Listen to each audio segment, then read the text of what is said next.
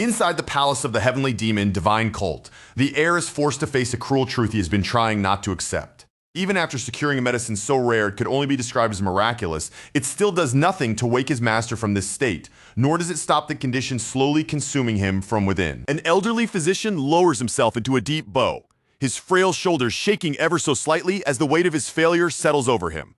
In a voice thick with shame, he apologizes to the cult heir, confessing that despite everything he knows, he still could not heal the man who lies before them. The heir answers more calmly than anyone might expect, but there's a heavy ache buried beneath that steady tone. He says that a deviation of energy was never the kind of affliction a doctor could easily cure, and instead of directing his frustration at the physician, he quietly turns all of that blame back onto himself. His gaze drifts to his unconscious master, lying there without the slightest movement, and the sight cuts straight through him.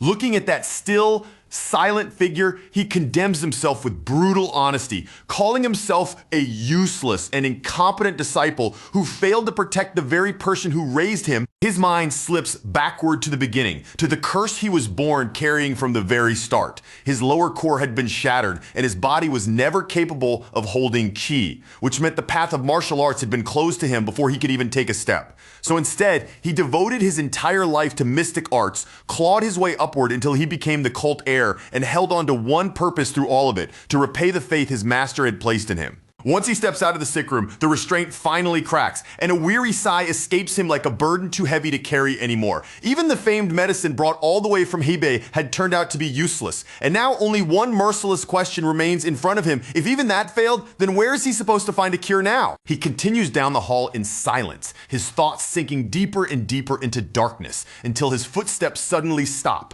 A voice calls out to him in greeting, and from the way it sounds, this is clearly no casual encounter, but the return of someone he has not seen in a very long time. The man who appears is the returning vice cult leader, Chun Ha-jin, and he greets the heir with polished ease. He asks whether the heir has remained well during the long period he spent traveling, the words dressed in courtesy, though the timing of his return makes the encounter feel anything but harmless. Chun Ha-jin continues in that same smooth tone, remarking that it has truly been quite some time since the two of them last stood face to face like this. He says it so casually that it almost sounds as if all those years of distance were nothing more than a trivial gap in passing time. The heir answers with equal politeness, noting that the vice leader's inspection tour through their territories must have taken quite a while. On the surface, it sounds like a proper response, but there is a faint sharpness hidden underneath, as though he is already probing the truth behind that explanation. Chun Ha-jin replies that with both the cult leader and the heir effectively unable to govern properly, someone had to take responsibility. He says he stepped forward and handled the cult's affairs himself, insisting that he did it all for the continued prosperity of the heavenly demon Divine Cult. At least outwardly, the heir accepts that answer without arguing. He even offers Chun Ha-jin formal thanks for the effort, speaking with the level of controlled courtesy expected from someone in his position. But behind that calm expression, his thoughts are much colder. He does not believe for even a moment that Chun Ha-jin spent all that time wandering the lands simply to watch over the people, and in the silence of his own mind, suspicion begins to harden into the belief that the vice leader is preparing something far more dangerous. Before that man can make whatever move comes next, the heir notices something off about the drink that has been served to him. The instant the taste touches his tongue and the strange energy behind it becomes clear, he knows without question that something is wrong. The realization strikes him immediately. An attack is coming, and it is about to happen while he sits inside his own chamber. Even for him, that audacity is enough to create a brief and dangerous flicker of surprise. He tastes the poison hidden in the liquor and lets out a grim remark that sounds almost like ridicule.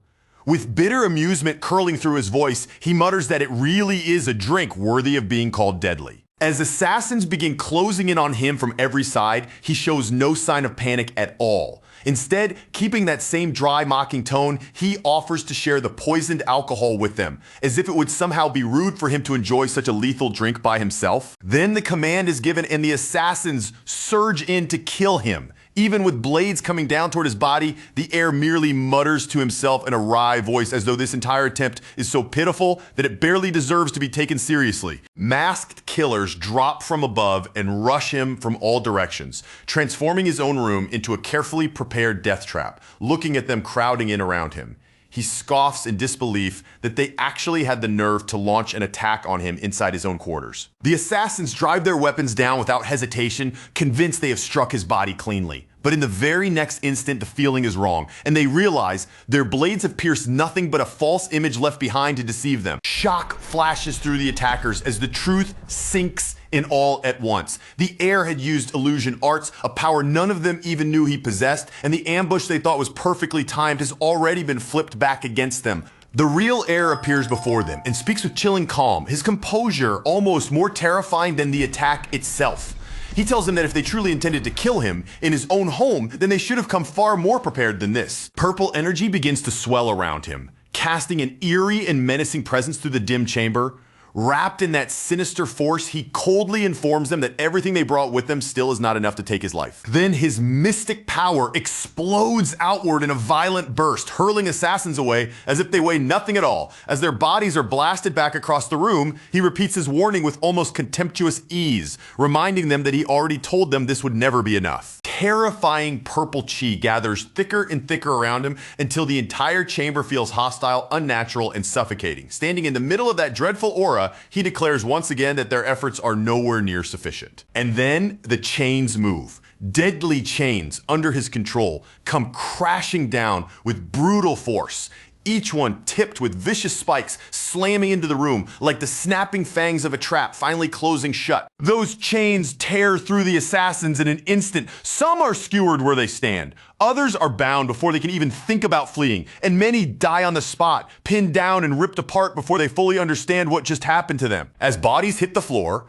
and blood spreads across the room, the Heir's eyes move past the failed assassins and settle on the real faces behind the attack, Chun Ha-jin and the gathered elders. Looking straight at them, he mocks them openly for arranging such a weak and laughable ambush. He pushes the insult even further by addressing Chun Ha-jin as his uncle, letting the sarcasm bite deeper. With open ridicule, he says that even a beloved nephew would find something this underwhelming impossible to be impressed by. Chun Ha-jin and the elders visibly flinch at how thoroughly the Heir has endured everything thrown at him. Some of them are already groaning in pain, unable to hide their shock that the man they poisoned and expected to finish off is still standing there, laughing right in front of them. One elder can only stare in horror as his thoughts race to the poison they used, Poison Crane's red beak, a toxin vicious enough to melt down even an ox.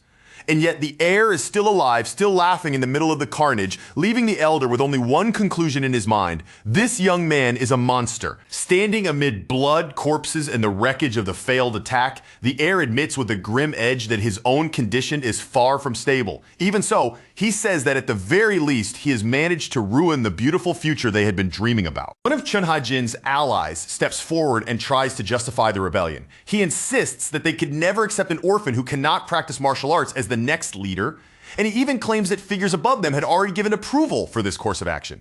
From that point on, there is no holding back anymore. The Heir's side and the traitorous elders collide head on, and the clash erupts in full, ripping through the palace with savage force until the entire place becomes a chaotic battlefield of betrayal and violence. Watching the way they fight, the Heir sneers at them with open contempt. He points out how cowardly these elders really are, all of them ganging up at once on a single young man who has already been poisoned. Chun Ha-jin sneers back and claims that none of this would have happened if the Heir had only fulfilled his responsibilities properly. But before he can continue, the Heir cuts straight through the excuse and demands to know who the true mastermind behind all of this really is. That question lands much harder than Chun Ha-jin expected. For a brief moment, he freezes in visible shock, and the composure he had been carefully maintaining slips just enough for the Heir to notice. The Heir presses the point without giving him room to recover. He says flatly that Chun Ha-jin does not have the courage to commit a betrayal on this scale by himself, and he demands to know which powerful figure is actually backing him from the shadows. From the reaction he sees on Chun Ha-jin's face, the Heir arrives at his own conclusion.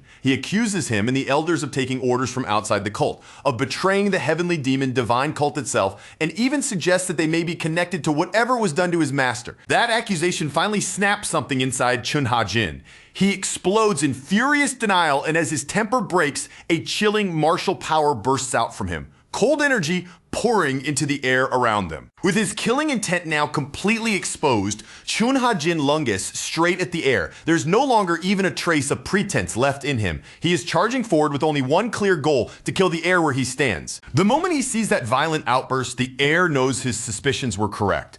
A bitter thought crosses his mind that his master's trust has been answered with betrayal by someone who never should have turned against them. Chun Ha-jin's icy power slams into him with overwhelming force, crashing through him like a frozen storm. The air is driven backward through the palace interior, smashing through walls, pillars, and furnishings as that frigid assault tears everything apart in its path. He bursts through a wall and crashes down hard, his body already pushed to a terrible limit. By the time he lands, the damage is so severe that anyone looking could tell he has been grievously injured. And yet, even surrounded by broken stone, frost, and swirling debris, the air still strikes back. He lashes out, seizes Chun Ha-jin by the throat, and holds him there while vowing that as the acting leader and fellow disciple under the same master, he will personally bring Chun Ha-jin's life to an end. Though he is already standing on the very edge of death, he still forces the accusation out through blood and pain. He tells Chun Ha-jin that he was never some fearless traitor acting on his own will, but only a puppet prepared in advance by outside forces. Completely enraged by being exposed and mocked so thoroughly, Chun Ha-jin roars the heir's name out loud. Then, consumed by murderous fury, he attacks again with every intention of killing him on the spot. He shouts that he himself will set the cult back on the proper path with his own hands, and with cruel certainty in his voice, he tells the heir not to concern himself with anything anymore as he dies. The heir is bleeding so heavily that his body can barely stay upright, but there's no fear in him at all. Instead, the only answer he gives is a faint, almost breathless laugh. At last, his ruined body can no longer hold itself together, blood-soaked, broken, and exhausted past all limit. He collapses to the ground as the light of life slowly begins to fade from his eyes. Far from the palace chamber that is already beginning to collapse in ruin, the Tang elders are moving through the snowy night without pause. Beneath a dim, freezing sky, they gather their warriors, one after another, quietly pulling their strength together in the dark, and every silent step they take makes it clear that a battle is about to begin. As death presses closer and closer, the dying heir's mind drifts with a strangely hollow clarity. Looking back over his life, he realizes that for all the years people stayed near him and endured his presence, not a single one of them ever truly understood the person he really was beneath it all. He speaks to the very people trying to kill him and tells them that if they truly wanted to make sure he died here, then there was one thing they absolutely should have remembered. And the fact that they failed to remember it, he says, is exactly why everything is about to go terribly wrong for them. Even with his body ruined and blood pouring from him, he still keeps Chun Ha-jin lifted by the neck and mocks him without the slightest mercy. A faint, cruel smile touches his face as he remarks that it is almost amusing how much the traitor suddenly has to say now that his own end is standing right in front of him. Then Chun Ha-jin's eyes suddenly shift, and whatever he notices makes alarm flash across his face at once. There is movement in the heir's hand, the hint of a weapon, a sign so ominous that he instantly realizes something even worse is about to happen. A split second later, horror spreads fully across Chun Ha-jin's expression as he understands what the heir is doing. The heir is drawing the demon dragon sword, and that sight alone is enough to make the danger feel immediate, crushing, and impossible to ignore. Chun Ha-jin reacts at once, shouting in furious outrage as he lunges forward to stop him. He yells that even with one foot already in the grave, the heir still dares to stir up even more chaos before he dies. But the heir moves first. Power begins gathering into the demon dragon sword, and around that blade an enormous sphere of purple energy swells into existence, thick, violent, and oppressive, as though the very air around it is being crushed beneath its weight. Then he unleashes it. All of that accumulated force erupts forward in one devastating blast, surging straight toward Chun Ha-jin and the elders standing behind him. Chun Ha-jin can only stare as that monstrous power is released before his eyes. He cannot believe the heir had already built up this much mystic energy in his condition, and in that instant, a darker suspicion begins to rise in him that something even more terrifying is at work here. The heir declares that he has poured every last scrap of his remaining mystic power into the demon dragon's sword. And as he says it, he reminds them that this is no ordinary weapon, but a blade that carries the will of the first heavenly demon himself. Then he breaks into wild, almost unhinged laughter and reveals the truth to them. All this time, he says, he had been deliberately stalling, buying second after second, while enduring their pathetic attacks just long enough to gather the power he needed. That confession throws the elders into immediate panic. Their voices rise over one another as they scream for everyone to form a defensive formation at once and pour every bit of internal energy they have into resisting what is coming. At that very moment, the demon dragon sword fully awakens. The blade crackles and roars with overwhelming demonic force, as if something ancient, monstrous, and long dormant has finally opened its eyes. The Heir invokes a forbidden technique, naming it aloud with a voice full of chilling finality, soul-combusting hell flame art, and as the words leave him, he tells them plainly that it is already too late for anyone there to stop what he has begun. An instant later, blinding power bursts outward from him in every direction. The entire chamber is swallowed whole as the explosion of mystic force engulfs the space and everyone trapped inside it. From within that blast, screams begin to erupt. Infernal flames devour warriors where they stand, and their cries ring through the palace as the fire tears through body after body without mercy. Chun Ha-jin can do nothing except look on in horror. What is unfolding in front of him has already gone far beyond anything he expected, and for the first time, raw fear overwhelms even the rage boiling inside him. As the explosion spreads and begins swallowing the palace itself, Chun Ha-jin roars the Heir's name in furious desperation. But his voice is nearly drowned out by the sheer violence of the destruction crashing over everything around him. Outside, the heavenly demon palace shudders violently under the impact.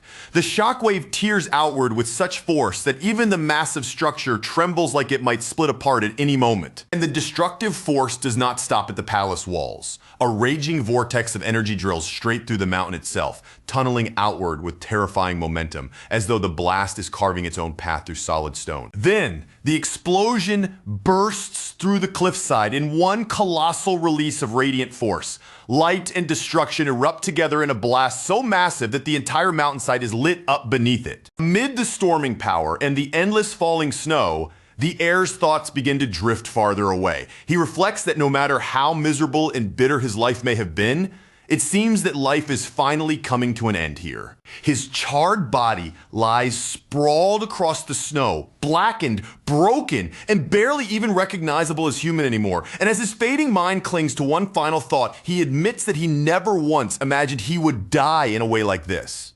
Barely conscious now with blood soaking into the white ground beneath him, he forces his eyes upward with the last of his strength. Through blurred, fading vision, he watches the snow continue falling from the dark sky above. That drifting snow pulls him into an old memory. It reminds him of a distant day long ago when he lay beaten outside a wall and stared at other children from afar, as though they belonged to a world he could never enter. Back then, when he was still a child, he was bullied viciously and mocked without the slightest mercy. More than anything else, people tormented him because they said he saw ghosts, and that single accusation was enough to turn him into a constant target. The children gathered around him, threatened him again, warning that if he keeps insisting he carries some evil spirit or keeps talking about seeing such things, they will make his life miserable all over again.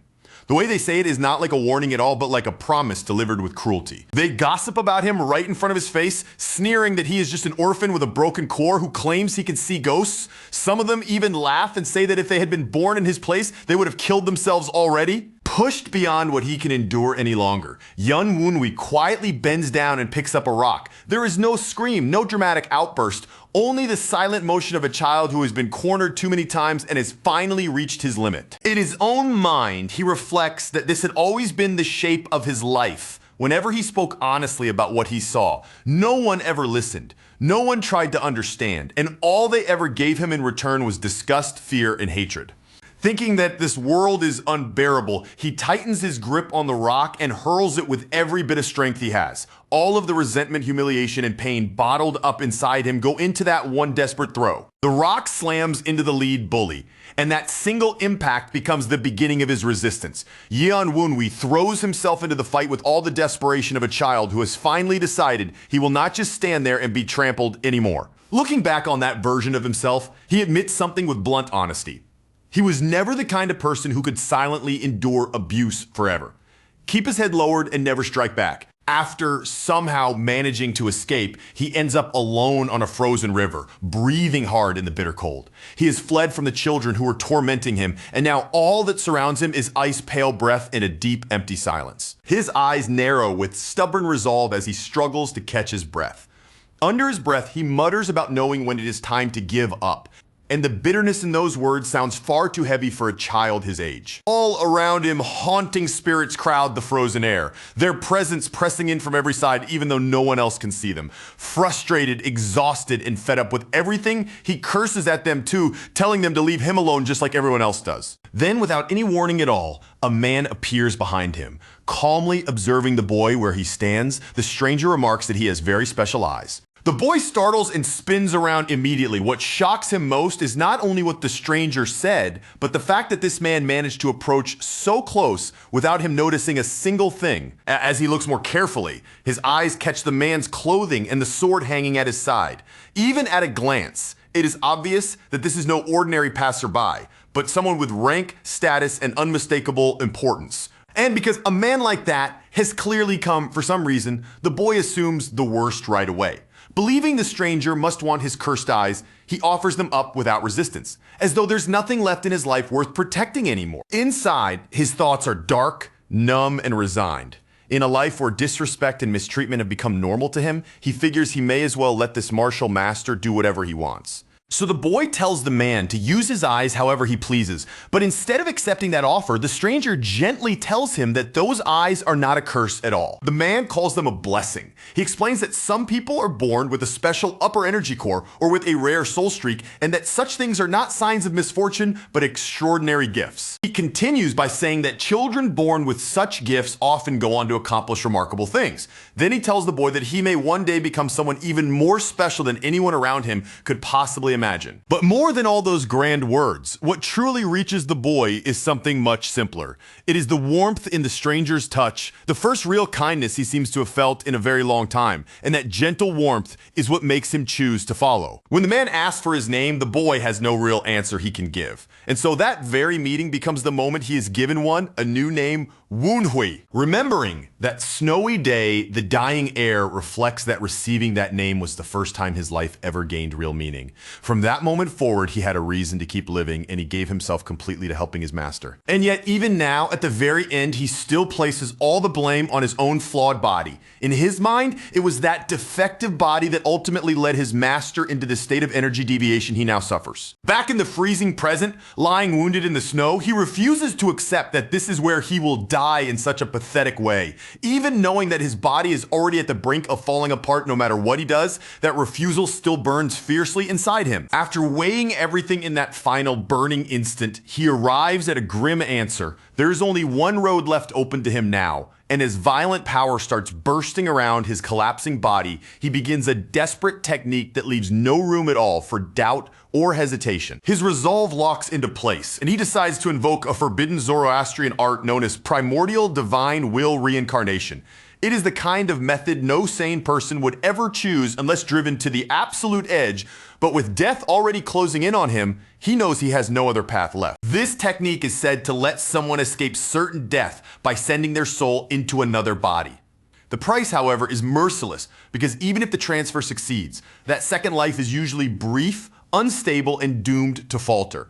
Even so, he activates it anyway, drawing on the final scraps of mystic energy left inside the shattered pieces of the demon dragon sword and leaving the rest to fate. Through the flames, smoke, and ruin, he turns his eyes toward the distant heavenly demon palace one last time. In that fading moment, he begs his master to hold on just a little longer, to stay alive and wait until the day he can return. Then, without warning, a pillar of golden fire erupts straight into the sky. It burns so fiercely and so brilliantly that it looks less like ordinary flame and more like a beacon, marking the instant his soul tears free from his dying flesh. As his body continues to burn away, he sends up one final desperate prayer. Even with his own existence crumbling apart, his last wish is not for himself, but for his master's safety. And then everything falls into darkness. Somewhere inside that black void, a voice keeps nagging at him, pressing him over and over about whether he understands the role he is supposed to play when visiting the clan head. And in his half-conscious state, the relentless questioning only grates on his nerves. He finally wakes in a body that feels foreign, battered, and sore from head to toe. As his blurred senses slowly begin to return, he hears a woman's sharp voice scolding someone she calls the son of a concubine, ordering him to remember his place. The moment his mind clears enough to grasp what is happening, one thought rises above all the confusion. He is alive, and that can only mean primordial divine will reincarnation may actually have worked. A stern woman's voice cuts cleanly through his thoughts as she shouts the name Tang Wunwei with hard, impatient force. Then without the slightest bit of warmth, she orders him to get up immediately. As he slowly pushes himself upright, still adjusting to the pain, weakness, and unfamiliar weight of this new body, he cannot miss the dark irony of the situation. This vessel carries the same name as his own, and all the while the woman standing before him continues to berate him without pause. When he does not give her the meek, submissive reaction she clearly expected, her temper snaps at once. Furious that he is not properly answering an elder, she grabs up a stick and raises it high to strike him. But the instant the stick comes down, his body moves before he even has to think about it. He catches it cleanly in mid-swing, and the woman freezes on the spot, stunned by this sudden resistance. Still gripping the stick with effortless contempt, he looks straight at her and insults her foul breath before coldly calling her an old hag. The words leave him so naturally and so flatly that they strike harder than his hand on the weapon. Her face twists in outrage immediately. She demands to know how he dares refuse her discipline and then go even further by insulting her right to her face. Unable to contain her fury, she storms out in a rage. Even as she leaves, she spits out a threat that he will not be permitted to leave until he is properly reflected and repented. The moment she is gone and the room finally falls quiet, he lets out a small breath of relief. Now that he has a second to think in peace, he realizes exactly who she must be, the cruel stepmother of this body. As he thinks it through, he realizes that reincarnation like this could only settle into someone who had already been on the verge of death. Which means she had beaten her own stepson until he reached that state, and the thought leaves him genuinely disgusted. Comparing this new life to the one he just lost, he cannot help but think that Tang Wunwei's misery is every bit as pitiful and miserable as his own had been. To make matters worse, this body itself feels frail, sickly, and painfully weak. And yet, inside all of that weakness, he discovers something he never had in his previous life. Deep within this body, energy is actually moving through a functioning lower core. The thought that follows hits him like a spark. If he can cultivate martial arts through this lower core while also drawing on the mystic arts he mastered through the upper core in his previous life, then the road ahead may lead to a kind of strength he had never once been able to reach before. He also remembers the power in his eyes, that strange gift that once allowed him to command the dead. The moment he connects that ability with everything else now available to him, he begins to picture a future power vast enough to overturn everything. At that point, one truth becomes completely clear in his mind: training both cores is no longer simply a possibility. It is something he absolutely must achieve if he ever wants the power to protect his master again. Once that decision is made, his resolve hardens all the way through. He vows that he will become stronger, and when that day comes, the traitors who betrayed both him and the heavenly demon divine cult will learn exactly what kind of enemy they were foolish enough to provoke. He has now been reborn into the Sichuan Tang clan, one of the 6 great clans of Merim. This is the powerful house that will shape everything from here on. The great gate of the Tang clan rises into view, massive, imposing, and unmoving. It stands like a symbol carved into the land itself, representing the force that rules over Sichuan's martial world. The Tang clan's territory stretches across a region surrounded by major forces such as Tibet, Kunlun, and other sects, with the front line against the heavenly demon divine cult running through it. This makes it clear that the area is not only politically significant, but critically important from a military standpoint as well. Under the pale, cold light of the moon, Tang warriors gather in disciplined formation. Facing them across the darkness is a shadowy vanguard, silent, still, and ominous, their mere presence enough to suggest they are no ordinary fighters. That elite force is the old Tempest Squad. Even among Tang warriors, it is a name heavy with reputation and weight. At their head stands Tang Hosen, the Tempest Swordsman. The moment he appears, it becomes obvious why that squad inspires so much fear and respect. With the strength of that squad behind him, Tang Hosen went on to establish the Tang clan's 9 Dragons branch. It was the force that allowed him to carve out his own position and firmly secure his domain within the clan. 9 Dragons County is the commercial and strategic center of that branch. It is a territory of such importance that the patriarch personally entrusted it to Tang Hosan. Tang Hosen has 3 children in total, and 2 of them were born to his lawful wife, Namgung Sanyung. Those legitimate children are Tang Kyujin, the eldest, and Tang Yuchang, the third. The second child, however, was born from a drunken mistake involving a servant woman. That is why the boy now known as Tang is treated within the clan as an illegitimate son, the very body into which the heir has now reincarnated. Inside the clan, people are already whispering angrily about Tang earlier insolence toward the Tang clan matriarch. The story has clearly spread everywhere, and from the tone of those hushed conversations, it is obvious they see what he did as outrageous. Even so, they cannot ignore one inconvenient truth. Illegitimate or not, Woon-wee is still the son of the patriarch of the Nine Dragons branch, which means he remains a candidate in the line of succession and must be forced to go beg forgiveness. A servant arrives with word that the Tang clan matriarch has forbidden any food from being sent to the White Pavilion.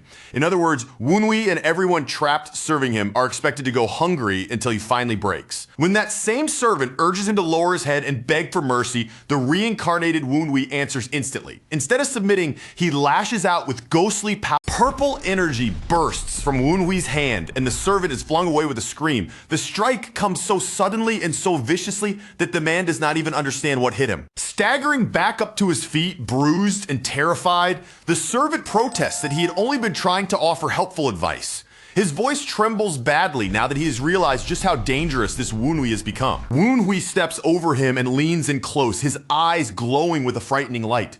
In a low, menacing voice, he warns that if the servant keeps acting like this, then even Woon-wee himself will not be able to save him anymore. Then the blows begin landing one after another. As the beating continues, the servant cries out desperately for mercy and hurriedly promises that he will not report a single word of this to the Tang clan matriarch. Later, battered, shaken, and thoroughly humbled, that same servant stands before the matriarch's representative with his head lowered. In a meek, obedient voice, he assures the person that he now understands his place and will serve faithfully from here on. But standing just behind him is Woon-wee, wearing a sharp, threatening grin without even needing to raise his voice. He pressures the man into promising that he will go and bring back what Woon-wee wants immediately. The servant, now terrified down to his bones, practically bolts from the spot. Swearing that he will return at once, he rushes away as fast as his legs can carry him. Once he is alone again, Woon-wee shakes out his sore hand with a look of annoyance. Muttering to himself, he complains that this body is so pathetically weak that even his palm aches after landing only a few hits. From there, he calmly starts assessing the situation.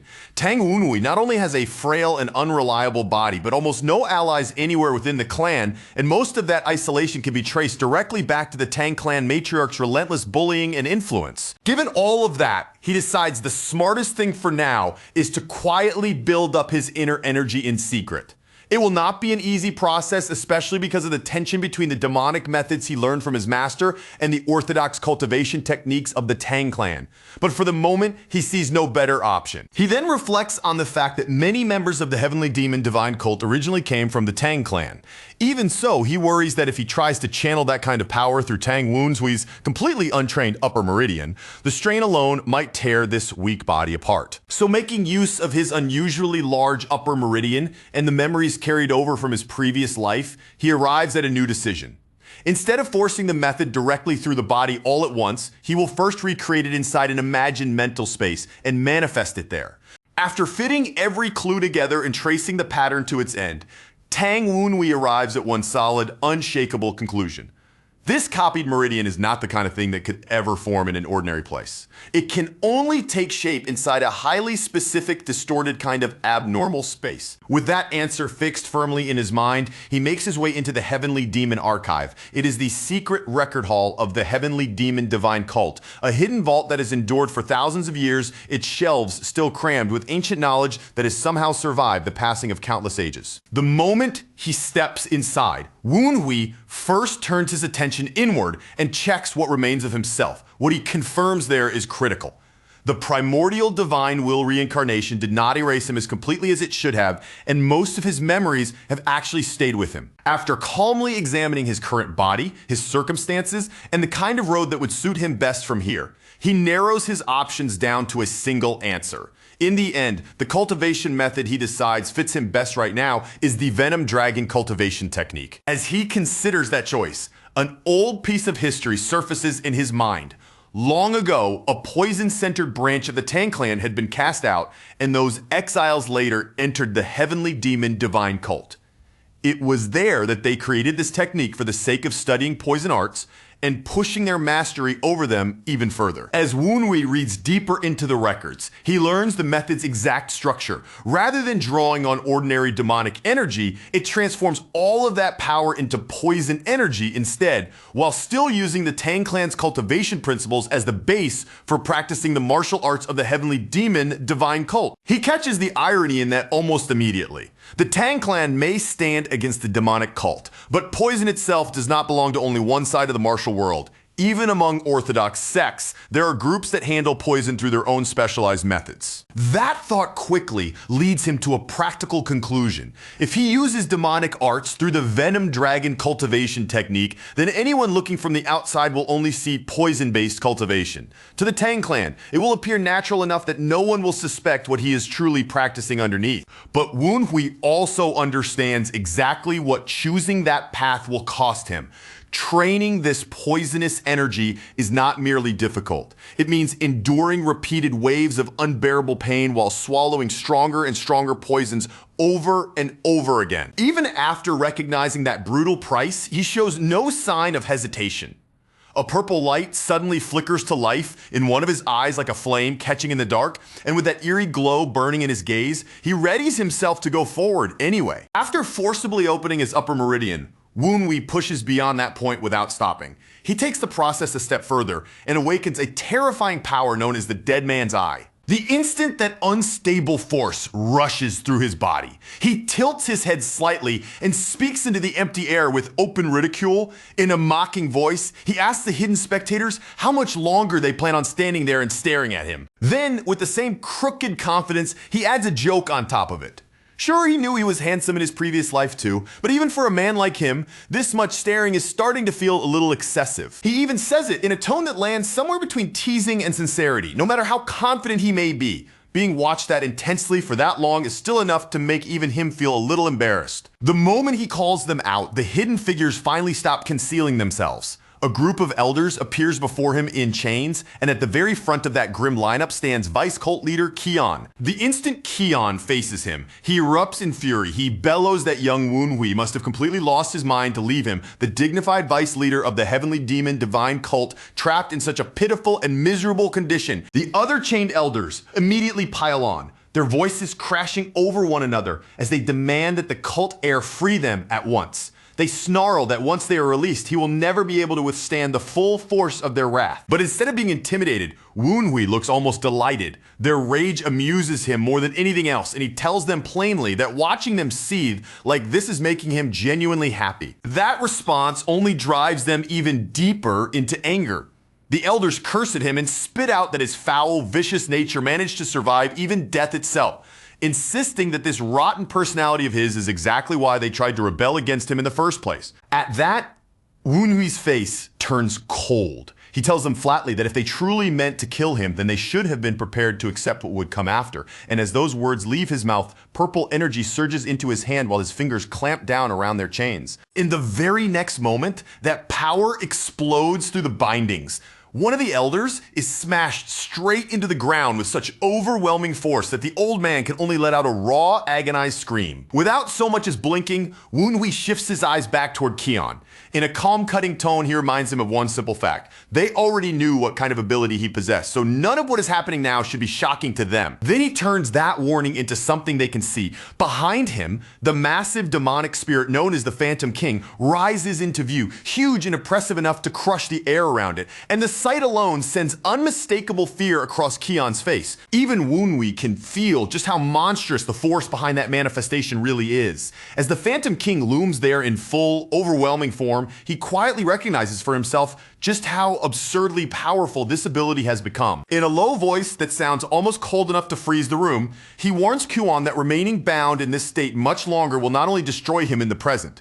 If it continues, reincarnation itself will become impossible, and in time, desperation will completely consume what is left of him. That warning changes Keon's tone immediately. Realizing that rage and threats will get him nowhere, he hastily offers to trade information instead, assuming that obtaining it must have been Woonwee's goal from the very start. But Woonwee answers him with total indifference. He says he has no need for Keon's information at all, and that blunt rejection visibly shakes the vice cult leader on the spot. Then he explains why with complete certainty. If he wants answers, there are already plenty of other places he can get them from, which means Keon is nowhere near as important or useful as he seems to believe. That is the moment Keon finally realizes how dangerous his position truly is.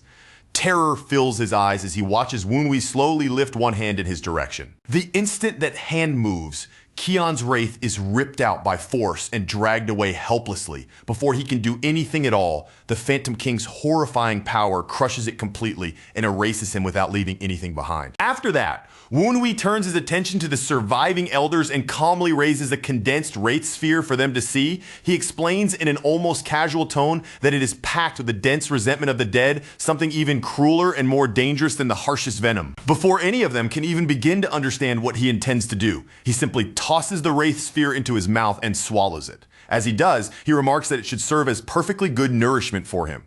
The remaining elders can only stare at him in frozen horror. What they are witnessing is so grotesque and unnatural that shock spreads across every face almost at the same time. A moment later, that dead, venomous resentment tears through his body from the inside. The pain hits with such savage force that Woonwee finally screams, his whole body being ravaged by the corruption flooding through him. Purple energy engulfs him as the corruption races through every part of his body. But even under that unbearable torment, he still does not fall. The elders are left stunned that he can remain on his feet after consuming something that toxic, and the sight drags their minds back to the earlier moment when he went berserk after swallowing poison powder. Using that fear to crush the last scraps of resistance left in them, Woonwee declares that Vice Cult leader Keon has now become fertilizer for his Venom Dragon cultivation technique. Then he fixes the rest of the elders with a brutal stare and demands that they decide whether or not they are going to speak. He lays the choice out in the simplest and cruelest terms possible. They can confess everything they know right now, or they can stay silent and wait to be devoured one by one. Once he forces the truth out of them, Woonwee finally reaches the heart of the matter. The elders insist that they were never acting on their own, but were only carrying out orders handed down by a mysterious group called the Association. Now utterly broken and cowed, the Wraiths desperately swear that they are telling the truth. They describe an organization so deeply concealed and so secretive in its movements that it does not even have a real name of its own. Hearing that, Woonwee immediately narrows down where the real danger lies. The elders themselves are no longer the main problem. The true threat is the people who belong to that nameless organization lurking behind them. The Wraiths keep pleading, begging him to believe what they are saying. They insist that the organization showed them things so disturbing and unnatural that they could not simply overlook them and walk away. As he weighs their words, Woonwee quietly summarizes the nature of the heavenly demon divine cult in his own mind. It is an unorthodox sect whose followers revere their leader so absolutely that they worship the heavenly demon almost as though he were a god, which only makes what happened all the more twisted. These same elders were once people who adored the heavenly demon as if he were divine. And yet, in the end, even they still chose to turn their backs on the cult. That thought pulls him back into a darker memory. He sees himself again in that hopeless state, lying there in despair, battered down, cornered, with no strength left in his body and no means of resisting anymore. He also remembers the moment those very elders attacked him while he stood as the cult's heir. They had openly moved against the one chosen beneath the heavenly demon they claimed to serve so faithfully, and from the fear he saw in their eyes back then, Woonwee reaches a grim conclusion.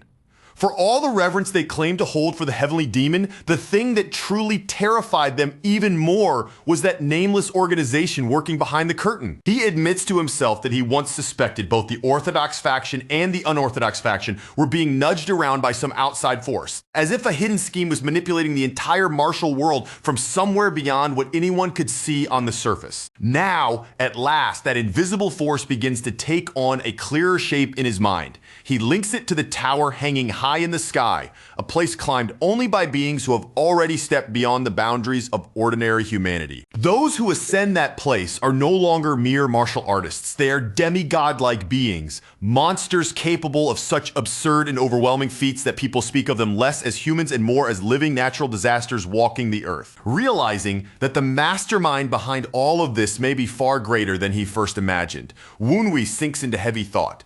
Still holding the wraith spears in his hand, he stands there in silence, brooding over just how vast and terrifying the enemy before him may truly be. Tang Wenhui quickly realizes he does not have the luxury of building poison resistance. The slow and careful way, adjusting the dosage bit by bit over time, that method would demand patience, stability, and far too many days he simply does not have.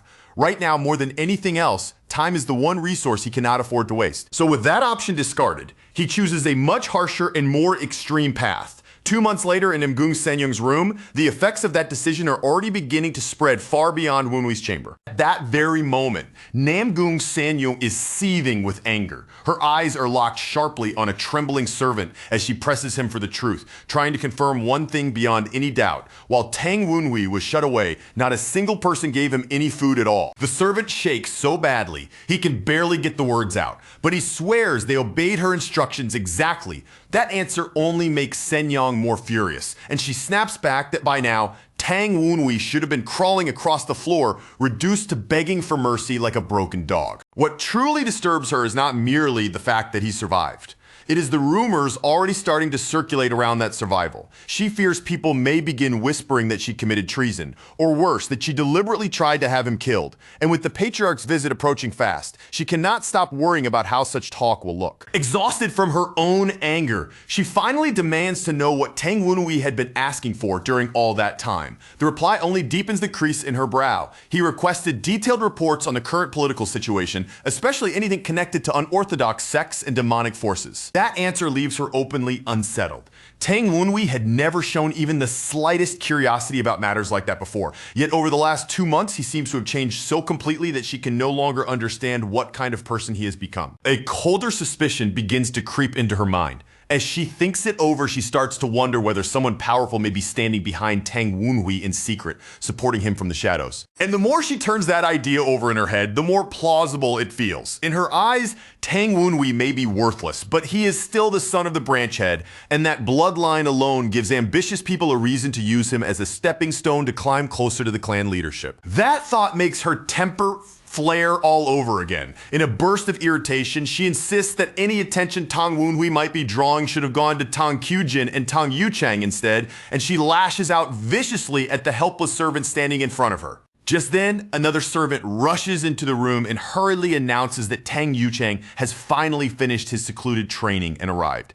The effect on Namgung Senyong is immediate. Her mood lifts at once the moment she hears his name. She waves the first servant away without hesitation, but before letting him leave, she coldly orders him to report every strange thing Tang Wenhui does from now on and to do it the moment it happens. A moment later, Tang Yuchang enters the room and greets his mother with composed respect. With the polished calm of a dutiful son, he politely asks after her health the instant he steps inside. Namgung Sanyung warmly praises him for all the hard work he put into his training and asks how far he has progressed. Tang Yuchang answers with measured modesty, saying he has made some headway in mastering hidden weapons, and hearing that, she lights up with open pride and showers him with approval. After that, Tang Yuchang brings up the rumors surrounding Tang Wenhui. He remarks that even after offending her, Tang Wenhui still does not seem to show the slightest sign of repentance. Namgung Sanyung clicks her tongue in irritation and complains that Tang Wenhui has been nothing but a source of headaches lately. More than that, she admits with visible frustration that she still cannot tell what he is actually trying to accomplish. Tang Yuchang agrees with her suspicions almost immediately. In his view, it is highly likely that someone really is helping Tang Wenhui from behind the scenes. Then he calmly lays out the reasoning behind that belief. With as little inner energy as Tang Wenhui possesses, and with no food or water for 2 full months, survival should have been impossible. Unless someone was secretly giving him elixirs or some comparable aid, there is no way he should still be alive. Namgung Sanyung nods at that because she has already come to much the same conclusion herself. The problem is not whether someone is helping Tang Wenhui. The problem is that she still has no idea who that hidden supporter could be. Tang Yuchang then offers a simple suggestion. He says they should recommend that Tang Wenhui be brought out in front of everyone during the patriarch's upcoming visit. He explains the logic behind it in a steady voice. If Tang Wenhui is truly aiming for something larger, then the person backing him cannot remain hidden forever. Sooner or later, that supporter will have to reveal themselves. Namgung Sanyong immediately accepts that reasoning. In her mind, if Tang Wenhui displays some unexpected ability during the visit, then the person behind him will almost certainly step forward to take credit for the strength he suddenly seems to possess. So the two of them settle on a plan to expose both Tang Wenhui and whoever is hiding behind him when the patriarch arrives. Even then, Sanyong cannot completely suppress her concern that if this situation turns ugly, it may make them look incompetent. Tang Yuchang, however, reassures her coolly that a bastard son like Tang Wenhui is not capable of accomplishing very much. A faint smirk touches Tang Yuchang's lips as he adds one more thing. If Tang Wenhui really does try to cause trouble, then he will personally step in and stop him himself, even if he has to play the role of the caring older brother in front of everyone. Meanwhile, back elsewhere, a purple spirit slips out from Tang Wenhui's room, like a wraith moving through the dark. It continues spying as it goes. And all the while, violet energy curls and churns around its mouth as if it is still training even while flying. Inside his room, Tang Wenhui reflects on what that means. No matter what tricks someone might use from the outside, anyone relying only on the Tang clan's most basic energy arts is still confined by very obvious limits that cannot be easily overcome. When he compares that to his own venom dragon cultivation, the difference is immense. The poisonous dragon that his technique manifests exists on a completely different level from the low-grade arts ordinary servants would ever be permitted to learn. As he sits cross-legged in meditation, dragon-like energy coils around his body in winding layers, wrapping him from head to toe. Even with that frightening sight surrounding him, Tang Wenhui judges himself without mercy and concludes that his current level still cannot be called very high. Later, Haiyangzam brings him another important report. He tells Wenhui that the heavenly demon, Divine Cult, has been trapped in the middle of a civil war for the last 6 years. The moment he hears that, Tang Wenhui recalls what he had ordered 2 months earlier. Back then, he told Hyungzam to gather recent Jianghu history for him so he could verify exactly how much time had passed since his reincarnation. Because his rebirth was tied to the primordial divine wheel. He had even considered the possibility that centuries might have gone by, so when he learns that only 6 years have passed, the number still catches him off guard in spite of everything. Even after understanding the truth, he cannot fully conceal his surprise. 6 years is still far longer than he expected, and the sheer weight of all that lost time settles on him with uncomfortable heaviness. Hyungzam continues the report, explaining that during those chaotic and desperate years, the heavenly demon vanished completely. That disappearance only drove the cult into even deeper confusion and disorder. Hearing that stirs a cautious spark of hope inside Tang Wenhui. For the first time, he begins to wonder whether his master, the heavenly demon, might still be alive somewhere after all. For a brief moment, the urge surges up in him to run straight to Tian Shan and confirm it with his own eyes. But before that impulse can take control, he forces it back down and restrains himself. He knows his situation too clearly to deceive himself. At this point, he lacks the strength, the resources, and even the trustworthy leads he would need to search for his master properly. More than anything else, what he needs now is information. If the traitors are still out there, then they are almost certainly already using every method available to track down the heavenly demon before anyone else can reach him first. So Tang Wenhui comes to a firm conclusion. He needs an information network capable of matching theirs, and that realization immediately turns his thoughts toward the Tang Patriarch's upcoming visit to the Nine Dragons branch. The man who is coming is none other than Tang Moonhyuk, the Sichuan Tang Patriarch himself, one of the 10 greatest masters in the world. And according to the rumors surrounding him, this Dark Supreme is currently in the process of creating a special security division under his direct control. The moment Tang Wenhui hears that, he sees the opening clearly. If he can get himself into that division, then he can use the Tang clan's information network and greatly improve his chances of finding his master. At that point, his spider-like spirit companion reminds him of something else. It points out that he is already close to mastering a foundational martial art called the 12 Beats of the Violent Tiger. This is a high-level basic technique often used among wandering fighters, a brutal style that turns every part of the body into a weapon. Fists, palms, fingers, even the feet themselves are all sharpened into lethal tools through it. Tang Wenhui judges that if he pushes his body to the limit with that kind of training, while also using venom dragon cultivation and spirit pills to temper his blood and veins, then he should be able to harden and strengthen his physique dramatically. So when the spider presents him with another large dose of that dreadful stuff, all he can do is react with tired resignation. For now, he has no choice but to accept it and keep surviving on it yet again. Even while forcing himself to endure it, he turns his threat on both the spider spirit and the cube spirits. In a cold voice, he warns them that if they fail to do their jobs properly, he will grind them down into spirit pills too. The two spirits immediately protest, insisting that they are already doing everything they possibly can after choking down the disgusting pills. Tang Wenhui asks the spider for more intelligence, especially anything related to the movements of Dark Supreme Tang Moonhyuk, but the only information it can offer is that Tang Yuchang has come out of seclusion and returned. Tang Wenhui quietly notes the timing right away. Tang Yuchang's return matches far too neatly with the approach of Dark Supreme Tang Munyuk's visit. Then the spider adds one more detail. Not long ago, Tang Yuchang and his mother held a secret meeting together, and the person they were discussing in that private conversation was Tang Wunhui. That information grabs Tang Wunhui's full attention at once, both wary and curious. Now he turns toward the spider and orders it to repeat every single word it heard without leaving anything out. As Tang Wunhui quietly lines up every clue in his mind, the outline of the scheme finally locks into place with painful clarity. They are waiting for the Dark Supreme's visit, and at that exact moment, they intend to erase him as neatly as possible, using the chaos as the perfect cover to make him disappear. What almost makes him laugh is the absurd idea holding their whole plan together.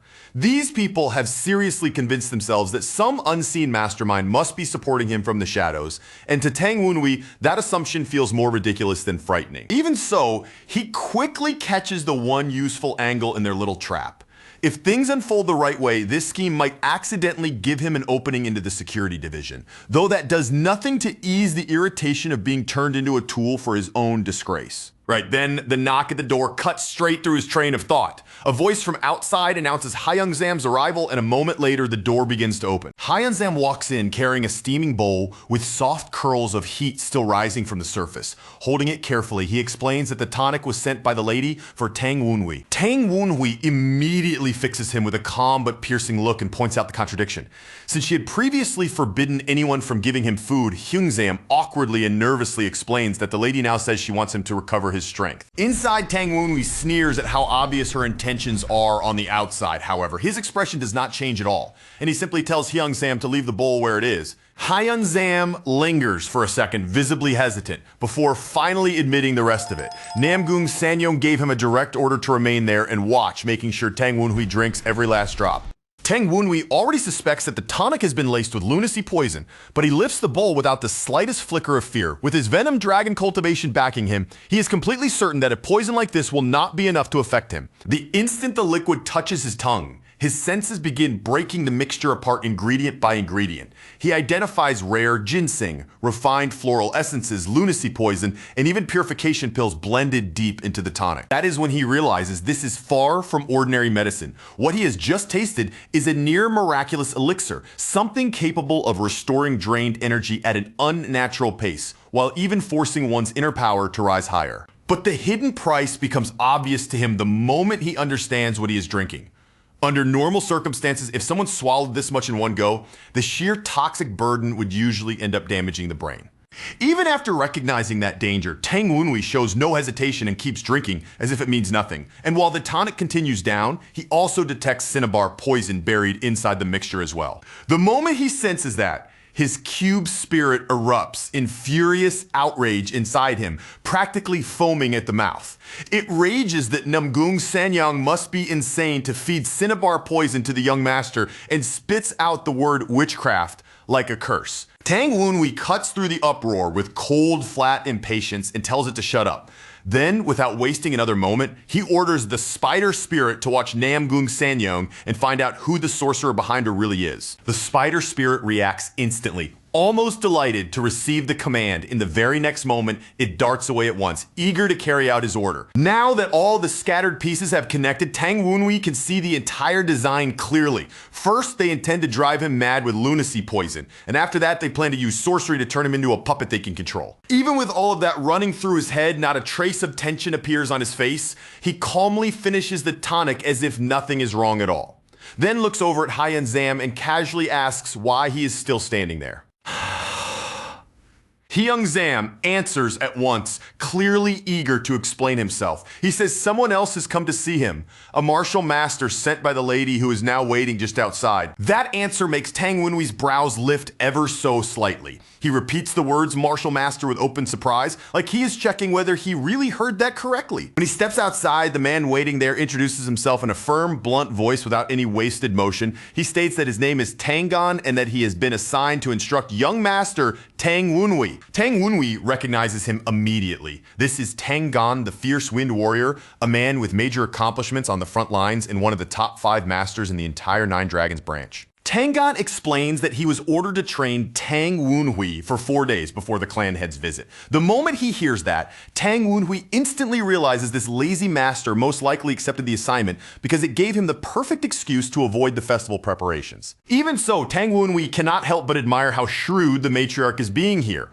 Sending someone on Tangon's level to act as his teacher is an extremely calculated move. The more he turns it over in his mind, the more obvious her real intention becomes. She wants everyone to see her as a caring stepmother, while behind the scenes she prepares to control him through sorcery and humiliate him the moment the clan head arrives. After sorting all of that out internally, Tang Woonhui turns his gaze back toward Tangan and plainly asks what he intends to teach him. His voice stays calm and measured, but his eyes remain sharp, alert, and watchful. Tangan answers that a particular martial arts set has already been prepared for him in advance. This is not some improvised lesson, but a technique that was specifically chosen beforehand. He gives the warning in a stern, matter-of-fact tone. He says he will demonstrate it only once. So if Tang Woonhui wants to learn anything from it, he had better keep his eyes open and follow every movement carefully. With that, Tangan moves. His body blurs so abruptly that it almost looks as if he has split into several dark after images, each one sweeping around Tang Woonhui as they circle across the courtyard. Tang Woonhui's eyes lock onto the pattern of those steps with intense concentration.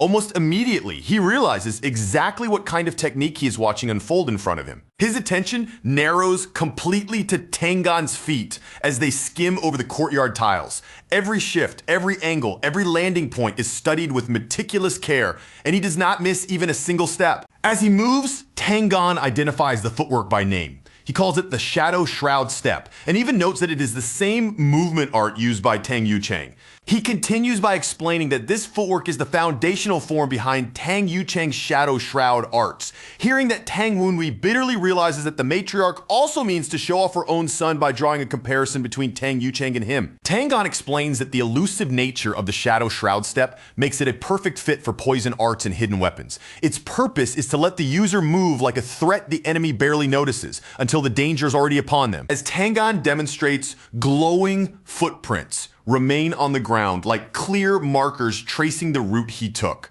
Tangan Woonhui is genuinely impressed because even while leaving that visible guide behind, Tangan still moves with the light, weightless presence of a living shadow. Once the basic explanation is finished, Tangan turns as though the lesson is already over and tells Tang Woonhui to practice diligently on his own. But Tang Woonhui stops him in a calm voice and says, without any wavering, that he has already learned the entire technique. Tangan freezes where he stands for a brief moment. The claim shocks him so badly that he cannot even find words to respond. Tang Woonhui repeats himself without the slightest hesitation or embarrassment. In the same steady manner, he says once again that he has already mastered the Shadow Shroud Step. Tangan starts explaining it back to him, almost like he is correcting a child who does not understand what he is saying. He tells Tang Woonhui that he is far too inexperienced in martial arts to grasp how difficult this technique truly is, and points out that even elite members of the Old Tempest Squad usually need a full 10 days just to learn the form. Then, with obvious pride swelling in him, Tangan boasts about himself as the example. He says that even a genius like him needed 5 days to learn it and a full 3 months to truly comprehend its deeper meaning, and hearing that, Tang Woonhui inwardly ridicules the shameless self-congratulation. Tangan finishes his little lecture by summing up how long it normally takes to master the Shadow Shroud Step. Then he tells Tang Woonhui that if he at least understood the explanation, he should go and keep practicing by himself. But Tang Woonhui does not yield even a little. In the very same steady tone as before, he calmly insists again that he has already learned everything. When Tangan protests that nobody could possibly reproduce the technique after seeing it a single time, Tang Woonhui suddenly reaches out and grabs his face. Still wearing that same calm expression, he proposes a bet on the spot. He lays out the wager with absolute confidence and no trace of doubt. 30 silver coins, he says that he really has learned the Shadow Shroud Step. Tang Woonhui even explains the numbers in a faintly mocking, matter-of-fact calm. Since Tangan earns only about 10 coins a month, he says that 3 months of wages is the bare minimum needed to make a bet like this worth anyone's notice. Tangan recoils from the suggestion and immediately objects. He argues that the Shadow Shroud Step is a priceless martial art of the Tang clan, something far too valuable to be dragged down and treated like a gambling stake.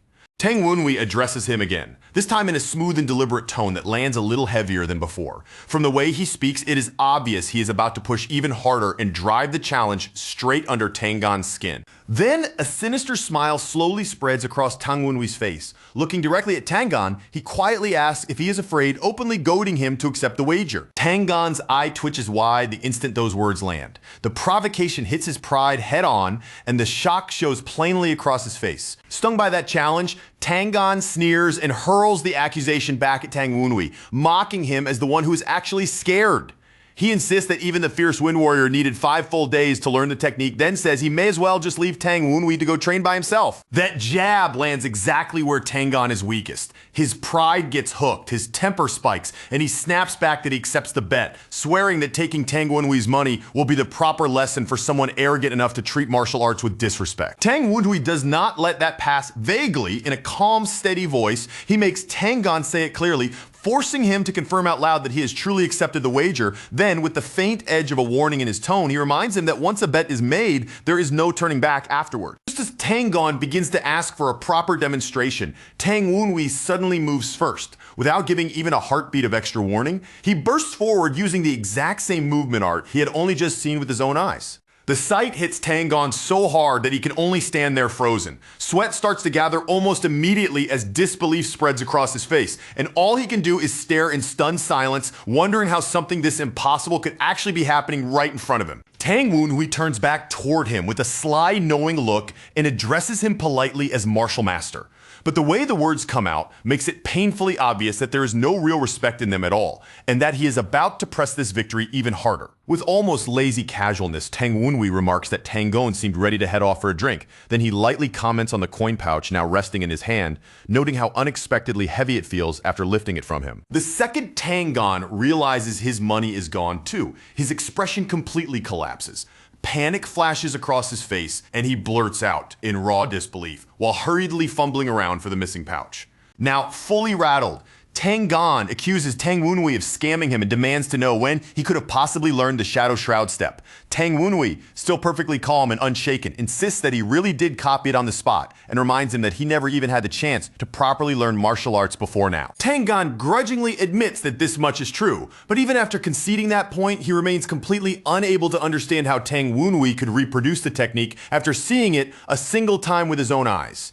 Tang Wenhui immediately pokes at that reaction with a teasing little smile. He mocks Tang Gan for being so petty that he refuses to acknowledge what just happened in plain sight, and from there, he smoothly starts baiting him toward another round. He pushes it even further, complaining that the martial arts shown so far are dull and uninteresting. Then, with shameless arrogance, Tang Wenhui adds that maybe he is simply too much of a genius, which only makes Tang Gan's irritation flare up even hotter. As Tang Gan storms off to gather more money for the next wager, Tang Wenhui watches him leave with open amusement. He casually remarks that the man's pockets are empty now, and so is his confidence, while inwardly thinking just how absurdly easy Tang Gan is to manipulate. Not long after, Tang Gan comes back with his chest puffed up again and starts boasting that he knows secret arts far more difficult than the Shadow Shroud step. Driven forward by wounded pride, he throws down a new challenge and dares Tang Wenhui to see how long he can keep this up. Tang Wenhui quietly notes to himself that Tang Gan must be far more shaken than he wants to admit.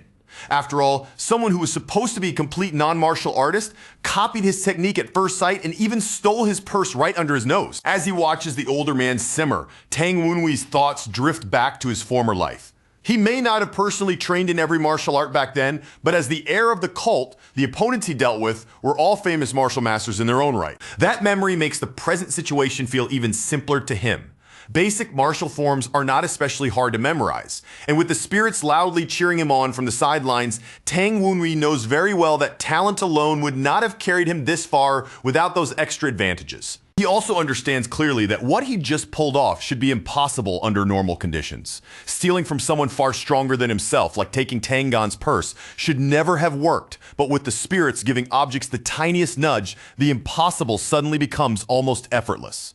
At that point, Tang Wenhui fully makes up his mind. Since fate has handed him a teacher like Tang Gan, he intends to squeeze him dry, taking both his money and every martial technique he can possibly get out of him. A full 4 hours pass.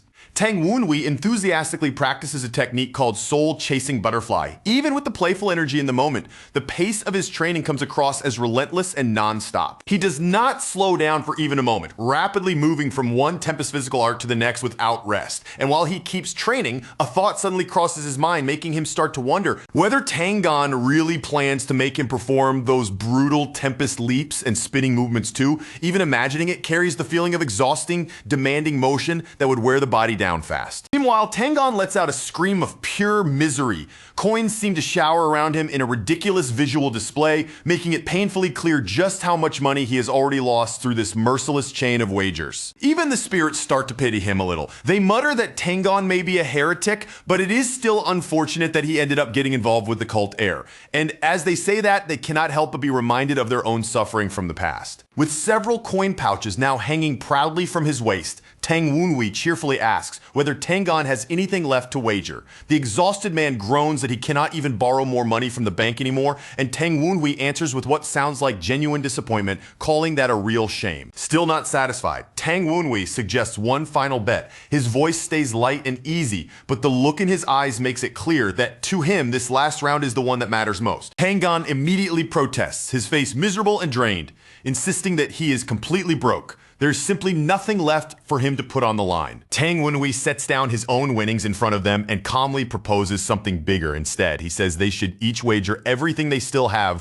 one man against the other, and settle it properly. That proposal alarms Tangon enough that he blurts out a ridiculous question on reflex. He asks whether Tang Wunhui is planning to sell him off as a slave, but Tang Wunhui calmly replies that no, that is not what he means. Instead, Tang Wunhui explains that Tangon still possesses one important martial art left, one technique that cannot be copied as easily as all the others he has taken so far. That final art is what he wants to stake this on. Then he says the name at last. The technique he wants is Tempest Dance, and the instant those words leave his mouth, Tangon is visibly shaken. Before that tension can fully settle between them, a voice suddenly calls out to young master Tang Wunhui. The interruption makes him pause on the spot and turn his head toward the sound. At the same time, Tangon begins to perform Tempest Dance. As his body moves, he declares that other martial arts may be thrown around in wagers if people want, but this technique is different because it carries the very soul of the Tempest squad. His voice grows solemn and weighted with feeling as he warns Tang Wunhui not to speak of it so lightly.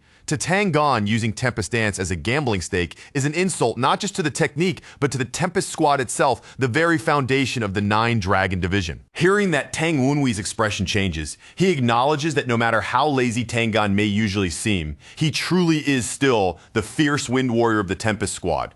And then he asks him directly whether he is simply not worthy to learn Tempest Dance. Tangon answers immediately that Tang Wunhui absolutely does have the right to learn it. As the son of the branch head, he even adds that he has taught the technique to other children before, so teaching Tang Wunhui itself would not be an issue. But Tang Wunhui shakes his head and calmly corrects the meaning of his question. He says he is not asking whether his bloodline gives him the right to learn it, but whether Tangon truly believes he has the ability to master it. That question catches Tangon off guard badly enough that he stumbles over the start of his reply. He tries to answer, but surprise has clearly robbed him of an easy response.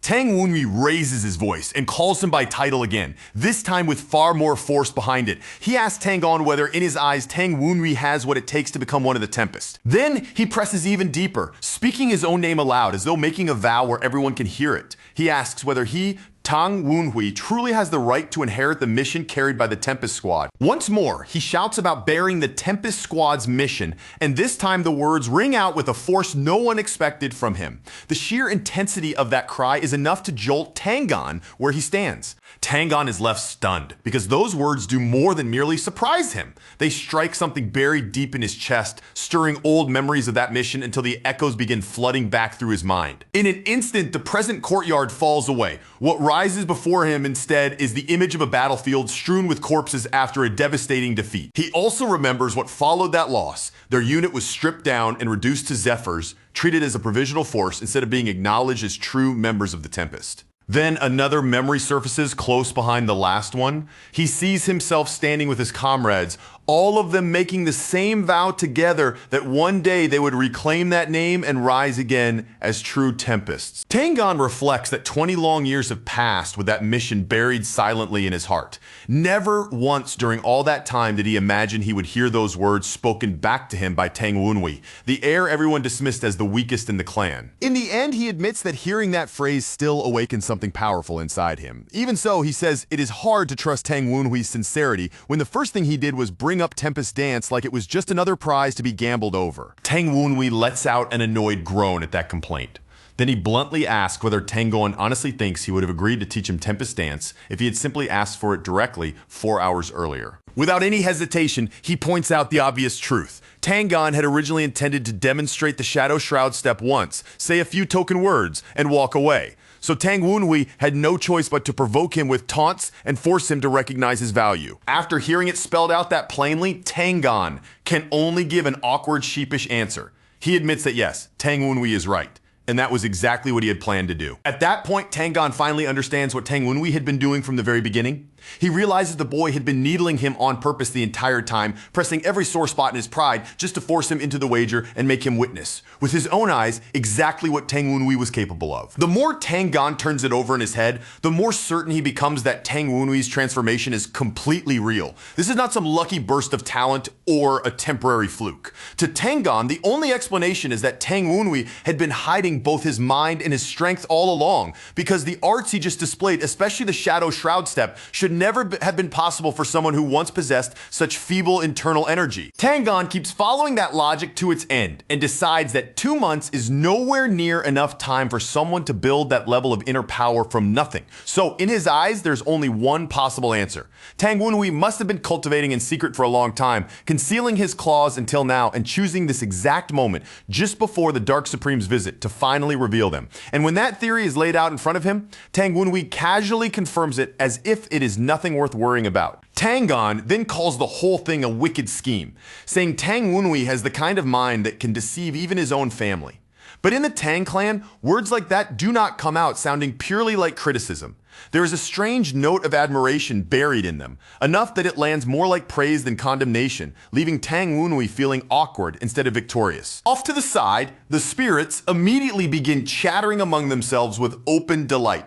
They say Tang has finally recognized the cult heir's true worth, and they go on to add that when it comes to coaxing, persuading, and talking people into surrendering, Tang Wenhui's talent is on a level no one can match. Tang Wenhui instantly snaps at them in irritation, threatening to grind them down into spirit pills if they keep running their mouths. But he does not waste another second on their nonsense. Turning back to Tang with blunt impatience, he asks the only thing that matters now, whether he is going to teach him or not. Tang does not answer right away, and that hesitation is obvious. Of course, the spirits are not even close to finished. They laugh and say that resisting Tang Wenhui's honeyed words is pointless, and that this silver-tongued charm of his is exactly why so many people once pledged themselves to him. Hearing that Tang Wenhui irritably decides that if they keep praising him like this, maybe turning them into spirit pills would not actually be such a bad reward after all. After that brief silence stretches just a little longer, Tang finally relents. In the end, he gives in and agrees. And once he reaches that decision, he says it clearly instead of leaving any room for doubt. He will properly teach Tang Wenhui the Tempest Dance. A satisfied smile immediately spreads across Tang Wenhui's face. The answer he wanted is finally there in front of him. And with that obstacle gone, he is ready to take the next step. Straightening his posture, he formally introduces himself with proper respect. He presents himself as Tang Wenhui of the Tang clan, then lowers himself politely and asks his new master Tang to instruct him. That sincere greeting hits Tang much harder than he expected. Hearing Tang Wenhui address him with the earnestness of a real disciple stirs something deep inside him. A proud smile slowly begins to lift the corners of Tang mouth. It is the kind of expression that only appears when a man has been genuinely moved at heart. Then Tang answers in the same spirit, not casually, but with the formal bearing of a member of the Tempest Squad. In that solemn tone, he accepts Tang Wenhui's request to become his student. From there, Tang begins the true demonstration of Tempest Dance. And from the very first motions alone, he makes it unmistakably clear that this art stands on an entirely different level from everything he showed before. As his body moves, Tang explains that Tempest Dance is not the kind of technique a person can snatch up quickly through talent alone. This is a martial art that does not yield itself easily, no matter how gifted the learner might be. Then, while continuing the lesson, Tang unexpectedly brings up the idea of changing the terms of their wager. The spirit watching nearby is left visibly confused by that sudden twist. Tang Wunhui answers right away by proposing a new bet on the spot. This time the challenge is whether he can learn Tempest Dance within a single day, and whoever loses will have to treat the winner to food and drinks. Tang lets out a long, weary sigh, but he still accepts those terms in the end. Deep down, he is convinced that this round, finally, will be the one he wins. With that settled, he tells Tang Wunhui to watch closely. Then his stance tightens, his presence sharpens, and he launches into a far more serious demonstration than any he has shown so far. As Tempest Dance begins stirring the air and whipping the wind around his body, an old rule tied to the Tempest squad becomes clear. Former members of that squad had sworn long ago that they would never interfere in matters involving the succession of the family head. So even if Tang Wunhui were one day to inherit the Tempest, Tang still could not openly support him as the next heir. Even so, if Tang Wunhui were to master this art, that alone would send a message powerful enough for others to understand. Tang Wunhui fixes his eyes on the performance and quietly steals away his own resolve. His expression hardens, his focus narrows, and every bit of his attention locks completely onto the technique in front of him. The winds of the tempest keep twisting and circling through the space, and another layer of their vow comes into view. What these men have truly been seeking all along is someone who can walk that same tempest path beside them. And beyond even that, what they long for is a comrade they can one day sit down with and share drinks together. In the present, an older Tang now sits inside a lively, crowded restaurant. Watching Tang Wunhui shovel down one dish after another without slowing in the slightest, Tang finds himself thinking that maybe, just maybe, he does not actually mind losing that bet after all. In fact, the longer he thinks about it, the more he feels that the stronger young master Tang Wunhui becomes, the better it will ultimately be for everyone around him. Still, as Tang Wunhui keeps eating by himself without even offering so much as a drink, Tang cannot help grumbling inwardly. Not a drop of alcohol is being shared, and he finds himself wondering how this ridiculous spread is supposed to count as a single meal. The innkeeper cheerfully comes over and asks whether Tang would like anything else. Wearing a tired, half-defeated face, Tang orders more alcohol and mutters that there's no way he can sit there and watch Tang Wunhui's eating frenzy while sober. Tang Wunhui glances over and casually remarks that Tang really can put away a lot of drink. Then, joking, as if he sees nothing wrong with it, he says they probably should have gone somewhere even more expensive, which makes Tang immediately protest at how absurdly costly this place already is. The innkeeper proudly cuts in to explain that this tavern is already a high-end establishment and one of the most popular places around. Tang Wunhui looks around at the packed tables and the noisy atmosphere, then agrees that judging by the crowd alone, that certainly seems to be true. Tang then laments to himself that he was willing to treat Tang Wunhui despite the price, but he never imagined the boy would eat enough to burn through what feels like an entire week's food budget. Meanwhile, Tang Wunhui is quietly thinking that a place this expensive and this crowded fits his plans perfectly. In fact, Tang Wunhui reflects that he chose this bustling, lively restaurant very deliberately. This sort of packed place was exactly what he needed for what he intends to do next. He reminds himself that for the past 2 months, Sanyung's restrictions forced him to stay quiet and hold himself back. But that delay has lasted long enough, and now he can no longer afford to postpone making his move. As Tang Wunhui draws a purple mark, the spirits recognize it instantly and tense up at once. They identify it as a communication spell tied to the revered demon god mythos. And in that moment, they realize this crowded inn was never chosen just for the food.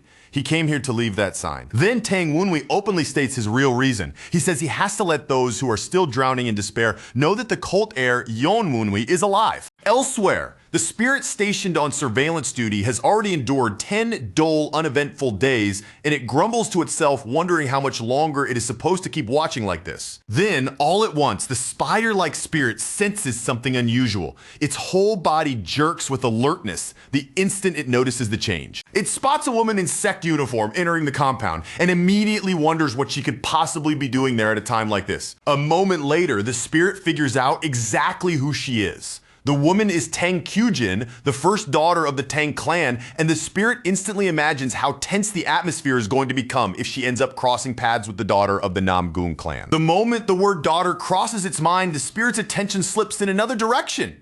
For a brief instant, it worries about that child's safety. Realizing it is getting sidetracked. The spirit scolds itself for drifting off into useless thoughts, then it snaps its focus back into place and leaps into action. It races toward the main building as fast as it can, already deciding that this is the perfect chance to impress the young leader and perhaps ask for a favor afterward. But the instant it gets inside, the spirit is startled by a stern voice slicing through the air. That voice demands to know whether Tang Wenhui intends to break his mother's heart. Inside, Tang Qujin is openly confronting her mother. Anger rings through her voice as she accuses her of hurting Tang Wenhui by isolating him and starving him as punishment. Her mother brushes the accusation aside without the slightest remorse. She says that someone has been secretly feeding him anyway, and then coldly tells Tang Qujin that instead of obsessing over this, she should be paying attention to the Dark Supreme's visit. Tang Qujin does not even let her finish. She slams her hand down hard, cutting her mother off in the middle of her sentence. Then she fires back in fury, demanding to know whether that somehow makes the mistreatment acceptable. She says that if nobody had informed her, her mother would not even have known he was being cared for at all. And she bluntly accuses her of doing something no different from trying to kill him. Her mother snaps back just as sharply, unable to hide the contempt in her face or voice. She demands to know why Tang Qujin is so worked up over an illegitimate child, and even coldly asks whether Tang Qujin is truly her own daughter at all. Tang Qujin answers in immediate fury. She rebukes her mother for constantly branding Tang Wenhui as illegitimate and then vows that she herself will reveal the truth. Namgung Sanyung suddenly breaks her composure. Her face tightens in visible panic, and in a flustered rush, she cuts Tang Qujin off and hurriedly tries to stop her before another word can leave her mouth. After Tang Qujin storms out, Namgung Sanyung clicks her tongue in irritation and mutters bitterly to herself. She grumbles that her daughter has always been far too affectionate and that ever since joining Qin Qing, that softness has only gotten worse.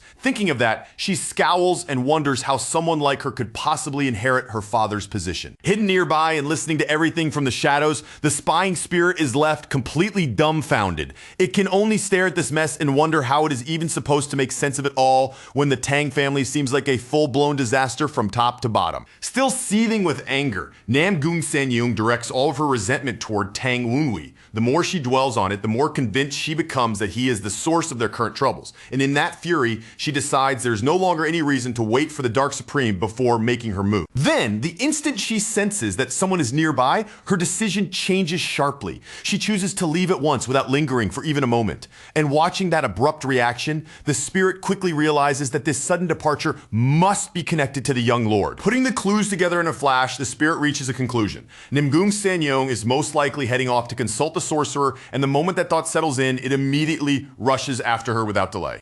Back in the courtyard, Tang Wenhui slows his movement for a moment and reflects on the past 10 full days. He has been sending spirits out again and again to observe what is happening around him. Yet after all that effort, not a single useful piece of news has come back. Even while continuing his staff training, his mind keeps turning over the situation. He reasons that even in a place like Nine Dragon County, there still should have been some kind of report by now from the followers of the demon god Mythos. That silence itself becomes an answer.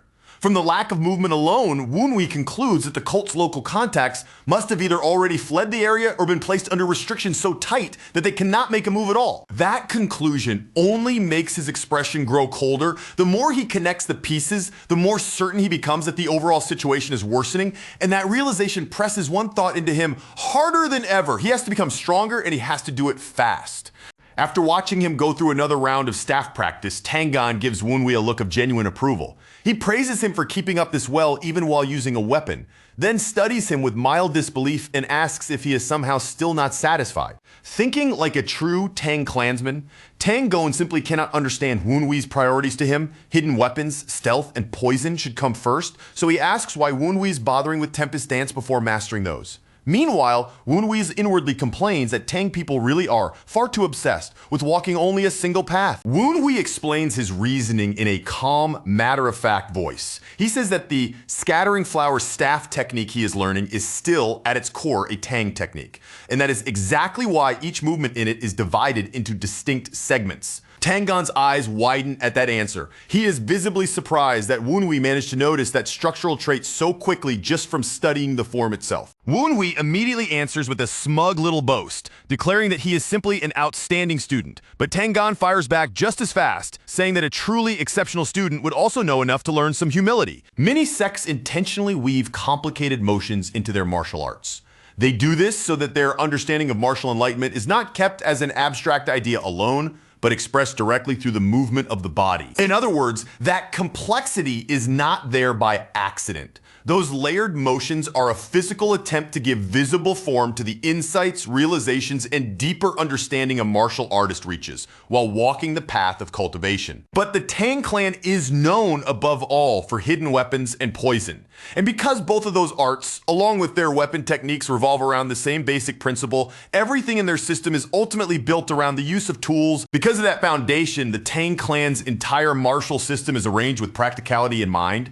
A tool, method, or movement learned in one technique can be reused elsewhere and applied again, even when the martial art in question belongs to a completely different style. That is why Tang weapon arts can look plain, stripped down, or even unremarkable at first glance. But once put into practice, they reveal just how brutally efficient and practical they truly are. Woonwee notes to himself that these techniques mostly exist as stepping stones for using poison and concealed weapons more effectively. But at the same time, another thought strikes him. The 9 heavenly demon sword he seeks is also built through divided segments. From there, his reasoning becomes clear.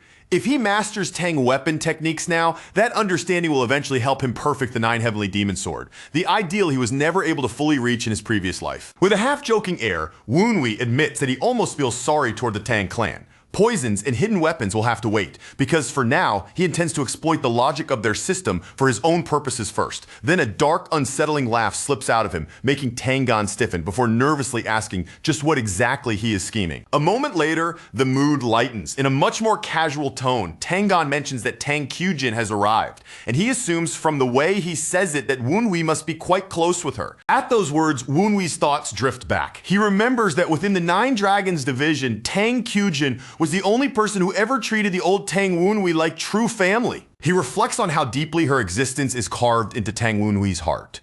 Even after everything changed, he still kept receiving letter after letter from her, and every one of them was filled with worry, warmth, and affection. Those letters had always been gentle and sincere, overflowing with concern and honest love. Remembering them, Woonwee quietly hopes that whatever happens from here on, the bond between them can remain a good one. And yet that hope does not stay steady for long. The moment he thinks about how openly he has been moving against Nunggung Sanyung, doubt creeps in, and he starts wondering whether simply becoming Tang Kyujin's enemy's enemy will really be enough to keep her on his side. Tangon tells him that Tang Kyujin is currently occupied greeting the clan elders. He says she will most likely come to see him tomorrow, and Woonwee answers with nothing more than a quiet, restrained nod. Inside though, Woonwee still does not truly believe she will choose his side. Because of that, he urges Tangon to move quickly and carry out the plan before she arrives. Tangon asks if he is only now beginning to set this scheme into motion. Woonwee answers with a dark grin and says that no, he already started it long before this moment. Elsewhere, in another residence, a subordinate delivers his report. He says that the servants have followed a certain medicinal prescription exactly as ordered for the past 10 days, carrying it out step by step without missing anything. The man above him listens without visible surprise. Then, in a calm and even tone, he confirms that the report is accurate. Once the payment is handed over, the servant bows again and again. Relief is written all over him, and with obvious gratitude, he repeatedly offers his thanks before finally backing away and leaving the room. The instant the servant is gone, the atmosphere changes. In that quiet room, the master calmly calls out Mu Young's name. Mu Young responds at once, immediately offering to get rid of the servant. The master accepts the suggestion with cold, effortless calm, as if deciding a person's fate requires no more thought than brushing dust aside. Left alone with his thoughts, the schemer tells himself that Tang Woonwee has already been ingesting poison for 10 straight days.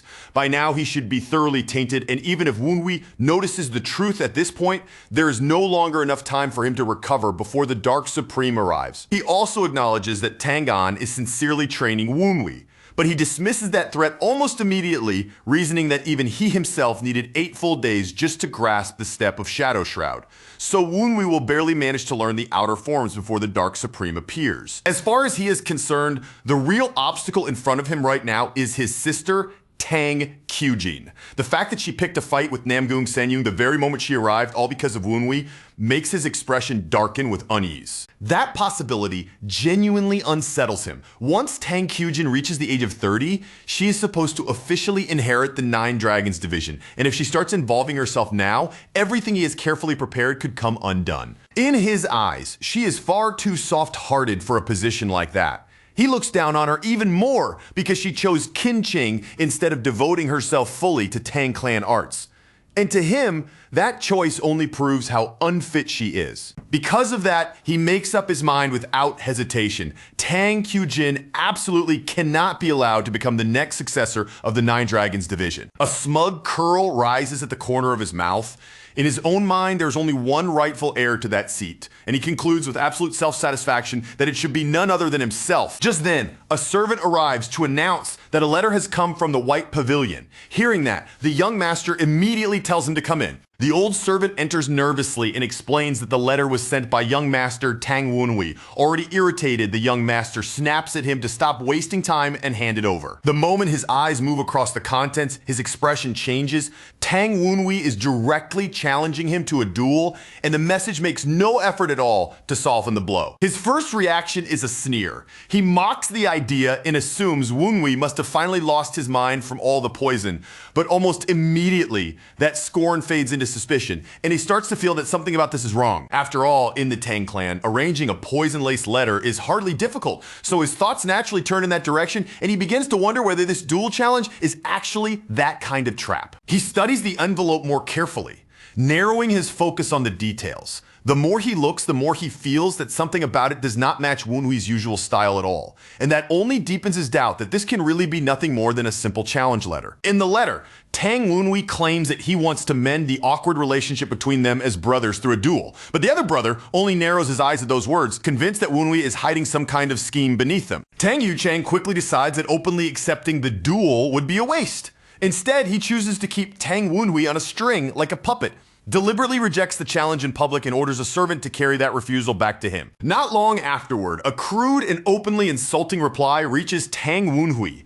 The letter flat out brands him a coward, and the second he reads those rough words, he can already tell that his brother's patience is starting to crack. Woonri remains perfectly calm as he hands down his next order. He tells his servant this will not end here, that more abuse is bound to follow, and then instructs him not to accept a single additional letter from the White Pavilion. By the next morning, the taunting has grown far more public. Splashed across a wall in strokes so large that anyone passing by can see it at a glance, the word coward is painted boldly for all to witness, and the sheer brazenness of it leaves onlookers staring in shock. The red-haired young master Tang Yuchang catches sight of that public insult and flies into a rage on the spot. Furious, he immediately barks for someone to send word to the White Pavilion at once. Still burning with anger, he declares that the duel will take place tomorrow at noon in the second training hall, and with that same fury sharpening his voice, he swears he will humiliate Tang Woonwi in front of everyone. When the messenger finally arrives with Tang Yuchang's challenge, Woonwi listens in silence, but even as he hears it out, he cannot help wondering why his brother bothered dragging this out first before agreeing in the end. Walking beside his ally,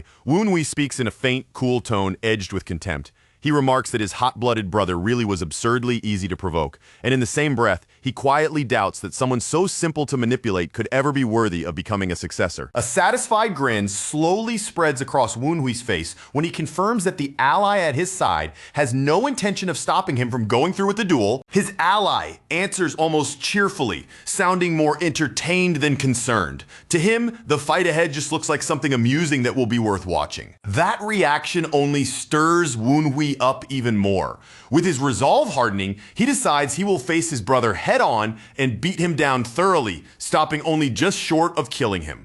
Before long, word of the duel rips through the clan like fire through dry grass. The news that Tang Yuchang is going to fight Tang Woonhui spread so suddenly that the entire family is left stunned by how quickly everything has exploded. Not long after hearing the news, Tang Kyujin storms in to confront Tang Yuchang about the duel. But the moment she does, he snaps back at her and demands to know just what it is she's trying to say. Tang Yuchang angrily raises his voice and shouts that it was Tang Woonhui, that illegitimate brat, who provoked him first. Then, with open irritation, he tells Tang Kyujin that if she has complaints, she should go take them up with Woonhui instead. Caught off guard by that answer, Tang Kyujin can only repeat the claim under her breath in disbelief. She stands there trying to process the idea that Woonhui was supposedly the one who started this whole conflict. For the moment believing that Woonhui may really have been the one to provoke the clash, she rushes toward the White Pavilion. But the closer she gets, the more she feels something ominous wrapping around the building, a death-like presence coiling over it like a living shadow. As she steps inside and makes her way deeper toward Woonhui's quarters, that oppressive presence only grows heavier. With every step forward, the dark aura presses in harder around her, thickening so strongly that the air itself seems to grow heavy. Then her gaze lifts to the walls and ceiling, and what she sees makes her pause. Sinister markings are spread across the pavilion's interior, staining the place with a feeling that something deeply unnatural has taken root inside. The more carefully she looks around, the more certain she becomes of it.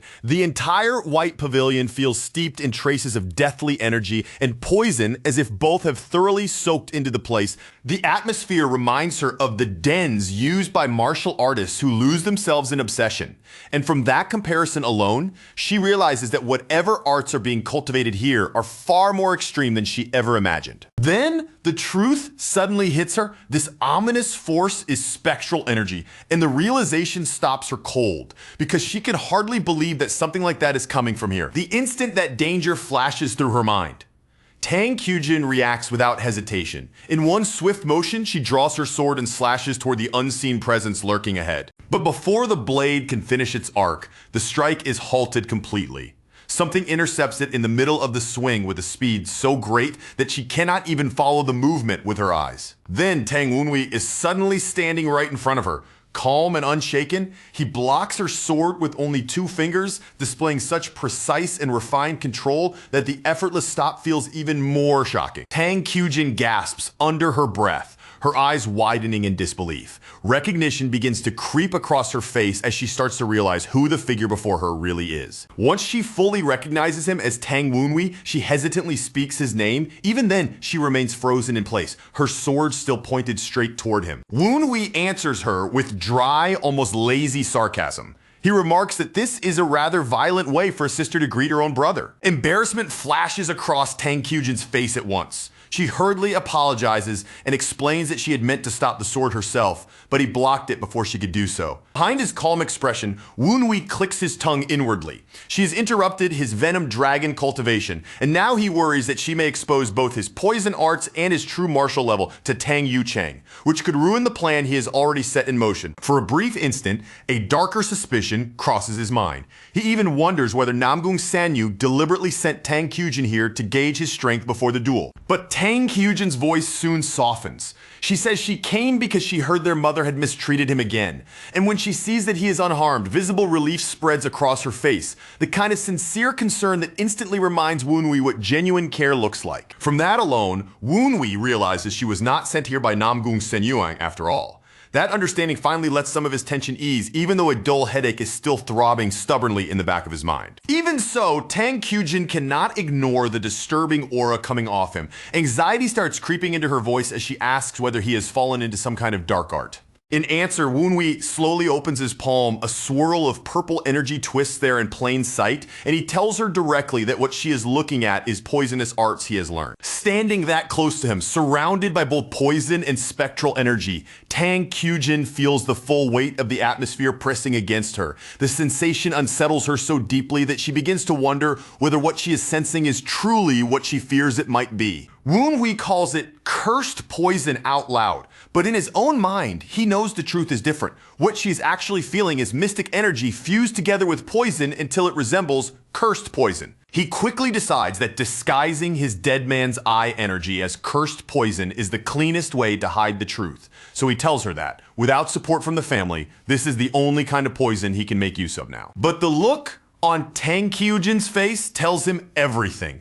The doubt in her eyes makes it obvious that she is not fully convinced by his explanation. At that, Woonhui's expression turns noticeably colder. In a flat voice, he tells her that for a member of the Tang clan, throwing away morality in exchange for greater power is hardly something unusual. Then he pushes even further. He tells her that if she still cannot accept the methods he is using, then she is free to try to stop him herself using her own strength. That sharp, merciless answer hits Tang Kyujin so hard that she could do nothing but stand there in stunned silence. At last, she lowers herself slightly and quietly admits the truth. She concedes that he really has changed, accepting that the person standing before her is no longer the same Tang Wunhui she once knew. Wunhui, meanwhile, makes a silent decision of his own no matter what it costs. He cannot keep letting Tang Kyujin protect him the way she once protected the old Tang Wunhui, even if drawing that line ends up damaging the relationship between them.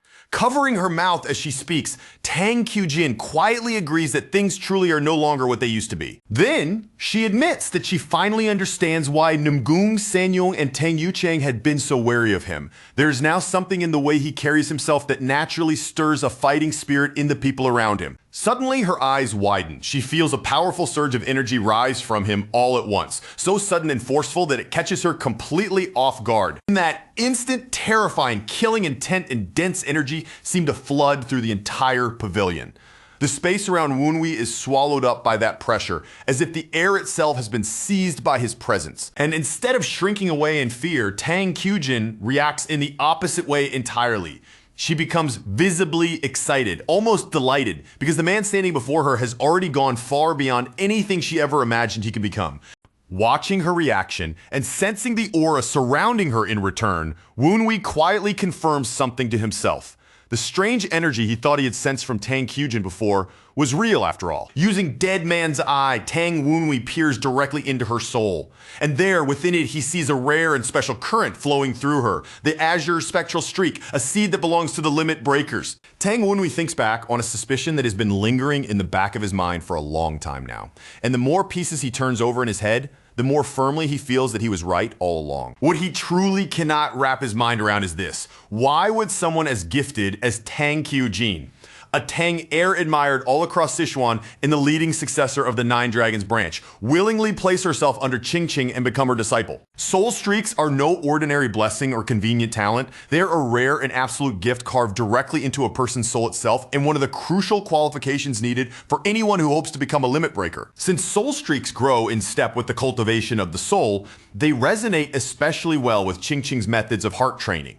And in the case of the azure spectral streak, it cannot fully ripen through theory alone, because what it truly demands is relentless real-life combat. And when that brutal nature is paired with the Tang clan's merciless belief that victory matters more than anything else, Tang Kyujin's azure spectral streak could one day shape her into something terrifying, a killer with no room left for hesitation. Tang Wunhui dryly remarks that considering the icy, dangerous aura she herself is currently radiating, she is hardly in any position to complain about the atmosphere coming off him. At those words, Tang Kyujin immediately lowers the sword she had been holding and apologizes to him once again for striking at him so suddenly. Then she quickly composes herself, straightens her posture, and gives him a proper formal bow, apologizing more sincerely this time as she admits that she had completely forgotten the reason she came and rudely barged in on his training instead. As he watches her, Tang Wunhui notices just how neatly and naturally she reigns in the murderous intent of the azure spectral streak.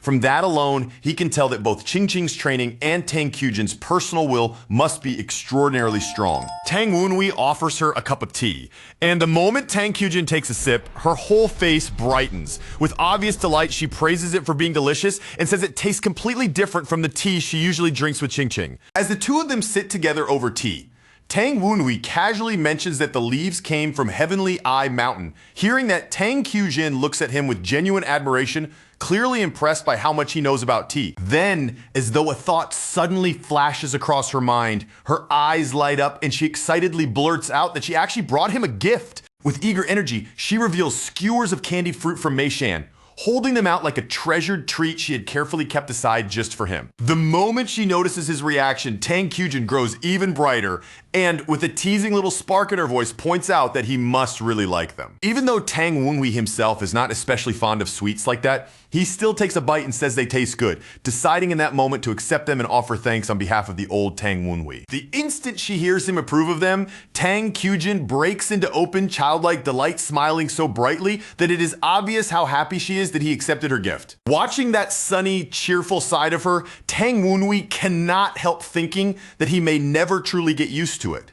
She feels so completely different from the blood-soaked, murderous presence she had shown him only moments before. After giving that moment a little time to settle, Tang Wenhui finally asks why she really came. Then he bluntly tells her that if her purpose is to stop tomorrow's duel with Tang Yucheng, she is wasting her effort. Tang Kyujin admits that yes, stopping the duel was indeed one of the reasons she came to see him, but she quietly adds that it was never the only reason. She explains that above all else, she came because she wanted to apologize. She knows very well what Namgun, Sanyun, and Tang Yucheng have done to him, and she could not ignore that. Tang Wenhui's expression turns cold at once, and he asks her whether she truly expects him to forgive them simply because she came here to apologize in their place.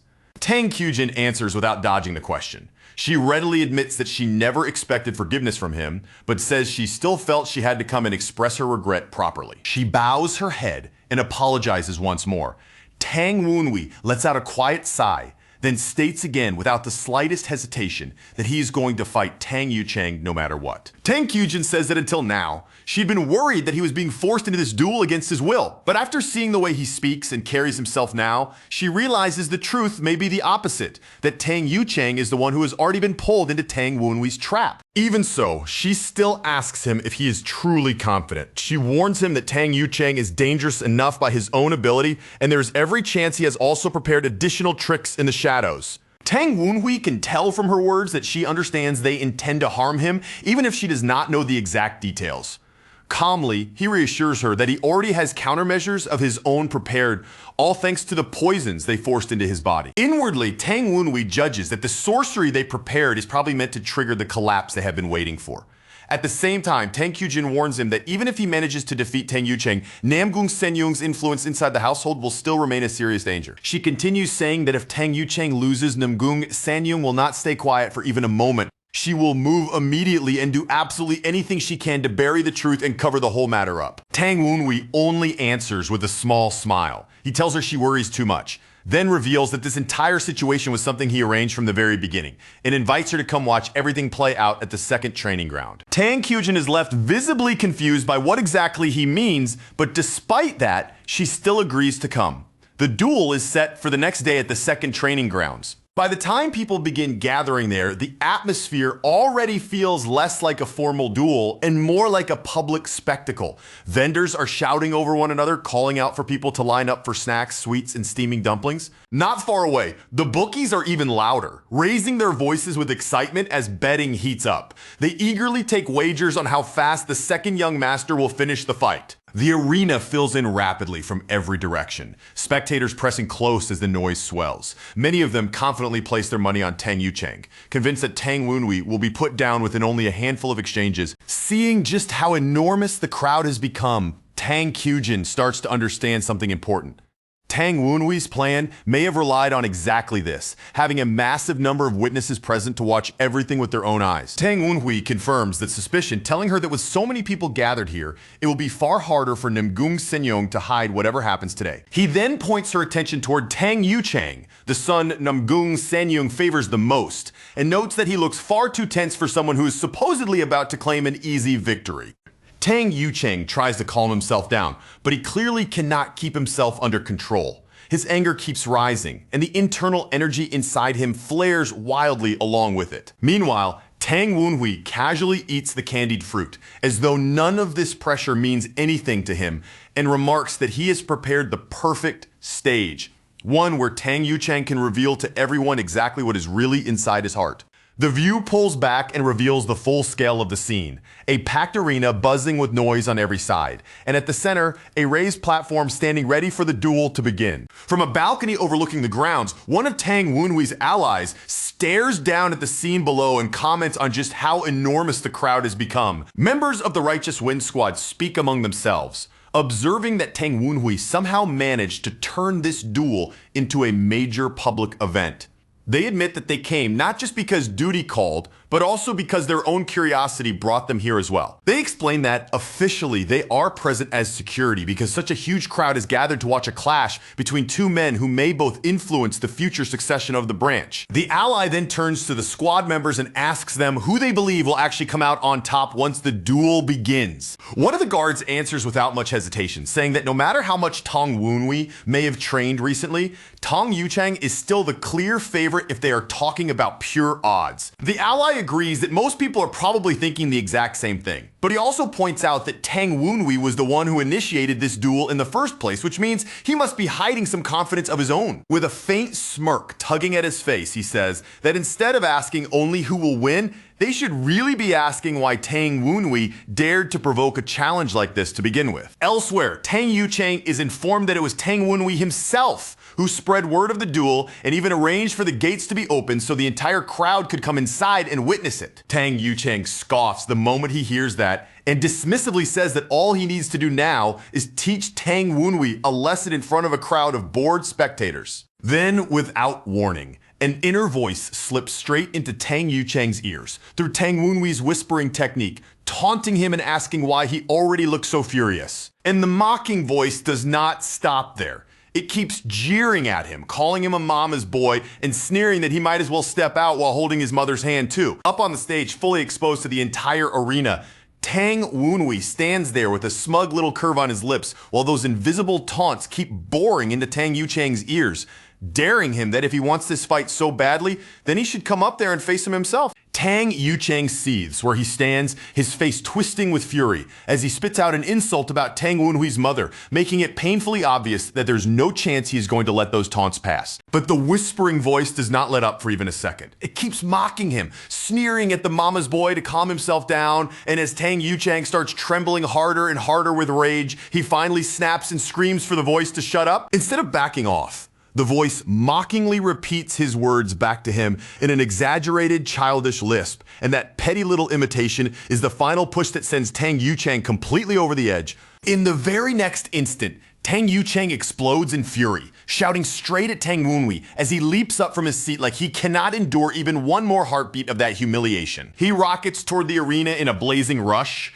his body slicing through the air in a sharp arc, driven forward by pure boiling anger. Still roaring as he charges in, Tang Yuchang bellows that he is going to tear Tang Wenhui's mouth apart for everything he just said. The spectators are quick to notice that Tang Yuchang has stormed onto the stage before the proper start, even though he is supposed to be the one who was challenged. Meanwhile, Tang Wenhui calmly makes his way up the steps without the slightest bit of urgency, thinking to himself how absurdly easy his little brother is to provoke, and quietly noting that everything is proceeding exactly according to plan. At last, the two brothers stand face to face in the middle of the courtyard, directly opposite one another under the watchful eyes of the entire clan. With deliberate courtesy, Tang Wenhui introduces himself as Tang Wenhui of the White Pavilion and says that, while he may hold no formal title, he has come seeking nothing but a fair duel. Tang Yuchang curls his lip at that and mocks him for suddenly trying to sound respectful, accusing Tang Wenhui of putting on manners now only because fear has finally hit him after stepping onto the stage. Watching from the side, Tang Kyujin realizes that Tang Wenhui must have used a whispering technique to rile Tang Yuchang up, and she cannot help thinking that maybe he should have stopped before driving things this far. Around the arena, some of the spectators start murmuring to one another that Tang Wenhui is the one behaving politely while Tang Yuchang looks coarse and hot-tempered, to the point that it almost seems like Tang Wenhui is the one answering a challenge instead of the one who issued it. Tang Kyujin keeps her gaze fixed on the stage and thinks that, calm or not, confident or not, Tang Yuchang is still one of the household's true prodigies. Underestimating him would be dangerous, and in the end, the only thing that matters is how this duel actually ends. On the stage, Tang Yuchang sneers at the earlier insults and calls them pathetic, but Tang Wenhui answers in a cool, even tone by asking if he came here to keep trading words or to actually fight. Tang Yuchang grinds his teeth so hard, the strain shows across his face, then finally spits back that fine. Enough talking, they will start for real. The moment the words leave his mouth, he lunges forward and declares that the duel has begun, warning Tang Wenhui that none of his cheap little tricks are going to save him now. Tang Yuchang opens with a heavy strike, and the impact immediately erupts into a violent blast of smoke and force that swallows Tang Wenhui from sight in an instant. A huge cloud rolls over the stage, and the audience stares in confusion, wondering if some kind of smoke bomb was used because they suddenly cannot see the fight at all. Inside that thick curtain of smoke, Tang Wenhui admits to himself that this tactic was unexpected, but he understands the reasoning right away. With so many eyes on the arena, using hidden weapons openly would have been too suspicious, so Tang Yuchang chose smoke as the cleaner option. Tang Wenhui also quickly recognizes that, arrogant as Tang Yuchang may be, He is not charging in blindly without any thought behind his actions. Then he senses Tang Yuchang circling around behind him under cover of the smoke, slipping into position for a sneak attack. And that alone tells him plainly that his brother has no hesitation whatsoever about fighting dirty. Tang Wenhui recognizes the footwork immediately as Shadow Shroud step, and he even thinks to himself that in a way it is a technique perfectly suited to someone from the Tang clan. At the same time, the onlookers gasp the instant they catch that familiar movement pattern. Then Tang Wenhui suddenly appears close enough to make Tang Yuchang flinch, and calmly reminds him that he himself learned Shadow Shroud step from Tang Gon, back when Tang Yuchang was the one who had asked for that lesson. That reminder visibly rattles Tang Yuchang, and Tang Wenhui, almost amused by the reaction, points out that his dear little brother really had forgotten all about that. Tang Yuchang snarls back that Tang Wenhui may have already mastered the move, then bitterly throws out a filthy insult about Tang Wenhui's mother, even as he begrudgingly acknowledges that Tang Wenhui is still their father's son. Right after that, Tang Yuchang activates the advanced form Shadow Shroud Chi, and a sinister red energy begins to gather and coil around his body. With his eyes burning fiercely and his voice dripping with malice, Tang Yuchang vows that he is about to show Tang Wenhui what the technique is really supposed to look like in its true form. His entire body blurs into streaking traces, vanishing and reappearing so quickly within the smoke that it becomes genuinely difficult to tell where he actually is. Shadow Shroud Chi spreads through the arena like a living veil, letting Tang Yuchang melt into the surrounding darkness until ordinary sight and hearing can barely track him at all. Even Tang Wenhui has to admit that this level of execution makes it obvious why Tang Yuchang earned the reputation of a genius. He admits to himself that relying on normal eyesight alone would make it hard to pin Tang Yuchang down inside all this smoke, but he also hints that he has another way of finding him. Closing in through the haze, Tang Yuchang gathers dark energy around one arm, every motion tightening and sharpening toward what is clearly meant to be a finishing blow. From Tang Yuchang's perspective, Tang Wenhui looks completely still inside the smoke, almost as though he has failed to notice the attack racing straight toward him. Wrapped in that crimson haze, Tang Yuchang lunges in from behind, ready to drive what looks like a killing strike directly into Tang Wenhui's back. But at the very last possible instant, Tang Wenhui slips away in a blur, evading cleanly just before the blow can land. Tang Yuchang does not let up. He keeps pressing forward with wild slashes as multiple afterimages peel away from his movements, while streaks of purple darkness whip behind every furious attack. Tang Wenhui reveals that, impressive as Shadow Shroud Chi may be, it is still visible to his dead man's eye, which means Tang Yuchang was never truly hidden from him in the first place. He adds that even without depending on that eye, Tang Yuchang's bloodlust is overflowing so intensely that his position gives itself away all on its own. Up in the stands, some of the observers remark that Tang Yuchang's Shadow Shroud Step and Shadow Shroud Chi both look far sharper and stronger than before, and they guess he must have refined them during his recent time in isolation training. At the same time, they point out that the duel no longer looks like a straightforward clash at all.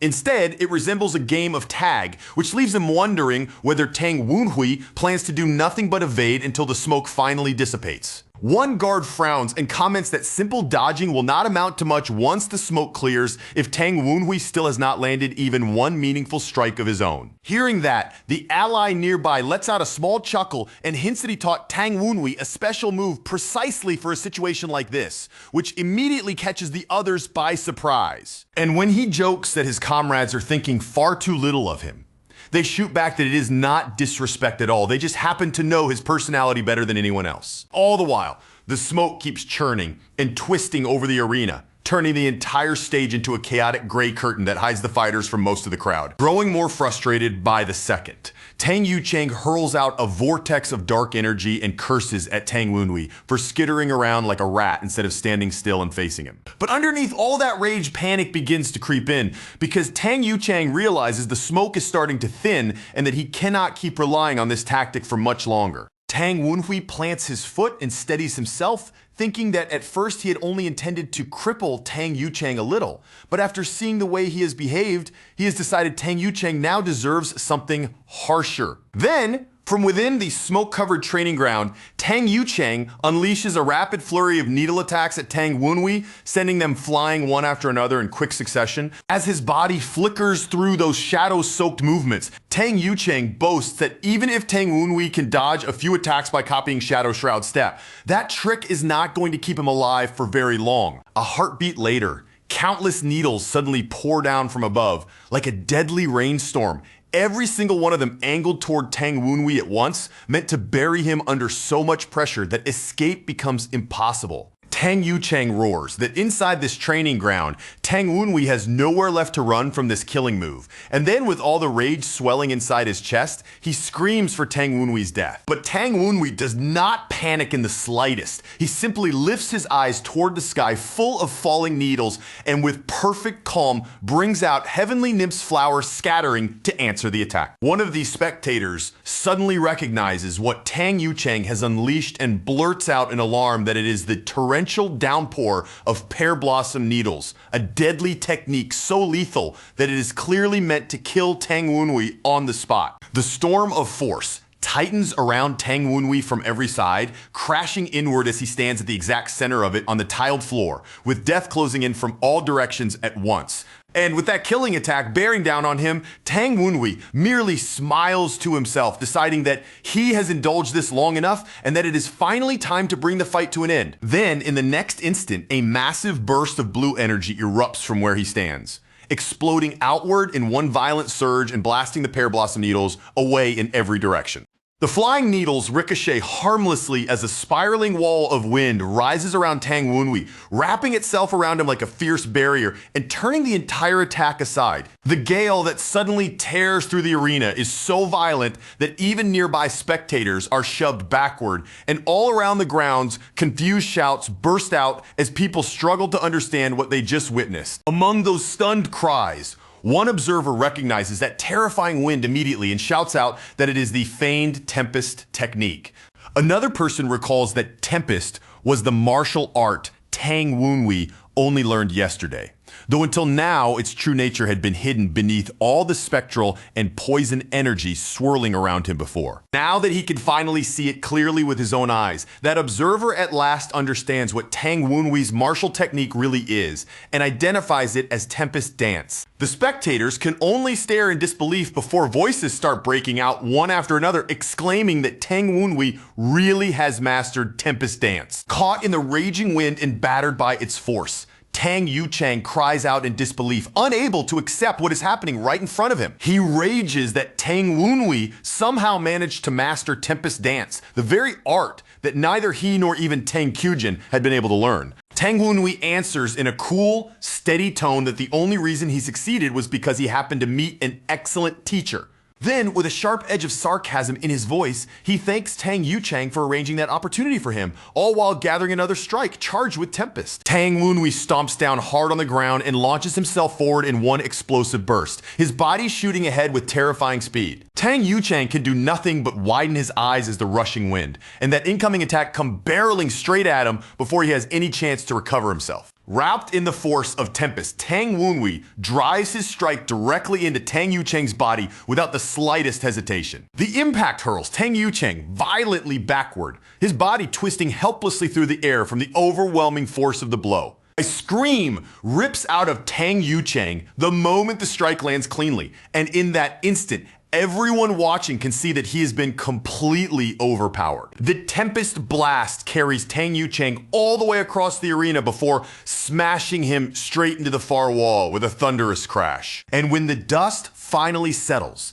Tang Yuchang is left embedded in the shattered wall outside, his body slumped there and utterly unable to continue fighting. All around the arena, the spectators erupt into stunned voices, amazed that young master Tang Yuchang was brought down by Tang Wunwei in a single decisive strike. Even the announcer can only shout that something utterly unbelievable has just taken place because no one expected the duel to end like this. Up in the stands, the elders begin discussing how Tang Wunwei could possibly be using Tempest Dance at all, while Tangon firmly insists that the boy truly possesses the talent for it. One of the elders warns that what Tang Wunwei just demonstrated is no trivial matter, and Tangon immediately agrees with that grim judgment. Tangon then asks the others whether they can feel it too, whether the wind swirling around Tang Wunwei feels somehow different from the wind their former master used to command. They begin speculating that even if Tang Wenhui is not yet equal to the branch head, the fact that he formed a tempest in only 10 days is something that deserves very close attention. Tang Gan admits that Tang Wenhui has raised his hopes, especially after declaring that he wants to carry on the legacy of the old Tempest Squad. Then Tang Gan notices that even after winning, Tang Wenhui is still drawing wind around himself, and he narrows his eyes, wondering if the boy intends to do something more. Sure enough,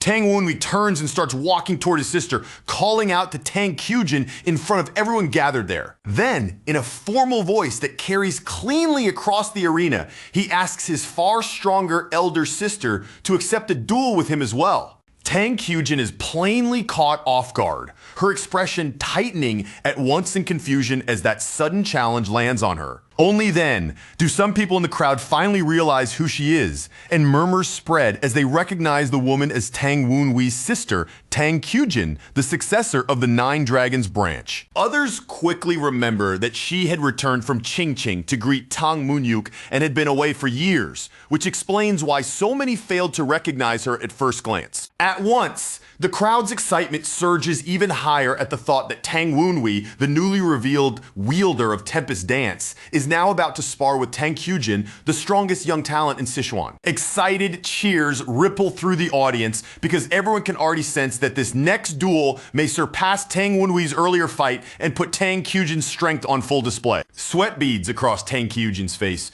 but she still stands firm and resolute as she faces Tang Wenhui, the two siblings silently preparing for this unexpected match. Among the elders, concern begins to spread as they turn to Tang Gan and ask whether Tang Wenhui can truly stand against Tang Kyujin if things keep escalating like this. Tang Gan admits that he does not believe Tang Wenhui is genuinely strong enough yet to face her head on, and that only makes him wonder what kind of scheme the boy is putting together now. In Tang Gan's eyes, revealing Tempest after defeating Tang Yucheng should already have been enough for Tang Wenhui to secure a place of his own.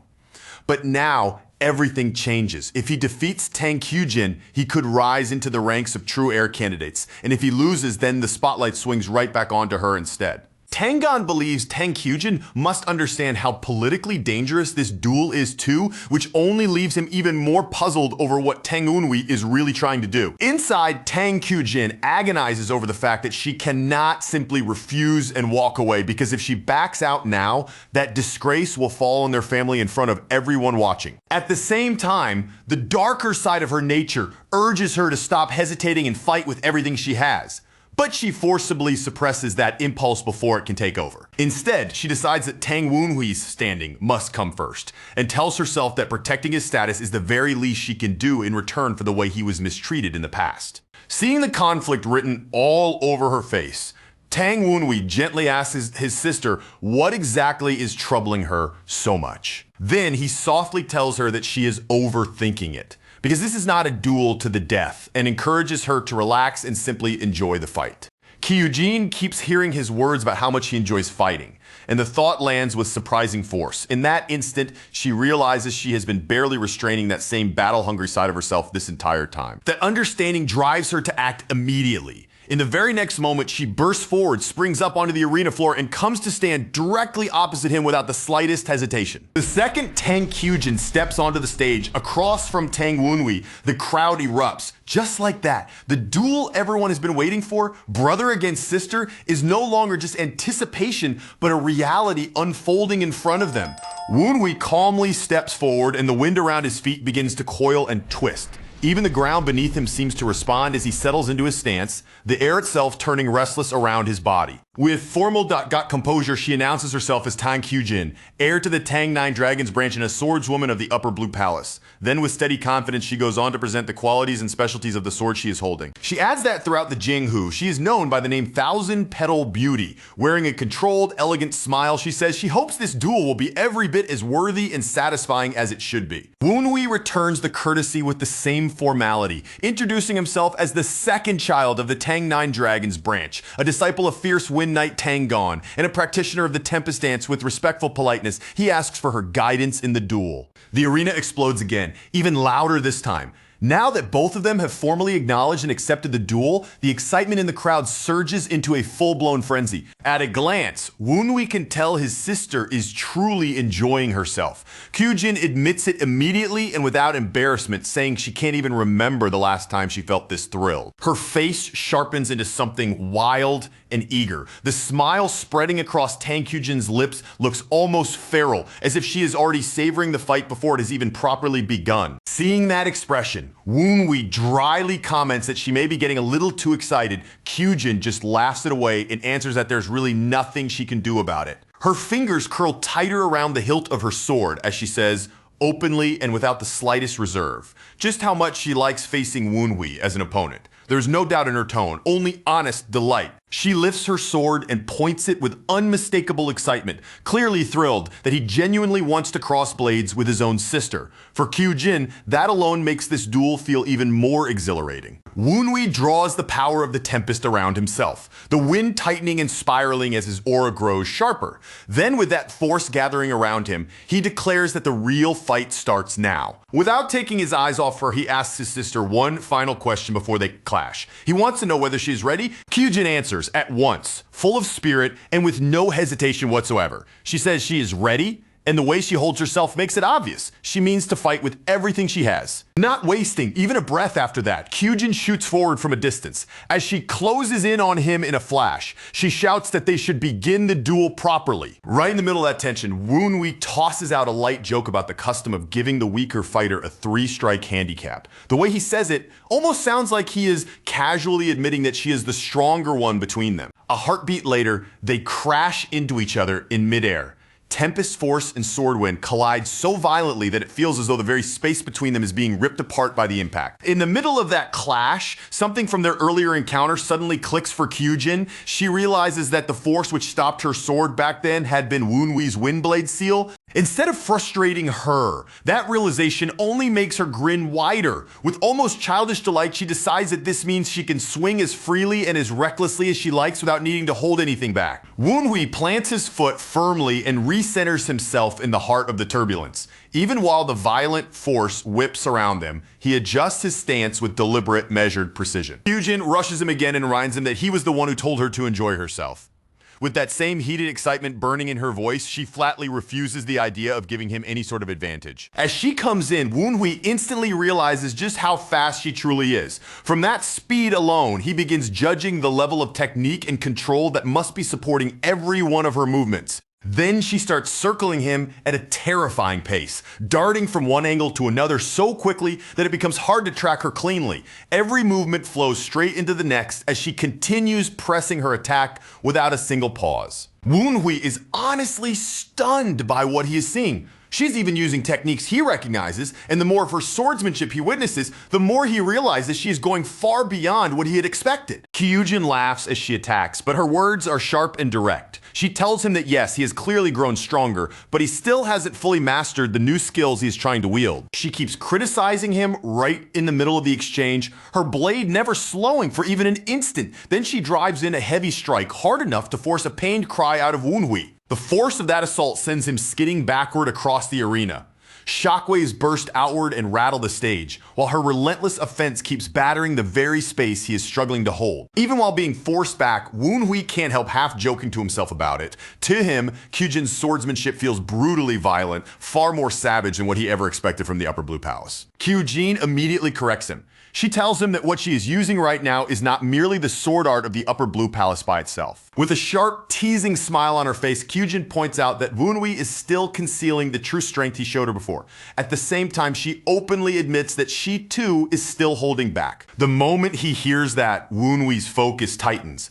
Beneath the restraint she is showing on the surface, he can clearly feel a far more dangerous threat waiting to be released. Once he understands that, he makes up his mind. If she intends to answer him while restraining herself, then he will respond by drawing out more of his own power as well. He steadies his breathing and speaks with complete seriousness. This time, he tells her he is going to show her the full extent of his technique. The instant he lets it loose, Woon-wee releases the Venom Dragon cultivation technique. Behind him, a spectral dragon manifests in full, menacing, and unrestrained, like a beast that has finally been allowed to bare its fangs. Hyojin's eyes light up the moment that power appears before her. The joy spreading across her face makes it clear that this is exactly what she has been waiting to see. Gasps ripple through the entire arena. The poisonous aura and eerie spectral force now surrounding Woon-wee are so overwhelming that even the spectators can feel the danger pouring off him. Kyujin answers that terrifying display with a wicked grin. Rather than shrinking back, she looks like she's enjoying the sight of that dangerous power more than ever. She lowers herself behind her large sword, embraces it, excitement and intent written all through her posture. At last, the opponent she truly wanted to face is standing right in front of her.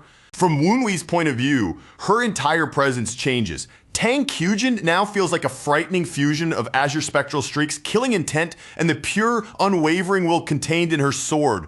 Looking at her like this, only one thought comes to his mind. She seems like a demon concealed inside the body of a beautiful angel. Woon-wee suddenly bursts forward, refusing to let her keep control of the flow any longer. He is determined to take the momentum back with one clean, decisive opening blow. As he charges, he begins gathering a stronger version of the Tempest attack he once used to defeat Tang Yuchang. The technique forms with obvious intent aimed at ending this exchange in a single overwhelming burst. But before he can fully carry that plan through, Kyujin's counter slices in immediately. Her blade passes so close to his head that he is forced to react on the spot. Woon-wee twists aside just in time, narrowly evading the strike and snaps back with a counterattack of his own. Even while doing so, he remarks that her move was one he had been able to see coming. Kyujin doesn't let that remark pass. She instantly points out that the motions of the Tempest dance are too large and too open, leaving him exposed at moments exactly like this. Still smiling as if she is teaching and fighting at the same time, she tells him that carelessness is the last thing he can afford against an opponent who is stronger. He needs to move with far more caution than he is now. Even in the middle of the battle, Woon-wee actually thanks her for the advice. At the same time, his thoughts race as he considers whether Tempest's explosive speed could be fused with the Tang clan's short-range secret arts to create a lethal attack meant to finish things in a single strike. But even as that idea takes shape in his mind, he also sees the flaw immediately. A combination like that would only truly work against opponents around his own level, and against someone stronger like Kyujin.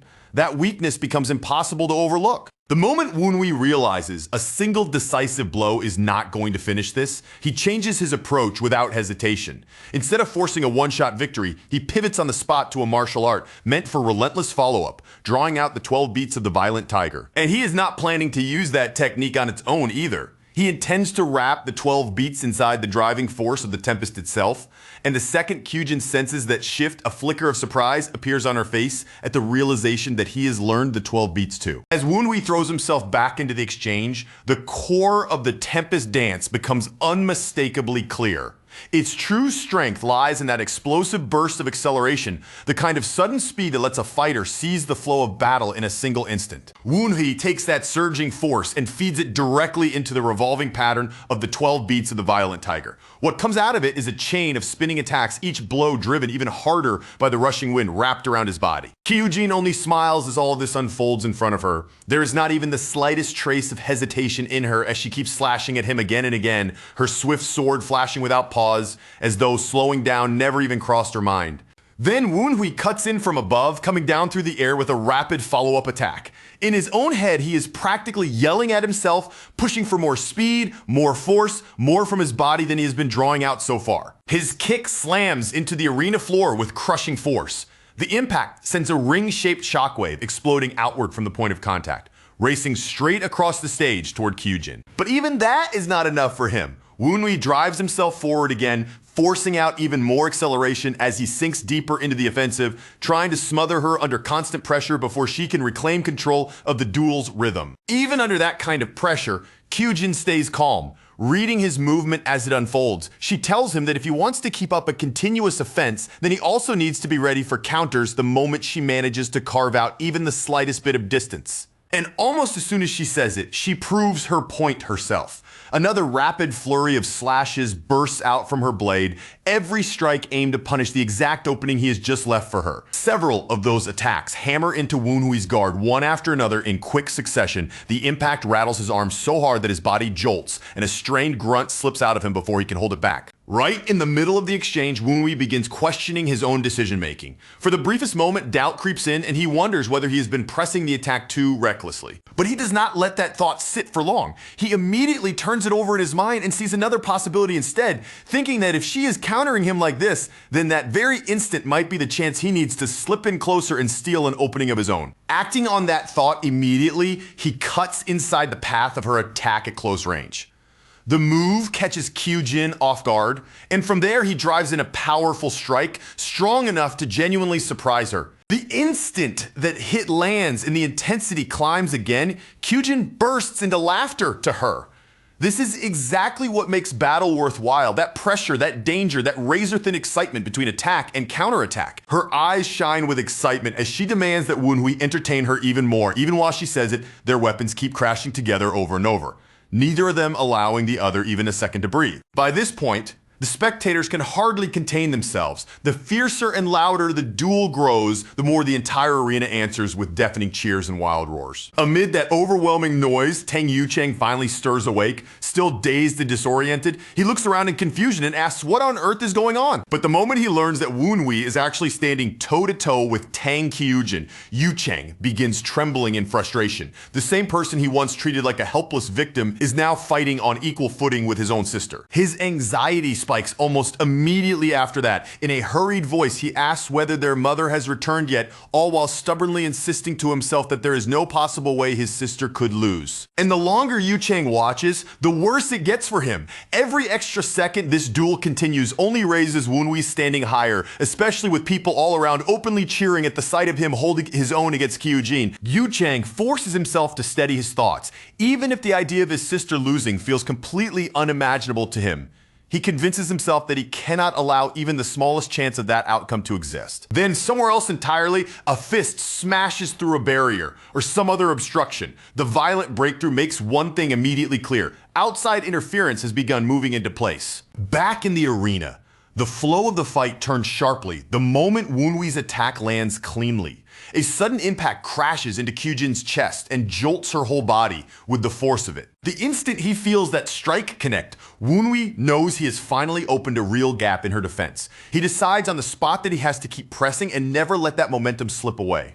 But Kyujin responds in a way he never expected. She snaps out a sudden punch straight into his face and scolds him for putting too much of his attention on the sword alone. At once, Woonwee understands what that means. She is not fighting with sword techniques only, but is also mixing in Tang-style unarmed strikes, and the rhythm of those attacks is completely different from the flow of the swordplay she had been using earlier. While continuing her assault, Kyujin explains it plainly, long before she learned the sword arts she now uses. She had already trained in Tang clan martial arts, which is why the style she fights with now is a fusion of both. Watching more carefully, Woonwee finally pieces the structure of it together. She is blending the direct, straightforward sword techniques she learned elsewhere with the Tang clan's 100 strike method, a combat style built to find openings and punish them without mercy. At that point, the truth becomes obvious to him. What he is facing right now is the real power of the Azure Spectral Streak. Then Kyujin takes it a step further by using Shadow Shroud Step. Her figure blurs out of sight for a brief instant, only to reappear at his blind spot and launch an attack from an angle he cannot easily track. That sudden strike lands with brutal force. Woonwee cries out in pain as the blow crashes into him and sends his body flying backward. He hits the ground hard and skids across it before struggling to recover. Even then, he forces himself to plant his feet again and regain his balance before she can fully capitalize on the opening. Breathing heavily, his whole body aching and half numb from the poison and the impact, Woonwee reflects on what he is feeling in that moment. This, he realizes, is what it truly means to fight all out in a martial body that actually belongs to him. Kyujin watches him with open curiosity in her eyes and tells him he is a strange one. Then, without dancing around it at all, she directly asks what exactly is going on with him. She points out what she has been noticing throughout the fight. His attacks still look rough, almost like the movements of a beginner, and yet the way he reads danger and slips past enemy blows exists on a completely different level. In her eyes, that kind of instinct does not belong to a novice whatsoever. She tells him that when it comes to battle sense, he feels like a veteran who has already lived through countless wars. Hearing that, Woonwee lets out a laugh.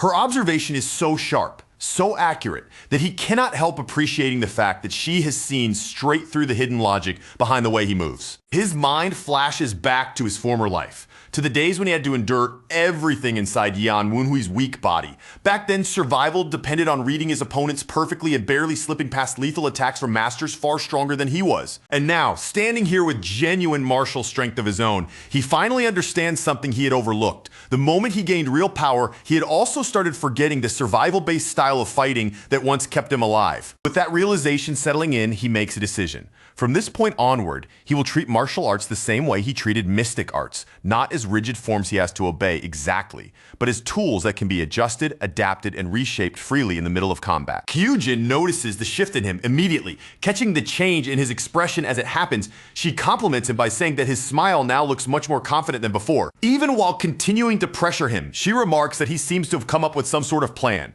There is clear interest in her voice as she tries to read what is happening inside his head. Still attacking with broad sweeping strikes, she wonders out loud how their dear Wenhui is going to answer her now. If anything, that curiosity only seems to make her even more excited as she keeps pressing him. A grin quickly spreads across her face. After that, she decides there is no need to keep speculating, because whatever answer he has prepared, they are about to see it soon enough. As Wenhui studies her barrage more carefully, he notices a subtle pattern hidden inside it.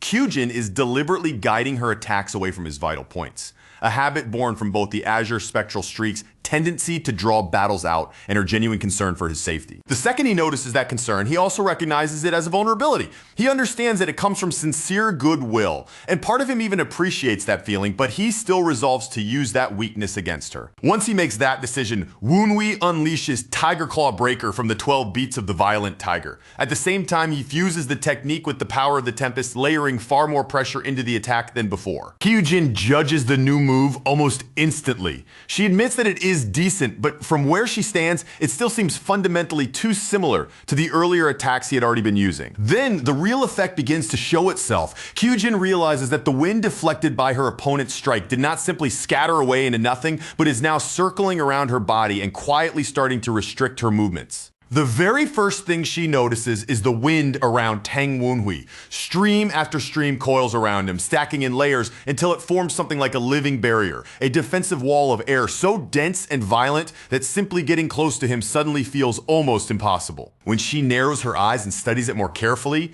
she realizes that swirling air gathered in front of Tang Wenhui is not there just for appearance. It is actively interfering with her, restricting her steps, tangling up her advance, and binding her approach before she can properly close the gap. The moment that truth clicks, real shock flashes across her face. In such a ridiculously short amount of time, Tang Wenhui has already grasped how to control the Tempest technique well enough to use it like this. As she gauges the pressure packed into this Tempest-infused offense, the look in her eyes changes completely. Her expression hardens on the spot, because this is no longer a manageable exchange. The fight has now stepped into genuinely dangerous territory. Then Tang Wenhui drives forward without hesitation and slams a tightly condensed Tempest punch straight into her body. He does not release the force early either. He lets it explode at point-blank range in one brutal, concentrated burst. The instant that blow connects, the entire arena detonates with it. Power rips outward in all directions, the blast tearing across the space at once, and the shockwaves that follow are so overwhelming that even the spectators are left stunned where they stand. Up on the balcony, the people watching jerk backward in disbelief. The explosion that just erupted below them is so massive and so sudden that it physically shakes them, leaving their bodies recoiling before their minds can catch up. All across the stands, the reaction is the same. People do nothing but stare. Mouths fall open, hands fly to lips, and the sheer violence of what they have just witnessed robs them of words on the spot. At last, one shaken onlooker is the first to break that frozen silence, letting out a scream because the savagery of that collision is simply too much to contain. After completing the attack, Tang Wenhui drops back down and lands solidly on the arena floor.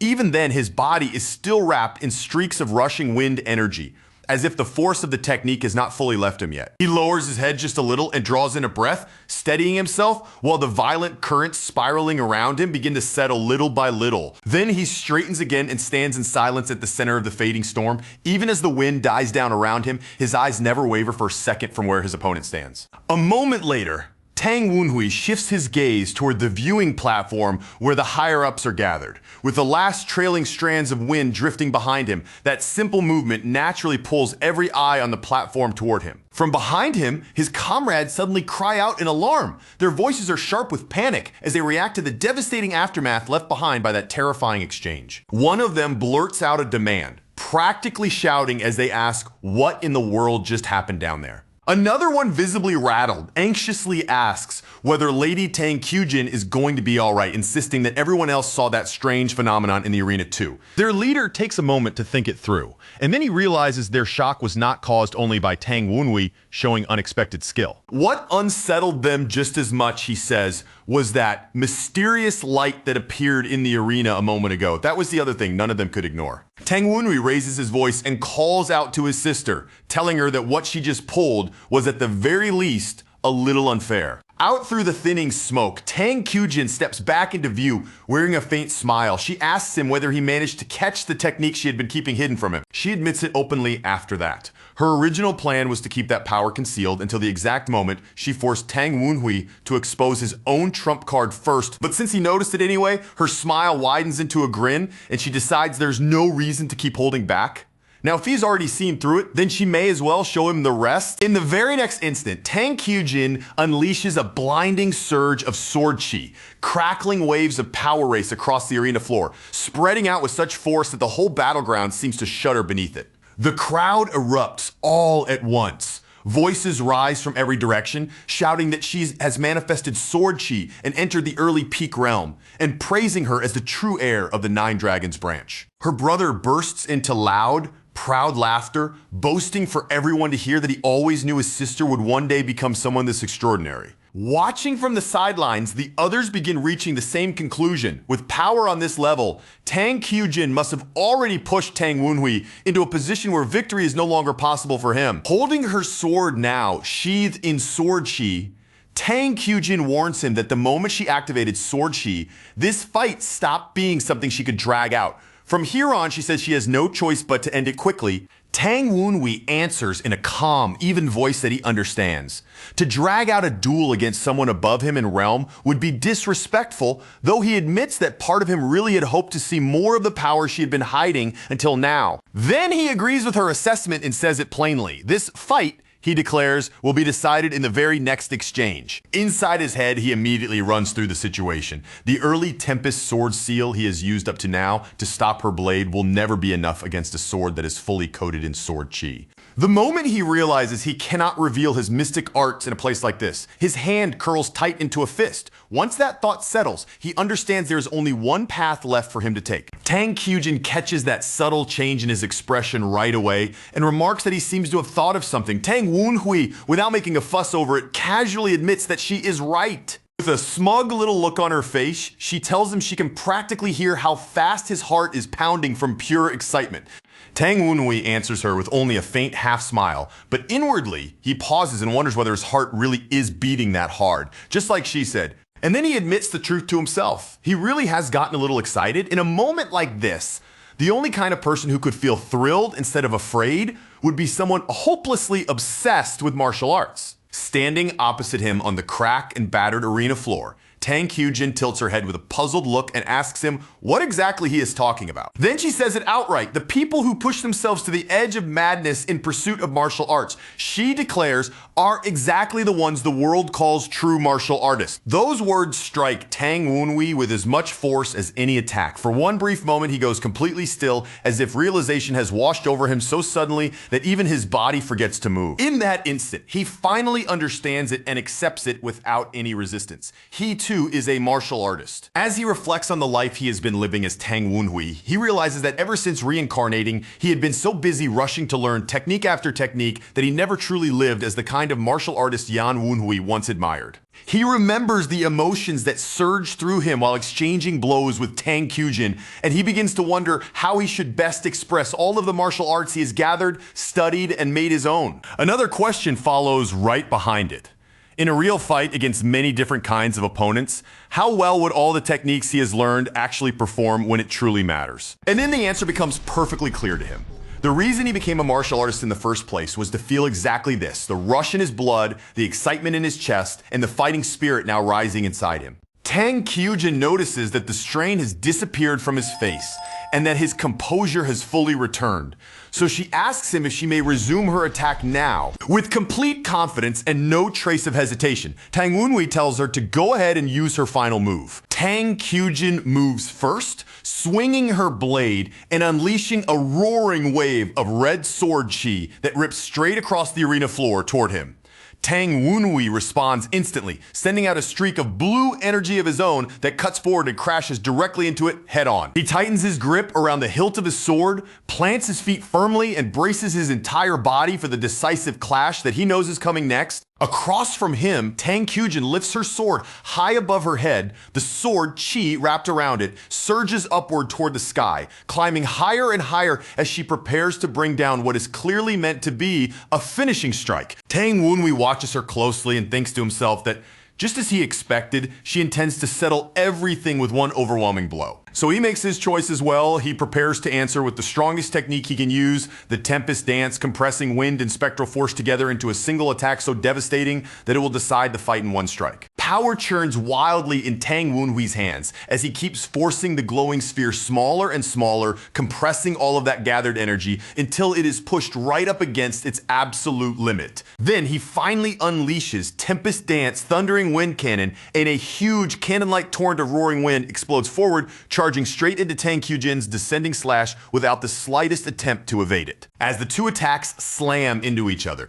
Tang Wenhui grits his teeth against the crushing pressure and for one brief instant wonders whether even power of this level can truly hold back a martial master who has already stepped into the early peak realm. But almost immediately, he tears himself out of that thought. He crushes the doubt before it can settle in his mind and forcefully throws those useless thoughts away in the middle of the struggle. In that split second, his resolve becomes absolute. Whatever he has decided will either succeed right here or fail right here, and with that determination locked in place, he surges forward. The collision shatters the stone floor in violent, jagged bursts, yet Tang Wenhui charges straight through the exploding storm of energy, sprinting ahead without losing speed. The shockwave from the clash hammers both fighters at once, but even under that overwhelming pressure, Tang Wenhui keeps driving himself onward, forcing his body to move through it. Watching from a distance, Tangan can only think about how much wider the gap between Tang Wenhui and his sister has become, and even he assumes there's no way Tang Wenhui could still remain standing after taking an attack like that. Then, as the dust begins to settle little by little, his eyes catch a lingering light inside the wreckage, and in that moment, he realizes something completely unexpected has happened. Within the chaotic aftermath of the explosion, Tang Wenhui reveals that he had been waiting for exactly this moment, holding himself back until the perfect opening appeared. He had timed everything around one precise instant, the very moment Tang Kyujin's sword chi left her blade and split away from it as a launched attack. And the instant that strike stopped being part of her sword and became a projectile, he cut in and intercepted it. At that crucial split second, Tang Wenhui deliberately switched over to an ordinary sword, choosing to intercept it with a plain, unenhanced blade instead. Even though he successfully disrupts the attack, the impact that comes with it is so brutal that his arm goes numb immediately, leaving it almost useless on the spot. He knows better than anyone that, in most cases, once a swordsman's weapon is broken, the fight is effectively over. Even so, he can tell with certainty that this duel is not finished yet. That is because the one standing before him is Tang Kyujin, the woman who bears the Azure Spectral Soul Streak, and someone like her would never stop fighting just because her sword has been broken. He remembers it clearly. Someone marked by that kind of soul streak is far too stubborn and far too fierce to back away from battle so easily. And by that same logic, he realizes that neither of them would ever surrender over something as minor as a shattered sword. So Tang Wenhui digs in hard, plants his foot against the ground, and sets his body for one last desperate counterattack. He decides then and there that every bit of strength he has left will go into a single blow, an all or nothing strike with no room left for doubt or hesitation. Once again, he unleashes Tempest Dance, Thundering Wind Cannon, pouring everything he still has into one final attempt to turn the battle around. Seeing him answer her in kind, Tang Kyujin shouts out in excitement, her voice rising as she praises him and declares that Tang Wenhui really is the best.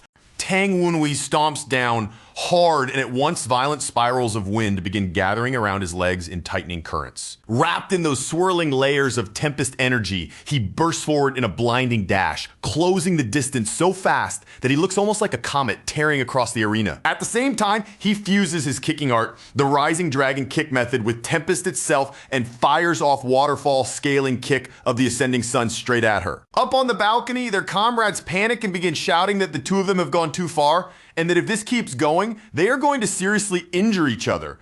But right in the middle of those frantic cries, every voice suddenly dies out at once when something completely unforeseen cuts into the fight. A towering pillar of black and white energy slams down between them and splits the arena apart, stopping both of their ultimate attacks in a single overwhelming instant. Tang Wunhui jerks his head up at once, his face showing clear surprise at the abrupt interference. Then a powerful man wrapped in crackling blue energy appears between the two fighters and with perfect calm declares that their little playtime is over. Tang Kyujin stares at the newcomer in open surprise, completely caught off guard by how suddenly he stepped in. Tang Wunhui turns as well, instantly recognizing the crushing presence and overwhelming pressure radiating from the man now standing there. In a cool, almost cutting tone, the man asks whether they were planning to greet the branch clan head only after ending up laid out and injured in a sickbed. At those words, both Tang Wunhui and Tang Kyujin immediately bow with proper respect and formally greet him as the head of the Nine Dragons branch. At that moment,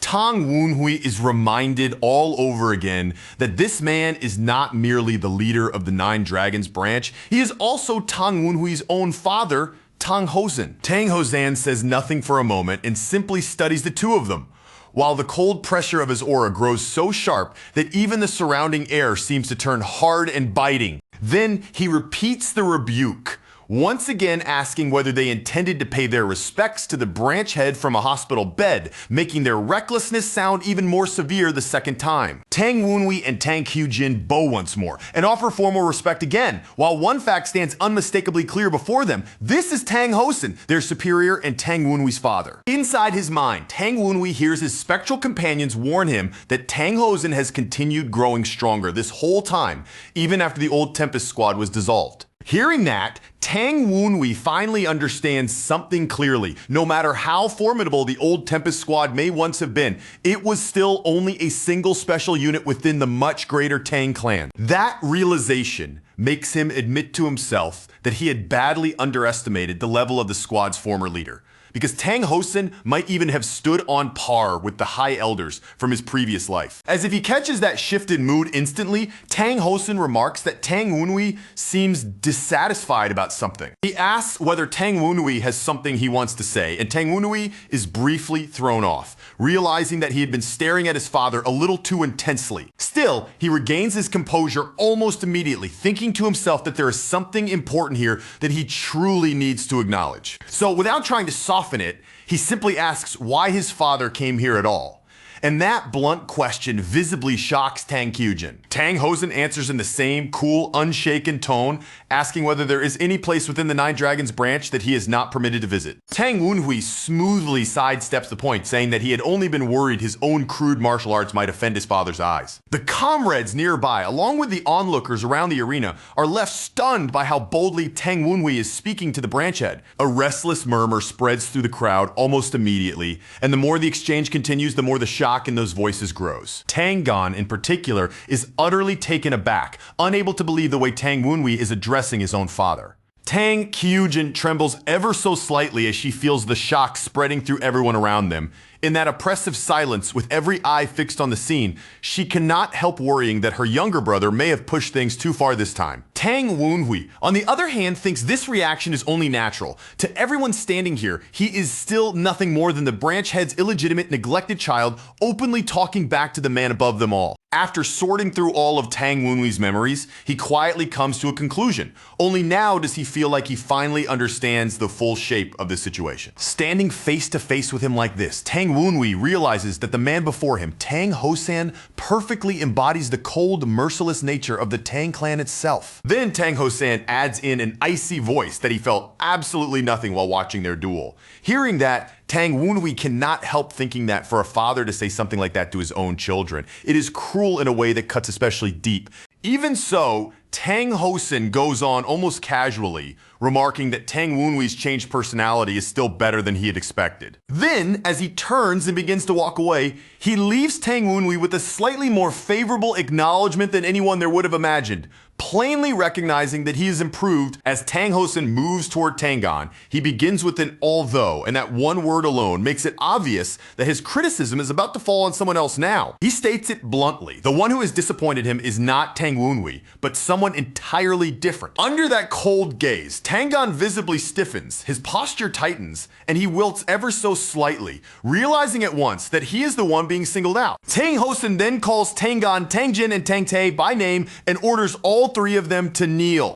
He rebukes them for reacting too slowly during the duel and tells them that flaw must be corrected. The three men accept the criticism without a single word of protest. After that, he orders them to disperse the crowd and handle the remaining cleanup. They answer immediately and move at once to carry out his instructions.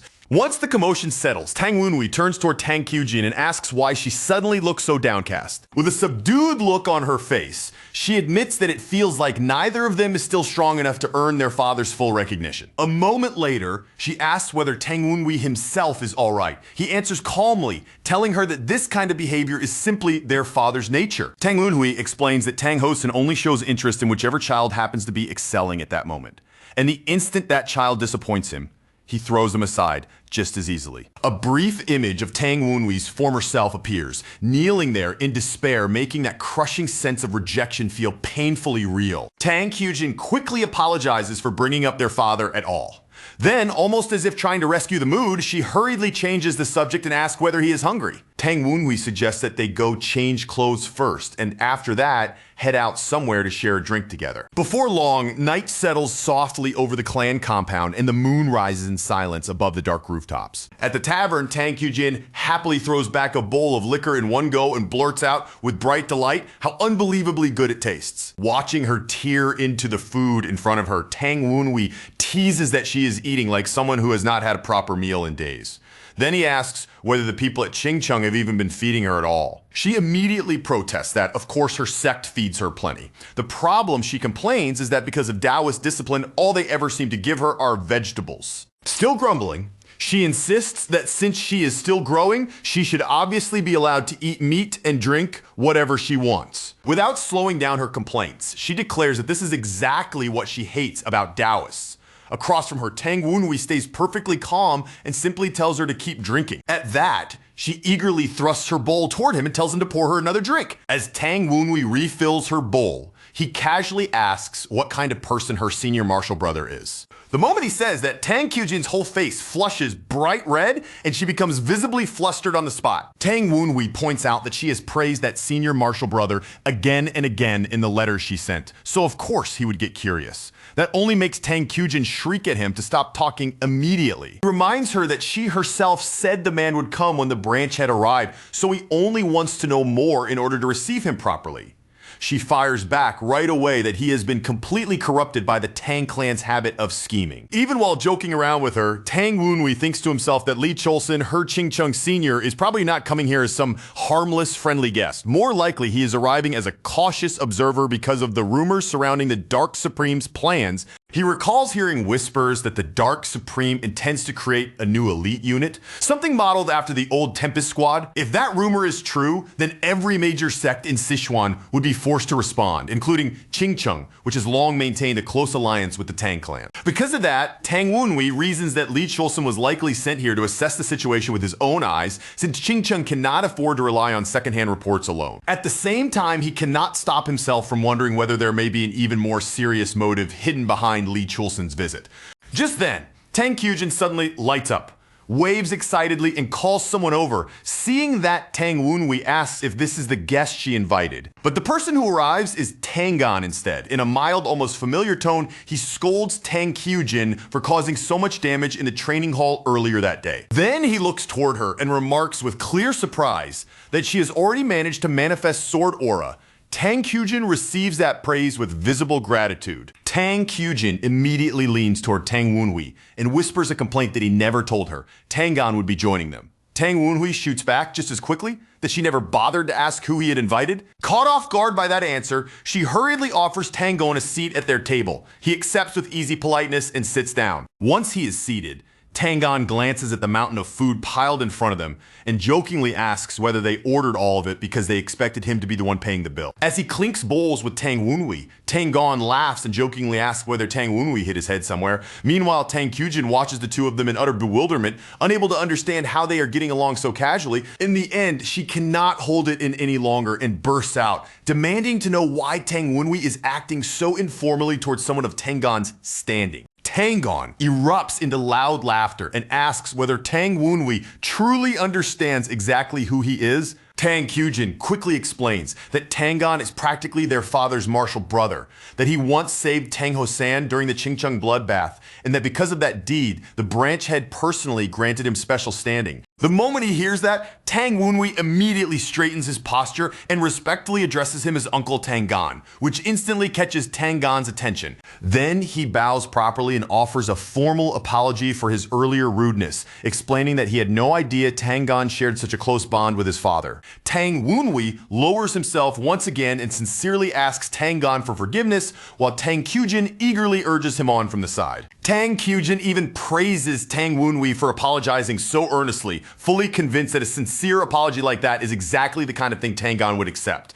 The apology hits Tang Hosen so unexpectedly that he goes completely still for a second. He just stares at Tang Wunhui, caught between shock and discomfort, looking like he genuinely has no idea what to do with an apology coming from him of all people. A moment later, Tang Hosen's expression hardens with annoyance, and he sharply complains that Tang Wunhui has ruined his appetite. Then he swings an accusing glare toward Tang Kyujin, snapping that she must be the one who coached him into saying something like that. Before that irritation can settle, Tang Wunhui abruptly changes direction and asks Tang Hosen what he thought of the former Tempest Squad, the Righteous Wind Squad. The question is so sudden and deliberate that the entire mood at the table shifts in an instant. Clearly entertained by the turn in conversation, Tang Hosen lets out a small laugh and asks Tang Wunhui to guess what score he gave that squad. There's amusement in his voice now, along with a curious little challenge, as though he wants to see what kind of answer he will get. Tang Wunhui replies immediately, without even pausing to think, that Tang Hosen must have given them a perfect 10.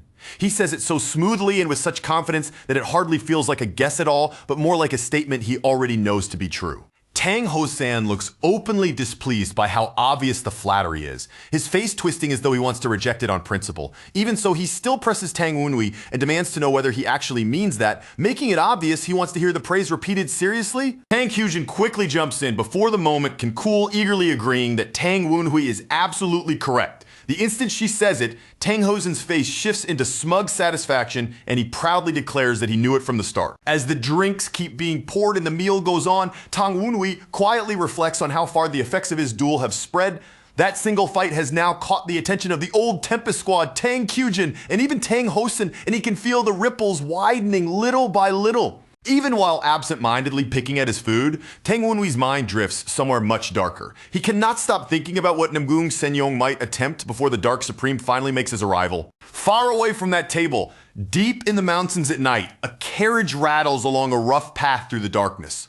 From inside it, a weary voice complains that the trip has gone on far too long, sounding thoroughly exhausted by the endless journey. Clinging to the outside of that moving carriage, a tiny wraith mutters under its breath that the destination is much farther away than it expected. Even the little spirit sounds drained, as if the sheer distance is wearing it down. The wraith grows increasingly uneasy as the trip drags on. It starts worrying that if they keep traveling this far, it could look as though they are trying to flee. And if that is what this ends up seeming like, it fears they might be killed for it. Then, at last, the carriage comes to a halt. The wraith perks up immediately and wonders if they have finally arrived at the place they were meant to reach. A veiled woman steps down from the carriage with her servant following closely beside her. As they look ahead at the compound before them, the servant quietly wonders whether the temple master is even there at all, since they came without sending any notice in advance. Watching from concealment, the wraith immediately recognizes the servant and is startled to realize he is the same man who poisoned the young master. The shock throws it off so badly that for a brief instant, it even mistakes him for the Temple Master himself. The moment the visitors pass into the compound, a flood of thick, dark yin energy spills outward from within. It rolls through the area in such a dense and sinister wave that the entire place feels wrong the instant one lays eyes on it. That sight sends the Wraith into immediate panic. Faced with such an ominous aura, it can only stare and wonder what in the world Namgung Senyu Eng is doing at a place like this. Then the doors slowly open, and from the darkness inside steps a hooded figure whose eyes glow unnaturally. In a strangely courteous tone, the figure greets the guests and politely remarks that their journey here must have been a difficult one. The hooded figure goes on to explain that the Temple Master personally sent them out to receive the visitors. Hearing that, the servant reacts with visible admiration, marveling aloud at how astonishingly far the Master's foresight seems to extend. With an eerie little flourish, the hooded attendant reveals a grinning female Jiangxi standing at their side and calmly invites the guests to enter. The words sound proper and welcoming, but the sight itself is unsettling enough to make the whole welcome feel grotesque. The Wraith is completely stunned when it realizes that this attendant is controlling a live Jiangxi. That kind of technique is difficult even for most alchemists to manage. So the idea that this person is supposedly nothing more than an attendant leaves it utterly shocked. In that moment, the Wraith understands that this is no ordinary sorcerer's residence. With every new thing it sees, its alarm only deepens. The little Wraith quickly realizes that merely reporting what it has witnessed so far may not be enough anymore. This place is clearly much more dangerous than it first appeared. So it steels itself and decides it has to gather even more information before leaving. Only with something more solid, it thinks, will the young master truly listen when it makes its request? Inside a shrine, a grotesque, monstrous-looking priest kneels before his god in prayer. In a voice full of desperation and hunger, he begs for brighter signs and more frequent oracles, pleading for clearer divine answers. A Jiangxi messenger suddenly arrives and announces that Madame Namgung has come. Temple Master Zhang does not hesitate for even a moment and immediately orders that she be brought in. As soon as she enters, Namgung Senyu offers her greeting to Temple Master Zhang. He takes one look at her and instantly concludes that she has only returned because something has gone wrong on her end. Temple Master Zhang scolds her with open greed and contempt, saying their god favors those who offer devotion constantly, not the kind of people who only come crawling back when they need something. His words drip with disdain, as though he has no respect at all for opportunists. Namgung Senyu, however, does not retreat in the slightest. In a cold, steady voice, she counters that a client who pays an unimaginably high price should still receive that god's favor. Then she opens the chest she brought, revealing that they are packed full of glittering orbs, with that dazzling wealth laid bare in front of him. She asks what their god would think of such a generous offering. The reaction is instant. Temple Master Zhang is so clearly tempted that he rises from his seat almost without thinking. His attention dragged toward the treasure before he can even pretend otherwise. Greed overtakes him almost immediately, and he blurts out that of course their god would favor someone this wealthy.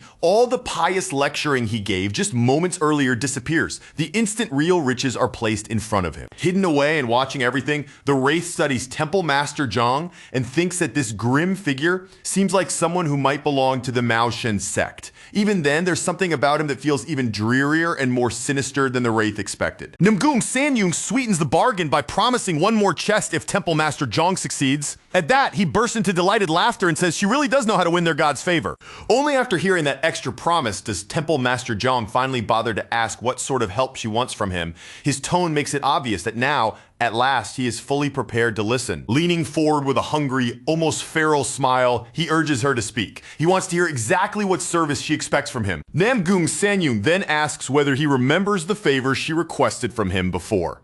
Her voice remains calm, but there is a sharp and dangerous edge underneath it. Temple Master Zhang replies that the brainwashing of the concubine's child is already in progress. He says it as though everything has been proceeding smoothly, with no reason at all for concern. But Namgung Senyu explains that matters have changed. What she wants now, she says, is something faster and far more certain. She admits that she once saw Tang Wenhui as nothing more than a disposable pawn she could use and discard.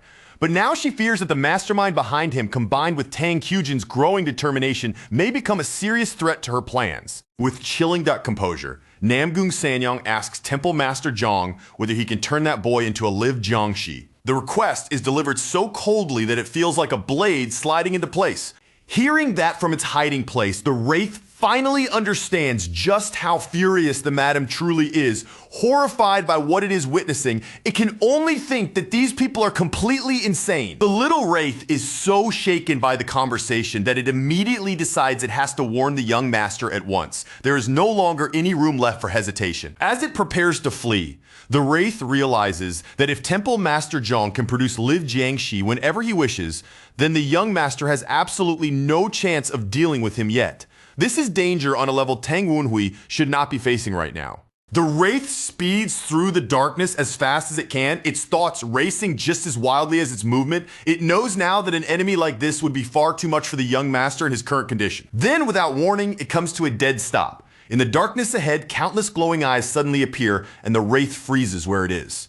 A heartbeat later, the truth hits it. Those lights belong to Beast Jiangxi, and they are already charging straight at it. The moment it sees that Temple Master Zhong can even create Beast Jiangxi, the Wraith instantly puts together a crucial piece of the puzzle. In that instant, the truth behind this place becomes far clearer. It identifies the organization as Black Bone Ghost Valley, and realizes that a Mao Shan faction has aligned itself with the Heavenly Demon Divine Cult. That conclusion makes the entire situation feel even more dangerous and dire than it already did. Back inside the shrine, Temple Master Zhong calmly remarks that Madame Namgung seems to have been followed. The way he says it makes one thing clear right away. He already knows that someone has been watching everything. Temple Master Zhong narrows his eyes and points out that sending wraiths for something like this is far from normal. From that fact alone, he judges that the person backing the concubine's child is not some minor schemer, but a much more dangerous mastermind than they originally thought. The instant Namgung Senyong hears that assessment, the calm look on her face cracks. Alarm flickers across her expression, and she hurriedly offers yet another box of payment, clearly desperate to keep Temple Master Zhong firmly on her side. Temple Master Zhong brightens at the mention of a higher reward and accepts it on the spot without the slightest pause. Then, with greed laid bare in his voice, he demands two things at once: the name of the hidden mastermind and that the concubine's child be transformed into a genuine Liv Jiangxi. With the bargain now locked in, Temple Master Zhong agrees to move forward and says they will hunt down the brazen mastermind who dared poke around their territory. The way he says it makes it sound less like a job and more like he is eagerly setting loose a predator. As Namgung Sanyuang watches without a word, Temple Master Zhong calls for one of his fastest subordinates. The command is issued with immediate urgency, and the atmosphere in the room tightens at once. Before long, a massive warrior steps forward wrapped in heavy armor from head to toe, with strange runes carved all across his body. He lowers himself respectfully and asks in a steady voice why he has been summoned. Temple Master Zhong wastes no time and gives the order immediately. He commands the Death Swordsman to capture the escaped wraith and use it to track down the sorcerer, controlling it, every word delivered with cold, exact precision. The swordsman accepts the mission without even a flicker of hesitation. Behind him, Temple Master Zhong and Namgung Sanyung simply watch in silence, both clearly expecting him to bring back results. Then, in the very next moment, the Death Swordsman launches himself up into the night sky. He moves like a black bolt fired through the darkness, cutting through the air as he races after his target. Perched atop a rooftop, he pauses just long enough to study the chase unfolding below. Even the Beast Jiangxi still have not managed to catch the wraith, and with a low acknowledgement, he admits the creature is more nimble than he first expected. Then he prepares himself in earnest. Bringing his hand up, he bites into his own fingers and uses the fresh blood to activate the runes inscribed along his arm. As that power surges through his body, his focus sharpens completely. Empowered now, he fixes himself wholly on the hunt, as if every other distraction has dropped away. Meanwhile, the fleeing wraith suddenly senses something deeply wrong closing in behind it. The energy is so unnatural and so disturbing that a chill runs straight through its tiny body. It whips around at once and sees the source, monstrous Beast Jiangxi, crashing after it in full pursuit. The sight alone makes its panic flare even harder. Terrified out of its mind, the wraith screams at the top of its lungs for the young master to run.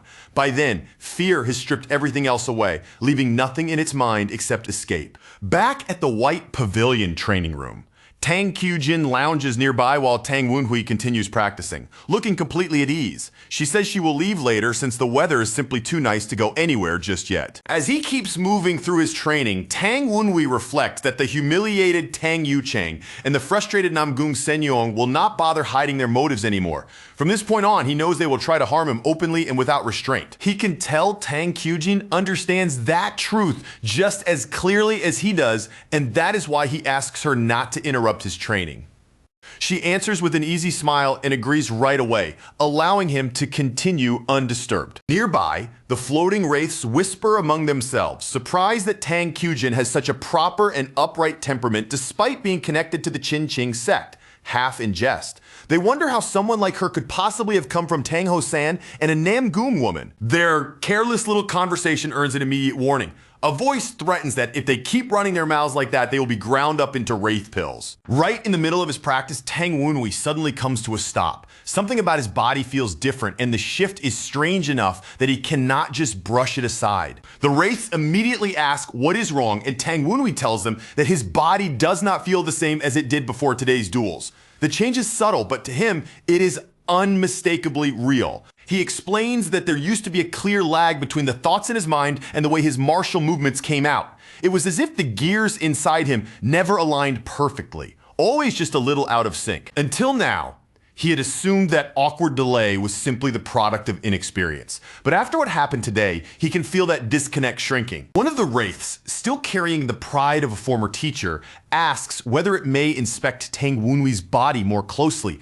Tang Wunhui calmly nods and gives permission without resistance. At once, several wraiths drift in and begin circling around him from all directions. They examine him so closely and so thoroughly that it almost feels as though they are peeling through his body layer by layer. After a brief inspection, one of them asks whether Tang Wunhui understands the idea of accumulated merit. Then, before any confusion can set in, it quickly adds that this is not the same thing as internal energy. The wraith continues, explaining that internal energy can grow through similar forms of training, but accumulated merit follows a different principle altogether. It changes according to the practitioner's enlightenment, bloodline, and natural disposition. Tang Wunhui thinks over that explanation and then puts it into his own words, saying that accumulated merit is shaped by the practitioner's image, the identity that person embodies, more than anything else that seems to be what defines it. The wraith nods and says that is exactly right. Even arts that steal the internal energy of others, it explains, will still eventually reflect the nature of the one using them. Then the wraith points out that Tang Wunhui's situation is unusual. The accumulated merits connected to Tang Wunhui's body and the newer ones born from the young master's own existence are different in nature, and that mismatch is what created the delay he had been feeling. Now that the lag is beginning to disappear, the wraith believes Tang Wunhui's original merits and the young master's own are finally starting to move into harmony. The rough friction between them is slowly settling down. Hearing that, Tang Wunhui immediately understands what it truly means. He is finally beginning to accept Tang Wunhui's identity as his own. And because of that, those accumulated merits are starting to align. He admits that on a conscious level, he had always told himself this body belongs to him now. But deep down, in the part of the mind that does not lie, he had still been treating Tang Wunhui's body as though it were someone else's. After the duels, however, something inside that mindset began to change. Instead of feeling as though he was merely borrowing Tang Wunhui's body, he had started using martial arts simply as himself. His encounters with Tang Kyujin and Tang Hosan, two people who had always treated Tang Wunhui like an afterthought, are gradually tearing down that buried inner wall. Little by little, that subconscious distance is fading away. Wanting to know just how far this change has gone, Tang Wunhui asks how much the assimilation has progressed. The wraith estimates it at around 40%, hinting that the advantages will only grow as that number rises. The wraith assures him that the more complete the assimilation becomes, the more easily his martial development will accelerate. Tang Wunhui accepts that answer immediately, because for him, that alone is enough. At that moment, Tang Wunhui quietly reaches a conclusion of his own. If he wants to grow in mystic arts, then harmony between body and soul is not just helpful, it is absolutely essential. He becomes certain that as Tang Wunhui's body and Yan Wunhui's soul continue to fuse more completely, his mystic power will someday recover all the way back to the peak he possessed in his previous life. From off to the side, Tang watches him train with relentless concentration and cannot help thinking about how drastically he has changed. He carries himself with far more confidence now, and his dedication to martial arts no longer looks forced at all. It feels completely genuine. That realization leaves a sting in her chest. Even while admiring how far he has come, she aches at the thought of the hardships that must have pushed him into changing this much, and she cannot stop herself from worrying. In Tang Kyujin's eyes, Tang Wunhui looks like someone finally building a castle of his own. Not a literal fortress of stone and walls, but a personal stronghold made of strength, resolve, and a foundation that belongs to no one but him. And she can already tell that castle is only going to become stronger from here. What he is building still has not even reached its final shape. But Tang Kyujin also knows one cruel truth all too well. Her ruthless mother will never sit quietly and politely wait for Tang Wunhui to finish building that strength. Then, just as she expected, a sudden omen makes her jolt. In an instant, she senses something dark and ominous drawing near. A thick fog begins to roll across the training grounds, swallowing the space little by little. In the middle of that encroaching haze, Tang Wunhui stands ready, already facing whatever is about to emerge. The wraiths recognize it immediately and cry out that it is ghost fog.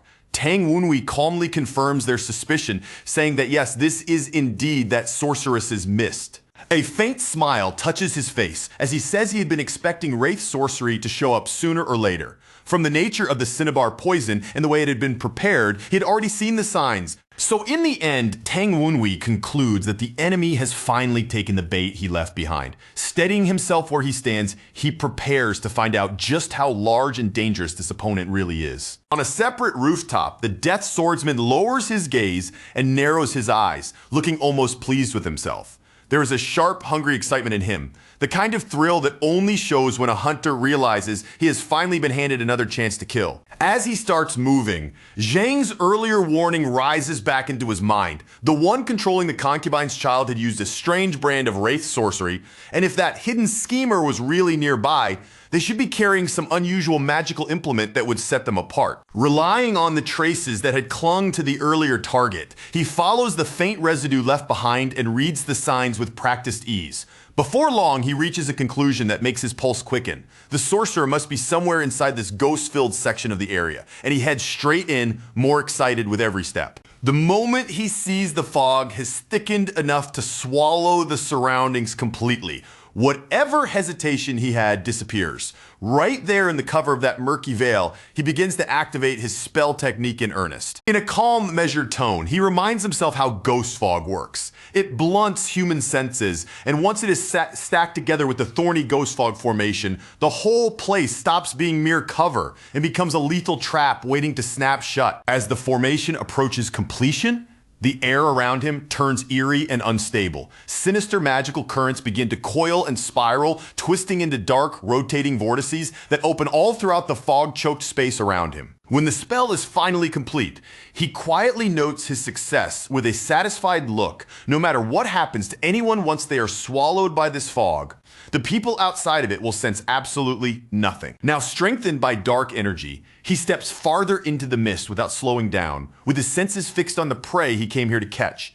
He starts searching properly, every movement carrying a colder, more focused intent. Then something inside the fog catches his eye and makes him pause. A glowing line of connection is stretched out in the mist, and to his surprise, it runs straight toward Tang Wunhui. His brow tightens at once. The lingering trail from the wraith is not guiding him towards some hidden mastermind at all. It is leading directly to his secondary target, instead the concubine's child. That is enough for him to piece the trick together immediately. The real mastermind must have deliberately severed the wraith's original connection, leaving only the boy behind as the one who would trigger the technique. Meanwhile, Tang Wunhui puts on an utterly convincing performance, acting as though the sudden flood of fog has thrown him into panic.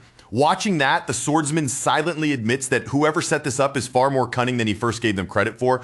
Even so, he reaches a quick conclusion. If he seizes the concubine's child, that alone should be enough to drag the hidden mastermind out into the open, so he starts closing the distance without delay. Certain that ghost fog has already robbed Tang Wunhui of sight and awareness, he advances with grim confidence. In his mind, he is already planning the next step, turning the boy into a living Jiangshi. But right before he can act, the situation explodes apart. Tang Kyujin suddenly bursts into the mist and charges straight at him before he can properly react. The appearance of a second combatant inside the fog catches him completely by surprise. For the briefest instant, the composure he had been maintaining cracks right across his face. Tang Kyujin wastes none of that opening. Already moving at full speed, she drives straight into him and slams him with a savage strike that lands with all the force of her momentum behind it. Her blow hits so fast and so hard that it sends him flying back through the fog. From nearby, Tang Wenhui blurts out in disbelief and satisfaction that they have just managed to hook a very big fish. With a single glance, Tang Wenhui reads the situation clearly.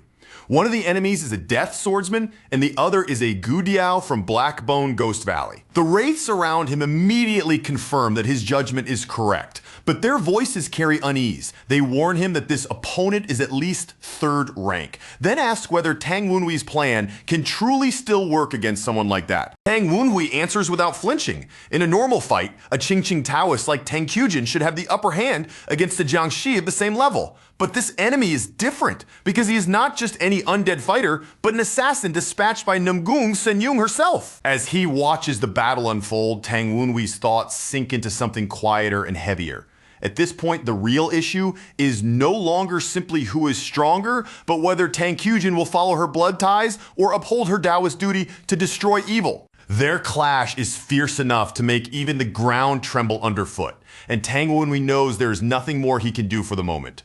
All he can do now is place his trust in the choice Tang Kyujin is making right here and now. After suffering several punishing blows, the battered swordsman finally recognizes the sword energy cutting into his body. The moment he feels it clearly, he realizes that this troublesome power belongs to the Qingqing style. A beat later, he identifies the one attacking him. It is Tang Kyujin, the Qingqing Taoist, currently stationed with the Nine Dragons Division, and the discovery leaves him genuinely unable to understand why she would be here in a place like this. Even while he throws out another attack, he tries to speak to her and open the door to negotiation. The way he does it makes his intent obvious. He is hoping he can talk his way out of this fight before it gets worse. Tang Kyujin crushes that idea instantly. She shouts that she has no interest in listening to a demon, and without giving him even a heartbeat of relief, she drives forward again. Her voice turns fierce with fury as she screams for the Jiangxi to die once more. At the same time, her blade tears into him, and a sharp cry of pain bursts uncontrollably from his throat. She follows up without mercy, and the sheer weight behind those strikes hurls him backward through the mist again. His body is sent skidding and reeling as he struggles to recover his footing. Grinding his teeth in frustration, he curses under his breath. Their attributes are horribly mismatched for him, and because of that, he is trapped in a fight where the disadvantage is clearly on his side. But there's something bothering him even more than the bad matchup. If he truly fights back with everything he has and badly injures Tang Kyujin, then the arrangement they made with Madame Namgung could be ruined on the spot. That thought alone is enough to make his stomach twist. In his mind, he can already picture his enraged master punishing him for that failure, and the image is so vivid it feels like torment before it has even happened. Backed into a corner at last, he gives up on holding back. With caution cast aside, he lunges straight at Tang Kyujin head on, choosing to force the clash rather than keep retreating. Tang Kyujin answers him immediately by releasing her sword art, the lightning-severing quick blade. Her movements turn razor-sharp and explosive, and she meets his frontal charge without yielding an inch. She bellows at him to stop thinking and just die already, and the instant those words leave her mouth, crimson blade light comes crashing down over him in a relentless storm of slashes. By the time he staggers back from that barrage, his body is streaked with blood and covered in fresh cuts. Alarm begins to rise in him for real, because if this continues, he may actually die in this place. That realization drives him to a final conclusion. If death is waiting for him no matter what, then there is no reason left to restrain himself anymore, not even for the sake of the fact that Tang Kyujin is Namgung Sanyung's daughter. The moment those words reach her ears, Tang Kyujin's body stiffens ever so slightly. Even so, her gaze does not falter, and the focus in her eyes never leaves him. The swordsman misreads that tiny reaction as hesitation. Convinced that she is wavering because she refused to hear him out, he blames her for it and prepares to bring out the trump card he had kept in reserve. A frightening surge of power suddenly erupts from within him as he drives it through his body. The aura surrounding him begins to twist and distort, changing into something far more monstrous than before. Then, that power bursts outward all at once. Talisman papers whip violently through the air, and the unmistakable signs of a major technique explode into view around him. Under the influence of that technique, he launches himself forward again. This time, his body moves with a terrifying new burst of speed that makes his charge far deadlier than before. Fully empowered by his ghost enhancement technique, he looms over Tang with an enormous, grotesque presence. At that point, he looks less like a man and more like some savage beast wearing a human shape. Tang lifts her eyes toward his enlarged, towering form, and the sight of it shocks her badly enough that a curse slips out under her breath before she can stop it. He does not give her even a moment to recover from that shock. With ruthless timing, he drives that enhanced attack straight down at her. Even in the middle of the swing, he speaks to her. He tells her to stand down if she does not want to be hurt, insisting that all he is doing is carrying out Nimgung Sanyong's will. Tang braces herself and steadies her breathing, forcing her heart to remain firm. She warns herself not to waver now, because she already knew from the very beginning that this was her mother's will. Instead of faltering, she hardens that resolve even further. She swears that she will defeat him here and drag the mastermind hiding behind him out into the light. As anti-demonic power smashes into the beast-like Jiangshi, Tang plants herself firmly and makes her vow aloud. She will stop her mother before she can stray any farther down this path. Infuriated that she is still resisting him, the Jiangshi charges again with open rage. As he comes at her, he sneers at how unbelievably stubborn this woman still is. Their clash erupts with explosive force, the impact blasting shattered stone and clouds of dust out in all directions. Right in the middle of that violent spray, Tang and the Jiangshi keep exchanging one crushing blow after another without letting up. The Jiangshi clicks his tongue in open irritation, clearly fed up that this woman still refuses to go down. At the same time, a darker worry starts creeping in, because the longer this fight drags on, the worse things are going to get for him. Even with the thorny ghost fog formation still wrapped around the battlefield, he cannot relax. Before long, either the Righteous Wind Squad might notice the disturbance, or even worse, the hidden sorcerer manipulating everything from the shadows might catch on first. The moment he realizes this battle will swing against him as soon as the fog starts to thin, he makes up his mind. He decides to call in the Gudiao, still absolutely determined to kill the concubine's child before anything else has the chance to interfere. At his command, the Gudiao is summoned at once. The monstrous creature appears with its long, dragon-like body twisting into view, filling the scene with a grotesque, unnatural presence. With a harsh, grating screech, it shoots upward into the night sky. As it circles overhead, it begins pulling in the surrounding ghost fog, drawing the murky energy toward itself. One of the spirit companions quickly reports to the young master that he has already prevented the Gudiao from releasing any additional ghost fog into the area.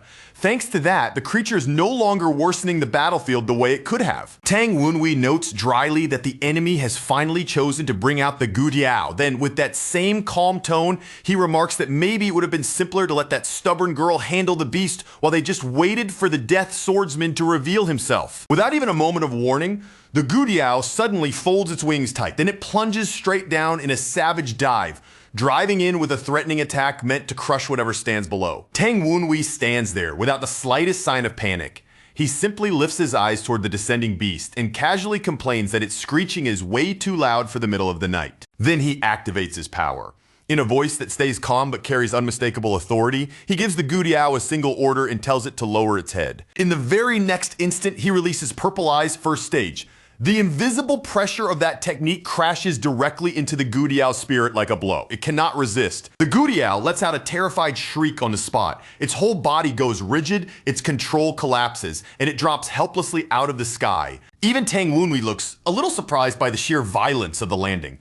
The beast slams into the ground so hard that the crash feels excessive even by his standards. Seeing the creature stuck there head first, he cannot help making a joke out of it.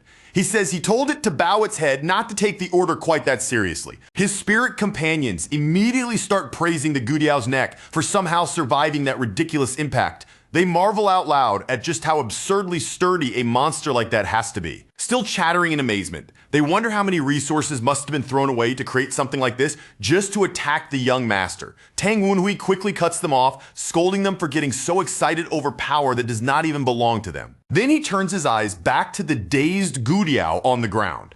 Looking at it with open mockery, he orders it to get back up and addresses it with a sneering little nickname, Birdhead. Shifting his gaze toward the Jiangshi, Tang Wunhui calmly gives him two choices. He asks whether the Jiangshi would rather fight the Gudiao or fight him instead.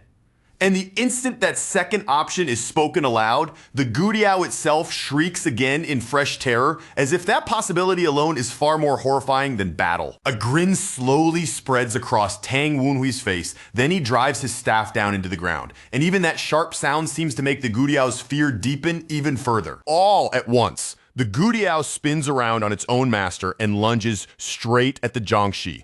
The betrayal happens so suddenly that the Jiangshi is left staring in shock as the beast turns on him without warning. As the Gudiao tears into him with claws and fangs, the Jiangshi is thrown into total confusion. He cannot tell whether he has somehow lost control of the creature himself or whether the hidden sorcerer has stolen the beast away from him. That possibility strikes him like a blow. If someone else has really taken the Gudiao from his control, then the mastermind sorcerer must be somewhere nearby, and that thought leaves him deeply shaken. And in the brief moment that fear pulls his attention away, Tang Kyujin rushes in from behind. She comes at him like a storm made of pure blade intent, closing the distance in an instant. She attacks with a nearly cheerful kind of bloodlust that makes the scene even more unsettling.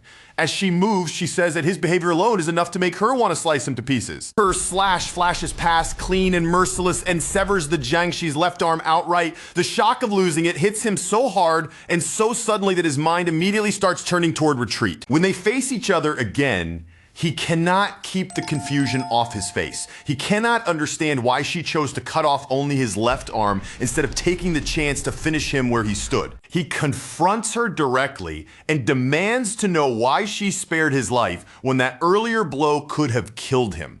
In his mind, the answer seems obvious. She must still be holding herself back because of Madame Nemgung. Tang Kyujin rejects that assumption without hesitation. She flatly denies that she is showing any restraint at all and declares that she intends to tear him apart so he can repent for every crime he has committed. Then a crazed smile spreads across her face, making her words sound even more chilling.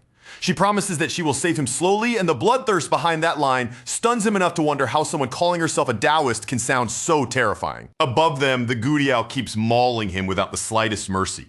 Another pained scream bursts out of the Jiangshi's mouth as the beast continues tearing into him. Now completely enraged, he curses the bird-brained Gudiao out loud. He cannot understand why the very creature that had been spreading ghost fog just moments ago is suddenly behaving so strangely in front of Tang Wunhui. Realizing that his first priority now has to be wiping out the ghost fog that still remains, he forces himself to steady his footing, then he sets his body into the stance of the alone in world style. Tang Kyujin answers that immediately by unleashing evil extermination / barrage. Spiritual blade light cuts across him from every direction, crossing and overlapping until he is boxed in on all sides by intersecting slashes. That technique rips away the ghost fog enhancement clinging to his body. In an instant, the extra advantage he had been relying on is stripped from him completely. The second he realizes those buffs are gone, the Jiangshi understands the truth of the situation. If he stays here any longer, it will be suicide.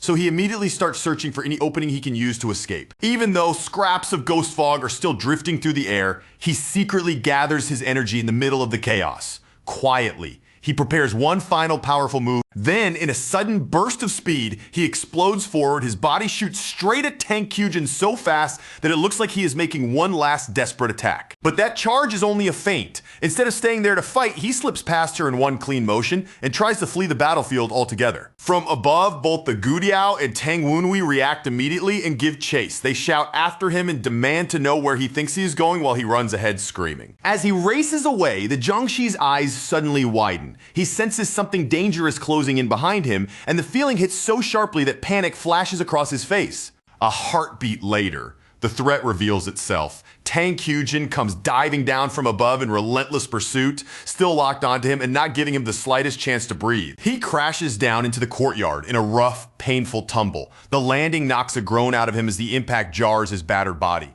Tang Kyujin is on him again. The instant he hits the ground, she charges without delay, her blade already raised and ready to cut him down before he can recover. Breathing hard now and looking clearly worn out, the Jiangshi hides one last trick in his hand. Without drawing attention to it, he curls his fingers around a returned talisman bead. Her attack slams into the ground at the exact moment he activates the talisman. The timing is so tight that he escapes the strike by a hair. She rushes him again immediately, refusing to let up for even a second. Meanwhile, he throws everything he has left into preparing a full escape. Wrapped in swirling energy, the Jiangshi forces the talisman's power into motion. The energy coils around him as he draws on the bead with desperate urgency. Tang Kyujin's slash cuts through nothing but empty air. In the very place where he had been standing a moment earlier, a vortex opens and spins in his place. In that instant, Tang Kyujin realizes the Jiangshi has already slipped through her grasp. The sharp change in her eyes makes it obvious that she understands exactly what just happened. As the truth settles in, she sees the whole sequence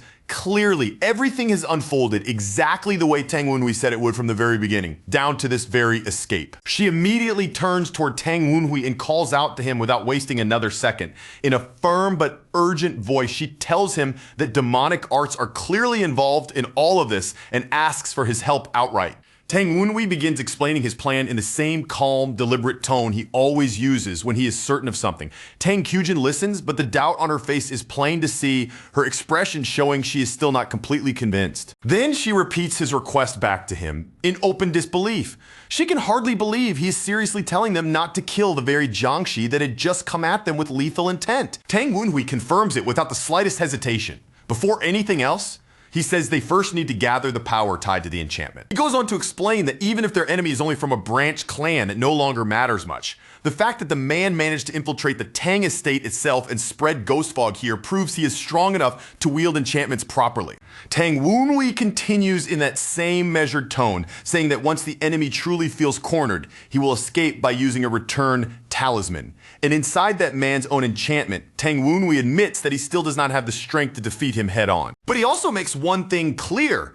If they can drive that Jiangshi outside the protection of his enchantment, then dealing with him there should become possible. Only then does Tang Wenhui reveal what he is really after. He says plainly that his goal is to expose the one controlling the Jiangshi who attacked the Nine Dragons division. The moment she hears that, a chill runs through Tang Kyujin. If Tang Wenhui's deduction is correct, then the Jiangshi standing against them was sent by none other than her own mother. That possibility clearly unsettles her. In a low, uneasy voice, she asks him what he intends to do if she ends up choosing her mother's will instead. Tang Wenhui answers her immediately without pausing to soften it. If that is the choice she makes, then he says he will simply accept that he lost their contest of wits. Those words strike Tang Kyujin much harder than she expects. In the way he says it, she suddenly sees the kind of duty, pride, and bearing that should belong to someone of the Tang clan. That realization leaves her visibly shaken. In that quiet moment, she starts questioning herself and reevaluating exactly where she stands. By now, one thing is plain. After everything Tang Wenhui has endured, he has come to view the Tang clan as a place built on deceit, appearances, and lies. And yet, Tang Kyujin quietly makes up her mind. She resolves to show him that the Tang clan is not made of nothing but falsehood. And with that resolve in her heart, she decides to keep going just a little farther. At that exact moment, the beast-like Jiangshi she fought earlier appears before her once again. Its arrival fills the air with a shrill, ugly screech that cuts straight through the night. Tang Kyujin looks honestly startled to find that the Gudiao is still here. And the creature itself reacts just as strangely, letting out nervous cries the instant it senses her presence. Elsewhere, a streak of light slices through the forest darkness and rushes toward a distant structure. It follows the exact path taken by the fleeing Jiangshi. The wounded Jiangshi finally reappears outside the estate. He drops down hard, landing with the heavy, unsteady weight of someone who has already been pushed close to his limit. He curses under his breath, furious over the failure and even more enraged that he has been driven into retreat after missing his target. He knows full well that even if he reattaches his severed arm, it will not undo the disaster he has created. What weighs on him even more is the loss of the Gudiao. Once security around the Nine Dragons division tightens after tonight, he knows there's no chance his master will overlook a failure on this scale. His anger boils over completely. Rather than blame himself, he throws all of it onto that cursed woman who stepped in and ruined everything. Then, without warning, Tang Wunhui appears right in front of him. With cool mockery, he asks why the Jiangshi stopped just outside the estate instead of running much farther away. The Jiangshi panics on the spot. He is clearly shaken that they managed to track him down this quickly. The moment he recognizes Tang Wunhui as the bastard son, his confusion deepens. Of all people, he cannot understand how this man managed to follow him all the way here. His thoughts immediately jump back to the hidden sorcerer. If someone was capable of stealing control of the Gudiao from him, then that same person could just as easily have discovered the life gate of the thorny ghost fog formation. But then his thinking shifts. Instead of seeing only danger, he starts convincing himself that this may actually be his chance to recover the situation by capturing the bastard's son. He tells himself that if he can take Tang Wunhui alive, then he can force the sorcerer's identity into the open and maybe even reclaim the Gudiao he lost. Then his eyes catch the spectral energy gathering behind Tang Wunhui, along with the ghostly shape looming there. At first glance, he assumes some wandering spirit must have attached itself to the young man. And yet, the feel of that eerie energy is disturbingly familiar. It hits the Jiangshi with the kind of recognition that makes his skin crawl before his mind can even process why. Wrapped in purple eyes and cloaked in ghostly force, Tang Wunhui speaks with chilling calm. He remarks that Namgung Senyong must have become truly desperate if she was willing to join hands with Blackbone Ghost Alley. The Jiangshi is visibly stunned by that statement. The alliance Tang Wunhui just named was supposed to be secret, yet somehow he knows about it. Tang Wunhui merely pretends not to understand why the man is so shocked. As he speaks, the dark, swirling energy around him thickens and coils more heavily around his body. The Jiangshi starts stammering, despite himself fear creeping into his voice. There is something about Tang Wunhui's presence now that feels terrifying on a deep, instinctive level. Then it finally clicks for him. The instant he understands what kind of power he is really looking at, panic takes full hold of him. Tang Wunhui no longer bothers to conceal it. He lets the ominous, ghostly shroud around him manifest fully, revealing exactly what he has been carrying. The figure behind him becomes unmistakably clear. Draped over his body like a sinister shadow with a will of its own is the evil ghost war robe. Tang Wunhui notes that the Jiangshi clearly recognizes the robe and even calls him an old-timer over it. The artifact is the evil ghost war robe. The Jiangshi remembers all too well that 10 years ago, everyone in Blackbone Ghost Valley knew this very weapon by reputation. It was feared as the chaos-bringing armament of the little heavenly demon, Yeon Wunhui. Horror spreads across his face as he blurts out whether that spectral energy is truly an evil ghost. Then, in the same breath, he demands to know why Tang Wunhui, of all people, possesses such a thing. Tang Wunhui answers him in a cold, flat voice that leaves no room for hope. He says he has no intention of explaining anything to him. Instead, Tang Wunhui says that he is the one who has many questions to ask. The Jiangshi, still trying to sound defiant through his fear, snaps back that he is not going to answer any of them. Tang Wunhui replies as if that much was completely obvious from the start. Of course, he says, those answers are not going to come out right now. Then a dark, unsettling smile slowly creeps across his face. With that expression, he says they can have that conversation after the Jiangshi is dead. At those words, fear grips the Jiangshi even tighter. If Tang Wunhui really is the cult heir bound to that terrifying power, then a single strike might be enough to kill him where he stands.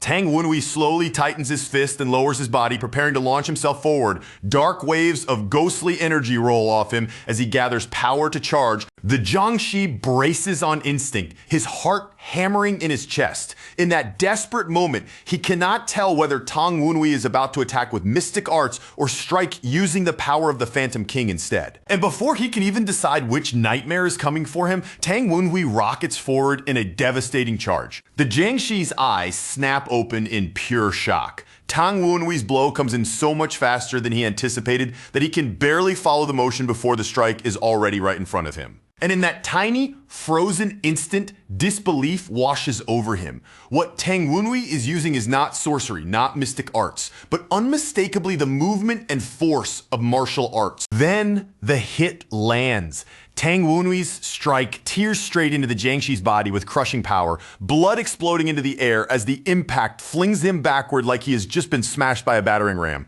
A heartbeat later, his body crashes into a tree far in the distance. The collision is so violent that it gouges out a massive crater, splintering the trunk and wrecking the ground around it. For a brief second, he remains suspended there in the shattered wreckage. Then, slowly and stiffly, he begins to rise from the place where he slammed down. As he steadies his breathing and forces himself upright, recognition suddenly dawns on him. That attack, it was Tempest Dance, one of the hidden techniques of the Nine Dragons division. He replays the exchange in his mind and realizes it again with growing certainty. Tang Wunhui truly used martial arts, not mystic arts, and that realization makes a strange, almost hopeful smile creep across his face. Then he starts to laugh. In his mind, that settles it. Tang Wunhui cannot be the real cult heir, because the one he remembers was said to be completely unable to use martial arts and terrifying enough to crush him with a single finger. With that conclusion strengthening his nerve, he gathers a dense, dangerous mass of sorcery into both hands. As the power swells, he declares that Tang Wunhui is nothing more than a counterfeit, a fake imitating the cult heir's power. In the very next instant, he drives that gathered force downward. A massive wave of purple energy erupts from above and crashes toward Tang Wunhui. Even as he unleashes it, the Jiangshi names the technique himself. He calls it the solitary chains of binding, a weapon art said to have been created personally by the cult heir. Tang Wunhui only clicks his tongue at that. Almost casually, he remarks that the last attack barely missed, then smugly adds that this only proves he is a genius, not some kind of monster. That easy confidence makes the Jiangshi hesitate all over again. Doubt creeps back into his mind as he starts wondering whether Tang Wunhui really could be the cult heir after all, and if that is true, how he could still be alive while also using martial arts. Tang Wunhui sees that confusion written plainly across his face with a cool, unreadable expression. He points out that things must be very hard for him to understand right now. Then, in a tone that sounds almost openly mocking, he adds that whether he is or is not the person the Jiangshi remembers should not even be the man's biggest concern at the moment. Tang Wunhui presses the point even further. He asks him flatly whether he really thinks he has the luxury to be worrying about that right now. At those words, the Jiangshi's mind sharpens. If this battle drags on much longer, the Righteous Wind Squad, or worse, Namgung Sanyong could arrive, and that means he has to finish this decisively before anyone else gets involved. He quickly understands that running is no longer an option. No matter what fear still lingers in his heart that Tang Wunhui may truly be the cult heir, he has no choice but to silence him here and now. Meanwhile, Tang Wunhui stands there looking completely at ease. In an almost lazy voice, he asks why the Jiangshi still has not made his move. Then the mockery turns sharp. With open contempt, Tang Wunhui says the standards for dead swordsmen must have fallen terribly low if someone dragging around a Gu Diao could still get promoted, and he dismisses him outright as incompetent. That insult lands like a spark in dry grass. In an instant, the Jiangshi is swallowed by rage. But Tang Wunhui still is not done. He casually wonders aloud if he should just head back now, since a useless opponent like this probably does not know anything worth hearing, and that only drags another furious curse out of the Jiangshi. Grinding his teeth so hard it looks like they might crack, the Jiangshi makes his decision. Even if it burns away what little lifespan he has left, he will make Tang Wunhui pay for those words. With a savage roar, he hurls himself forward. This time, he charges in with everything he has. Watching him come, Tang Wunhui sounds almost amused. Calmly, he notes that his opponent is finally ready to commit to an all-out attack. The Jiangshi's energy beam rips violently through the forest ahead of him. Trees, earth, and air are all torn apart as he carves a path forward, clearly trying to force even more distance between the two of them. Tang Wunhui sees through the move immediately. The Jiangshi is not only attacking, he is trying to drag the fight farther away from the estate to buy himself time, and Wunhui decides on the spot that he cannot be allowed to escape. So Tang Wunhui finally resolves to use the test techniques he had deliberately held back when fighting Tang Qujin. The next second, he shoots after the Jiangshi like a blazing streak of force. When the two powers collide, the impact is violent enough to tear the battlefield apart. Rock, soil, and the surrounding terrain explode outward in every direction under the force of the clash. As the dust slowly settles, the Jiangshi catches his breath and starts to think he may have overdone it this time. If Tang Wunhui is really dead, then now he has no choice but to go retrieve what he assumes is the corpse. He trudges toward the crater, thick smoke still pouring out of it. While walking, he grumbles to himself that at the very least, Tang Wunhui's endless talking really did resemble the real cult heir. But the moment his hand reaches toward the robed figure in the smoke, Tang Wunhui suddenly speaks. From inside that haze, he calmly says that now, at last, he finally feels relieved, completely unharmed. Tang Wenhui grabs the Jiangshi by the arm without the slightest urgency. Then he remarks that if the man truly wanted to rest, he should have used his return talisman to get much farther away before stopping. And the Jiangshi can only stare in stunned disbelief at the realization that all of his attacks accomplished absolutely nothing. Tang Wenhui mocks him again, asking how blows that weak were ever supposed to recover his corpse. Those words send panic shooting through the Jiangshi's mind as he starts wondering whether the robe in front of him really is the cult heir's evil ghost war robe. The Jiangshi can only scream in denial. He flatly refuses to believe what he is seeing. Even so, Tang Wenhui remains where he is and takes another full power burst head on. The impact makes the ghost robe flare outward and shatter violently around him, yet beneath it, his actual body remains completely untouched. A deeper dread starts crawling over the Jiangshi. He realizes that he has already overloaded his demonic essence to strengthen those attacks, and even after pushing himself that far, he still cannot inflict a single meaningful wound on Tang Wenhui. All he can do now is watch in horror. His relentless barrage keeps slamming into Tang Wenhui again and again, but none of it produces the slightest real result. Through all of it, Tang Wenhui stays perfectly calm. In a casual voice, he remarks that attacks at this level would take an eternity to turn him into even a corpse. Driven into raw frustration, the Jiangshi spits out a curse, calling Tang Wenhui a damned brat. Then he throws a punch carrying every last scrap of power he can still force out. At that moment, Tang Wenhui calmly declares that the defensive performance of the evil ghost war robe has now been fully tested. And with that, he says it is time to test the robe's offensive power as well. The next instant, he launches a strike wrapped in thick, concentrated purple force that blow slams directly into the Jiangshi's torso. The impact is so heavy that it sends him flying backward through the air. A concentrated beam of purple energy surges after him through the forest, racing in the wake of the hit and carving a glowing path straight through the trees. Then, all at once, everything goes still. The battlefield falls silent, and far off in the distance, only a collapsed silhouette can be seen lying there. Battered and sprawled across the ground, the Jiangshi forces himself to think back on Tang Wenhui's last strike. As he does, he realizes it has revealed something important. He concludes that Tang Wenhui's attacks are not powerful enough to kill him easily, and to the Jiangshi, that means Tang Wenhui himself is weaker than expected. In his mind, that leaves him one remaining chance. If the evil ghost war robe disappears, once Wenhui's mystic energy runs dry, then this fight may still be winnable. As though he can see straight through that thought, the robe Tang Wenhui immediately taunts him. He suggests that the Jiangshi must be planning to do nothing but wait for the evil ghost war robe's duration to run out. Tang Wenhui then tells him that he came prepared for exactly this kind of battle. After all, he already knew from the beginning that the Jiangshi was from Blackbone Ghost Valley. Even hearing that, the Jiangshi only sneers back at him. He mocks Tang Wenhui for acting so arrogantly just because he happens to be wearing the evil ghost war robe. The Jiangshi fixes the man in robes with a vicious glare, eyes burning with suspicion, and demands to know what kind of preparations he could have possibly made to stand his ground against the Jiangshi in the first place.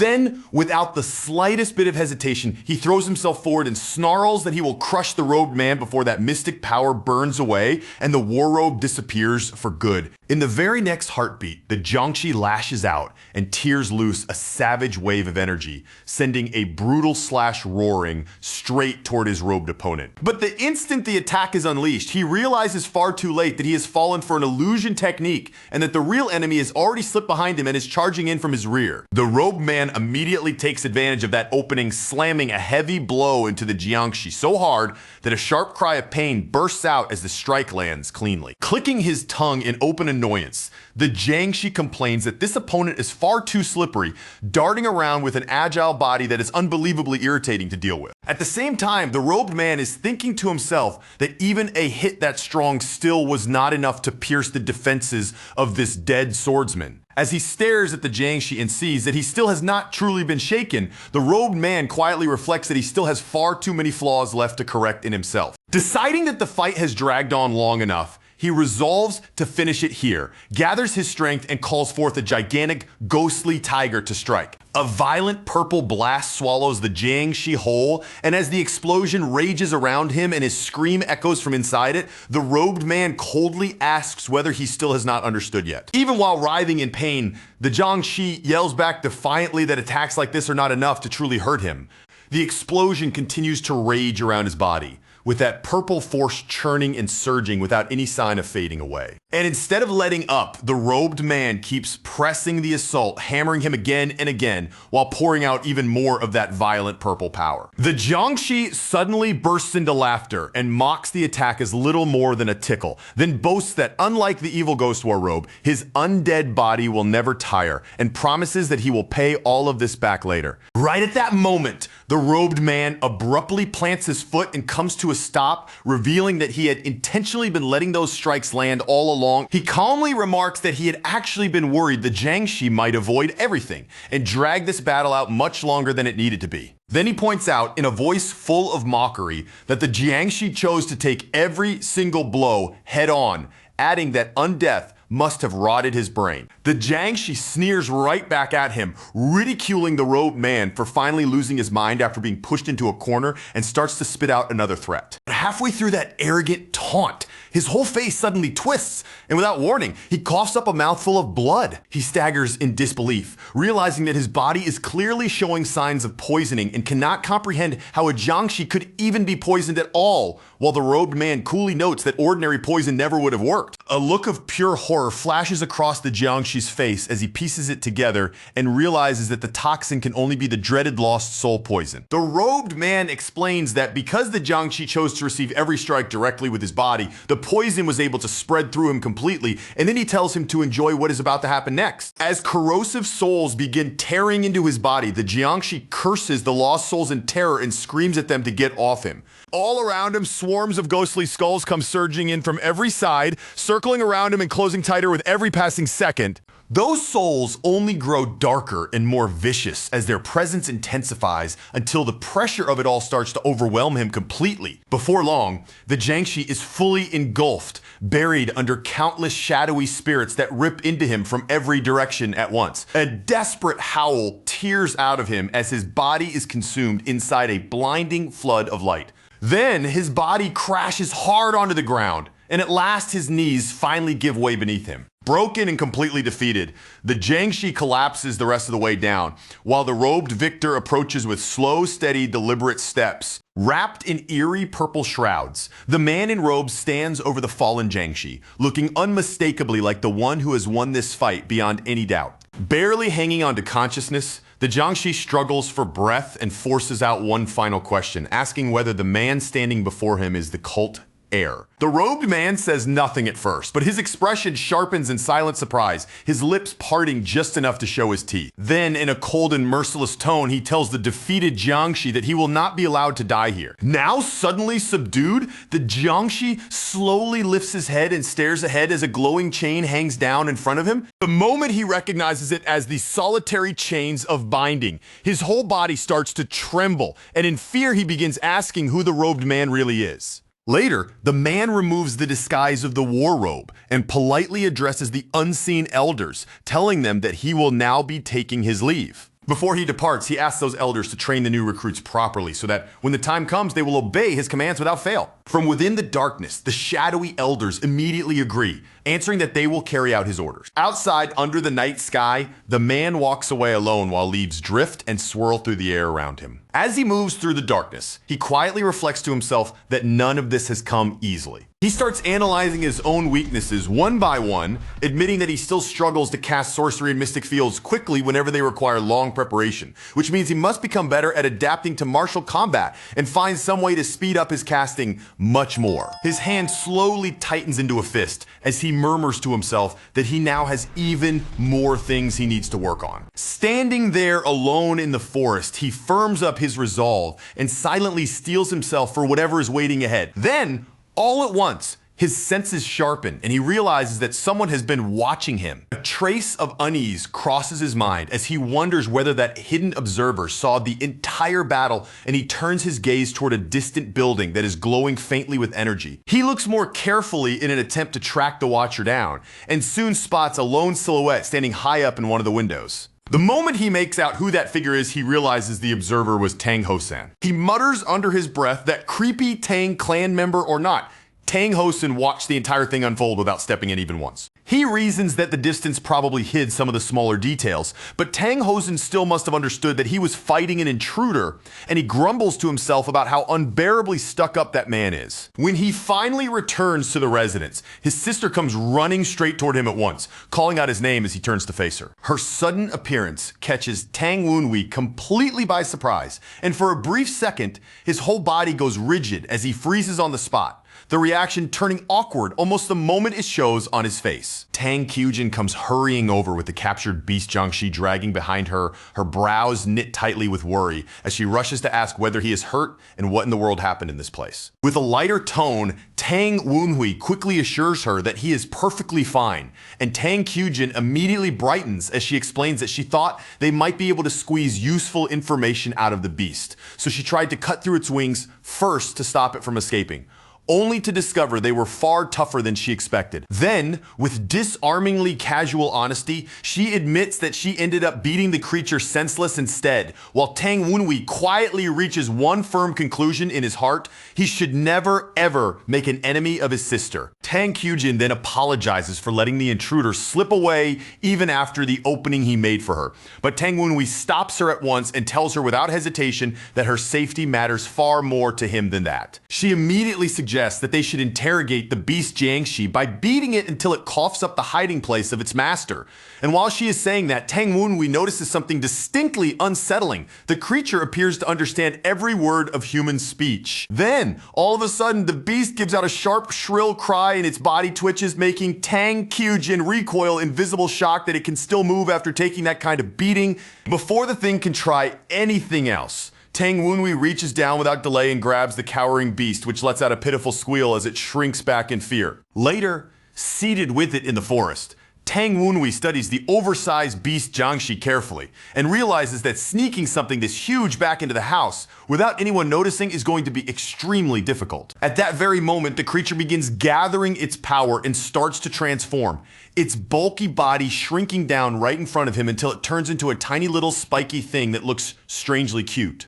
Watching that unexpected transformation happen, Tang Wunhui cannot help being impressed, realizing that this beast is capable of using mystic arts too. As he looks more closely at the tiny body it transformed into, he starts to notice that there's something clearly unusual about it. After thinking it over for a brief moment, he decides to keep the beast temporarily in the white pavilion and then tells Tang Kyujin that she should head back inside and get some rest. But instead of answering him right away, Tang Kyujin lowers her eyes and falls silent, hesitating there for a moment. A little later, she finally agrees and says that since the intruder is already gone, she will go in first, though she adds that he should come inside soon as well. With that, she turns around and walks away, leaving Tang Wunhui where he is as he quietly watches her from behind. But before she goes too far, she glances back over her shoulder, and there's a suspicious edge in her expression along with a quiet, stubborn determination in her eyes. The next day, indoors, someone grimly states that the mastermind behind all of this is none other than the infamous White Bone. Kneeling with proper respect, Spirit number 15 confirms it and adds that his master has now arrived as well,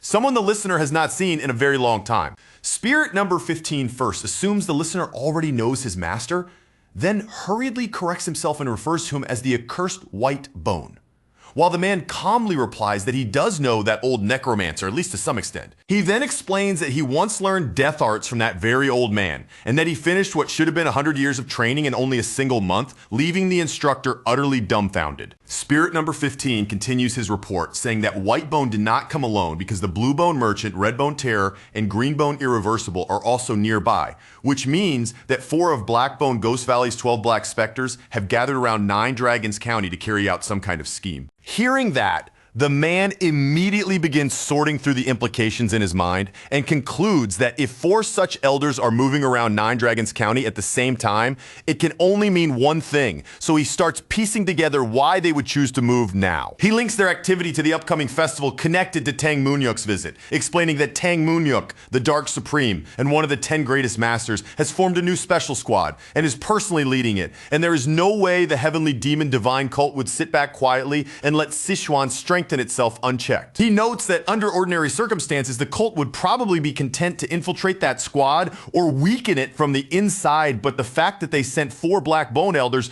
suggests a plan far more ambitious than simple sabotage. Then, after taking into account that Namgoong Senyung of the Nine Dragons branch also comes from the Namgoong clan, he concludes that the enemy scheme must be operating on an even larger scale than it first seemed. He goes on to reveal that behind the Heavenly Demon Divine cult there exists another force entirely, a group of limit-breaking masters known only as the Society. And once he factors in the possibility that the Society is secretly backing the cult and strengthening it from the shadows, he realizes that moves which once sounded impossible could now suddenly become real options. As his gaze settles on a particular octagonal object, he notes to himself that the plan once dismissed as ridiculous has now become a genuinely workable technique. At last, he voices the conclusion clearly.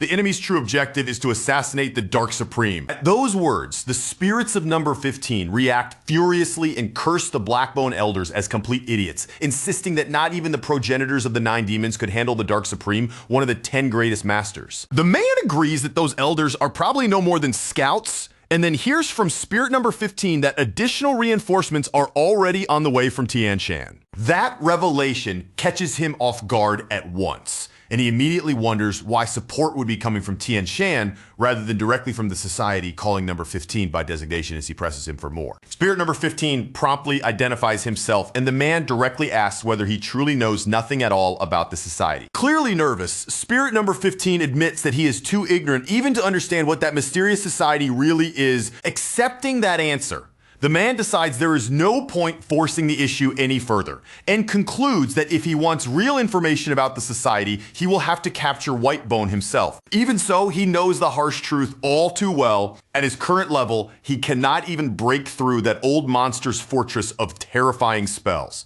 much less defeat him outright. With that realization weighing on him, he ends the questioning and says that, for now, this is all he can learn from spirit number 15. Just then, his martial arts teacher bursts in looking genuinely alarmed for his safety, and the moment Tang Wenhui lays eyes on him, he immediately knows who it is. Tang Gan quickly tells him that the branch clan head has summoned him, then anxiously asks what on earth happened in the front yard of his residence. Off to the side, spirit number 15 quietly observes that the instructor must be talking about the wreckage left behind from the earlier fight involving Tang Kyujin. Tang Wenhui tells his visibly flustered master to calm down and says he will explain everything on the way, while inwardly deciding that things may start becoming easier if he works more directly with the Righteous Wind Squad and Tangon. By the time that thought finishes forming, he has already made up his mind that if he wants to move forward from here, he now needs to coordinate properly with those allies. As he walks beneath the moonlight, Tang Wenhui turns the whole situation over in his head and realizes that everything now depends on how much Tang Hosen knows and what that man intends to do next. When he finally stands before him, Tang Wenhui offers a formal greeting and addresses Tang Hosen as the branch clan head. Tang Hosen responds by asking why his own son still insists on keeping such formal distance between them, even in private. Tang Wenhui apologizes and explains that it is simply because they have not spoken alone like this in a very long time. Afterward, Tangon is beside himself with frustration, scolding Tang Wenhui for nearly throwing away the hard-earned favor they had finally managed to build with Tang Hosen. Tang Wenhui only brushes it off with a playful air, teasing that his martial arts master must think very highly of him and telling him to relax and just watch how all of this plays out. He then points out that if this meeting is meant to acknowledge his achievement in defeating the intruder, then it should be treated as official business, not some emotional reunion between father and son, while inwardly noting that Tang Hosan summoned him here for political reasons. Tang Wenhui reaches the answer almost immediately. This entire exchange is a test, a quiet probe, with both sides trying to measure exactly how much the other already knows, and Tang Hosan coolly remarks that his son seems to have understood from the start why he was summoned here. Without wasting time circling around the subject, Tang Wenhui speaks plainly and says that Tang Hosen has already figured out the true identity of the intruder. Then he pushes even further, adding that Tang Hosen also understands how his own wife is connected to that intruder as well. Tang Hosan confirms that the matter is indeed linked to the clan head's upcoming visit, and the moment he says that, Tang Wenhui realizes inwardly that his father clearly knows about the assassination plot too. Tang Hosen studies his son's face for a moment and remarks that the complete lack of surprise there proves Tang Wunhui must have already reached the same conclusion on his own. He admits that he had already heard rumors saying Tang Wunhui had changed, but even with that in mind, he is still genuinely stunned by just how different the boy now appears. Tang Hosen continues in a measured voice, saying that his son's internal energy, his sharp judgment, and his grasp of the entire situation all go far beyond what should reasonably be possible in only a few short years. Then he compares Tang Wunhui to a snake hidden in the dark, lying perfectly still, patiently coiled and waiting for the exact right moment to strike. With a dark smile that carries a faint trace of amusement, Tang Hosen says he is impressed that Tang Wunhui managed to deceive even him for this long, and adds that such cunning suits someone born into the Tang clan. Tang Wunhui lowers his head in a respectful bow, and even though he feels those words as a veiled insult, he still thanks Tang Hosen for the compliment, knowing full well that in the Tang family, praise like that carries real meaning. Tang Hosen then gives him a firm warning, telling him not to overreach, and above all, not to cross the line. The air tightens at once, and Tang Wunhui carefully asks what exactly that line is supposed to mean. Tang Hosen makes his position unmistakably clear, saying that he will not interfere in any conflict between Tang Wunhui and Namgung Senyueng inside the household, but he absolutely forbids his son from touching the forces backing her from the shadows. Even though he has no way of knowing what kind of hidden scheme might be buried inside those words, Tang Wunhui keeps his expression perfectly composed and answers on the surface that he understands. From that alone, Tang Wunhui realizes he still cannot move directly against Whitebone yet, and Tang Hosen, having finished everything he meant to say, dismisses him as though the matter is now closed. But just before Tang Hosen can leave, Tang Wunhui stops him and firmly says that the one who defeated the intruder ought to receive a proper reward. Tang Hosen instantly reads the meaning behind that request and realizes it must involve something Tang Wunhui cannot obtain on his own. So he asks what kind of reward his son wants. With calm authority and not a trace of hesitation, Tang Hosen tells him to go ahead and state his wish. Tang Wunhui asks for permission to train inside the monstrous forest while inwardly planning to use its poisonous insects and mystic beasts to restore his mystic power as quickly as possible toward the level he once possessed in his former life. The moment he hears that name, Tang Hosen repeats monstrous forest in visible surprise, clearly wary of just how dangerous that place truly is. He explains that only the clan head has the authority to approve entry into the monstrous forest, and while he can pass the request along, he cannot promise anything, leaving Tang Wunhui to realize that this road is blocked for now. Then Tang Hosen offers something else instead, slipping a hand into his robes as though retrieving an alternative reward on the spot. What he draws out is an ornate butterfly-shaped artifact, and the instant Tang Wunhui lays eyes on it, his attention locks onto the object completely. Holding the butterfly-shaped item out in front of him, Tang Hosen asks whether his son would prefer taking this instead. The second he sees it, Tang Gon blurts out a shocked protest, clearly recognizing just how valuable that artifact really is.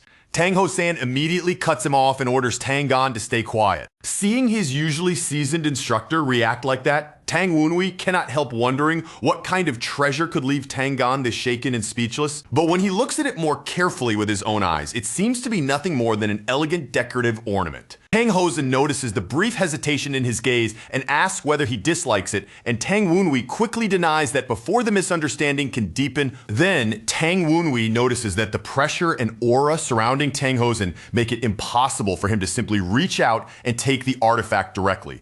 So he assumes he is meant to claim it through some indirect method instead. Making his choice in an instant, he calls for spirit number 15 and orders the little wraith to go retrieve the item for him. Spirit number 15 obeys at once, though nervously, and hurries forward toward the butterfly-shaped artifact. The butterfly lifts smoothly from Tang Hosen's fingertips and rises into the air as if it has willingly accepted that movement on its own. Tang Hosen watches that small motion with a faint trace of surprise flickering in his eyes. The artifact flutters lightly through the air and settles safely into Tang Wunhui's hand. While in the background, Tang Gon looks like he is on the verge of losing his mind. Now, holding the butterfly calmly in the center of his palm, Tang Wunhui has effectively made it his own. Tang Hosen looks at him for a brief moment, wearing a subtle expression that gives absolutely nothing away. Then he turns away and declares in a flat voice that the artifact now belongs to his son. After that, Tang Hozan tells Tangon that they are leaving, and the still flustered instructor hurriedly agrees before following after him. Tang Wunhui stays where he is and watches the two figures gradually disappear into the night. Once he is finally alone, he narrows his eyes at the butterfly resting in his hand and demands to know what exactly this thing is that the Tang clan scum have handed over to him. His Wraith companions begin throwing out guesses, saying it looks like some kind of expensive ornament, but then adding that with the Tang clan, it could just as easily be a concealed weapon instead. Irritated by the useless chatter, Tang Wunhui crushes one of the spirits in his fist and snaps at the rest to stop wasting time with opinions and get moving. Terrified by that sudden outburst, the spirits scatter in every direction and hurriedly agree before rushing off to obey him. Elsewhere, Tangon asks Tang Hosen whether he is truly comfortable giving away something that precious. Tang Hozan answers that the artifact mattered greatly back when the old Tempest Squad still existed, but that was 20 years ago, and now that the Nine Dragons branch has been established and his son wishes to inherit that old legacy, giving him the artifact makes sense. From that, it becomes clear that the blood butterfly was passed to Tang Wunhui, because its former owner still carries lingering regret over failing to fulfill his ambitions for the old Tempest Squad. Tang Hosen explains that he showed the artifact to his other two children as well, but Tang Wunhui was the only one who showed any genuine interest in it. He recalls that Tang Wunhui alone was able to claim the blood butterfly, almost as if the old Tempest Squad itself had chosen him. Tang Hosen believes Tang Wunhui might actually be capable of unlocking the secrets hidden inside the blood butterfly, all while unseen spirits quietly listen to every word from the shadows. Hearing that, Tang Wunhui is visibly thrown off because the thought of connecting the blood butterfly to the old Tempest Squad had never once occurred to him before now. He immediately turns toward the spirits and demands to know whether Tang Hosen ever actually explained what this thing was, but all they can say is that it is incredibly precious, and in their nervous fumbling, they end up addressing him as the cult heir. The spirits hurriedly add that whenever the artifact moves, it consumes an absurd amount of spiritual energy, and then, lowering their voices even more, they nervously suggest that it might actually be some kind of demonic tool. That possibility catches Tang Wunhui completely off guard, and he stares down at the blood butterfly in open surprise, genuinely taken aback by the idea that it could be something demonic. Without wasting even a second after that, he orders the spirit hiding inside the blood butterfly to come out, clearly intending to inspect the artifact directly with his own eyes. Even while giving that order, Tang Wunhui continues turning the matter over in his mind and reasons that an item from the Tang clan should not be built around spiritual energy in the first place, so he doubts it truly burns through that much power. Then, without the slightest warning, the blood butterfly suddenly erupts with a tremendous surge of force energy bursting out of it all, at once in a violent flare. Tang Wunhui and the spirits all jolt in exaggerated shock when immediately after that outburst, the butterfly suddenly goes dead and falls completely still. His expression hardens on the spot, veins beginning to stand out as Tang Wunhui focuses himself and prepares to force the artifact into submission. Anger rises into his voice as he pours even more power into the blood butterfly and shouts at it to stop resisting him. But instead of yielding, the blood butterfly answers him with an even more violent eruption. Purple energy flaring wildly around it as though pushing back harder. And then, just as abruptly as before, it shuts down again and lies there in total stillness, as if nothing had happened at all. For a brief moment, everything falls quiet, and all anyone can do is stare at the motionless artifact in tense, uneasy silence. Later, outside, Tang Wunhui keeps turning over different ways to handle the blood butterfly, feeling more and more that there is some key point here he still has not managed to grasp. By the next morning, he complains in open irritation that the blood butterfly frustrated him so badly the night before that he was not able to sleep at all. In the end, he decides to put the matter aside for the time being, worried that if Whitebone hears about the failed attack from last night, that old monster will make the first move. As Tang Hosen's warning about not crossing the line echoes back through his mind, Tang Wunhui realizes those words now place a real limit on how openly he can move against Whitebone. So he starts wondering whether there might be some other way to disrupt Whitebone's plans without pushing Tang Hosen into stepping in against him. Knowing full well that an opportunity like that will not simply appear overnight, Tang Wunhui accepts that he will have to wait and search patiently, and he settles down with his tea while thinking through it in silence. Then, right in the middle of that quiet moment, a Gudiao suddenly comes flying in out of nowhere and startles him. Recognizing the Gudiao at once, Tang Wenhui clicks his tongue in annoyance and notes that the creature's sudden arrival has completely broken his train of thought. He narrows his eyes and studies the creature carefully, clearly weighing something in his mind as he looks it over. After examining it, Tang Wenhui judges that while the Gudiao is definitely strong, it still is not powerful enough to defeat many dead swordsmen at the same time. That thought leads him to an immediate conclusion. If he intends to make use of the Gudiao, then he has to strengthen it first, and without hesitation, he cuts his own hand for blood. Using that blood as a medium, he sets about refining the dead man's eye into an object capable of containing the Phantom King's knowledge. He succeeds in forging the refined item, and once the work is complete, he gives it a name. Phantom King's blood. The spirits react at once with barely contained excitement, recognizing Phantom King's blood immediately and envying Tang Wenhui's birthright, even as they snap at one another to keep their dignity. Because the elixir contains the Phantom King's knowledge and is an unparalleled treasure for anyone who uses demonic arts, Tang Wenhui dangles it in front of the Gudiao and tempts it by asking whether it wants it. The Gudiao responds eagerly, almost instantly, and seeing that raw hunger in its reaction, Tang Wenhui coolly asks what exactly makes it worthy of receiving something that valuable. Then he offers the creature a deal, promising it the elixir if it reveals the locations of the beast Jiangxi ranches hidden inside Blackbone Ghost Valley. The Gudiao frantically agrees on the spot, trembling with excitement as though it can barely believe such an offer is real. Satisfied with that answer, Tang Wenhui permits the creature to swallow Phantom King's blood. The instant the elixir takes effect, the Gudiao's eyes blaze fiercely, lit from within by the power now flooding through its body. Wrapped in radiant light, the Gudiao begins to transform, its body swelling and reshaping until it turns into a much larger dragon-like bird infused with the elixir's power. Its feathers bristle sharply all over as the transformation pushes closer and closer to completion. Then its new avian face fully emerges, fierce and razor-sharp, carrying the unmistakable presence of a true predator. Watching the change unfold right in front of them, the spirits marvel aloud that the Gudiao has been completely reborn. Now, fully reborn,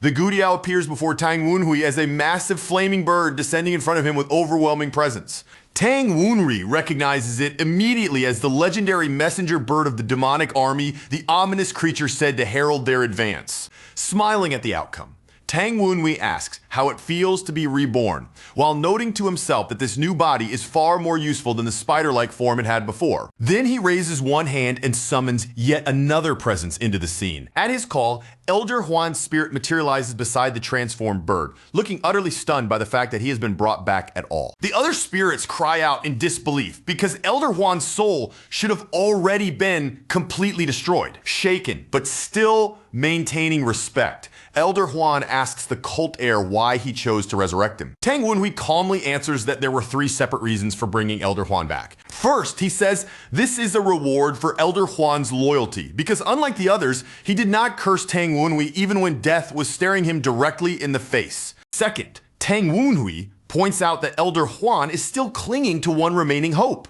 that Tang Wenhui will protect his daughter. Elder Huan is left completely speechless by that, visibly stunned that Tang Wenhui saw straight through the wish he had still been holding on to. Tang Wenhui then explains in an even tone that he does not know the girl's name, and he certainly does not know her face, so there is no realistic way for him to find her by himself. So he declares that Elder Huan will have to search for his daughter personally with his own hands. The moment Elder Huan realizes he has been handed a chance to begin again, his face lights up with raw emotion, as though everything he had forced down for so long suddenly comes crashing back to the surface all at once. Then Tang Wenhui coldly adds a third reason for keeping him alive, saying that wraiths are much easier to control than living idiots, and the sheer bluntness of that remark makes Elder Huan flinch inwardly. With a bitter, resigned expression settling over him, Elder Huan admits that he once believed death would finally free him, only to understand now that there's still no escaping Tang Wenhui's grasp. His thoughts drift back to the day he lost his wife, and after that, his daughter became the only reason he kept enduring life at all.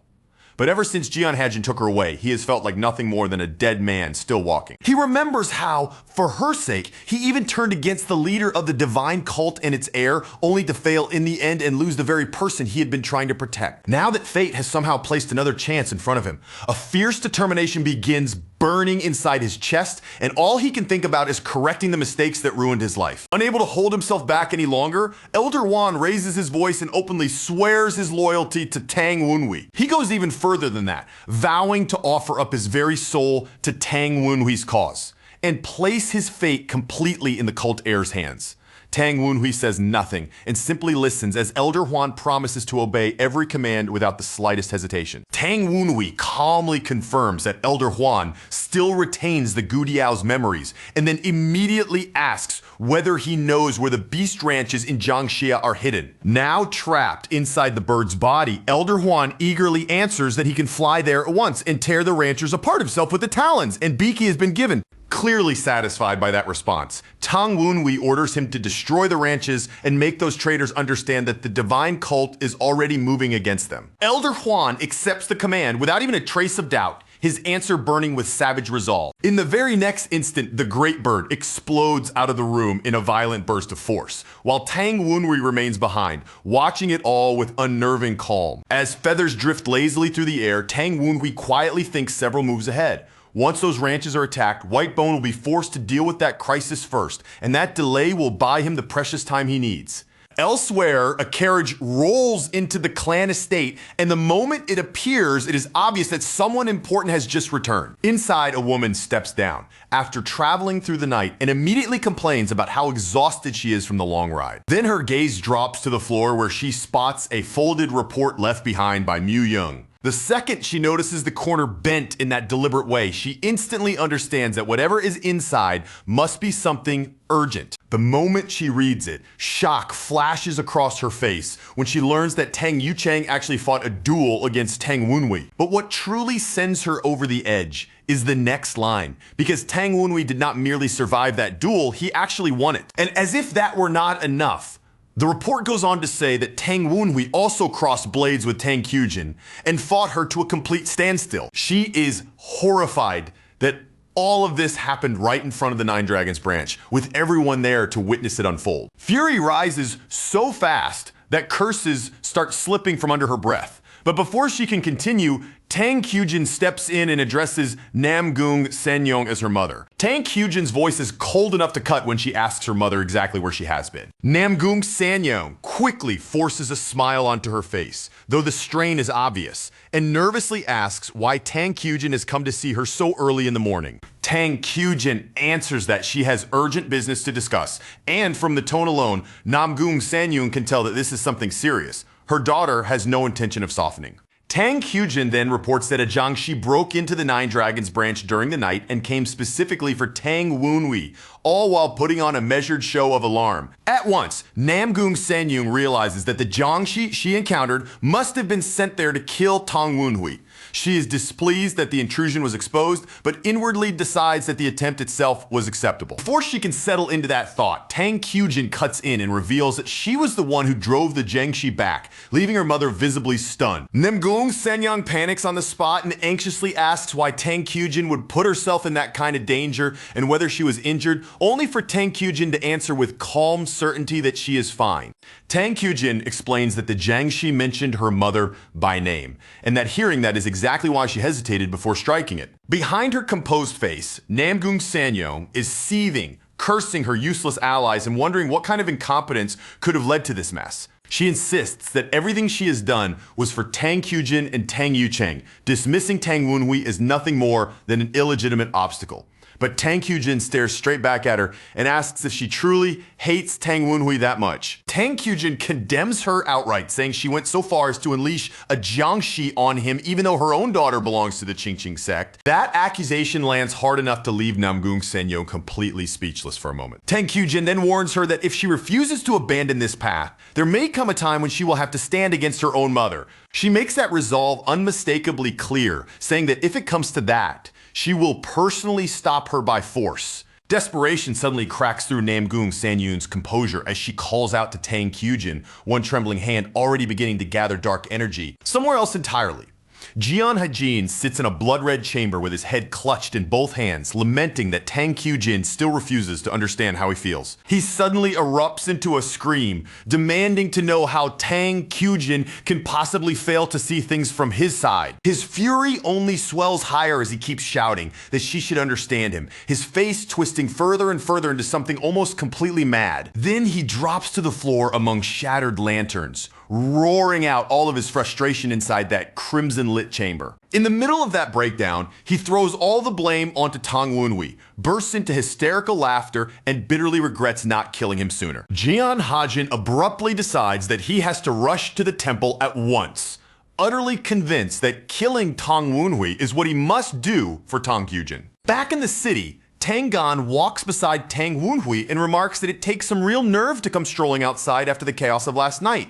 Tang Wenhui shoots back at once that if Tang Gan intends to do nothing but complain, then he can simply turn around and go home. Tang Gan grumbles that he is only following orders, and Tang Wenhui answers in a teasing tone, telling him to stop whining already. Before long, they arrive at Liu Ban's foundry, and Tang Wenhui glances up at the sign with amusement, noting how bold it is to borrow the name of a legendary god of craftsmen. Once inside the forge, Tang Gan asks to see the owner, and one of the smiths respectfully points them toward the master, while greeting Tang Gan as the fierce wind warrior. From deeper inside the workshop, a heavily built old man reacts with open irritation, grumbling that the so-called loser has shown up again, while Tang Gan quietly motions toward Tang Wenhui. Tang Gan then finally introduces the owner of the forge, revealing him to be Tang Chu-gyung, the master of Liu Ban's foundry. The instant Tang Wenhui states his name, Tang Chu-gyung cuts straight across him without even a trace of courtesy, narrowing his eyes and asking if he is really the second son of that cold bastard, Tang Hozan.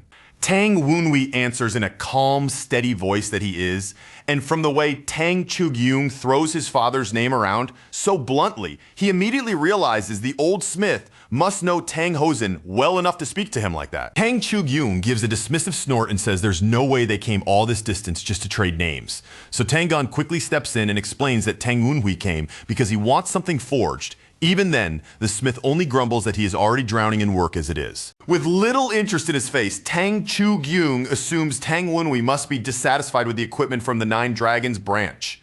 Then curtly tells him to leave the blueprint behind and go, saying he will forge it later. As Tang Wenhui lets his eyes move around the forge and the piles of commissions stacked everywhere, he quickly understands why the place is so packed. Everyone is scrambling to have their weapons checked before Dark Supreme Tang Moonhyuk arrives, and the only reason he managed to walk in this easily at all is because Tang Gan came with him. Keeping his tone even, Tang Wenhui says the blueprint he brought is too complicated to simply hand over without explanation, and that it needs to be discussed properly in person if the weapon is going to be made correctly. That makes Tang Chu-gyung bristle immediately. He snaps that he is not some green apprentice who needs every little thing explained to him, insisting that he can forge just fine even from a badly drawn blueprint. Tang Wenhui calmly clears up the misunderstanding by saying the weapon he wants is not a hidden weapon at all but a sword, and the moment that one word leaves his mouth, the smith visibly pauses.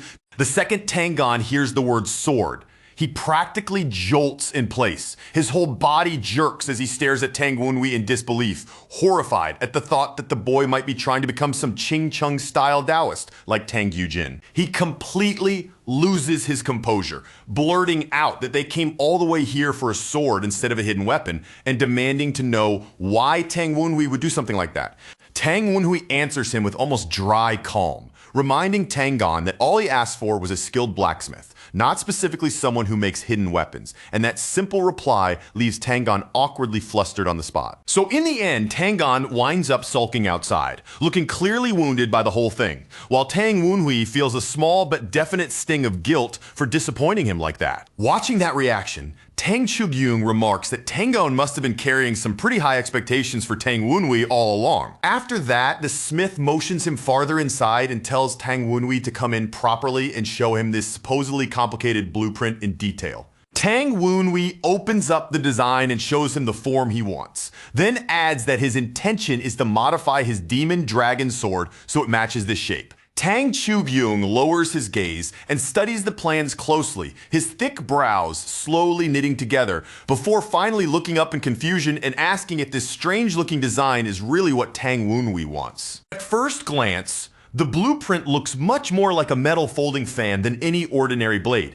And even Tang Gan cannot help questioning what exactly it is that he is looking at, but after staring at it a little longer, Tang Chu-gyung says with firm certainty that despite how it looks, this is absolutely a sword, and he even voices his admiration for the hidden intent buried inside such an unusual design. That answer clearly pleases Tang Wenhui, and he thanks him at once, satisfied that Tang Chu-gyung saw right through the surface and immediately recognized how sly and calculated this weapon truly is.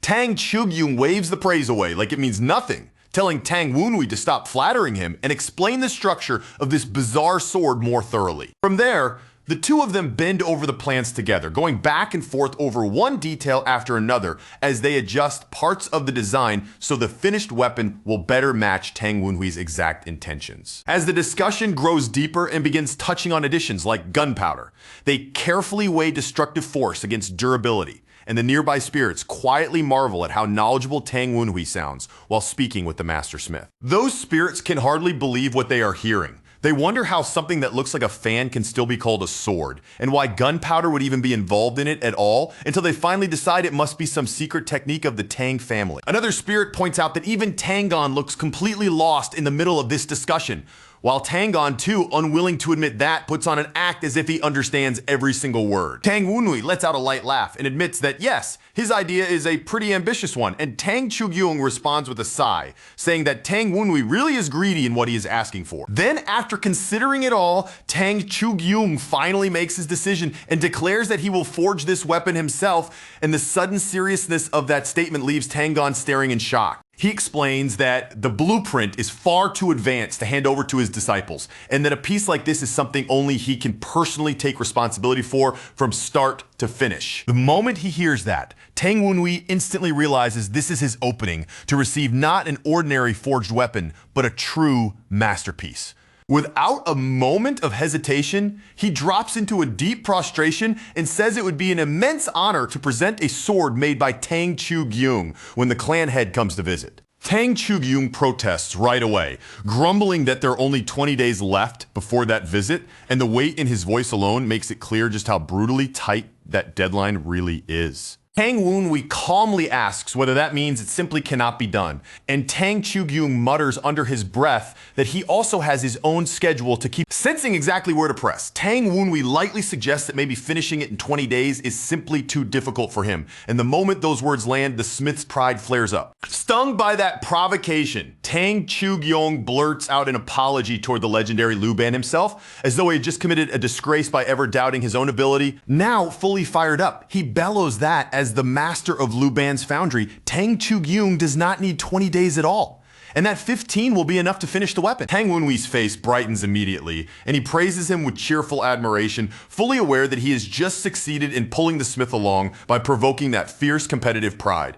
Watching the whole exchange play out, the spirits around Tangon can only think that yet another person has ended up falling straight into Tang Wunhui's manipulative charm. Once he leaves the forge, Tang Wunhui feels quietly satisfied, convinced that Tang Chugyung is even more skilled than he expected, and since he assumes the beast Jiangxi farm should already be in the middle of getting destroyed by now, his thoughts smoothly turn toward the next thing he has to do. But as he walks, someone suddenly calls his name, and Tang Wunhui lifts his head at once, clearly caught off guard by the voice. A moment later, Tang Chugyun approaches him with her head lowered and quietly asks if she can speak with him for a moment. An ominous azure aura coils around her as she says there's something she needs to ask, and the instant Tang Wunhui feels that murderous energy leaking out from her, he knows this is no ordinary conversation. From that alone, he deduces that her emotions are in such turmoil that she cannot even maintain the calm, composed mask she usually wears, and he finds himself wondering what could possibly have shaken her this badly. Tang Chugyun carefully opens her mouth and asks what he thinks about the past the two of them share. She goes on to say that she wants to know whether he carries resentment toward her or any feelings like that, making it clear that she genuinely wants to understand what is truly in his heart. Instead of answering her directly, Tang Wunhui asks a strange question in return, wondering whether she thinks the wind can be caught in one's hand, and the unexpected question leaves Tang Chugyun visibly confused. He then explains that the wind can be seized for a fleeting instant, but it can never be held for long, using that image to show that clinging to the past is just like trying to grasp something that was never meant to stay. Tang Wunhui brushes aside the idea of dwelling on what has already passed and says that what matters most is pursuing what he wants to do now and what he intends to do from this point forward. Tang Chugyun stands there frozen, stunned in the middle of that surging burst of energy, as if his words have struck much deeper than she expected. Moved by Tang Wunhui's words about the future, she finally settles her resolve, then sincerely thanks him for helping her make up her mind. She tells Tang Wunhui that there is something she absolutely has to do, and that because of it, he probably will not be seeing her again for a while. And then after Tang Chugyun turns and and leaves, a powerful eruption of energy bursts up from the ground beneath Tang Wunhui, exploding outward with overwhelming force. Tang Wunhui pauses for a brief moment to think, struck by the contrast in his mind. It is hard to believe that a girl as gentle as Tang Kyujin could be driven into such fury that murderous intent spilled out of her, as if she were standing there all alone against the entire world. He quietly tells his spirit companions to stop their chatter immediately, and instead of babbling, keep watch on her from the shadows. The spirits obey at once without a single complaint, falling into line the moment the order leaves his mouth. Judging by how shaken Tang Kyujin looked, Tang Wunhui concludes that she must have just had a serious clash with Namgung Sanyung. With that thought settled in his mind, he turns his attention back toward the people living here. He tells himself that after colliding with her own daughter like that, Namgung Sanyung is not the kind of woman who would ever let the matter end quietly. So from that point on, he begins preparing as if she is already on her way, the next threat he will have to face. A sharp gleam flashes in his eyes, and instead of feeling pressured, Tang Wunhui feels a strange excitement rising in his chest. Rather than shrinking back, he steels himself and resolves to have everything ready to properly welcome this dangerous guest. At the main tower of the Tang branch, a servant bows respectfully before the branch head and reports that young Master Tang Wunhui has arrived and is requesting an audience. Inside the room, the branch head keeps his eyes on the stack of documents in front of him, still reviewing them, while his aide reacts with open surprise the instant he hears that the one asking to come in is Tang Wunhui. The branch head pauses for only a short moment as though weighing the matter in silence, then calmly gives the order to let Tang Wunhui inside and have him wait. When he meets the escort outside, Tang Wunhui lightly jokes that he came only because a good son should at least greet his father properly. The answer he gets back, however, is nothing but a flat warning telling him to leave immediately if he came just to spout nonsense. In a more playful back and forth, Tang Wunhui reminds the aide that no matter what anyone says, he is still the branch head's son, then teases him about showing the proper respect due to rank. The aide shoots back without hesitation that if Tang Wunhui wants to be treated that way, he should first become impressive enough to deserve it. Once they are finally face to face, the branch head fixes a direct, unwavering gaze on Tang Wunhui and asks in a blunt, no-nonsense tone exactly what business brought him here. Tang Wunhui answers plainly that he came because he wants to negotiate regarding the matter the branch head brought up the previous night. Hearing that, the branch head does not respond right away. He simply looks at Tang Wunhui in silence for a while, letting out a low, thoughtful hum as he carefully weighs what those words really mean. Then, he calls for Gan and orders him to step outside.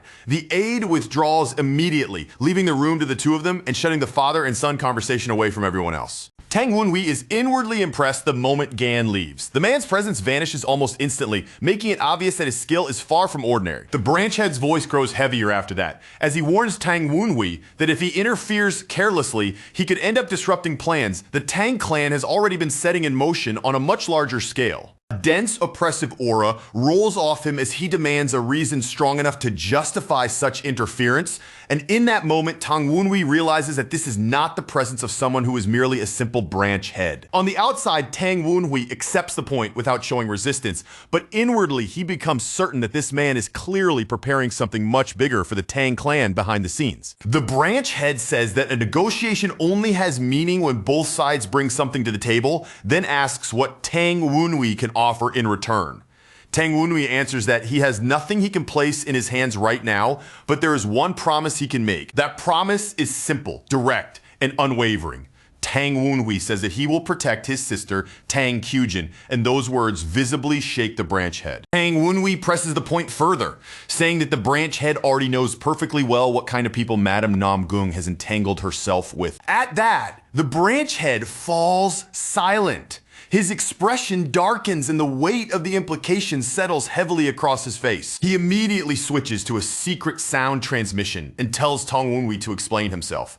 And Tang Wunhui notices at once that the others still nearby can no longer hear a single word being exchanged between them. Within that private exchange, Tang Wunhui explains that if Madame Namgung's connection to the demonic cult is ever exposed, then Tang Kyujin will inevitably be dragged straight into that scandal as well. He goes even further and spells out the cruel name she would be forced to bear, saying that she would be branded as the daughter of a demonic cult spy. Tang Wenhui reminds him that across the Jianghu, the children of demonic spies are treated with ruthless contempt, regardless of what they themselves have done or how innocent they may be. He finishes by saying that once the truth spreads, neither Tang Qujin nor Tang Yucheng would ever be able to hold their heads high in the martial world again. The branch head identifies himself as Tang Hosen, the man who once led the Old Tempest squad in battle against the leader of the demonic cult. He declares that no one would dare stand before him and accuse his children of colluding with the demonic cult. But Tang Wenhui calmly answers that the world is nowhere near that kind. Tang Wenhui then makes a firm vow, saying that no matter what happens, he will make sure Tang Qujin suffers absolutely none of the consequences from this affair. Leaving aside for the moment the question of how Tang Wenhui intends to accomplish that, Tang Hosen asks what he wants in return.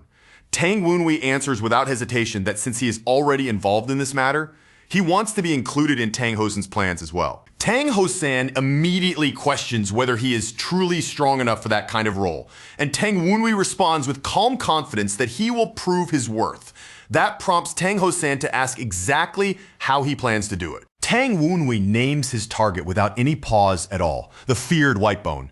In the instant those words leave his mouth, Tang Hosen is visibly shocked. Without the slightest wavering, Tang Wenhui promises that he will personally bring Tang Hosen, the head of Whitebone. Meanwhile, in a sinister temple steeped in an eerie atmosphere, incense smoke curls slowly upward through the dim air as someone solemnly invokes the Buddha of infinite light. At that same temple, Namgung Sanyung erupts in fury and starts berating Whitebone, raging at him for failing her after everything she has done to support him. Her anger only burns hotter as she shouts that even her own daughter ended up insulting her, all because he was unable to get rid of a single enemy. Whitebone suddenly cuts straight through her tirade by barking out her name in a sharp, commanding voice. The abrupt shout catches Namgung Sanyung completely off guard, and she instinctively flinches at being snapped at like that. Whitebone then admits, in a cold and carefully measured tone, that his judgment in this matter was wrong. He adds that he has also lost one of his own disciples, and because of that, he has no intention of remaining still any longer. His meaning is clear. From here on, he intends to retaliate personally. Just as he declares that he will handle the matter himself, a subordinate suddenly rushes in and urgently calls out to the temple master.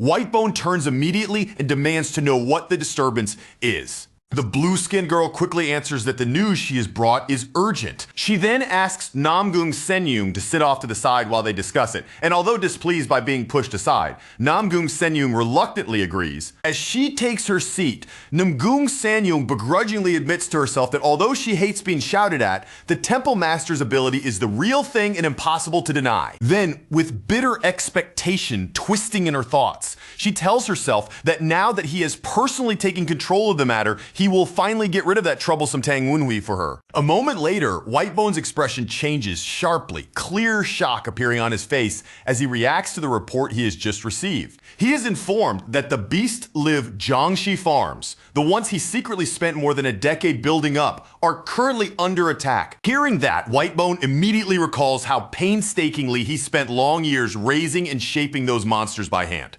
Then comes the most alarming part of the report. A shoe radiating spirit energy similar to that of his prized Gu Diao is tearing through the farms in a violent rampage. In that instant, a horrifying truth slams into Whitebone. That single shoe did not just break through part of the place, it rampaged through the entire area alone and wiped out every last one of his Beast Live Jiangxi, leaving absolutely nothing behind. Off to the side, Namgung Senyong immediately feels the whole atmosphere turn icy. Her nerves tighten, and with visible caution in her voice, she carefully asks what happened. The very next second, Whitebone explodes. His expression twists violently with rage, and he spits out a furious curse straight at Namgung Senyong. Before she can even process what is happening, he surges forward and grabs her by the throat, his fingers clamping down hard enough to choke the breath right out of her in a burst of pure fury. And he does not stop there. Still burning with anger, Whitebone hurls her down with crushing force and slams her straight into the ground. Collapsed there in pain, tears gathering in her eyes,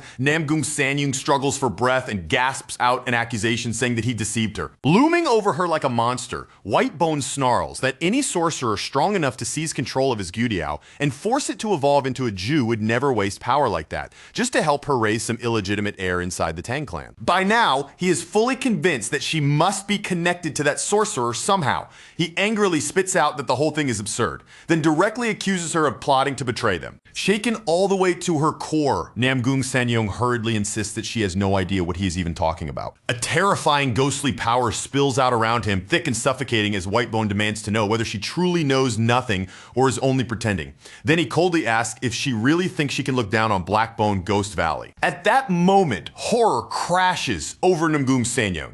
She finally realizes that Blackbone Ghost Valley, the group she has been dealing with this entire time, is actually a force operating under the demonic cult. After staring at her for a moment longer, Whitebone concludes that she really is ignorant. With cold contempt, he remarks that the Namgung clan is probably doing nothing more than using her as a disposable pawn until the day she stops being useful. Deciding that there must have been some misunderstanding somewhere along the line, he finally acknowledges that she genuinely seems unaware of the truth. That realization hits Namgung Senyuang all at once. She understands with a sickening jolt that, without ever knowing it, she has been working hand in hand with the demonic cult. Then another memory surfaces. It was her own family who first introduced her to the Temple Master, and that thought leads her to an even colder conclusion. The entire Namgung clan may be tied to the demonic cult. Whitebone then asks to confirm the name of her second son, Tang Wunhui, and remarks that it is the exact same name as the enemy responsible for destroying his farms. He tells her that even if she had never come crawling to him for help, he now has more than enough reason to tear Tang Wunhui apart, along with the sorcerer standing behind him. Then he demands her cooperation in bringing them down. Later, back at the Tang residence, Namgung Senyung lowers herself before Tang Wunhui and, in a tone far humbler than usual, admits that she was wrong. She even goes a step further and offers him anything he wants as an apology as long as he is willing to accept it. Tang Wunhui looks at her with open amusement, clearly entertained by the abrupt change in attitude, and asks if she is seriously apologizing to him right now. Inside, though, Namgung Senyong is burning with resentment. She hates having to bow her head like this, but she also knows she has no choice except to obey the order she was given. Whitebone had coldly ordered her to lower that Tang bastard's guard by acting meek, obedient, and completely submissive in front of him. And the moment she showed even the slightest hesitation, he threatened to turn her into a Jiangshi if she refused to obey. Terrified by that fate, she panicked on the spot and immediately agreed that she would do exactly as he said. Now, back in the present, Namgung Sanyong steels herself and decides that if humiliation is the price, then she will endure it. If that is what it takes to manipulate Tang Wunhui and get a lead on the sorcerer, then she will swallow it. Tang Wunhui calmly points out that for all her usual fearless behavior, there is one thing she is obviously terrified of above all else: Tang Hosan learning the truth. Then, without softening the blow in the slightest, he says it right to her face. He already knows that she is working with the demonic cult. The words leave her stunned, wondering how he could possibly know that. The certainty in his voice is too solid to dismiss, and Namgung Sanyu instantly realizes that this is not some reckless bluff he is throwing at her. Her thoughts race backward in panic. She herself only found out yesterday that the temple was tied to the demonic cult, so she cannot understand how Tang Wunhui already knows something that took even her this long to discover. With a dark, almost sinister air surrounding him, Tang Wunhui looks at her and mocks her for being that shocked. Up until now, Namgung Sanyung had convinced herself that Tang Wunhui was probably nothing more than a puppet being controlled by some hidden sorcerer. But the moment she stares into his eyes, she senses something completely different. What she sees there is not the hollow look of someone being controlled. It is the gaze of a man moving by his own will, even if a sorcerer may still be helping him from the shadows. And from that, she finally arrives at a chilling conclusion. Tang Wunhui himself has been the one orchestrating everything from the very beginning. Even so, Namgung Sanyung desperately clings to the hope that he knows nothing beyond her own personal involvement. So she puts on a mask of confusion and pretends out loud that she has no idea what he means. Tang Wunhui only smiles at that and says that if she is truly innocent, then she should have no objection to him passing everything he knows along to Tang Ho-san. He goes on to explain that if the Righteous Wind Squad starts investigating, they will eventually uncover her repeated visits to that strange temple, along with any Namgung belongings being kept there. And at that point, the whole situation would become very interesting. Leaning in closer, like he is, savoring the fear rising off her, Tang Wunhui casually wonders how the Namgung clan will react once those ties to the demonic cult are dragged into the open for all of Zhenghu to see. That thought sends panic crashing through Namgung Sanyung because she realizes instantly what would most likely happen. Her clan would throw her away and pile all the blame onto her alone to protect themselves. In a weak, unsteady voice, she insists that they would never abandon the branch head's wife. But Tang Wunhui immediately points out that even she does not really believe those words. With that, she is driven completely into a corner. With nowhere left to retreat and no excuse left to hide behind, Namgung Sanyong finally swallows her pride and asks him directly what it is that he wants. Tang Wunhui answers with a wide grin, the kind of grin that makes it obvious he is about to ask for something enormous. Then he says it plainly, without even pretending otherwise. He is a very greedy man. Over the course of the following week, a desperate Namgung Sanyong keeps bringing Tang Wunhui one rare treasure after another, piling valuables in front of him in the hope that eventually it will be enough to satisfy his demand. Because she is so busy running around and gathering all of those items, Namgung Sanyong ends up with no time at all to plot anything else behind the scenes. Now, sitting there, surrounded by what is practically a small mountain of loot, Tang Wunhui looks over everything in front of him in amazement, while his spirits chatter excitedly that he is practically wearing treasure at this point, and that Namgung Sanyong is probably completely broke by now. The spirits gleefully add that she deserves every bit of this for what she tried to do to him, but Tang Wunhui cuts them off and tells them to speak only for themselves. Even so, he cannot quite hide the smile on his face as he admits that these treasures really are useful to him. Out of everything she has brought him though, his attention settles on a single item. It is a dark green pill, and in his eyes that one object is the most important treasure of them all. He explains to the spirits that this pill was refined from fire poison herb, cornelian cherry, and a special bacterium, and that what is radiating from it is an enormous concentration of toxic energy. At first, the spirits think it just looks like an ordinary poison pill, but then they suddenly freeze as the realization strikes them, and they blurt out that Tang Wunhui must be planning to challenge the 6th level of the Venom Dragon cultivation technique. Without the slightest pause, Tang Wunhui makes up his mind. What he plans to do now is force open his middle dantian and drive himself all the way up to the true ultimate peak. He explains that the rare bacterium contained in this medicine can become an extraordinary miracle cure if it is handled by the right person, but if even the smallest part of the process goes wrong, it turns savage and starts eating away at the body from the inside. Then he continues laying out the rest of the formula. He says the other ingredients exist specifically to amplify that bacterium's poisonous nature, which is exactly why this pill is so perfectly matched to someone like him, a cultivator of the Venom Dragon technique. Once the spirits hear that explanation, they understand what he is trying to achieve. Even so, they cannot hide their worry and nervously ask whether poison that intense is really something his body can endure. Tang Wunhui answers them in an even steady voice, saying he has already prepared one more layer of protection just in case. With that, he opens a box and reveals a divine chi clarification orb resting quietly inside. This orb was created by the famed life and death divine physician. It is a rare miracle medicine, one renowned for dramatically boosting a person's internal energy. Tang Wunhui decides that before he ever touches the poison pill, he will first swallow the orb and use its power to raise his internal energy as high as he possibly can. As he sinks into meditation, a stream of pure energy from the orb begins spreading through his entire body.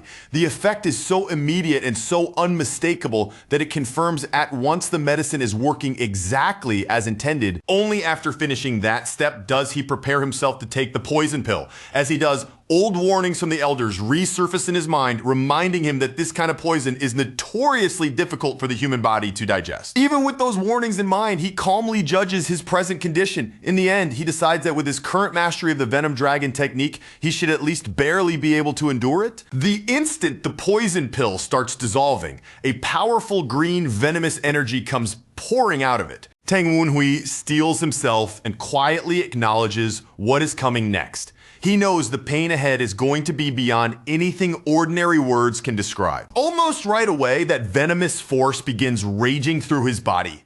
The poison fully activates, swirling violently inside him like something alive and out of control. The agony becomes far too overwhelming to keep buried.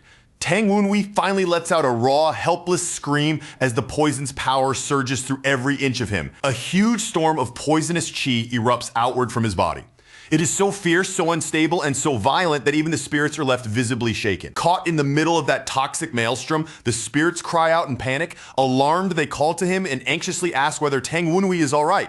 Inside that chaos, Tang Wenhui feels the poison exploding through his entire body. Still, he forcibly keeps his mind locked in place and uses the Venom Dragon technique to turn that rampaging poison into internal energy. Within him, purple cultivation energy and green poison begin spiraling together around a radiant core. The two forces circle one another in a dangerously delicate balance, neither fully overcoming the other. That spinning mass then compresses at his middle dantian. It tightens further and further, condensing until it takes the shape of a glowing orb of light. Tang Wenhui narrows his awareness down to a single razor-thin point. Then he fiercely commands himself to gather every last fragment of that power without leaving even a trace behind. After that, he forcibly draws the condensed energy upward toward his upper dantian. He pushes it higher and forces it to merge with both his heart and his mind at the same time. As the process reaches completion, all of that energy finally fuses together into a blazing sphere of power. A towering purple aura explodes from his entire body and surges upward. At the same time, Tang Wenhui stabilizes the breakthrough and forces this newly reached realm to settle firmly into place. At last, Tang Wenhui lets out one long breath of relief. In that moment, he realizes he has succeeded and has truly reached the 6th mastery level of the Venom Dragon cultivation technique. His spirits immediately burst into excited congratulations. They are stunned that he reached the ultimate peak after only 2 months of training, and they openly marvel at how absurdly fast his progress has been. When Tang Wenhui senses the tiny yet perfectly pure core of essence resting inside his middle dantian, he knows without a doubt that he has attained 5 Dragon's Peak mastery, the true ultimate peak. The shockwave from his breakthrough is loud enough to bring Gan rushing over at once. He charges in thinking an intruder has appeared, only to stop short the moment he recognizes that familiar energy. Staring at Tang Wenhui with open disbelief, Gan can only ask what in the world he has just done. Tang Wenhui replies in an almost casual tone, as if it is nothing special at all, saying he simply took a miraculous medicine gifted to him by Madame Namgung. Gan admits he has no idea what kind of medicine it could have been, but judging from the result standing right in front of him, he guesses it must have cost Namgung Sanyung an absolute fortune. Then, with a knowing look in his eyes, he remarks that whatever that medicine was, Tang Wenhui must be itching to test the strength he just gained. Tang Wenhui stands there with his spear wrapped in purple energy and agrees immediately. He even praises Gan on the spot, calling him a truly excellent teacher. Gan gives the signal, making it plain that the spar can begin now. With clear excitement written all over him, Tang Wenhui declares that he is coming with everything he has. The next second, he lunges forward with his spear blazing with energy. The moment Gan sees internal energy flowing cleanly along Tang Wenhui's spear, his expression shifts in visible shock. He is genuinely stunned that his student can already channel power directly into the weapon itself. Their weapons crash together in a blur. Tang Wenhui's empowered strike hits with enough force that the impact slams straight into Gan. Gan immediately praises the attack, noting that Tang Wenhui's blows now carry real weight and solid power behind them. Then he raises the level of the spar. He fires off a fierce thrust of his own and tells Tang Wenhui to try deflecting it. As that attack comes at him, Tang Wenhui feels deep satisfaction rise inside him. For the first time, he can clearly see Gan's movements and properly read what is coming before it lands. He also realizes that his body is moving with a freedom and speed it never had before. Because of that, he can now slip around Gan's rapid strikes far more naturally. Thrilled by this new martial realm, Tang Wenhui feels excitement rushing through him. He thinks to himself that he can finally perceive the flow of combat the way Gan has always been able to. Then another realization hits him. If he can fully infuse his weapons with internal energy from here on out, his combat power will climb even higher. Wrapped in a blazing purple aura, Tang Wenhui pours a deadly amount of chi into his spear. The weapon hums with danger as he prepares to unleash a decisive strike. Gan's eyes widen sharply when he recognizes what Tang Wenhui is about to do. He immediately realizes that Tang Wenhui intends to use the 12 beats of the violent tiger technique through a spear. In the very next instant, Tang Wenhui crashes into his sparring partner once again. Their weapons meet head-on in an explosive burst of purple energy. But Gan answers at once with a wide sweeping staff strike loaded with aura. The force behind that counter is so overwhelming that it drives Tang Wenhui backward. Even while reacting to the exchange, the older man cannot hide his surprise. He openly remarks on how fast Tang Wunhui is as the young fighter comes charging in again. Realizing the duel can no longer be taken lightly, the instructor admits that he now has to approach this match seriously. With that, he prepares to fight in earnest. Still shrouded in that fierce energy that makes him look almost demonic, Tang Wunhui flashes a grin and reminds Gan that he was the one who promised to train him ruthlessly. Sometime later, Tang Wunhui sits down with Gan, and once the mood between them settles into something quieter, Gan suddenly asks whether he has heard the newest rumor spreading everywhere lately. Gan goes on to explain what people have been saying. According to the rumor, Tang Wunhui has reconciled with Madame Nimgung and, out of gratitude for her generosity, willingly stepped away from the succession struggle. With an unreadable, calm expression, Tang Wunhui replies that if doing so could truly preserve peace within the family, then maybe he could make that kind of choice. But Gan immediately looks unconvinced and dryly remarks that Tang Wunhui probably does not even know what real peace is supposed to look like. Gan figures the rumor likely started because Madame Nimgung has recently been showering Tang Wunhui with one gift after another. Even so, he makes it plain that the version of the story people are telling cannot possibly be the truth. While the conversation sounds casual on the surface, Tang Wunhui is quietly thinking to himself that he needs Madame Nimgung to continue acting exactly like this if he wants to gain the upper hand against that accursed Whitebone. And the moment Gan hears that name, he is left wondering who Tang Wunhui is talking about. The instant Gan realizes that this Whitebone is none other than the head of Blackbone Ghost Valley, his whole expression changes. Shock flashes across his face on the spot. Tang Wunhui looks mildly surprised that Gan was never properly informed about an enemy this important.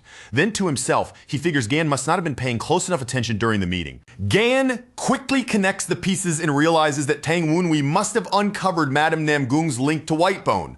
Meanwhile, Tang Wunhui watches him and notices once again that Gan always becomes completely serious whenever the demonic cult is involved. Gan warns him that the sorcerers of Blackbone Ghost Valley defend their base with a demonic sorcery array so heavily fortified that even approaching it is dangerous. Tang Wunhui calmly answers that he is already well aware of that. Gan continues, adding that the live Jiangshi inside that array become even more dangerous while it is active. He admits honestly that even if he fought at full strength, he is not certain he could kill their leader. Tang Wunhui agrees without hesitation, saying that if they tried to fight them head-on in a direct frontal clash, their side would end up taking severe losses. He then brings up the report from Spirit Number 15 and explains that the temple is currently guarded by 4 Death Swordsmen. On top of that, there's also a live Jiangshi there with strength equal to that of a Spirit Swordsman. Tang Wunhui also reflects that Whitebone has already reached a higher martial realm than the one he possessed in Tang Wunhui's previous life, and the most likely reason is the support and backing he received from the cult. Now, clearly uneasy, Gan asks what Tang Wunhui intends to do next and whether he has already prepared some kind of plan. Tang Wunhui answers with low, quiet confidence that his preparations for dealing with Whitebone are almost finished. That very night, Namgung Sanyuk secretly comes to Tang Wunhui in desperation and drops to her knees before him, begging him to save her. Surrounded by an ominous, unsettling air, Tang Wunhui looks down at her and coolly remarks that sneaking into his room in the middle of the night to ask for help could easily make it look as though he is the one trying to kill her. He calmly points out that she is now being pressed from both sides by the Nimgung clan on one side and the temple on the other, with no room left to deny it. Namgung Sanyu admits that he is right, her whole body trembling. She reminds him that he already understands the kind of desperate and dangerous corner she has been backed into. She explains that the temple master has threatened to turn her into a Jiangshi because she failed to return with information about the sorcerer who is supposedly standing behind Tang Wunhui. Terrified to the point of nearly falling apart, she says in despair that if things continue like this, then she is finished. Tang Wunhui offers her no comfort whatsoever. Instead, he bluntly tells her that yes, she really is heading toward a terrible end. Panicking, Namgung Sanyung hurriedly promises that she will do absolutely anything Tang Wunhui asks as long as he saves her life. Tang Wunhui presses her harder, asking whether she can truly cast aside the successor position she has clung to so obsessively for so long. She grits her teeth, swallows down the bitterness, and says yes. She even swears that she will make the other contenders abandon that position as well. She goes even further, saying that if Tang Wunhui wants, she will disappear from his sight forever. Still kneeling there, she keeps begging him again and again to help her. At last, Tang Wunhui agrees, but only under one strict condition. She must follow every single one of his instructions without the slightest deviation. In response, she swears she will do anything at all if he can remove the demon hanging over her life. He tells her there is one specific item she must prepare for him, and without even daring to question it, she immediately agrees. To himself, Tang Wunhui notes that this final piece of preparation is absolutely necessary if he wants to bring down that accursed white bone. Elsewhere, the blacksmith Tang Chu-gyung realizes he is in serious trouble. He failed to inspect Tang Wunhui's damaged sword as carefully as he should have. And now the consequences are catching up to him with a grim look on his face. The old craftsman admits that restoring the weapon will take at least 2 full weeks of non-stop labor, much longer than he first estimated. As he studies the material more closely, he comes to a startling realization. The blade is actually a demonic weapon, forged from black steel and thoroughly soaked in demonic chi. And on top of that, Tang Wunhui does not just want it repaired, he wants an entirely new sword forged from it. The moment he fully understands the nature of the task Tang Wunhui handed him, the craftsman can only curse under his breath, realizing he has been cleverly cornered into accepting a truly monstrous job. He grumbles that for the next 2 weeks, he will have to work alone without rest, because none of his disciples are skilled enough to assist with something this difficult. Still complaining that he does not have 2 bodies, and that he may have to tell Tang Wunhui the work will take even longer than expected. He suddenly goes still when a familiar voice casually comments on what he just said. Startled by the interruption, the old craftsman quickly turns his head to see who it was. The instant he recognizes the unexpected visitor, he shouts in alarm and demands to know why that person is here. The newcomer, however, remains completely at ease and casually asks why the craftsman is so angry when it has been such a long time since they last saw each other. The visitor is Dark Supreme Tang Moonhyuk, and with a faintly playful tone, he says he is honestly saddened by such a hostile welcome. The craftsman immediately protests that Tang Moonhyuk should be serving with the 9 Dragons division right now, then sharply demands to know why he has come all the way here by himself. Tang Moonhyuk cheerfully replies that he simply snuck out. He is instantly scolded for causing trouble for everyone else with that kind of reckless behavior. Then, after casting a glance over the weapon project laid out in front of him, Tang Moonhyuk remarks that it looks like quite an interesting piece and asks who could have commissioned something like that. The craftsman answers that the request came from Tang Hosan's child. At first, Tang Moonhyuk recalls hearing about Tang Hosan's gifted daughter, but then he learns that this request did not come from her at all. It came from Tang Hosan's second child. The craftsman clarifies it plainly, saying he means Tang Wunhui, Tang Hosan's second son. Tang Moonhyuk comments that he had heard Tang Wunhui was weak, both in temperament and in talent. The craftsman, however, admits that Tang Wunhui's request caught even him off guard and says the boy thinks like a snake. After examining the design more carefully, Tang Moonhyuk realizes what Tang Wunhui is trying to do. He is attempting to create a single weapon that can shift between 2 entirely different techniques. He then notes another layer to the design, realizing that Tang Wunhui also plans to rely on hidden weapons whenever an enemy chooses to keep their distance. Now, clearly impressed, Tang Moonhyuk remarks that this kind of design is weaponry in the purest Tang style. The craftsman says he could probably still meet the deadline if that were the only problem. But the way his voice trails off makes it obvious that there's another complication on top of that. Without making a show of it, Tang Wunhui quietly places the black demonic tool in front of Tang Moonhyuk and makes one thing unmistakably clear. This is the core material, the very heart of what must be reforged into the weapon he wants. The moment Tang Moonhyuk hears that Tang Wunhui even studied sorcery just so he could channel cursed poison through a sword like this, his eyes narrow with sudden interest, and almost immediately he asks what other conditions Tang Wunhui demanded. The craftsman mutters in irritation that Tang Wunhui is the disciple of a completely worthless man, and that one bitter complaint is enough for Tang Moonhyuk to piece it together. He instantly realizes the man being mocked is Tangan, which means Tangan truly did take Tang Wunhui in as his disciple. And that is not all. Tang Moonhyuk then learns that Tang Wunhui somehow even convinced Tangan to pass the Tempest dance technique down to him as well. At that, Tang Moonhyuk gives a low, quiet acknowledgement, but the look settling across his face says far more than his voice does, because his curiosity about Tang Moonhyuk is only growing stronger. The craftsman clicks his tongue in disbelief and finally sums it up for what it really is. Tang Wunhui is not asking for some ordinary weapon, but for a blade that can carry both the Tempest Dance and Cursed Sorceries, which to him is proof of just how greedily ambitious that boy really is. Tang Moonhyuk simply repeats that he understands. Even so, the expression on his face makes it obvious that Tang Woonhui's outrageous ambition has only made him even more interested. Then, in a calm voice, he points out the real problem. There are nowhere near enough hands on this reforging work for it to be done properly. The craftsman freezes for a beat before it finally hits him that Tang Moonhyuk is offering to step in and help with the work himself. He can do nothing but stare at him in open disbelief. Tang Moonhyuk suddenly breaks into bright, excited laughter, clearly unable to hide how eager he is.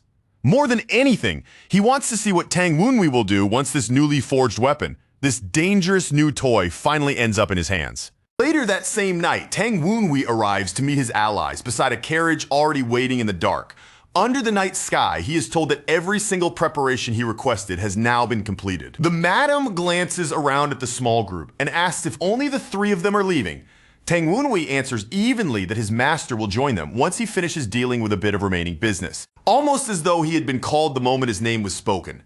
Tangon comes hurrying over. Seeing him arrive right then, Tang Woonhui casually remarks that his timing could not have been better. Tangon grumbles the entire time, complaining about having to leave at such an awkward hour in the middle of the night, but Tang Woonhui shuts that down at once and tells him firmly that this exact timing is the most suitable one.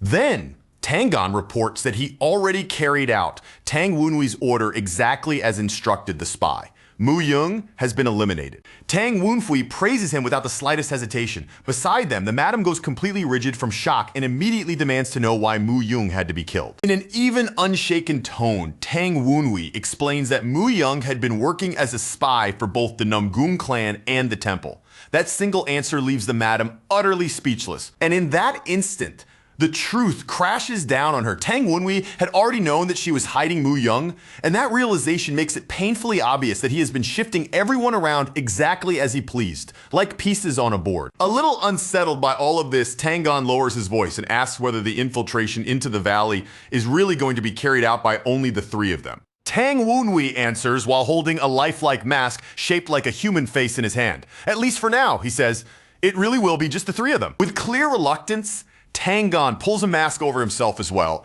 and asks if this is truly necessary. Tang Woonhui does not budge, insisting that they have no other choice and that they must wear them. Another ally immediately sides with Tang Woonhui and points out the obvious danger. If they walk in with their real faces exposed, their identities will be discovered on the spot. Tang Woonhui cuts off any more hesitation and gives the order to move out. Even with that uneasiness still hanging over them, the others fall in and follow. As the carriage rolls forward and disappears into a thick bank of ghostly fog, one of them quietly observes that the mist has become dense enough to mean they have already entered enemy territory.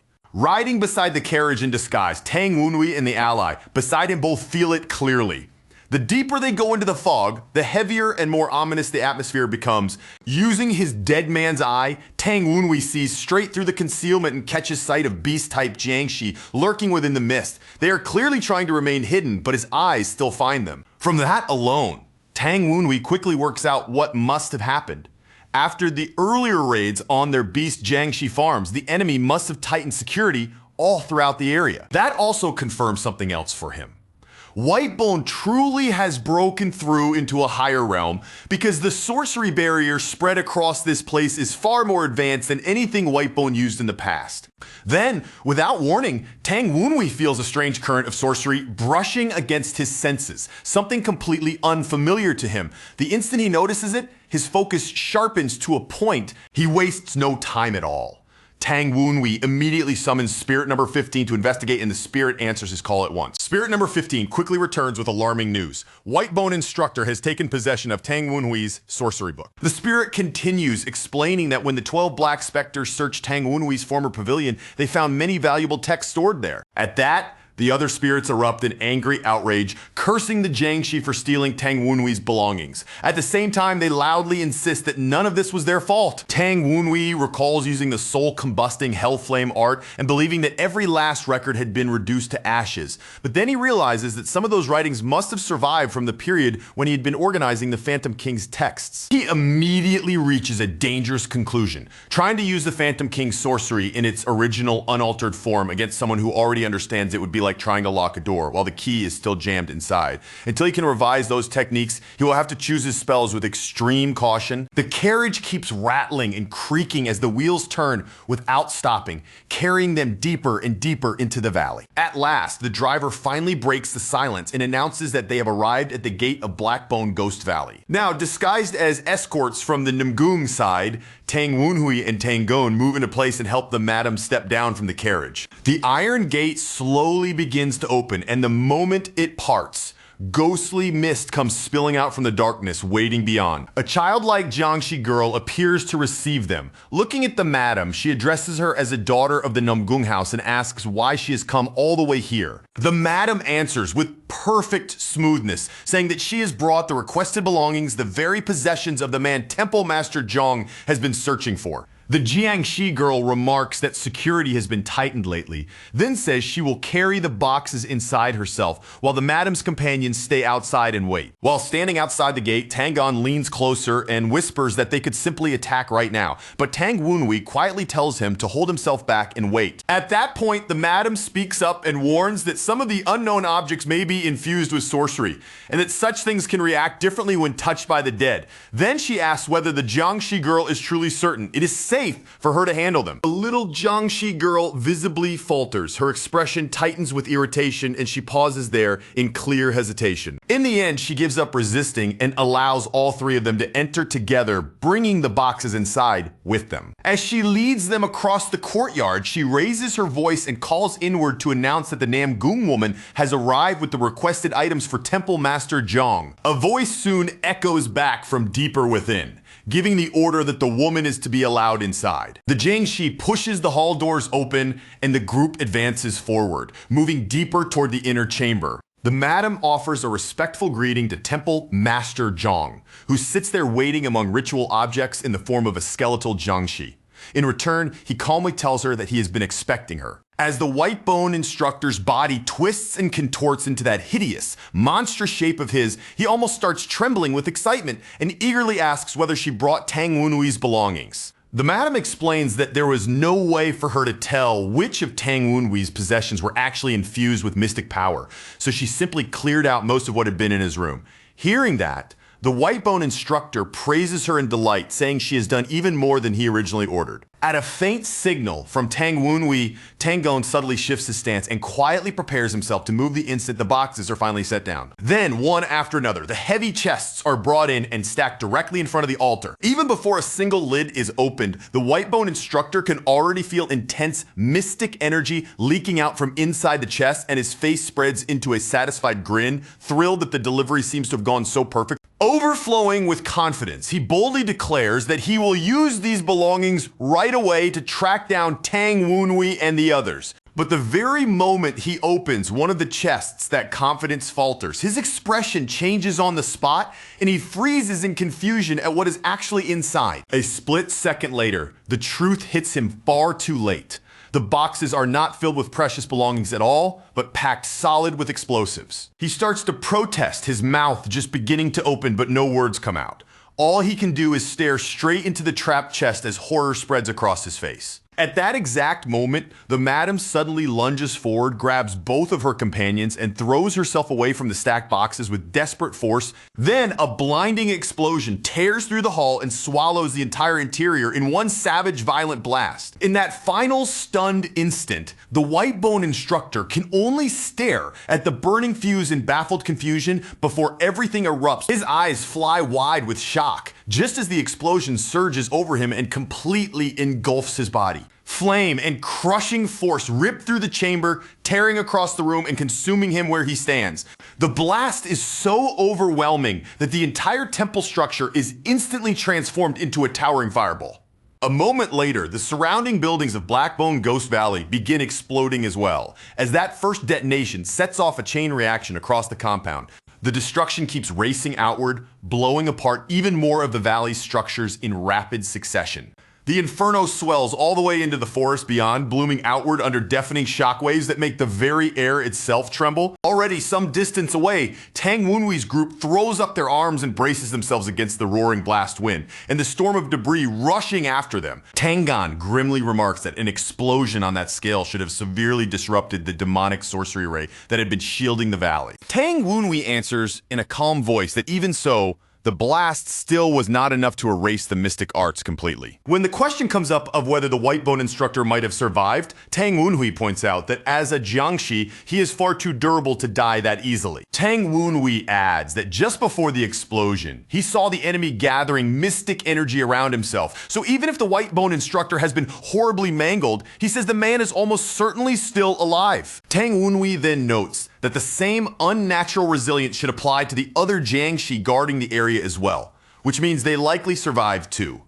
The instant he says that, he bursts forward in a sprint, heading straight for the remaining enemies. A Jiangshi girl steps out to confront them, leading a squad of white-clad Jiangshi into position to intercept Tang Wenhui's party. Her face burning with rage, she condemns them for daring to desecrate what she calls their sacred land. Standing up on a hill, Tang Wenhui lightly jokes that all he really did was blow up a single house, even though the people beside him know full well that almost anyone would be furious over something like that. One of the Jiangshi subordinates quickly identifies Tangan as the Fierce Wind Knight, the second strongest fighter in the Nine Dragons branch, and points out Tang Wenhui as Tang Hosen's second son. From that alone, the Jiangshi conclude that the Tang clan must have discovered their scheme.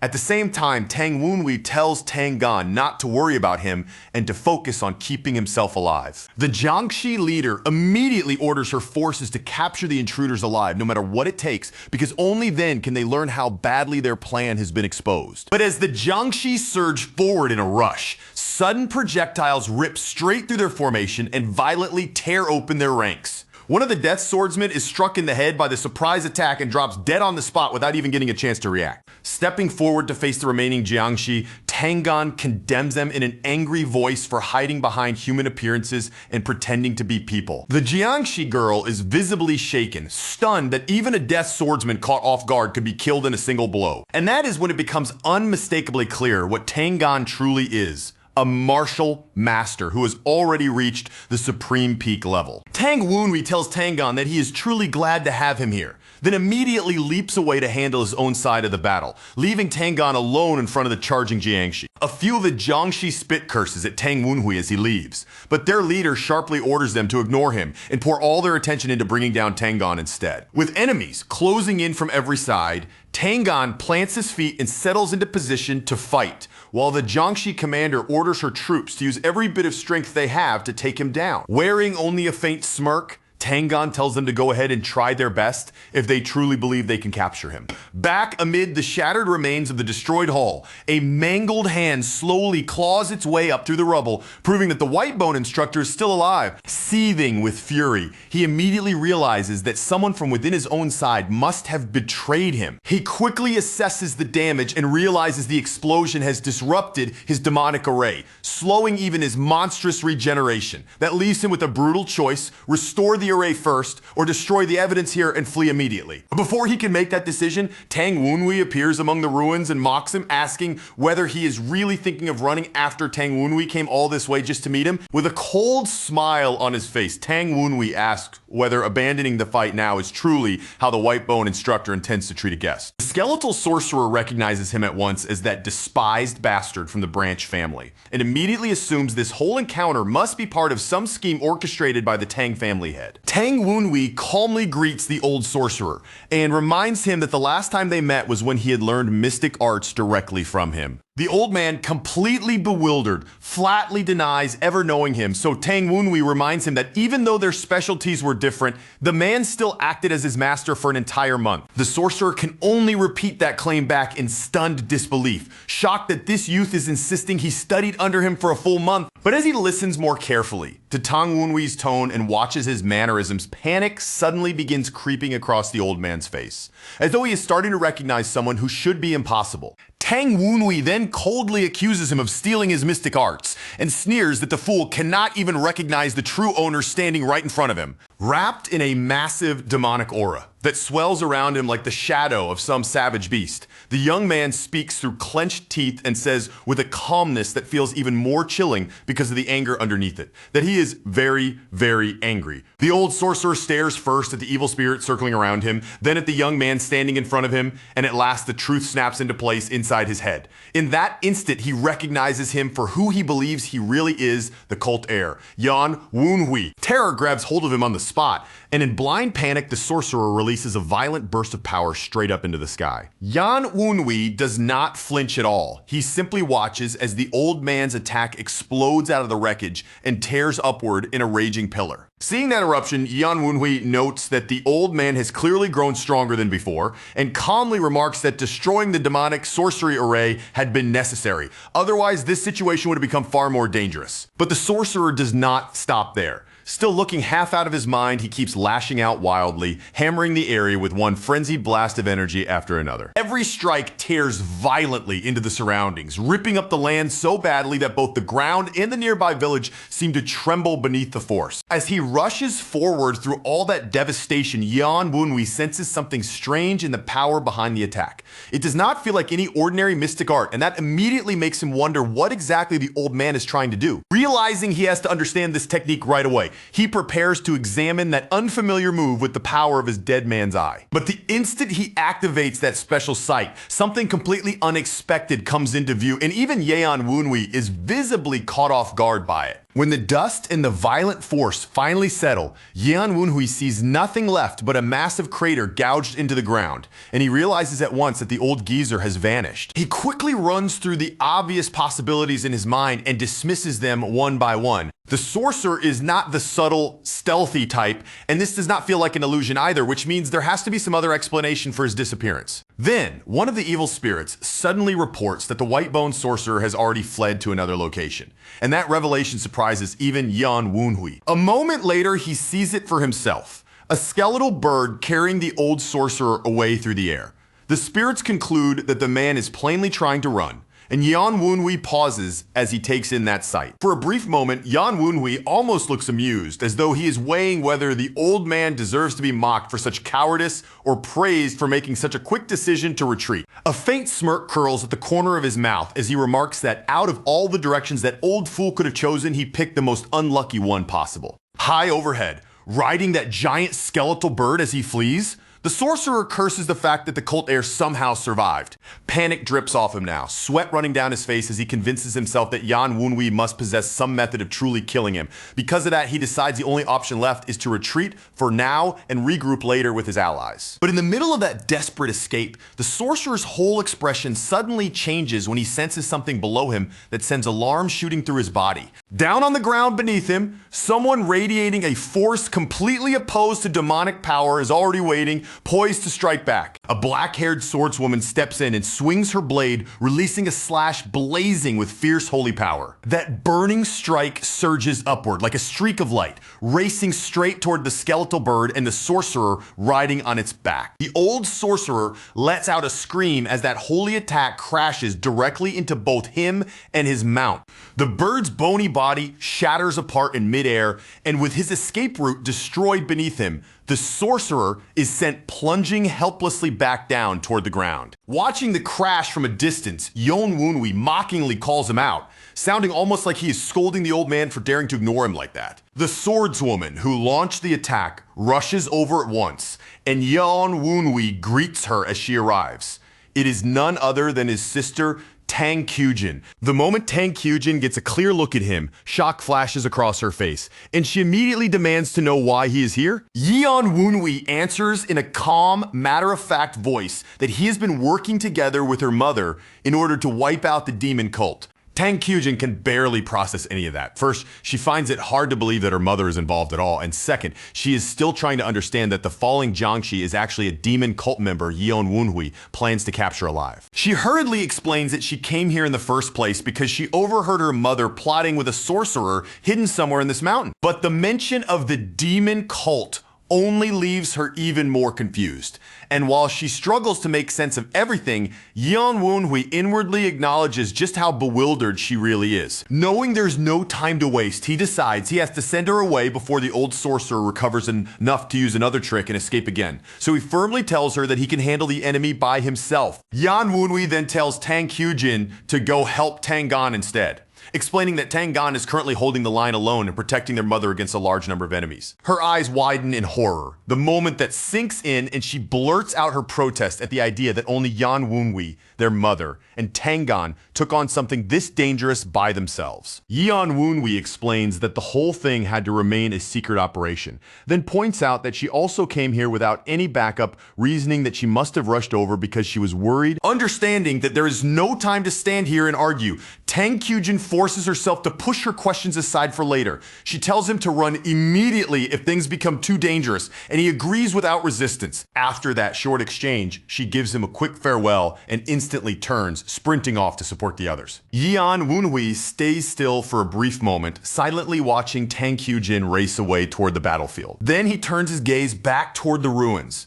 and dryly remarks that the old man has had more than enough time to rest during that conversation. Raising his voice toward the wreckage, Yan Wenhui calls the sorcerer out and says that a demon-wielding Jiang Shi should have no trouble recovering from an attack like the one he just took. A hand suddenly claws up through the dust and broken rubble. And the moment Yan Wenhui sees it, he warns the old man not to make the mistake of thinking he has lowered his guard. Beaten badly and half buried beneath the debris, the sorcerer slowly drags himself upright, groaning as he rises, with his teeth clenched and his whole body trembling. He forces himself into position and prepares one more desperate move. Then, with a burst of renewed ferocity, he suddenly lunges forward and throws himself at Yan Wenhui in an attempt to strike him down. Panting heavily as he attacks, the sorcerer spits out curses at Yan Wenhui for continuing to mock him and provoke him without mercy. He shouts in utter disbelief that Yan Wenhui should already be dead and demands to know how he could possibly have returned from death yet again. Wrapped in swirling purple energy, Yan Wenhui admits that resurrection does sound unbelievable, but says calmly that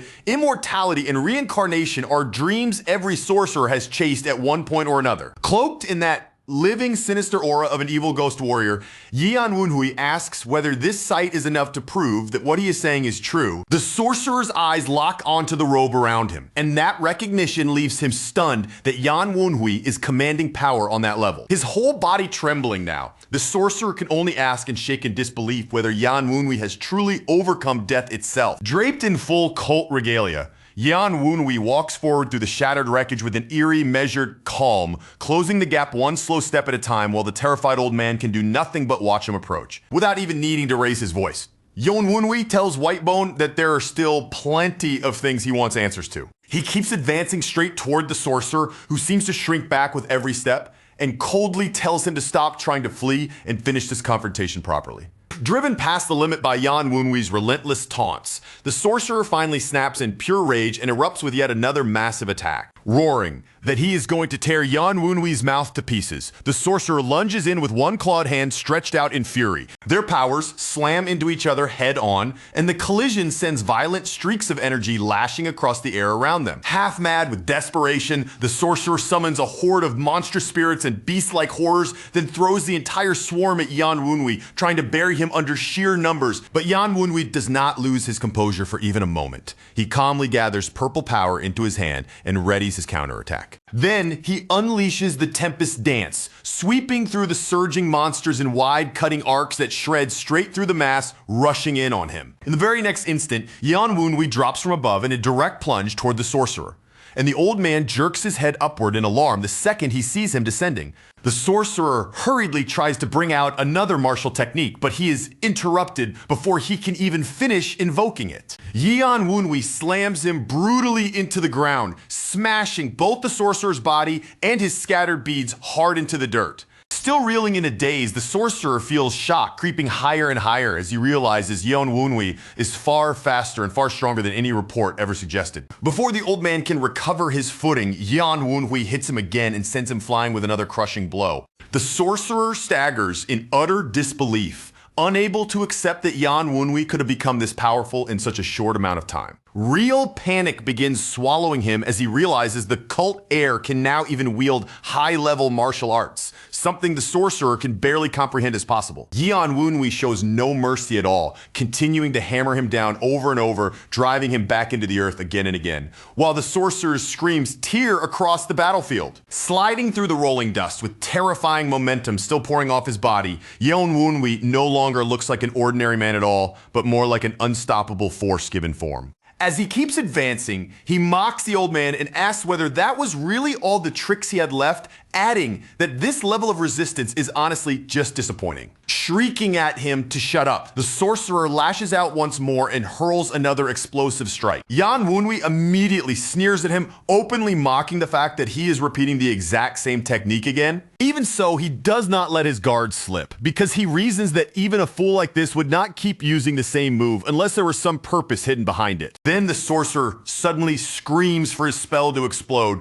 revealing that this time he has triggered a far more dangerous variation of it. All around Yan Wunwei, grotesque beast corpses begin to ignite and swell toward detonation, but even as he sees what is happening, he dismisses corpse explosions as such an obvious trick that it is almost embarrassing. A huge red blast erupts all at once, flooding the entire area in violent, destructive energy. Whitebone bitterly laments the fact that he had to sacrifice his precious beast, Jiangxi, just to launch that attack. He instantly uses the chaos and the blinding aftermath as cover to run, convinced the explosion has finally bought him at least a little breathing room.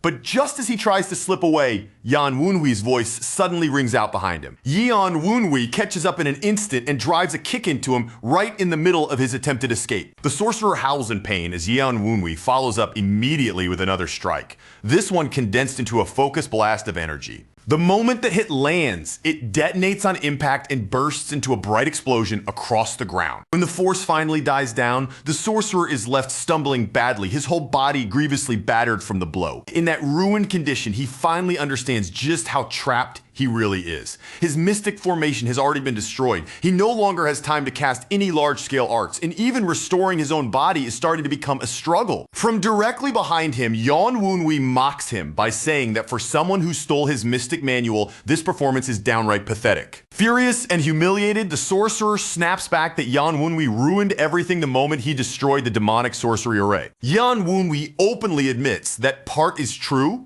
then ridicules the old man for being reduced to running for his life the instant that array was broken. He goes on to say that he expected far more from someone who was supposedly stronger than before. Calling him pathetic with open contempt, Yan Wunwei pushes the sorcerer right to the brink through that scorn alone. In sheer desperation, Whitebone fuses more completely with his Jiangxi body, and a red aura bursts around him, swelling his power as it burns hotter and hotter. Consumed by fury, he charges straight at the cult heir and screams out Yan Wunhui's title as he attacks. Yan Wunwei watches that desperate rush without the slightest sign of concern and coolly remarks that after all the taunting it took to drive him this far, this is still the best the old man can do. Deciding there is nothing left worth learning from him now, Yan Wunwei steps forward and meets that charge head on. Whitebone curses him like a madman as their energies smash together once again in another violent clash. Yan Wunwei's overwhelming strike tears straight into the sorcerer with crushing, merciless force. That blow sends Whitebone crashing away and gouging out yet another crater where he finally lands. Groaning from inside the hole, the demon-wielding Jiangxi slowly drags itself upward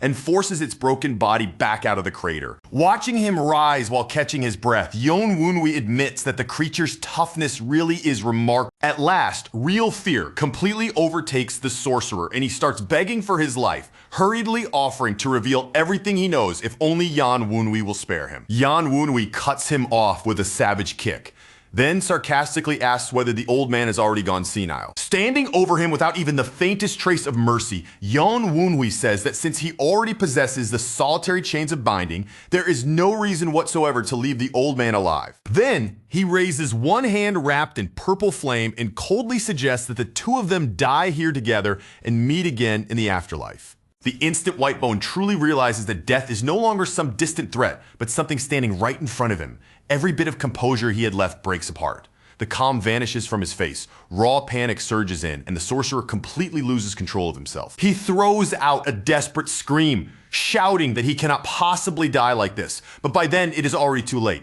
Tang Wunhui's killing intent is crashing down over him like a final sentence being carried out. Then, right in the middle of that blinding flood of light, Tang Wunhui suddenly senses something change. In that split second, he realizes Whitebone has activated an even deeper layer of mystic art than before. The very next moment, Tang Wunhui finds himself standing on a shoreline buried in dense, rolling fog.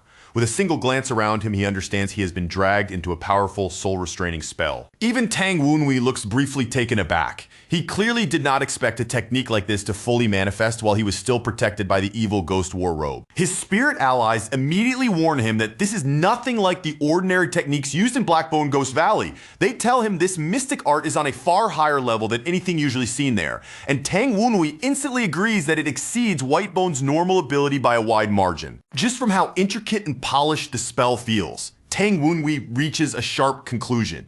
Whitebone could never have prepared something like this on his own, which means someone from a larger and more powerful organization must be backing him. A bodiless voice drifts out through the fog and announces that Tang Wunhui has been sealed inside the sorcerer's soul. It coldly adds that no matter how powerful he may be, escape from this place is impossible. Whitebone explodes in rage, snarling that Tang Wunhui cornered him so badly he was forced to use this reckless self-destructive technique. Tang Wunhui answers without the slightest softness, telling him flatly that failing to prepare a backup plan is the old fool's own fault. He keeps pressing that mockery without hesitation, coolly pointing out that if Whitebone had truly made proper preparations, he would have considered from the very beginning that his array might be destroyed. That cutting remark drives the sorcerer completely over the edge. Whitebone screams at Tang Wunhui to shut up, and above them his massive spectral form swells larger and larger, looming through the fog in a terrifying display. Tang Wunhui watches the entire tantrum with easy calm, almost as if he were looking at a child throwing a fit. Even so, one of the spirits at his side urgently warns him not to let that calm turn into carelessness. Whitebone roars that he will drag Tang Wunhui's soul down into himself, devour it whole, and strip everything from him piece by piece. He finishes the threat by declaring that, before this ends, every power Tang Wunhui possesses and everything he owns will become his. Then inside that illusory sea, Tang Wunhui and the spirits suddenly realize the ground under their feet has vanished. Before they can even properly react, they understand they have already been swallowed whole and are now completely submerged in the mystic ocean created by the spell. Tang Wunhui at once that this art is refined enough to construct an entire false space that feels almost real to the senses. At the same time, he realizes that locating the hidden gate of life inside something this elaborate will not be easy. Knowing he has to understand the structure of the spell before he drowns, he forces himself to steady his mind. Then he decides to read the currents of mystic energy moving through the water around him. As he studies those flows, he begins separating the different currents and assigning them to their respective gates. After sorting them out, he chooses to follow the current connected to the gate of warding, convinced that it should draw him closer to the spell's core. He reasons his way through the formation and concludes that if he continues along that path, it should eventually take him to the gate of resting. From there, he believes he ought to be able to view the structure of the entire formation at once. But even after reaching what should have been that ideal vantage point, Tang Wunhui still cannot see either the gate of death or the gate of life anywhere before him. That is the exact moment the truth clicks into place for him. Whitebone really did gamble with his own life to cast this technique. Thinking back on Whitebone's temperament and the words the sorcerer used earlier, Tang Wunhui pieces the whole thing together. This spell was never simply meant to kill him outright. Its true purpose is to take over his body, which means drowning inside this place must represent the gate of death. From there, the next answer comes to him almost immediately. If drowning is the path marked as death, then the gate of life must lie in dying by some other method instead. Once he settles on that conclusion, Tang Wunhui does not hesitate for even a moment. He draws his power inward, compressing it tightly into his chest as he prepares to test the answer for himself. Then, all at once, Tang Wunhui shoots upward through the ocean-like illusion. He hurls his own body forward with such force that it looks as though he is launching himself straight into a fatal collision. His spirit allies are horrified by what they are seeing. In a panic, they yell that it looks like he is killing himself and demand to know what in the world he thinks he is doing. Blood spilling from his body, Tang Wunwei sharply tells them not to panic. Even in that brutal moment, he calmly explains that within this spell, any death other than drowning serves as the gate of life. As he grabs onto the sorcerer's enormous spiritual face, Tang Wunwei asks Whitebone if his deduction was correct. Then, while Whitebone curses him in shock and fury, Tang Wunwei drives down even harder without relenting. Tang Wunwei takes the violent backlash head on, enduring all of it with a grim, unshaken expression. There's not even the slightest sign that he intends to let go. His fingers clamp tighter around the enemy's soul body, and with brutal, merciless force, he crushes the single glaring eye that is staring back at him. Outside the illusion, a massive pillar of energy suddenly erupts upward into the sky. It blasts high above the battlefield as the inner world collapses and tears itself apart from within. Elsewhere, on the battlefield, another powerful fighter swings a whip spear in a wide arc and unleashes a spiraling strike. The attack tears through the air with a frightening, twisting force. Every blow lands with savage weight. The two Jiangshi are battered again and again under that barrage, so violently that they can barely endure the assault any longer. In the middle of the chaos, Tangon arrives alongside another undead ally. Then, over the noise of the battle, someone suddenly shouts out Baekdong's name. Baekdong and the other swordsmen are breathing hard now, their bodies clearly worn down from the relentless pressure. They complain that under this non-stop rain of blade attacks, they cannot hold on much longer. The girl Jiangshi stares at the scene in open disbelief. She simply cannot understand how a mere human could possibly be this overwhelmingly strong. Their opponent answers that disbelief with a cold, mocking voice, sneering at the arrogance she showed earlier. He does not ease up for even a second and keeps driving the attack forward without mercy. As his whipping strikes continue to carve through the battlefield, he sneers and asks how much longer she intends to drag this fight out. She cries out the instant another strike lands cleanly. The blow hits her squarely and without a shred of mercy. Even so, she refuses to let herself be treated as just another one of the others. Gritting herself down, she lunges forward once more, determined to prove that she is different. The whip-wielding man responds to that defiance by pushing his technique to an even higher level. In an instant, the pressure intensifies and the battle grows even more overwhelming. He unleashes the named technique, 100 Victory Whip, Flowing Flower, and the whole area is swallowed in a heartbeat. Twisting lines of whipping force storm out in every direction until the battlefield looks buried beneath a moving net of strikes. Violent bursts of force explode all through the forest, one after another. Trees and surroundings are ripped apart as that attack tears through the entire area with devastating power. Even the sold swordswoman is forced to admit the truth. This barrage is so overwhelming that she herself can barely keep pace with it. When she turns her eyes toward her exhausted comrades, the reality becomes painfully clear. The other dead swordsmen are already close to their limit, and fear begins creeping into her as she realizes that if this continues, every one of them will be cut down. The masked woman speaks in a voice colder than ice, declaring without hesitation that she is willing to sacrifice 3 of her own subordinates if that is what it takes to kill her target. With those chilling words, she calls upon all of the dead swordsmen and orders them to offer up their lives. The moment that command is given, the undead soldiers suddenly convulse in agony.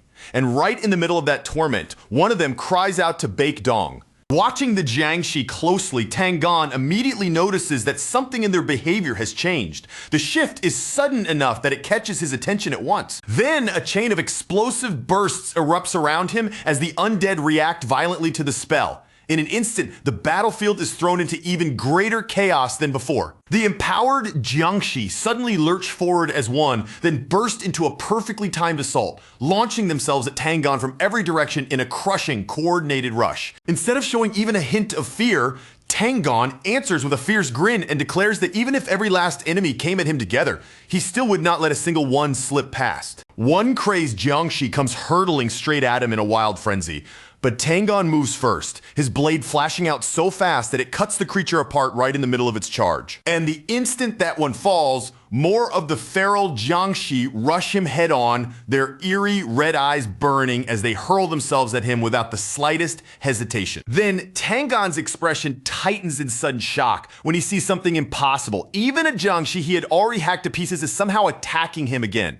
The moment he grasps how dangerous that truly is, Tangon clicks his tongue and spits out a low curse under his breath. At that same moment, he feels a fresh threat descending from above and his head jerks upward in alarm the instant he senses it. The masked necromancer appears out of nowhere and dives straight at him, and for one brief, genuine instant, Tangon is stunned by how close she managed to get. He understands it immediately. She used the Jiangshi swarming in front of him to block his vision and timed her approach perfectly behind that cover. In that blink of an instant, Tangon measures the angle and the distance at once, and he knows with chilling certainty that if he tries to dodge now, he will lose an arm for it. But just before her attack can connect, a glowing sword suddenly drops between them and violently intercepts the strike before it lands. The blade drives itself into the ground with a heavy thud, standing upright between them as waves of power radiate outward from it. Tangon stares at that sword in visible surprise, recognizing it the very moment his eyes land on it.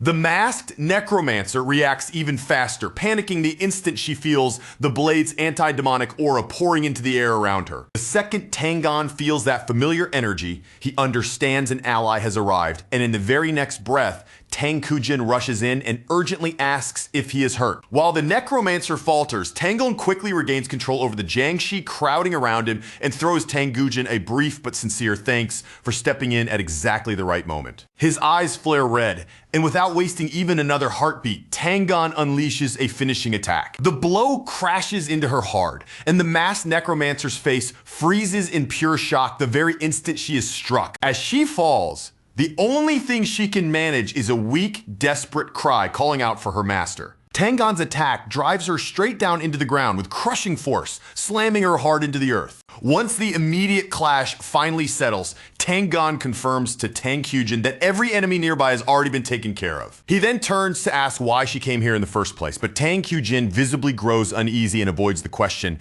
insisting instead that they should go help Tang Wunhui. Trying to move things along, Tang Kujin explains that Tang Wunhui ordered her to withdraw as soon as the Jiangshi were dealt with, because he intended to handle their leader by himself. Tangon thinks back to how calm and confident Tang Wunhui looked earlier, and after a brief pause, he decides the boy will probably manage just fine on his own. Elsewhere inside the illusion, Tang Wunhui glares at Whitebone in anger and scolds him for tearing out his own heart, warning that what he just opened is the gate of life. Whitebone answers with eerie calm, saying that only by drowning that deeply and losing his sense of self could Tang Wunhui ever have taken over his body in the first place. Tang Wunhui, now clutching that still pulsing heart in his hands, snaps back that treating your own life so casually is complete madness. Emotion surges through him, and he starts cursing Whitebone outright. But before he can finish, Whitebone channels power through the heart in his grasp and forces a scream out of him. A huge burst of energy erupts from the heart itself, exploding outward in an instant and swallowing Tang Wunhui whole. When Tang Wunhui regains his form, he immediately understands what happened. At the very last second, his enemy shifted the surrounding space once again. The world around him has completely changed, turning into a dense, suffocating jungle crawling with poisonous creatures on every side.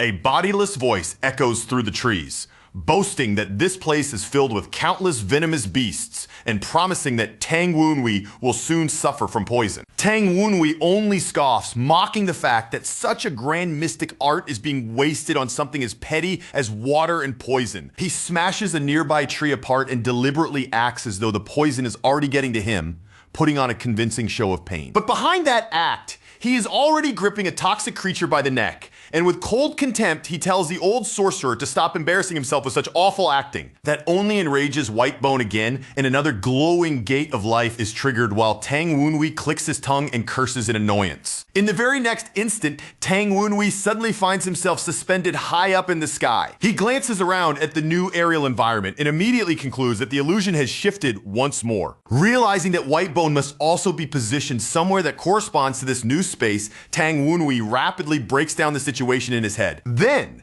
the moment he identifies where the hidden gate of life is, he attacks that exact point without a second of hesitation. Whitebone is visibly stunned that Tang Wunhui found him so quickly, and he blurts out a disbelieving demand to know how. But before Tang Wunhui can press any further, the landscape violently flips into a desert, and Whitebone taunts him by asking whether he can still find him now. The mocking line is not even finished before the illusion changes again, this time into a frozen wasteland buried in bitter cold. An instant later, it shifts yet again into a volcanic field, with Whitebone practically screaming now as he desperately forces out another environment. And then, only moments later, Tang Wunhui finds himself standing once more in the original fog-covered field. In a mocking tone, he points out that they are back where he was first trapped and suggests his enemy must be running out of ideas. Whitebone, now completely rattled, demands to know what kind of trick Tang Wunhui is using and how he keeps locating the Gate of Life.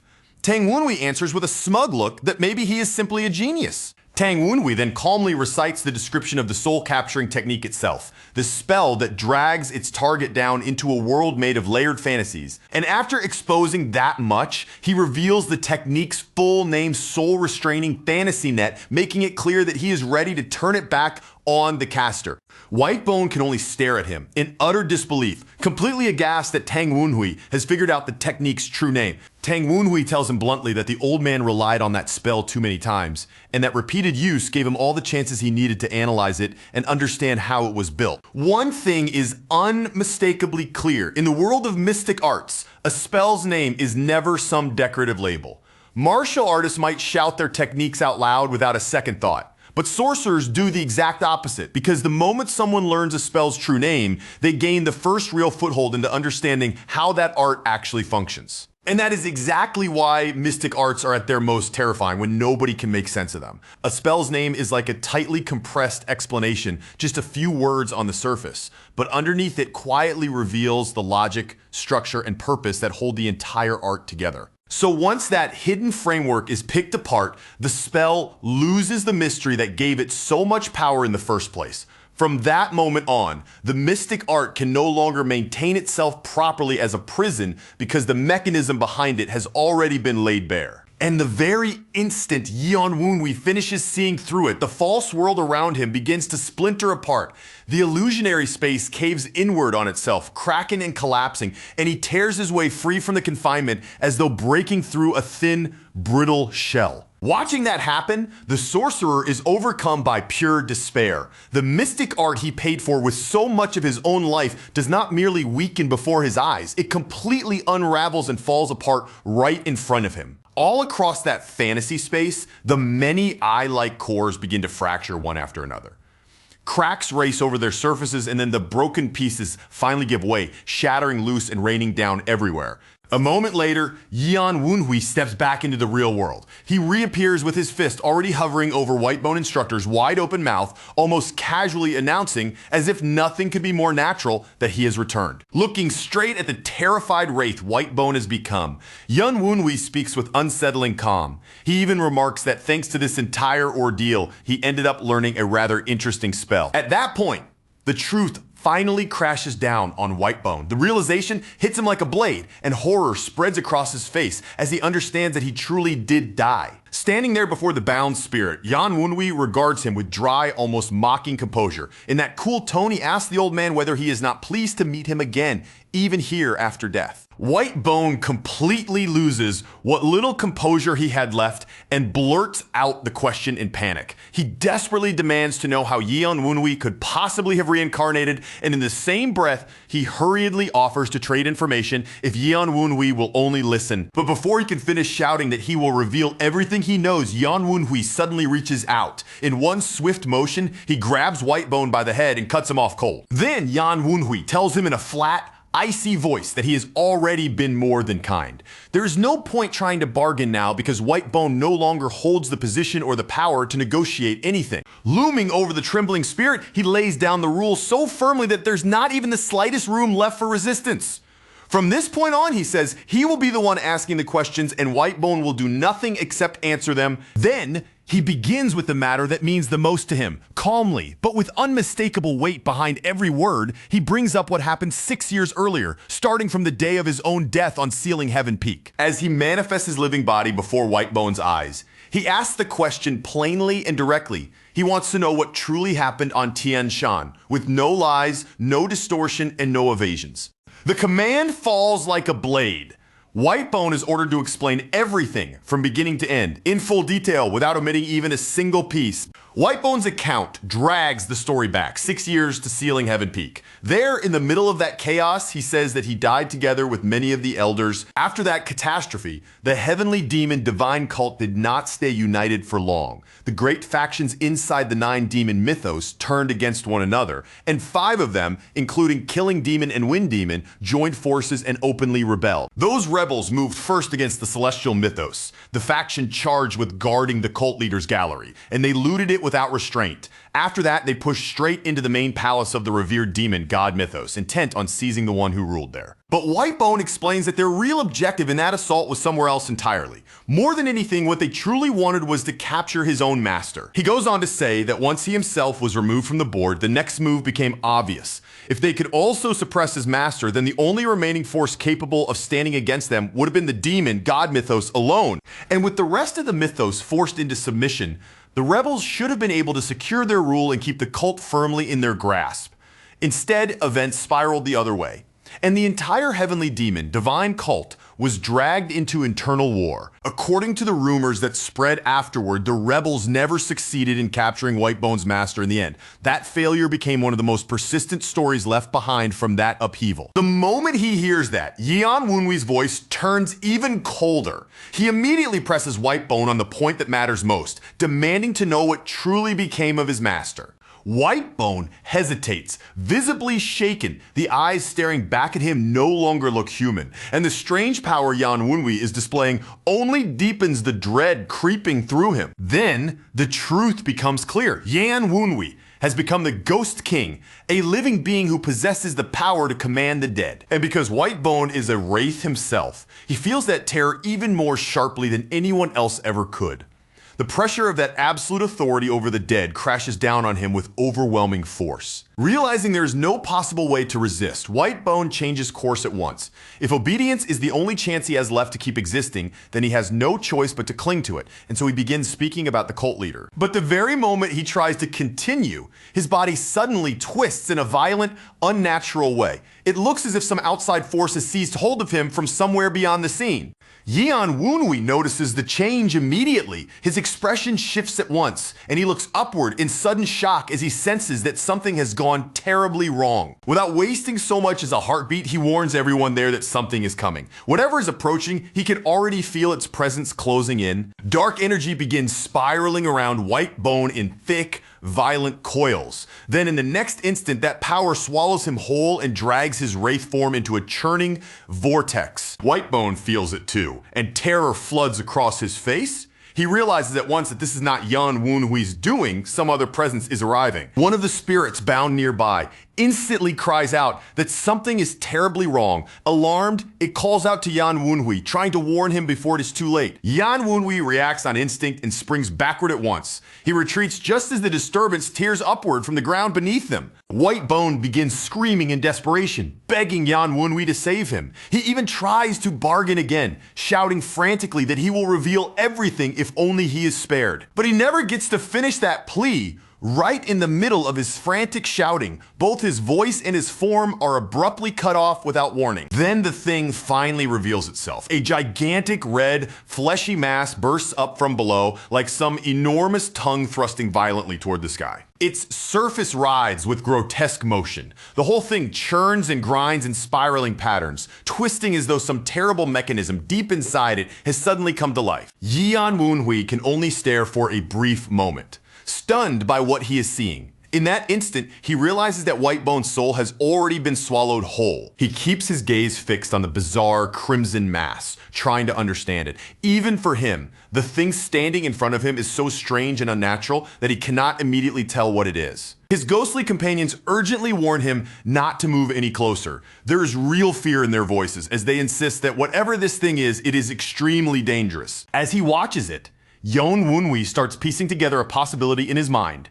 He speculates that this creature may exist for one purpose alone: to erase any secrets tied to that mysterious society before those secrets can ever be exposed. Then he notices a subtle but chilling change. The grotesque mass has started moving and its attention seems to be shifting toward him. Yet just as suddenly as it appeared, the entity withdraws. It sinks back underground in an instant, leaving behind nothing except a small hole with smoke quietly rising from it. Yeon Wunwi does not speak right away. He simply watches that thin trail of smoke in guarded silence, keeping himself ready for any sign that the thing might return. After a brief moment, he reaches a grim conclusion. That creature came here for Whitebone alone, and once it had devoured his soul, it no longer had any reason to remain. Then one of the spirits remembers something it once heard from Whitebone. With hesitant certainty, it says that a being like this has a name, and that name is Desire. And the spirit quickly adds one more deeply unsettling detail. Desire is not merely some monster that can be neatly classified and fought, but a mysterious phenomenon wrapped in myths and rumors that nobody fully understands. The spirit explains why Desire's name is spoken with such dread. It can grant terrifying, overwhelming power to anyone who enters into a contract with it. But the instant that pact is mishandled or turns unstable, it does not hesitate for even a moment before devouring the contractor's soul instead. The moment he hears that, Yeon Woonwi rapidly connects the meaning.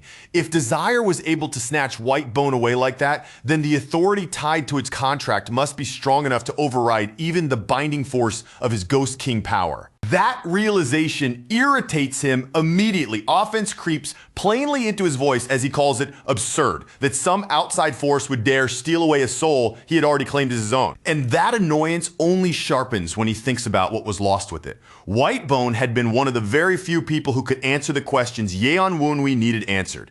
And now he grimly regrets losing such a valuable source of information before the interrogation was complete. But right in the middle of that frustration, his thoughts abruptly halt. He realizes this still is not completely finished yet. As he studies the aftermath more closely, he senses something faint still lingering in the air. There is a tiny residue left behind, and from that trace, he realizes that a fragment of Whitebone's ego has not been entirely erased. That alone is enough for him. His expression hardens on the spot, and he decides that no matter how little remains, he will drag some kind of answer out of whatever scraps are left behind. So he narrows his focus and reaches toward the very last memories Whitebone was clinging to at the exact instant Desire consumed him. Instead of trying to chase everything at once, he digs straight into the final images that rose to the surface before the soul was swallowed whole. From there, he begins to identify what those memories actually contain. They are connected to that hidden society, and more specifically, they lead back to the moment Whitebone first entered into a contract tied to them. Inside that recovered vision, Yeon Woonwi finds himself staring at the gallery of the heavenly demon divine cult leader. It is in that ominous place within that memory that Whitebone appears to have been chosen. Even though he knows he is only witnessing a memory, the atmosphere inside it is enough to unsettle him. The presence lurking somewhere within that scene is so oppressive that Yeon Woonwi is visibly taken aback. What shocks him even more is the fact that the pressure remains this overwhelming despite being nothing more than a lingering impression. The memory alone carries enough weight to make the air around him feel heavy and crushing. From that, Yeon Woonwi draws a sharp conclusion.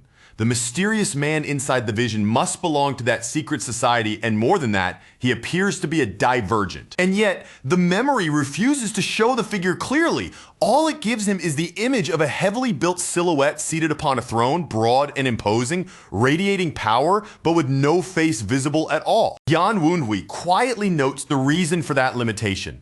He cannot see the man's face because he is trapped inside Whitebone's perspective, and Whitebone himself never got a full look at it. So instead, he studies everything else in the vision. There, Whitebone is on his knees, visibly terrified, bowing low before a figure wearing a horned skull mask. Yeon Woonwi admits that he cannot witness details Whitebone never actually saw. Still, he says there is one thing burned so deeply into the Wraith's memory that even now, on the brink of complete annihilation, it remains unmistakably clear. That one surviving detail is the man's eye.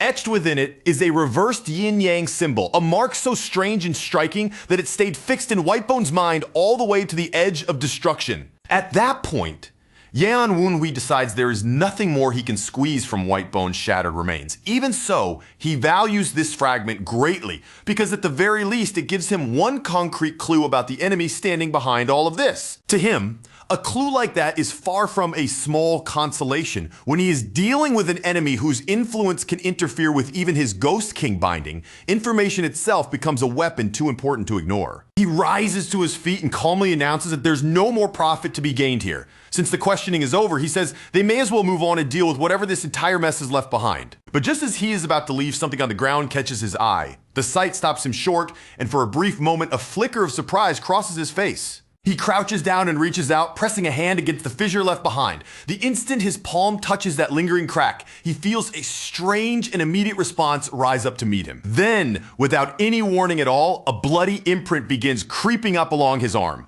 The mark crawls over his skin like something alive, and even Yeon Woonwi is startled by the sight of it. In that instant, he understands exactly what he is dealing with. The mark is directly connected to the very rift that desire emerged from. The realization comes fast and ugly. By making contact with what remained of Whitebone, he has ended up drawing the notice of the being standing behind desire. That thought immediately puts him on edge. If the other side can sense him through this link, then his existence may soon be exposed, and worse, they may try to use that connection for something far more dangerous, so he knows he has to sever it before it settles in completely. He reacts at once, clawing at the energy climbing up his arm as if trying to rip it away through sheer force alone. There is no hesitation in the motion, only raw urgency. The fissure answers with violent fury as Yeon Woonwi struggles to cut the connection. The crack erupts in a savage surge, thrashing like a living wound being forced open. A violent blast explodes outward from the rift. He barely manages to endure it, bracing himself and throwing up a shield at the last possible second as the shockwave slams into him. His spectral companions immediately rush toward him in alarm, asking if he is alright after seeing cold sweat suddenly break across his face. Yeon Woonwi brushes off their concern and tells them not to make such a fuss. Even while steadying himself, he admits just how close that was. They had nearly gotten hold of him through the link, but in exchange, he says he managed to secure something far too important to overlook. The spirits can hardly hide their admiration after hearing that.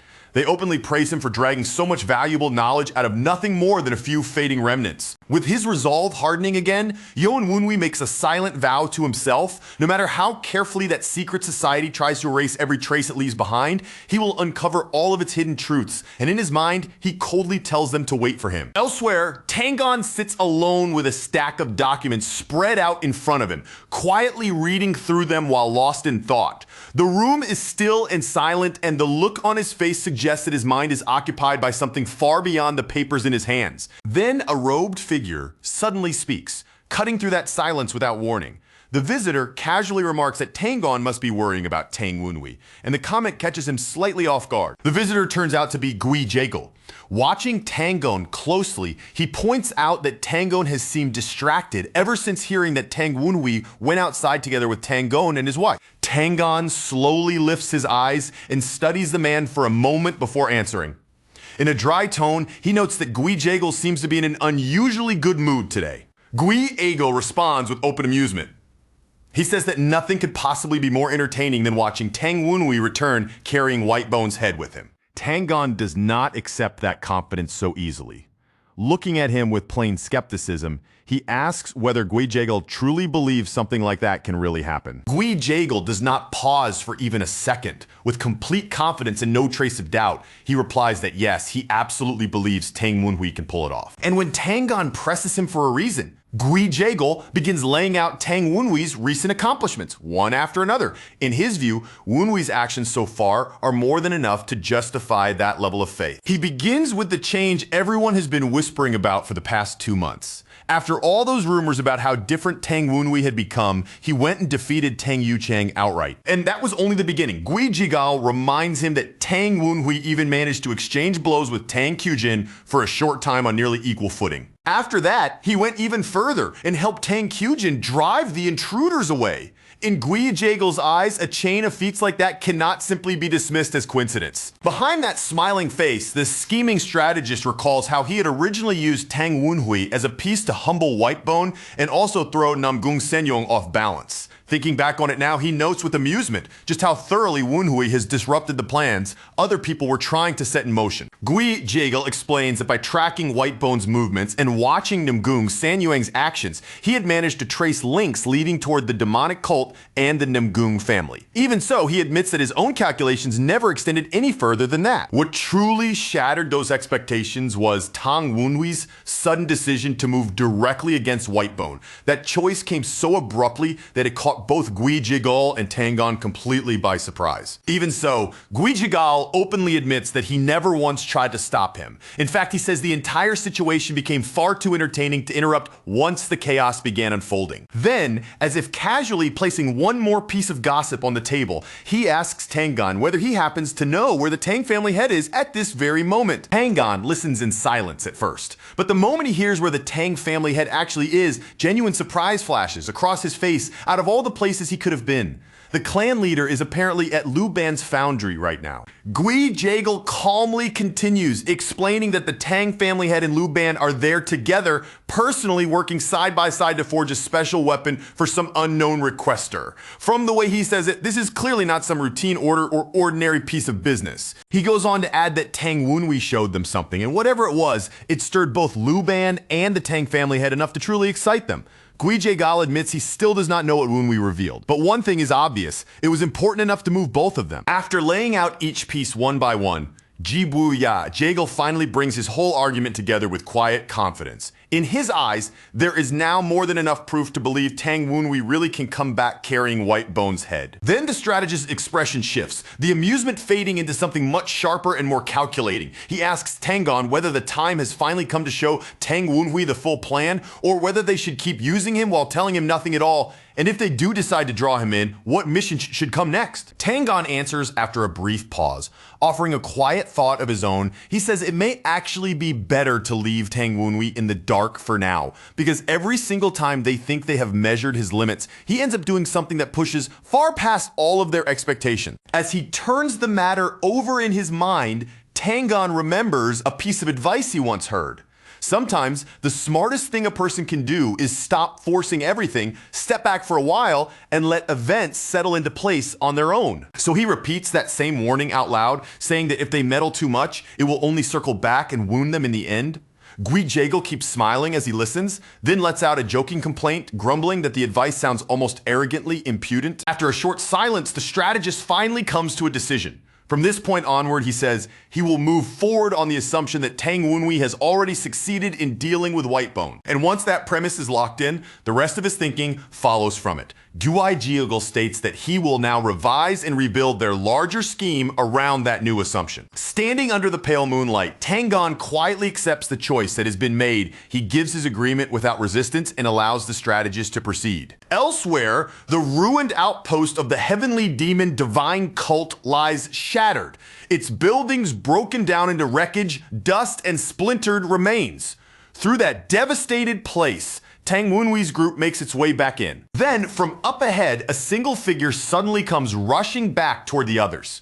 The movement is so quick and abrupt that the group reacts on instinct before they can even make out clearly who it is. As soon as they realize who it is, the others immediately start teasing him for having taken so long. They joke that for a moment there, they honestly thought he might have gone and gotten himself caught. A moment later, Tang Wunhui appears with a bright, almost playful look on his face, answering his master without the slightest hint of strain.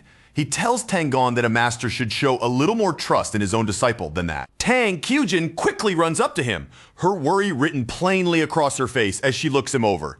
Tang Wunhui immediately reassures her in a steady voice, telling her that he is completely fine and has not been injured. Once the tension eases a little, one of their companions notices that Tang Wunhui is carrying something odd in his hands. The bundle does not look normal at all, and the strange shape of it immediately pulls everyone's attention. With the same blunt casualness, Tang Wunhui reveals what is wrapped inside. It is Whitebone's severed head, and the sight of it horrifies his companion on the spot. That companion instantly flares up, demanding to know why he would bring something like that back with him and accusing him of copying the cruelty of the heavenly demon divine cult. Tang Wunhui shows no shame at all as he answers, saying plainly that he wants proper credit for the kill. Tangon shuts that idea down at once, flatly saying that their orthodox sect cannot go around displaying a severed head like that. At the same time, Tang Kyujin is left inwardly shaken, because no matter how calm Tang Wunhui looks standing there, he truly did kill an elder of the heavenly demon divine cult. As she studies him more carefully, Tang Kyujin cannot shake the feeling that something about this is deeply unnatural. Just a few days ago, he was nowhere near this level, and yet now the presence around him feels heavier, sharper, and far more powerful, as if his martial arts have advanced at a frightening speed. What unsettles her even more is everything surrounding that sudden growth. Somehow, Tang Wenhui even managed to pull her mother into his own schemes, and she cannot stop wondering what kind of hidden plotting could have led things to this point. At that very moment, Tang Kyujin's spectral companion reacts with a strange burst of excitement. In an almost gleeful tone, it declares that Tang Wenhui is the same kind of being as itself. Tang Kyujin immediately frowns and asks if that means Tang Wenhui has some kind of soul streak. The Spectre quickly denies that his inborn talent is anything that extraordinary, but insists that there is still something deeply similar about him. Still not satisfied, Tang Kyujin presses for a clearer answer. She demands to know what exactly the spirit means by calling them the same breed, and how someone this terrifying could possibly be described as untalented. The Spectre answers in a low voice that sounds almost thrilled by what it is saying. It explains that Tang Wenhui's lack of natural gift is exactly what makes him even more terrifying, because he keeps growing without stopping and without depending on talent, so he is not merely monstrous, but more like a demon. Perhaps even a demon king. Then it takes the thought even further, warning her that Tang Wenhui is the kind of being who will greedily swallow everything that stands in his way. That image alone is enough to make Tang Kyujin visibly recoil in shock. The Spectre keeps muttering to itself after that, sounding almost unsettled by the resemblance it feels, repeating how bizarre it is for a human to seem so much like it. Already irritated by the non-stop noise in her ear, Tang Kyujin sharply snaps at the spirit to be quiet. But instead of stopping, the Spectre ignores her irritation and gives her a much colder warning. It tells her never to stand in Tang Wenhui's way, because when the time finally comes, it has no intention of being the prey in that meeting. It fully intends to be the predator. Then it states that hunger with chilling certainty. When that moment arrives, it says it will be the one to devour Tang Wenhui, not the one that gets devoured by him. That reaction leaves Tang Kyujin deeply unsettled. More than the words themselves, what truly shakes her is just how fiercely the spectral streak responded the instant it sensed Tang Wenhui. As her thoughts move back to the wider situation, Tang Kyujin reflects on what all of this means. The heavenly demon divine cult is active again, and once word spreads that Tang Wenhui destroyed this outpost, his name will ring throughout Sichuan with achievements grand enough to overshadow even her own. From there, her mind slips into even darker territory. If things continue at this pace, then Tang Wenhui may truly become the Tang family's successor. And if that day comes, she has no idea what choice her ambitious mother might make. Her hand slowly tightens around the hilt of her sword as that possibility settles heavily over her. With a dark and uneasy expression, she quietly imagines the kind of future that may be waiting for them if it really happens. Back in the middle of the ruins, one of the companions notices Tang Wenhui moving through the debris with a clear sense of purpose and asks if he is looking for something specific. Tang Wenhui answers that Whitebone left clues behind, and those clues are what he is following now. Instead of relying only on instinct, he calls out to spirit number 15. He orders the Wraith to think carefully and tell him where Whitebone would be, most likely to hide letters, records, or anything else worth keeping. The Wraith answers almost immediately, pointing out the section that used to serve as Whitebone's private quarters. It says that if there's anything Tang Wenhui wants to uncover, it should be hidden there. As he searches through the broken rubble, Tang Wenhui soon uncovers a concealed mechanism buried beneath the remains. The instant he sees it, he knows there must be a hidden chamber underneath. Once they force the mechanism open, that suspicion turns out to be correct. What opens up beneath them is none other than Whitebone's secret treasure chamber. Tang Wenhui and Tangon immediately drop down into the space below. Unlike the ruined outpost above ground, the chamber beneath is still intact, and shelves line the walls from one side to the other. Tangon scans the room and quickly notices how meticulously everything has been arranged. Whitebone kept his correspondence and his valuables sorted with an almost obsessive sense of order. But the moment Tangon opens one of the books, he realizes there is a problem. The writing inside is encoded using the secret code of the heavenly demon divine cult, which means there is no easy way to decipher it on the spot. Seeing that, Tangon turns and calls out toward Tang Wenhui, but his disciple is already focused on something else entirely, his attention fixed on another document. What Tang Wenhui has found is far more important than some ordinary record. It is a report concerning 3 people tied to the demon god mythos, and it states that they must be pursued and captured before their leader arrives. The instant his eyes move across those lines, Tang Wenhui understands exactly how valuable the document is. Without needing to say a word, he realizes that this is precisely the kind of lead he came here hoping to uncover. Once the truly important documents are identified, they continue searching the chamber thoroughly. They sift through Whitebone's records, inspect traces of his activities and communications, and gather up the wealth he had quietly accumulated in secret. Among everything they seize, they also uncover a hidden box of files marked with the name of the Namgung family. The moment that name appears, Tang Kyujin's mother is instantly alarmed. Tang Wunwi immediately says they cannot afford to linger here any longer. These records and these funds have to be moved at once before either the Heavenly Demon Divine Cult or the Namgung clan gets the chance to interfere. He starts issuing orders without hesitation, moving quickly now that the urgency is clear. Tangon is told to stay behind and guard the site, while Tang Kyujin and her mother are sent out to bring back reinforcements strong enough to transport everything safely. Tang Kyujin then asks what he plans to do himself. Tang Wunwi answers without a moment of hesitation that he is going to pursue the lead Whitebone mentioned. Tang Wunwi explains that during his fight with Whitebone, he managed to pick up one crucial piece of information. Now that he has it, he says he has to verify it immediately before the enemy has time to erase every trace, clean up the trail, and make the clue vanish for good. Tang Kyujin reacts right away, clearly alarmed by the thought of him heading off alone. She worries that the whole thing could be a trap, just waiting to close around him. But Tang Wunwi answers in a calm, steady tone, insisting that this clue is too important to leave alone because it could change the Tang clan's entire strategy. Hearing that, Tangon steps forward without hesitation and offers to accompany him. The unease on his face makes it obvious that he is not just being cautious, he is seriously worried that more Black Specters could appear before this is all over. Privately, Tang Wunwi knows that Tangon's concern is completely justified. The next time he crosses paths with the remaining Black Specters, the battle will be far more dangerous than the one before, and while he hunts down the revered demon god Mythos, he has no intention of dragging weaker allies into a fight they may never survive. So instead, he tells Tangon that his duty is to remain here and guard the trove. If the treasure hidden in this place is lost now, Tang Wunwi says, the Tang clan will suffer a devastating blow. Tangon clearly dislikes the answer, but after a long, reluctant pause, he finally accepts it. Tang Wunwi then turns his gaze toward Tang Kyujin and tells her that she is the only one who can report everything accurately to Tang Hosen. He does not say it directly, but the meaning is unmistakable. She needs to go back home. At that moment, Tang Kyujin understands exactly what he is trying to do for her. He is protecting her from being cornered and twisted around by her mother, and he knows that only she can stand before their father and deliver a fair, uncolored account of what truly happened here. She reaches the same conclusion almost instantly on her own. If her mother goes back alone, or if Tangon returns without her, then the truth could be bent and reshaped before it ever reaches Tang Hosen, which means she has to be the one to carry the facts back in her own voice. Tang Wunwi tells her that as he moves, he will leave signs along his route so they can follow after him.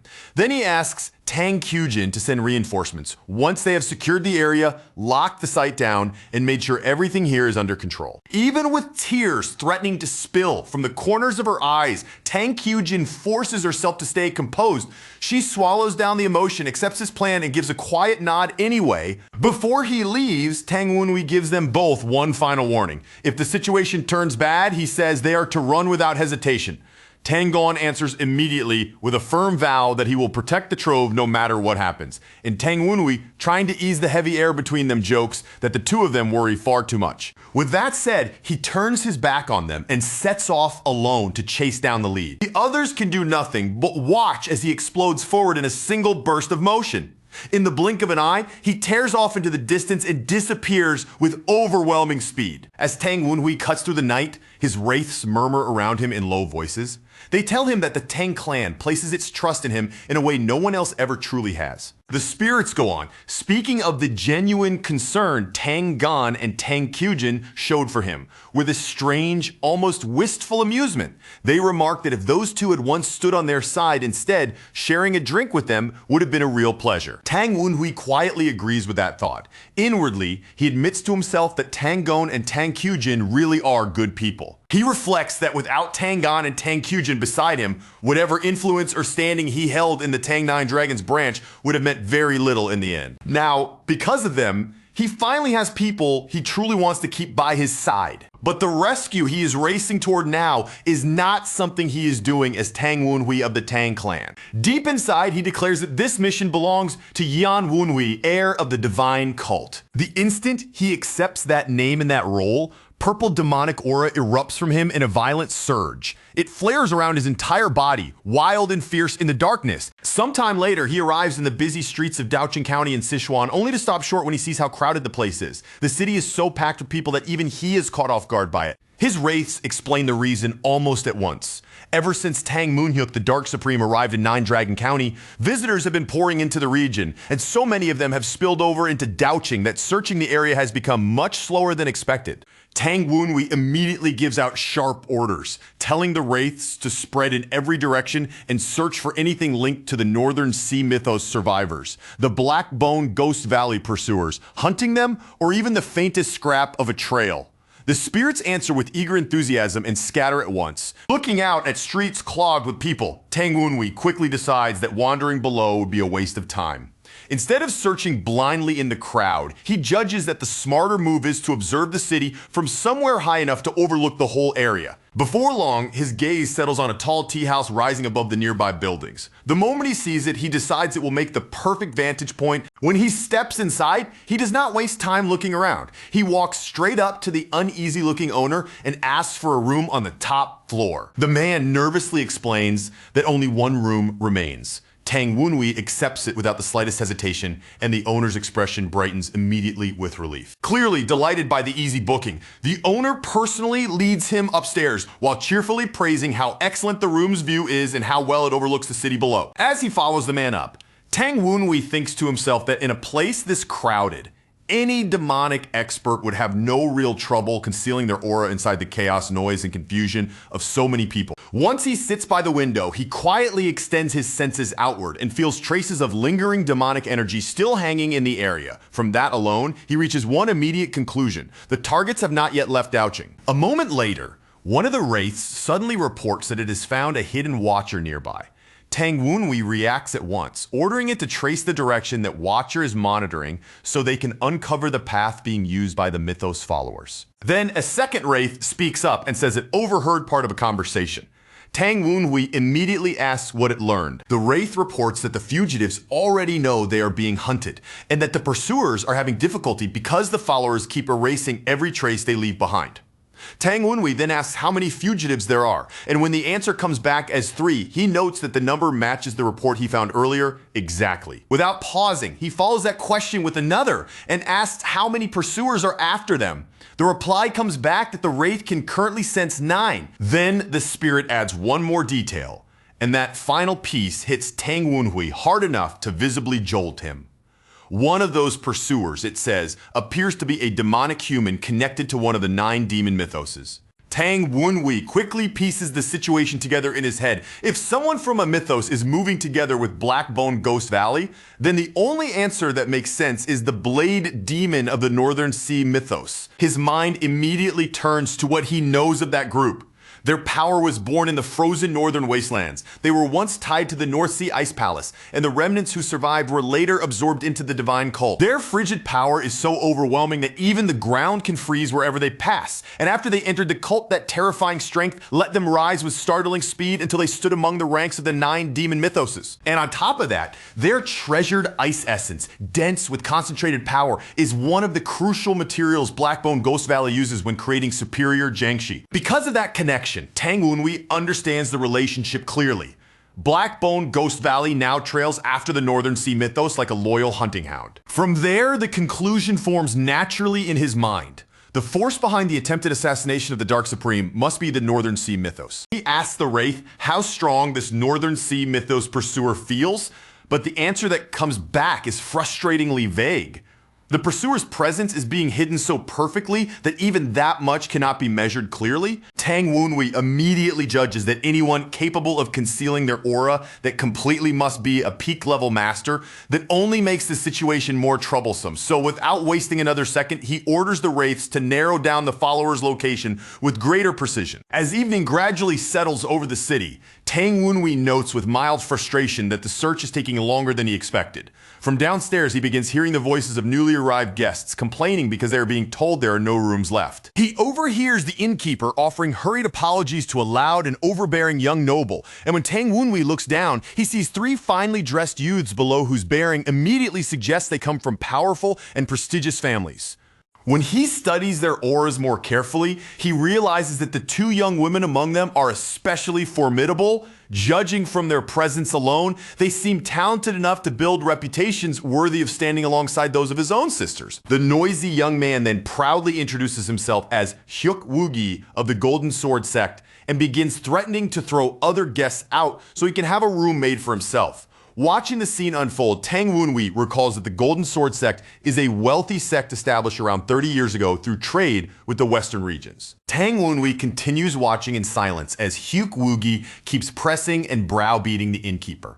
Before long, the young noble starts moving in Tang Wunhui's direction. The young women traveling with Hyuk Woogi quickly try to calm him down, urging him to accept that there truly are no rooms left. But the uneasy look on their faces makes it plain that even they are nervous about how far he might push things if no one stops him. With just a single glance, Tang Wunhui sees straight through Hyuk Woogi's whole act. The man is clearly trying to puff himself up and look impressive in front of the two young women, but the harder he tries, the more foolish and embarrassing he makes himself look by the second. Then, in the middle of that showy behavior, Hyuk Woogi's gaze suddenly snaps toward Tang Wunhui, and the look on his face changes in an instant. The second he realizes he is looking at Tang Wunhui from the Tang 9 Dragon's branch, Hyuk Woogi calls out to him in an overly loud, overly familiar voice. Just from that alone, Tang Wunhui can already tell this is about to turn into an irritating hassle. Without waiting to be invited, Hyuk Woogi casually drags himself and the others over to Tang Wunhui's table, claiming there is nowhere else for them to sit.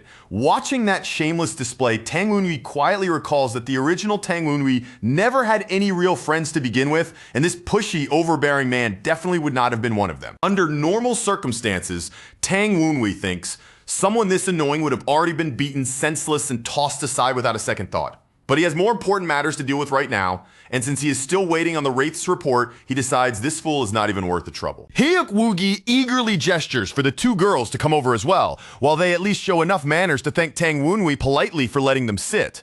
Tang Wunhui gives a brief response of his own, just enough to be civil, and then quietly pulls himself out of the conversation. Once everyone has settled down, the Golden Sword sect youth starts shouting out his order as if the entire tea house exists for his convenience. He even loudly praises the fragrance in the shop with the swagger of someone acting like he owns the place. Right at that moment, one of the wraiths finally slips in and delivers its report. It confirms that the three Northern Sea Mythos followers have indeed been found exactly where the earlier information said they would be. Hearing that, Tang Wunhui feels a small but unmistakable wave of relief pass through him.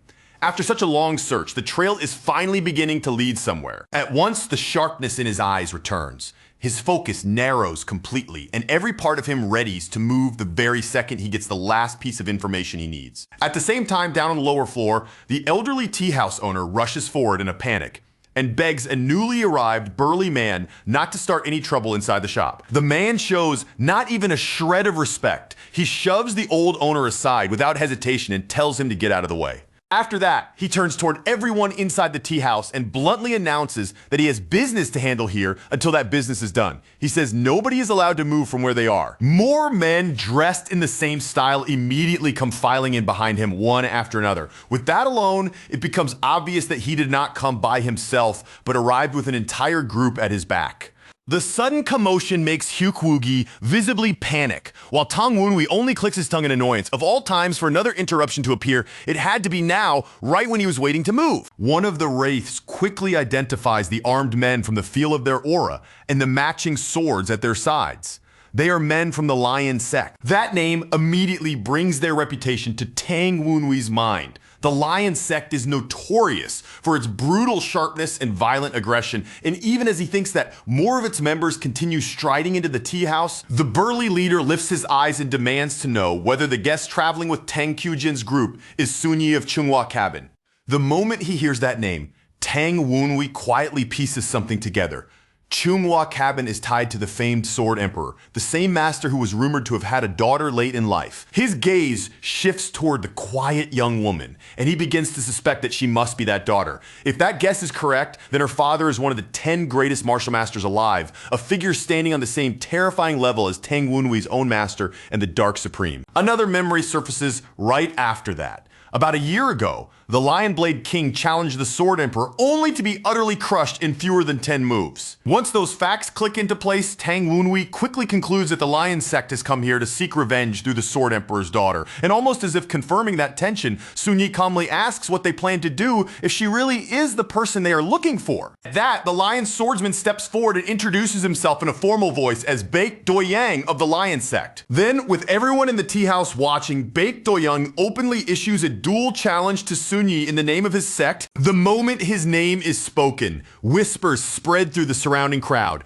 People recognize him as the infamous Crimson Lionblade, the ruthless second disciple of the Lion Leader, a man with a reputation for always leaving blood behind wherever he goes. Tang Wunhui immediately cuts in and rebukes him. He points out how ridiculous and rude it is to challenge someone out of nowhere without any proper cause. Baek Doyang first acknowledges that Tang Wunhui is seated with Sun Yi, then shifts his gaze and identifies Tang Kyujin's other companion as well. He recognizes her as a prodigy from the Imei sect. He goes even further and names her outright as Suman the Clear Moon Lady and the youngest disciple of the Imei sect leader. Hearing that, Tang Wunhui quietly confirms something he had already suspected.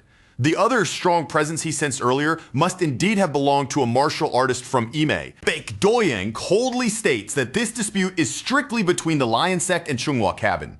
According to him, the Imei sect has no reason at all to interfere in this matter. Then he adds, with a clear sneer in his voice, that if Sun Yi is not capable of facing him alone, he would not mind crossing blades with Imei's young prodigy too. That mocking provocation is enough to set Sun Yi off, offended by his words. She accepts the challenge right there on the spot without showing any intention of backing down. Suman immediately tries to stop her, reaching out at once, but Sun Yi tells her not to worry and remains firm in her decision. Inside, Sun Yi steadies herself and hardens her resolve. If she were to retreat from a challenge like this, then she would have no right to call herself the Sword Emperor's daughter. Baek Doyang lets out a laugh, sounding almost pleased by her response. To him, that kind of boldness seems fitting for someone carrying the Sword Emperor's blood. After that, he suggests that they move the duel out to the tea house's wide backyard, where there will be enough open space for a proper fight. Tang Wunhui, realizing that his own business here is finally reaching its conclusion, can only feel irritated by how much time has already been wasted on this mess. At the same time, the wraiths report that the followers have now scattered into the surrounding alleys. He reacts immediately and orders the spirits to guide him to whichever one of those followers is in the greatest danger right now. Even as he gives the command, he is already preparing to leave without delay. But before he can take even a proper step out, one of the Lion Sect men moves directly in front of him and blocks his path. The man says no one is allowed to leave until Baek Doyang's duel with Sun Yi is finished, and that alone is enough to make Tang Wunhui's irritation show plainly on his face. Baek Doyang then raises his voice and announces that every guest still inside must remain where they are and watch the duel. He makes a point of saying that this especially applies to Sun Yi's companion. And just to make sure there is no misunderstanding, he lifts a hand and points straight at Tang Wunhui himself, calling him out directly. Tang Wunhui does not even acknowledge the command. He simply drives forward, shoulders past one of the men in his way, and curtly tells him to move aside. As he keeps walking, he coldly throws a single order towards someone behind him to sit down.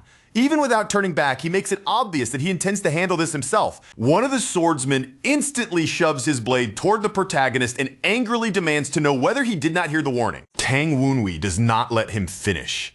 In one lightning-fast motion, he reaches out and clamps a hand straight over the man's face before another word can come out. Then, with absolutely no mercy, he drives a vicious kick into him. The force sends both the man and the sword with him flying away at the same time. A wild-haired warrior nearby catches that sudden burst of violence and goes completely still. He can only stare in open shock at what just happened. The two young women see it too, and the color in their faces shifts at once. Their expressions turn stunned and uneasy as fear quietly flickers across them. Dark purple energy begins to coil up around Tang Wunhui like a living shroud, wrapping itself around his body with that demonic aura rising off him. He repeats his order in a voice that makes it clear everyone in his path needs to move. Blood streaks his face, and a crazed smile slowly spreads across it as he glares at them in fury. Then he roars at them, demanding to know why they could not simply obey what they were told. At last, one of the bystanders connects all the pieces and the color drains right out of his face. These fools really chose this exact moment to pick a fight with the cult heir. right when Tang Wunhui was already the most unstable. The Lion Sword sect disciples erupt almost instantly. The second they see one of their own get struck, rage explodes across their faces, and they begin shouting curses at Tang Wunhui as they all rush him together.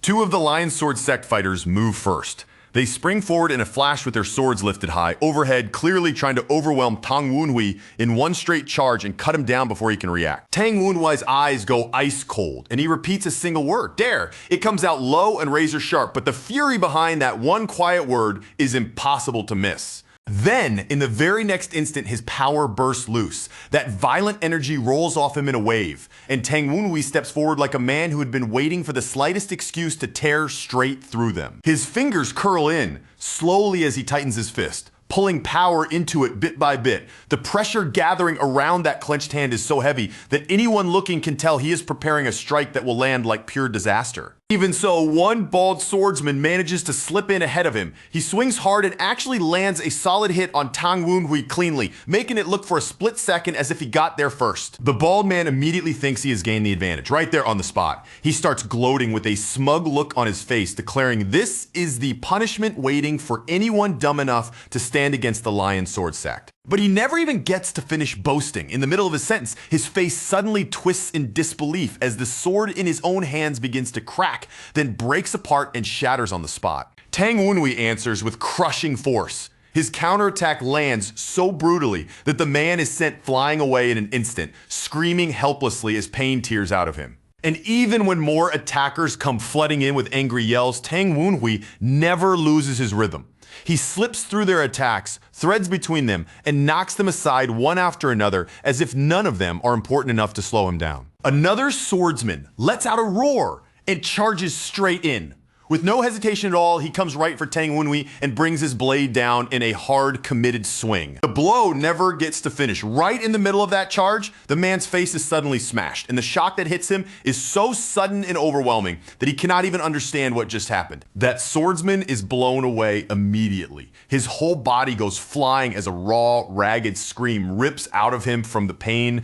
The remaining Lion Sword sect members visibly falter when they see yet another comrade get dropped. Their charge loses its edge for a moment, and hesitation starts creeping onto their faces. Then, someone in the crowd suddenly remembers exactly who these men are. The fighters getting crushed in front of everyone belong to the Blade Lion Squad, the elite force that usually dominates Guizhou wherever it goes. And now one of those very squad members is lying on the ground in a spreading pool of blood. He is fully unconscious, motionless, and completely out of the fight. The onlookers can do nothing but stare. Tang Wunhui is standing there wrapped in a swirling aura, and he has just taken down two members of that elite squad as if it required no effort from him at all. Seeing that their leader, the Crimson Lion, realizes he can no longer afford to stay back and watch. Even with the duel that was supposed to happen still waiting ahead, he decides he has no choice now but to step in with his own hands. He draws his blade in one hard, deliberate motion, keeping his eyes locked on Tang Wunhui. He swears he's about to show everyone exactly why people call him the Crimson Lion. Then he comes in for real. His massive sword tears through the air in a savage, sweeping assault, and every swing carries enough weight to overwhelm an ordinary opponent outright. Watching him, Tang Wunhui thinks to himself that under normal circumstances, this would already be over. He could have ended it simply by knocking the man's weapon aside, and that alone would have been more than enough. But these people went and provoked the worst possible person, remembering that Tang Wunhui decides he has no intention of treating this lightly anymore, and he starts preparing to answer in earnest. The Crimson Lion curls his lip into a mocking sneer. With open scorn in his voice, he taunts Tang Wunhui and says that at least he seems capable of dodging a little. Then he arrogantly adds that the outcome will be decided the moment his blade touches Tang Wunhui. Even once, in his eyes, a single hit should be more than enough to finish everything. But the more Tang Wunhui keeps slipping away from him, the more the Crimson Lion starts to lose control of his temper. Frustration boils over fast, and he shouts furiously for Tang Wunhui to stop running and face him properly like a real fighter. Still yelling at Tang Wunhui to stand and fight, the Crimson Lion raises his sword high above his head and chops downward with every ounce of strength he has. It is a full-powered strike, clearly meant to end the fight in one blow. Tang Wunhui looks completely unimpressed. He only mutters under his breath that he is already getting bored of this. That response sends the Crimson Lion into even deeper rage. Roaring at the top of his lungs, he charges again and pours everything he has into another attack. The people watching can only stare as the clash grows more and more frightening. The young woman from earlier stands there with her whole body tense tight, plainly worried by what she is seeing, yet at the same time unable to hide how impressed she is. When that exchange finally ends, Tang Wenhui is still standing there completely untouched. Looking straight at the Crimson Lion, he calmly asks what exactly he intends to do now that even his best strike accomplished absolutely nothing. The Crimson Lion can only stare back at him blankly. The moment he realizes his attack did not work at all, the confidence drains visibly from his face. Tang Wenhui gives him no chance to recover from that shock. In one sudden burst of movement, he closes the distance and drives forward with a powerful punch. His fist slams straight into the Crimson Lion's face. Blood sprays, broken teeth burst free, and the sheer violence of the impact makes it obvious just how brutally clean that hit was. The force of that punch lifts the Crimson Lion clean off the ground. With a single blow, Tang Wenhui overwhelms him completely and sends his body flying away. A woman in the crowd lets out a sharp gasp, unable to believe her own eyes. Right there in front of everyone, Tang Wenhui has just beaten one of Guizhou's most famous rookie fighters. She can barely process how one-sided the entire fight turned out to be. The Crimson Lion's body is launched upward with such force that it crashes right into the ceiling above. The remaining sect members panic instantly and start shouting for their young master. At the same time, all of that fear and fury turns right back toward Tang Wenhui, and they begin hurling curses at him again. Then they charge him together in one desperate wave. There is no discipline left in it now, only a messy, panicked rush thrown together out of fear. Even then, Tang Wenhui stays perfectly calm. Almost sounding amused, he remarks that these people really do love throwing around the word dare. Elsewhere, a completely different powerful figure suddenly senses that something has happened. He turns sharply at once, reacting to the disturbance or presence he has just felt. Back inside the inn, Tang Wenhui faces the last enemy still left conscious. Looking at the trembling man, he tells him that he is the only one remaining now, and that simple statement alone fills the survivor with fear. The man cannot even speak properly anymore. Trembling and stammering through his terror, he barely manages to call Tang Wenhui a monster. Wrapped in a demonic aura that makes his presence look even more terrifying, Tang Wenhui coldly reminds him that they were the ones who attacked first. Meanwhile, the man is already desperately begging for mercy. Tang Wenhui tells him that he will spare him. But that mercy comes with a price, and he makes it plain that the man will have to do him a favor in return. He grabs the man by the head and forces him to pay attention. Then he orders the terrified survivor to carry a message to the ones Tang Wenhui has already beaten unconscious. With a dark, unsettling smile spreading across his face, Tang Wenhui says he will let this matter end here for now, but the way he says it makes it sound far less like kindness and far more like a threat. He warns them that if they ever get in his way again, he will not stop at this. The next time he says he will show them what hell truly looks like. The terrified man nods so frantically, he is practically foaming at the mouth. In pure panic, he promises over and over that he will deliver every word of the message. But before he can even finish speaking properly, he collapses where he stands. Tang Wenhui leaves him there, barely conscious on the floor, then turns and walks away. The two women can only stare at the wrecked scene Tang Wenhui left behind and speak in utter disbelief. He really did storm through the place, flip everything upside down, crush anyone in his way, and then walk out like none of it had mattered at all. After witnessing something like that with their own eyes, they immediately realize there's no longer any mood left for quietly sitting around and sipping tea. Whatever peace the tea house had a moment ago is completely gone now. The younger woman is still visibly shaken. Her body not fully recovered from the shock of what she just saw, but beneath that lingering fear, there's also a bright spark in her eyes, because she has just realized that someone their own age can actually stand at the level of a true martial master. Then, as that realization sinks in, she remembers the name he gave earlier. He had introduced himself simply as Wenhui. Elsewhere, in another part of the city, under the cover of night, a hooded child runs desperately through the darkness. Behind them, a masked pursuer closes in fast, eating away the distance step by step. The masked killer suddenly makes his move with a ruthless sweep. He unleashes a deadly strike clearly meant to cut the fleeing target down in a single motion. The blow lands hard. Blood sprays out into the dark night air the moment the attack crashes into the fleeing figure. Without showing the slightest hint of emotion, the killer watches coldly as the wounded child loses their footing and collapses onto the stone floor of the alley. Standing over the injured child, he speaks in a flat, merciless tone and declares that he has finally caught them at last. As his skull-like face comes into clearer view, he vows that he will not stop with just this one capture and that the rest of their group will be wiped out as well. Even while injured, the white-haired child glares back with fierce defiance, calls him an infidel, and spits out a curse. The killer does not hesitate to mock the child,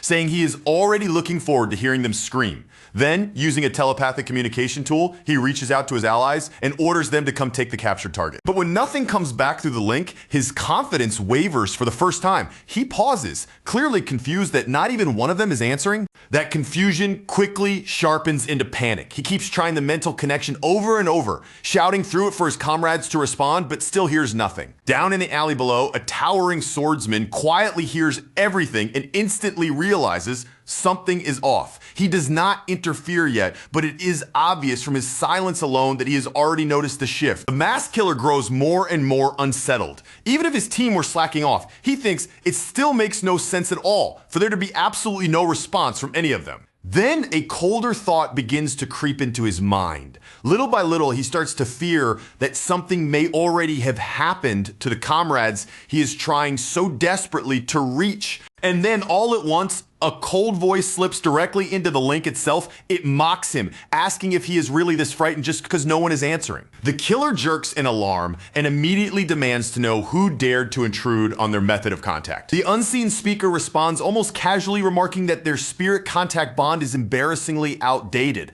That one comment shocks the killer because it means this stranger understands exactly what kind of technique they are using. As he listens, the killer starts to feel an uneasy familiarity in the stranger's tone. Then the voice coldly criticizes how slow he is to catch on and adds that the others understood what was happening much faster than he did. At that, he whirls around in alarm and blurts out a panicked question, demanding to know when this stranger even got there. The answer is waiting above. On the rooftop stands Tang Wunwei, masked, purple-eyed, and dressed in a dark war robe, his mere presence making the entire night feel heavier. The killer recognizes the evil ghost war robe and those unmistakable purple eyes at once, and disbelief floods over his face. For a moment, he can hardly accept what he is seeing. Tang Wunwei comments in an almost casual tone that the man looked awfully excited while chasing down a member of the heavenly demon divine cult. Then, before the eye can even properly follow the movement, Tang Wunwei blurs out of sight and appears right behind him. Before the killer can get more than the start of a cry out, he is already seized from behind and cut off mid-sound. As murderous energy pours into the grip, locking him in place, Tang Wunwei declares that his people are not the ones meant to be hunted. With killing intent thick in his voice, he brands the man a traitor. Far above another part of the city, a different white-haired man stands alone on a rooftop. From that distance, he seems to sense the sudden surge of power. His head turns immediately, plainly alerted by the disturbance. Looking toward the newcomer, he acknowledges in a measured tone that the person has arrived. A black-haired young master stands there, and the first thing he does is ask his subordinate whether the operation has been completed yet. The subordinate explains that it will take longer because there are too many witnesses to clean up. Hearing that, the young master clicks his tongue in annoyance and mocks the incompetence of their jiangshi. The subordinate immediately apologizes for the delay, but the young master says he does not mind waiting as long as he gets to hear the screams of Tang Wunwei's followers in the end. He can afford to be patient. He even admits it himself, with a bitter kind of honesty, that what he is doing is cowardly, but no matter how much time has passed, he still cannot forget that man's face.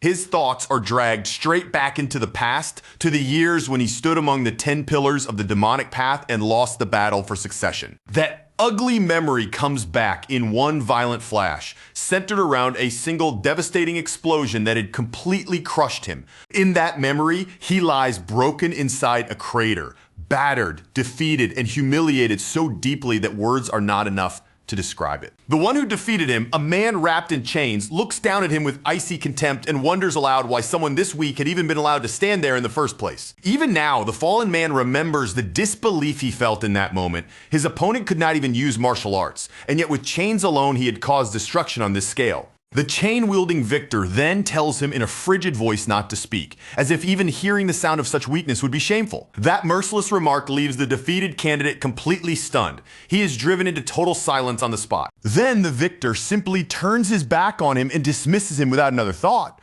Calling him too weak to even bother fighting, he orders him to leave. Only then does the full weight of that defeat become clear. Even though he had been the second son of the Northern Sea's demonic path and a successor candidate of the heavenly demon divine cult, that one loss took everything from him. Later on, he managed to claw his way back up to the early Supreme Peak realm, but before he could finally take revenge with his own hands, the rival he hated died, leaving behind only that rival's heir, someone who still has plenty left to lose. So he decides that if he cannot repay the dead man directly, then slaughtering all of that rival's followers will have to do. At the very least, he wants that bloodline to taste even a small fraction of the humiliation he has carried for all these years. His longtime subordinate lowers his head and swears that he will devote the rest of his life to helping the young master achieve that revenge. In response, the young master quietly thanks him, but in the very next moment, both of them feel it.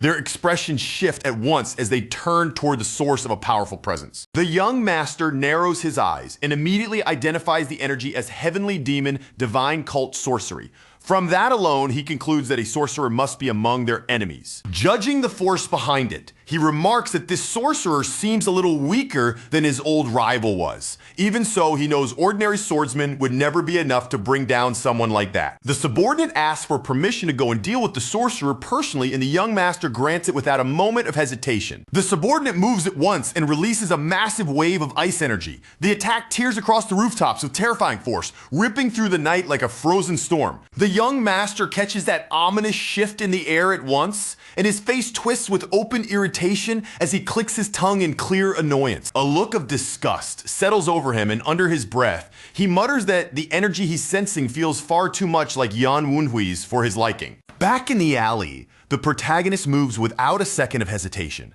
grabbing the skull mask killer on the spot and brutally smashing his face in for daring to lay a hand on his follower. As death closes in right in front of him, the killer panics completely and blurts out in desperation that he was only following orders. The protagonist answers in a voice so cold it feels merciless, telling him that a worm like him was never the kind of man who had the power to decide anything for himself anyway. The moment he hears that, the man's face loosens with relief and he hurriedly starts thanking him, fully convinced he's just been spared. But before those grateful words can even finish leaving his mouth, a crimson slash rips straight through him and blood explodes outward in a savage spray. He collapses to the ground, body twisting in agony, a massive wound torn open through him, and through ragged breaths, he forces out a broken question asking why he's being killed. Without showing even the slightest trace of pity, the protagonist tells him that this is divine punishment for traitors who betray the cult, and punishment is something no one should ever be allowed to forget. Then, in an even colder voice, he tells the dying man not to worry, because the rest of his comrades will be joining him soon enough. He raises his fist, murderous intent spilling out of him in waves, and gives a single chilling order for every last one of them to die. In the next instant, the killer's body erupts from the inside, his torso blown apart so completely that it leaves behind a horrifying empty cavity. When it's all over, the protagonist is still standing in the middle of the blood-soaked wreckage, his power continuing to surge through the alley like a storm that hasn't fully passed. Beneath the deep shadow of his hood, his glowing eyes burn with a fierce light, and only little by little does that suffocating, killing intent begin to settle down. From around the corner, the child who was saved peeks out carefully, and the moment he sees the evil ghost war robe and those unmistakable purple eyes, he knows exactly who it is. His whole body trembling, the child slowly steps out from hiding and tries to speak to him through the fear and shock. Overwhelmed by everything in front of him, the child stammers badly as he asks if this man really is the cult's successor. A faint smile appears beneath the hood, and in a quiet, steady voice, he confirms that yes, he is exactly who the child believes him to be. The moment he hears that answer, the child's face brightens instantly, filling all at once with tearful relief and pure joy. Crying out for his young leader, the child runs straight toward him and throws himself into his arms without the slightest hesitation. The protagonist catches him smoothly, and the child immediately breaks down into sobs, completely overwhelmed by the relief of finding him safe. Holding the child close in return, the protagonist gently pats him and softly tells him that he did well. Then he adds in an even gentler tone that the child doesn't need to force himself to say anything, because he already understands exactly how he feels. Still clinging tightly to him, the child keeps crying and calls him young leader again and again between sobs. Even while holding the child, the protagonist's eyes sharpen once more, his attention shifting right back toward the danger still lurking around them. He says he would have liked to speak with him longer, but there's still something left that he needs to finish first. The instant he senses another hostile presence drawing near, he tells the child to stay back, saying that an interesting opponent has just arrived. A white-haired figure comes tearing down the alley right after that baked sand, rushing in wrapped in a violent swirl of freezing wind. The second baked sand lays eyes on the corpse that's been ripped to pieces. Surprise shows clearly on his face as he admits he never expected someone this powerful to be here. The protagonist answers in a calm, cool voice, saying that if anything, it looks like they've managed to hook a far bigger fish than they were expecting. Facing baked sand directly, he greets him as if they were old acquaintances meeting again after many years, then remarks that the Northern Sea's infamous living corpse is apparently still active. Baked Sand's expression jolts with shock when the protagonist casually brings up their mutual acquaintance Gu Minchi and even asks how that weakling has been doing. Baked Sand says it was the outfit that first caught his eye, because someone once used that exact nickname when referring to the young master. A grin slowly spreads beneath the hood, and the protagonist confirms that yes, he is exactly the man Baked Sand suspects him to be. That answer instantly drives Baked Sand into a rage, and he explodes with a roaring wave of freezing energy as he shouts the title, Young Heavenly Demon. The protagonist feels that crushing cold at once, and even his spirit allies warn him to be careful when they realize Baked Sand is the second strongest among the Blade demons. Even with that, he calmly comments on how strange it is that this ancient ice ghost is still walking around. Since he had assumed Baked Sand died 6 years ago, Baked Sand snarls back that all this time he has been slaughtering the protagonist's followers, convinced that the two of them would meet again in hell. At those words, the protagonist realizes his allies must have died without ever even seeing Baked Sand's face, and his killing intent begins rising all over again. Before he makes a move, he flicks a glance behind him, checking first to make sure the child is safely hidden behind the wall. From behind the wall, the crying child hurriedly explains that while the protagonist was away, the second son from the Northern Sea's demonic path became obsessed with the demon god mythos, and that obsession is what led to all of this. Under the hood, the protagonist quietly says the name Gu Minche, marking him in his mind as the next person he intends to deal with. Baked Sand immediately mocks Gu Minche's feeble chi, insisting that his own power exists on a completely different level. Not wanting to let this opening slip away, Baked Sand lunges in at once and swings forward with an enormous blade of ice. The hooded man does not flinch even a little, and with perfect calm, he tells Baked Sand that he has made a serious mistake. Inwardly, the protagonist reflects on how his entire life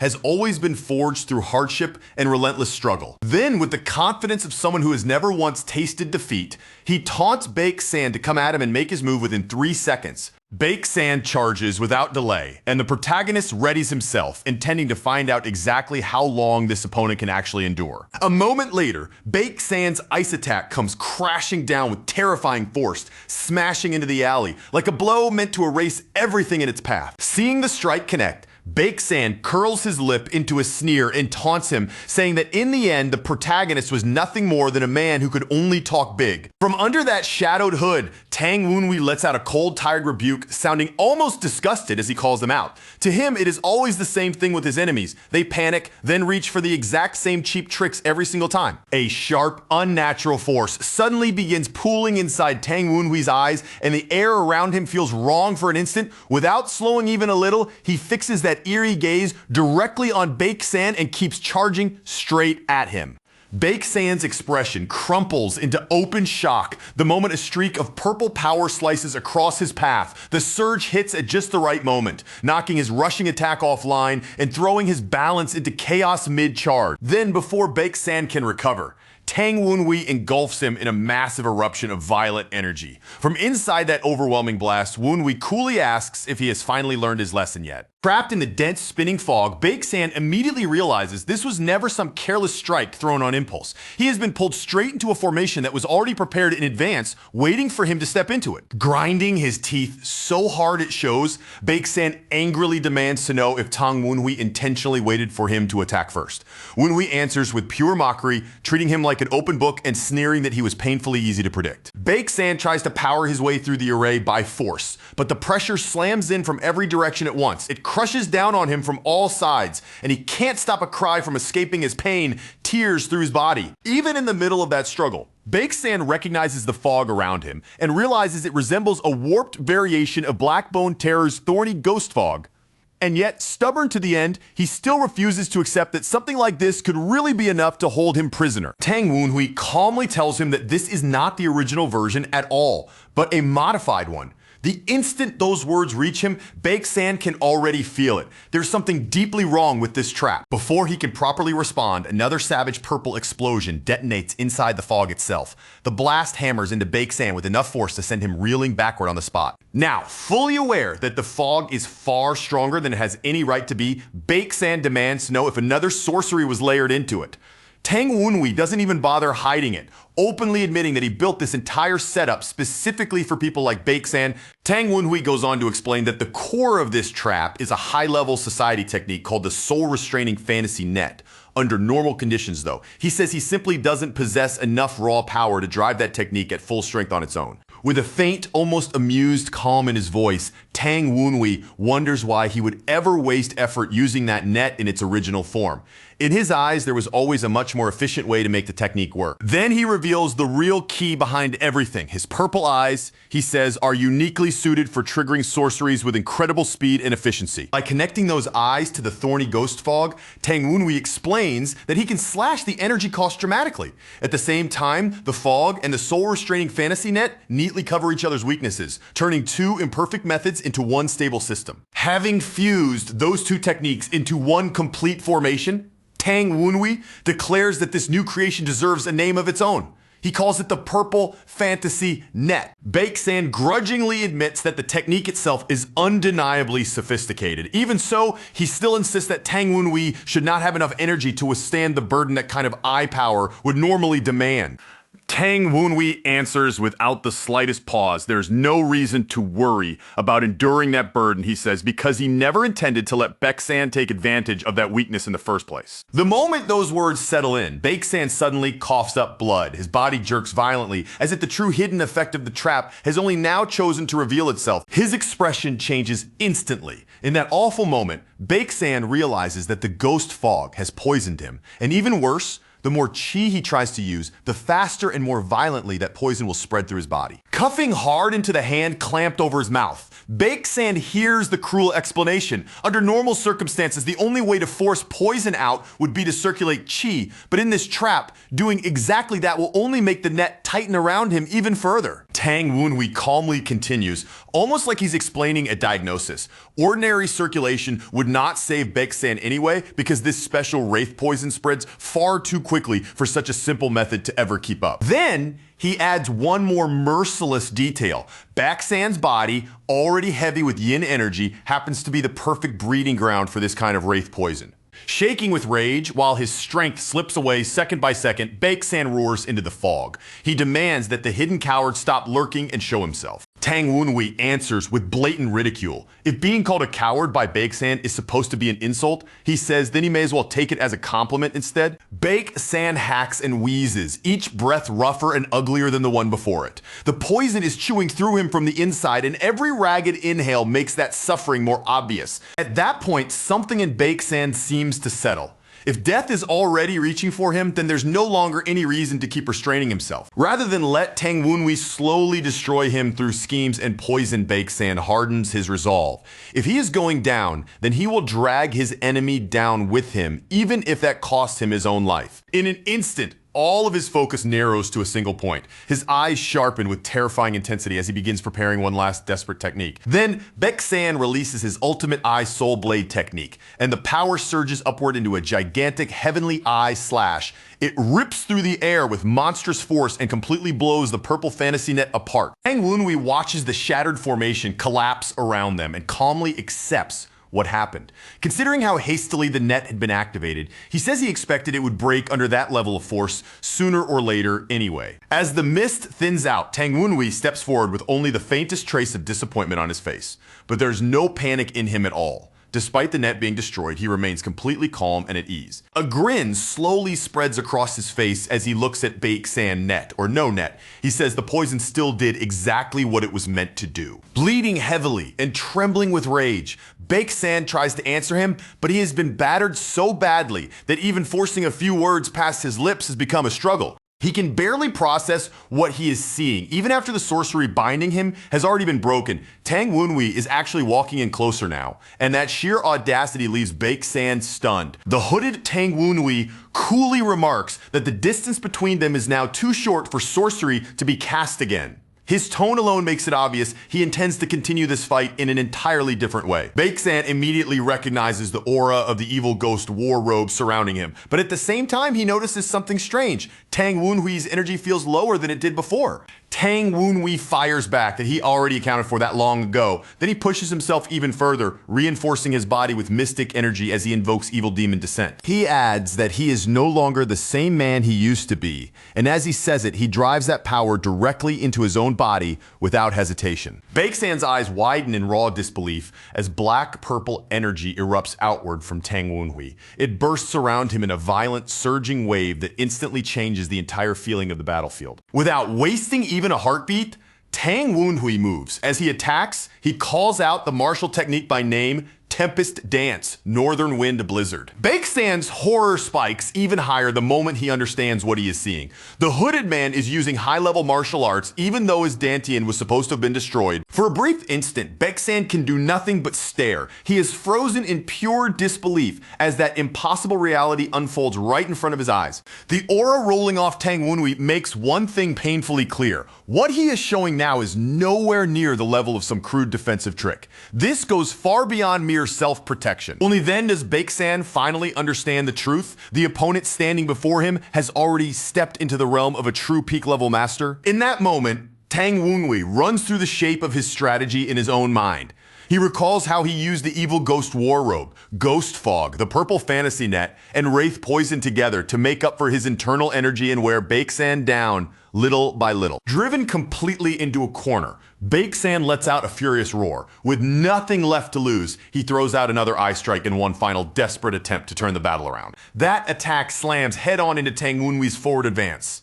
In the instant they collide, the impact explodes. A blinding burst of light floods across the battlefield and swallows everything in its glare. The clash is so violent that even Tang Wunwei is forced down to one knee for a brief moment. For that instant, the sheer force of Baek San's last attack actually manages to press him down. Watching the scene in alarm, his ghost companions can hardly believe Baek San is still fighting this viciously even after being poisoned. To them, it is obvious why. His hatred for their young leader runs far too deep to let him stop. When his ghost companions voice that fear, Tang Wunwei doesn't flinch from the danger, even a little. If anything, the sheer ferocity of this life and death clash only makes his blood burn hotter, and somewhere inside that deadly pressure, he finds the whole struggle strangely thrilling. He admits it to himself without hesitation. This is exactly what makes real combat so satisfying. In a battle like this, he can drive his techniques right up to their limits, test them under crushing pressure, and immediately see which parts still need to be refined. To Tang Wunwei, the world of martial arts still feels like a vast stretch of unknown land.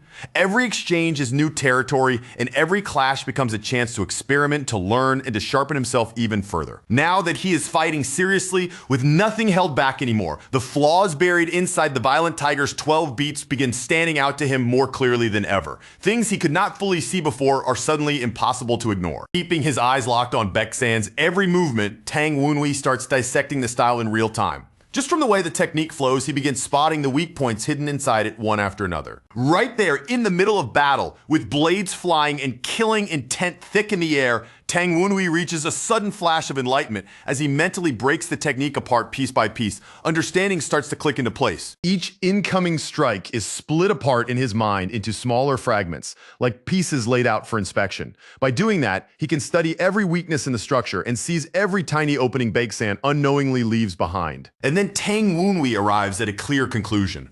Martial arts themselves are not the true foundation. They are only tools, methods used to express and expand the self, while the real core is always the body that wields them. Because of that realization, he decides there is no value in merely copying another person's technique as it is. If he wants it to matter, then he has to digest it, adapt it, and reshape it until it becomes completely his own. At the same time, he acknowledges one hard truth with complete honesty.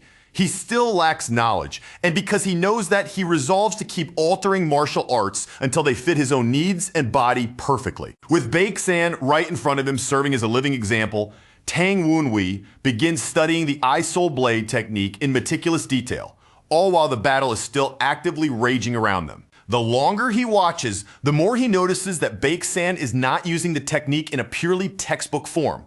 There are subtle deviations in the way he performs it, small but meaningful differences in how the art is expressed. To Tang Wunhui, Baeksan's version does not feel like a single clean sword strike at all. It feels more like a raging snowstorm made of countless rapid, razor-sharp blades, a furious blizzard that swallows anyone too weak to break through. From that image alone, Tang Wunhui immediately understands the danger of being trapped inside it. If someone cannot pierce through the technique head-on, then they will simply be buried by the storm and frozen to death within it. That leads him to a quick conclusion. Baeksan's personal sword art must be built on top of the eye-soul blade technique itself. And with that in mind, Tang Wunhui decides to first reproduce its underlying fundamentals as precisely as possible. Then, still hidden beneath the hood and standing right in the middle of the clash, Tang Wunhui begins mirroring Baeksan's blade movements with his own body.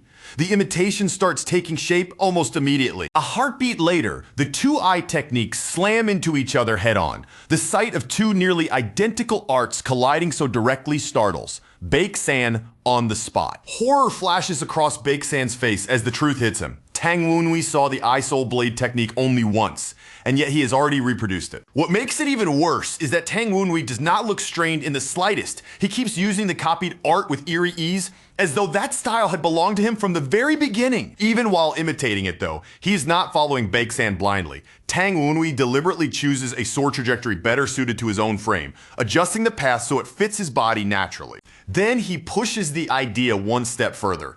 Over that newly chosen trajectory, he lays the structure of the Violent Tiger's 12 beats on top of it. That fusion gives birth to a completely new technique in Tang Wunhui's hands. He names it Snow Tiger's 12 Blades, and the moment the name is set, he unleashes it straight at Baeksan without delay. The combined strike tears into Baeksan without mercy. It rips through him in a savage burst, opening him up badly enough that blood sprays out into the air. In that instant, Baeksan understands exactly what has happened. Tang Wunhui did not just copy the eye-soul blade, he fused it with the tiger technique from earlier and has already started reshaping it into something entirely his own. That realization terrifies Baeksan so deeply that panic bursts out of him as a scream. He looks at Tang Wunhui and calls him a monster. Tang Wunhui, absurdly calm even in the middle of this brutal exchange, casually wonders why people always insist on calling him things like that. And even as he says it, he is already preparing to strike again. Then he slams into Baeksan once more with ruthless force, almost lightly, like he is making a joke in passing. Tang Wunhui says that if they are going to call him anything, prodigy would be a far better choice. A final blow rips through Baeksan's body, and the impact is so vicious that blood bursts from him while his weapon is blasted out of his hand and sent flying away. As his body starts to give way, Baeksan bitterly laments his fate. To die in such a miserable, humiliating way would mean facing disgrace before his young master. That single thought drags one last surge of will out of him. Burning with humiliation, Baeksan forces his broken body back upright and prepares one final desperate move. With suicide already in mind, Baek-san lunges forward and unleashes a technique called I Soul Divine Palm. He drives it straight toward Tang Wunhui's chest with everything he has left. The instant their attacks collide, the impact detonates into a massive icy explosion. Frosty power erupts outward and tears across the battlefield in every direction. Right in the middle of that collision, Tang Wunhui suddenly feels something strange at his chest, exactly where Baek-san's strike landed. Something about the sensation is immediately off. The force hammers into him hard enough to launch him backward. He is sent skidding away across the ground, driven back by the full violence of the blow. Baek-san lets out a rough, ugly laugh and declares that Tang Wunhui made one fatal mistake. He says Tang Wunhui lowered his guard, then Baek-san reveals the hidden sting inside that last attack. Mocking him openly, he asks Tang Wunhui how the sex ice poison tastes. Tang Wunhui rises again, one hand pressed tightly over his chest. Beneath his palm, a glowing patch of frost has already formed where the strike connected. His ghost allies react at once, warning him that this enemy is far too persistent to take lightly. Worse still, they tell him that if the cold poison keeps spreading, it may freeze all of his vessels shut. Feeling the effect spreading through himself, Tang Wunhui quickly realizes something important. This toxin is not the same as the older form of ice poison he is already familiar with. Baek-san gleefully explains the difference. He boasts that this is a newly created heart-corroding ice poison, one that eats directly at the victim's heart until death finally comes. He sounds almost proud as he goes on, saying there is no antidote for it whatsoever. From the very beginning, this poison was designed to be completely incurable. At once, Tang Wunhui puts the pieces together. He realizes this poison must be the very reason the society targeted the Tang clan in the first place, and he directly asks Baek-san whether it was the society that gave him that poison. Baek-san visibly recoils in shock. Just the fact that Tang Wunhui even knows about the society clearly rattles him. In the end, Baek-san admits the connection and says that given the circumstances, killing Tang Wunhui here is actually a lucky break for him. But the hooded man rejects that idea immediately, making it perfectly clear that he is not the one who's about to die. Then Tang Wunhui reveals something even more shocking. Earlier, he already killed 5 of Blackbone's dead swordsmen, and he is still carrying their wraith spheres. The moment he prepares to consume all 5 spheres at once, his ghost allies panic. Tang Wunhui narrows his focus completely, shutting everything else out. At the same time, his eyes flare with a fierce purple light. Then, a violent surge of purple energy erupts out of him all at once. Tang Wunhui screams through the unbearable strain as he forces his body to endure it. Baek-san only sneers when he sees that struggle. Mocking him, he reminds Tang Wunhui that the poison inside him has no antidote. Tang Wunhui does not deny that point. Calmly and without argument, he agrees that the poison cannot be detoxified by any normal means. But instead of trying to purge it in the usual way, Tang Wunhui chooses something far more violent. Using the energy of the wraith spheres, he forcibly stimulates his frozen heart itself. Rather than letting the poison keep locking his body down any further, Tang Wunhui forcibly restarts the circulation of blood through his entire body. Then, through sheer control, he begins pulling the heart-corroding ice poison inward, absorbing it, drawing it into himself, and assimilating it instead of resisting it. In that instant, a chilling realization settles into his mind.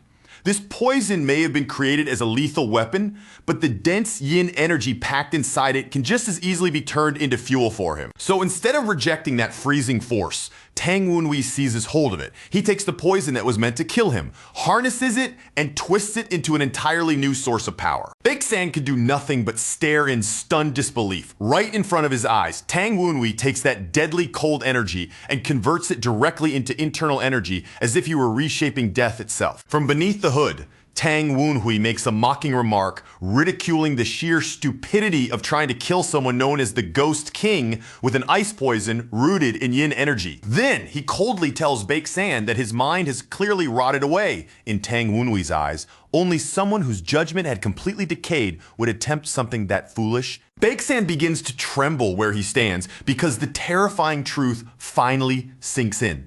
Tang Wunhui now controls not only the ice soul blade technique, but even the very ice poison that was supposed to end his life. Overwhelmed by a mix of fury, humiliation, and disbelief, Baek-san screams at him. He demands to know whether Tang Wunhui has been mocking him and toying with him this entire time. But in the middle of that furious outburst, Baek-san suddenly cries out himself. Something completely unexpected starts happening to his body before he can even understand it. The next sight is brutal and absolute. Baeksan's body lies frozen and shattered across the ground, broken apart at the end of the battle, while Tang Wunhui remains standing above the remains as the unmistakable victor. Looking down at what is left of him, Tang Wunhui comments with cold indifference that for someone of Baeksan's standing, this is an awfully empty and meaningless way to die. After taking what he wants from the corpse as spoils, Tang Wunhui turns away as if the matter is already finished.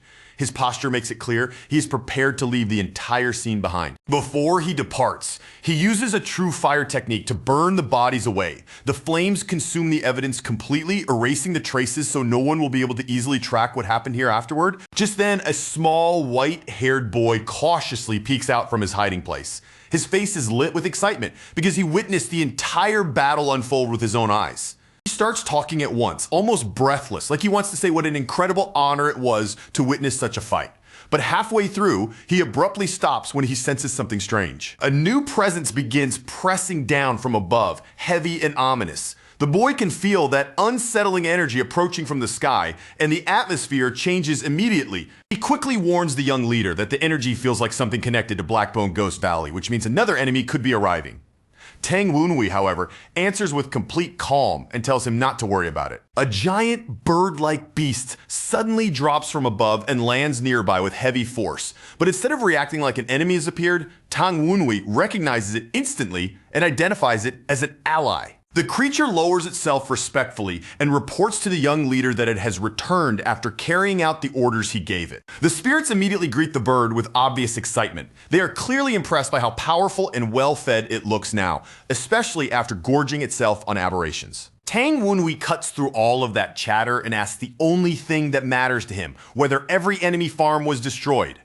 The bird proudly confirms that all of them were wiped out without exception. After making that report, the bird adds that there is still one more thing it needs to show him before this is over. Then it produces a strange red gem, something it found while tearing through and destroying those farms. Tang Wunhui takes the gem into his hand and studies it closely. The moment he recognizes what it is, genuine surprise flashes across his face. The instant he understands what that discovery means, his expression tightens. He immediately says there's no more time to waste and that they need to move at once. Elsewhere, two men race through the air toward the same location. As they travel, one of them questions whether they are truly following the correct trail. The other man, Redbone Terror, answers with total confidence. He explains that his lamenting soul tracking is linked directly to the dark mana inside their beast, Jiangxi. So there is no chance their target could escape his detection. His companion responds with a sneer, openly mocking that explanation. If Redbone Terror's tracking is really as flawless as he claims, then why is that monstrous bird still roaming around free? Redbone Terror falters and starts blaming outside interference, but the other man has no patience for excuses. He sharply orders him to stop talking and keep leading the way. Swallowing his resentment, Redbone Terror bitterly thinks to himself that the arrogant man is the one with the real inferiority complex.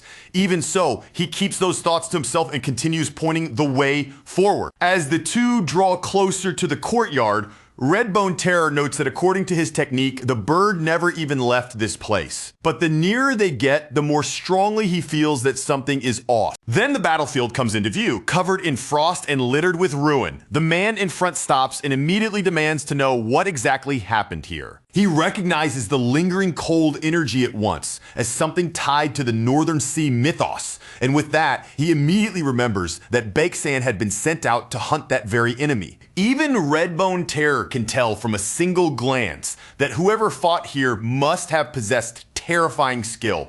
Only someone exceptional could have left devastation on this scale behind. From the remnants still hanging in the air, the leader also realizes something even more specific. Heart-corroding ice poison was used during this battle. A grim thought passes through his mind as he reflects on what that means. That poison devours an enormous amount of internal energy and even shortens the user's lifespan.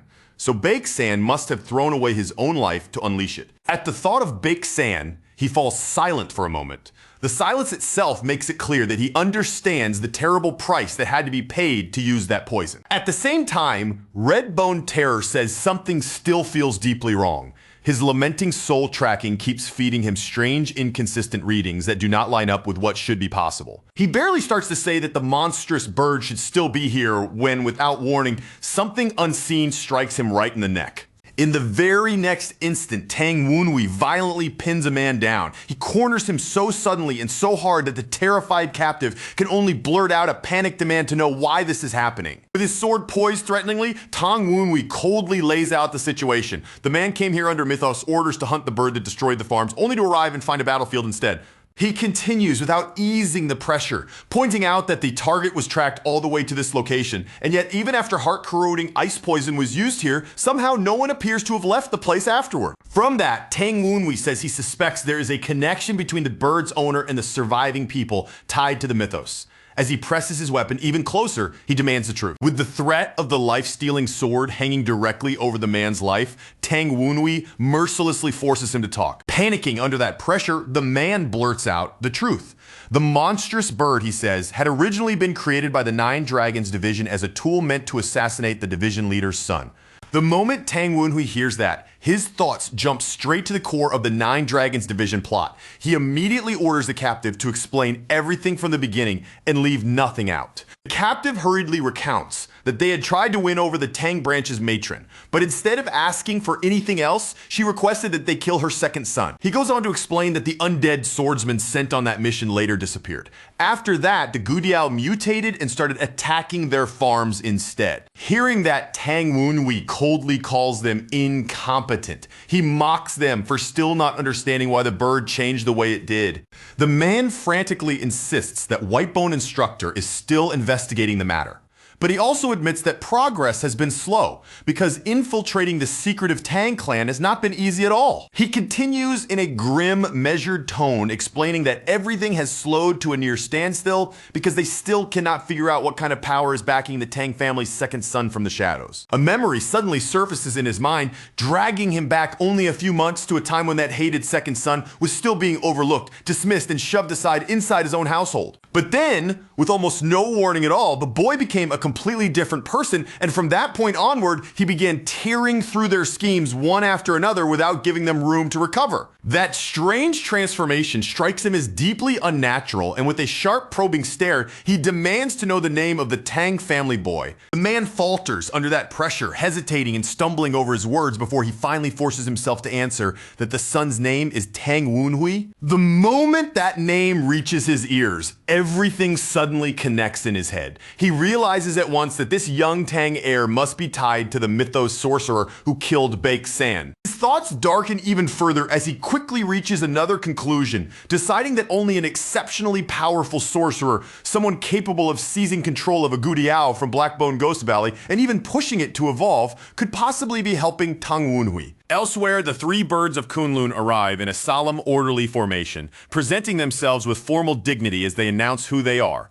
Without the slightest hesitation, all three of them drop straight to their knees before a figure dressed in purple robes, recognizing him immediately and proclaiming him to be the cult heir. The cult heir looks down at them and in a quiet voice heavy with feeling, thanks them for enduring everything and somehow surviving for this long. Then the mood tightens and his voice turns strained as he asks about the cult leader's condition, the concern in his words making it clear how desperately he needs to know whether his master is safe. At that question, the three react instantly. Their expressions stiffen with fear so suddenly and so clearly that it becomes obvious at a glance that something has gone terribly wrong. Catching that reaction right away, he presses them again, now unable to hide his anxiety, asking in a shaken voice whether something happened to his master. The three birds explain that they had simply assumed that if the heir had truly survived, then he would naturally have been by the cult leader's side all this time. Hearing that his master is nowhere to be found,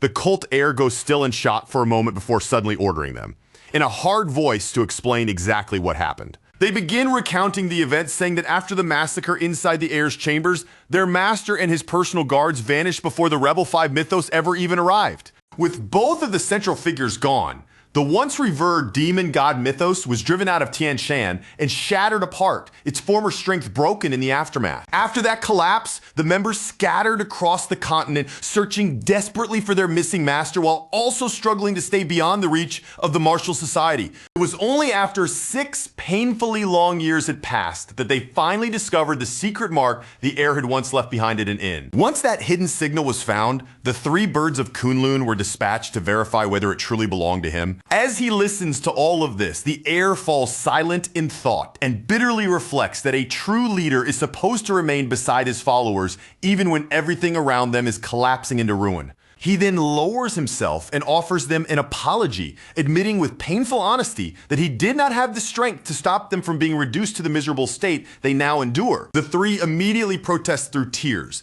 insisting that he owes them no apology at all and that they are simply thankful beyond words that he has returned alive. Even so, he quietly confesses the painful truth, telling them that he is not with his master and that he has been alone this entire time. Those words strike them deeply, and the three birds can only stand there in silence with tears running down their faces, overwhelmed by the loneliness and sorrow behind his confession. As he turns his back and slowly begins to walk away, the heir admits to himself that even now he is still weaker than he was 6 years ago. He reasons that if his master were truly safe, there's no way he would have left his followers abandoned like this, which means they are left with no choice but to fear the worst. He slowly raises his eyes toward the sky, his thoughts reaching for the master who disappeared without leaving behind even the faintest trace. And in that heavy silence, he wonders what his master would have wanted him to do from here on out. From behind him, the three birds of Kunlun respectfully speak up and ask what orders he wishes to give them now. After standing in thought for a long moment, he finally acknowledges that they have endured and waited for 6 full years,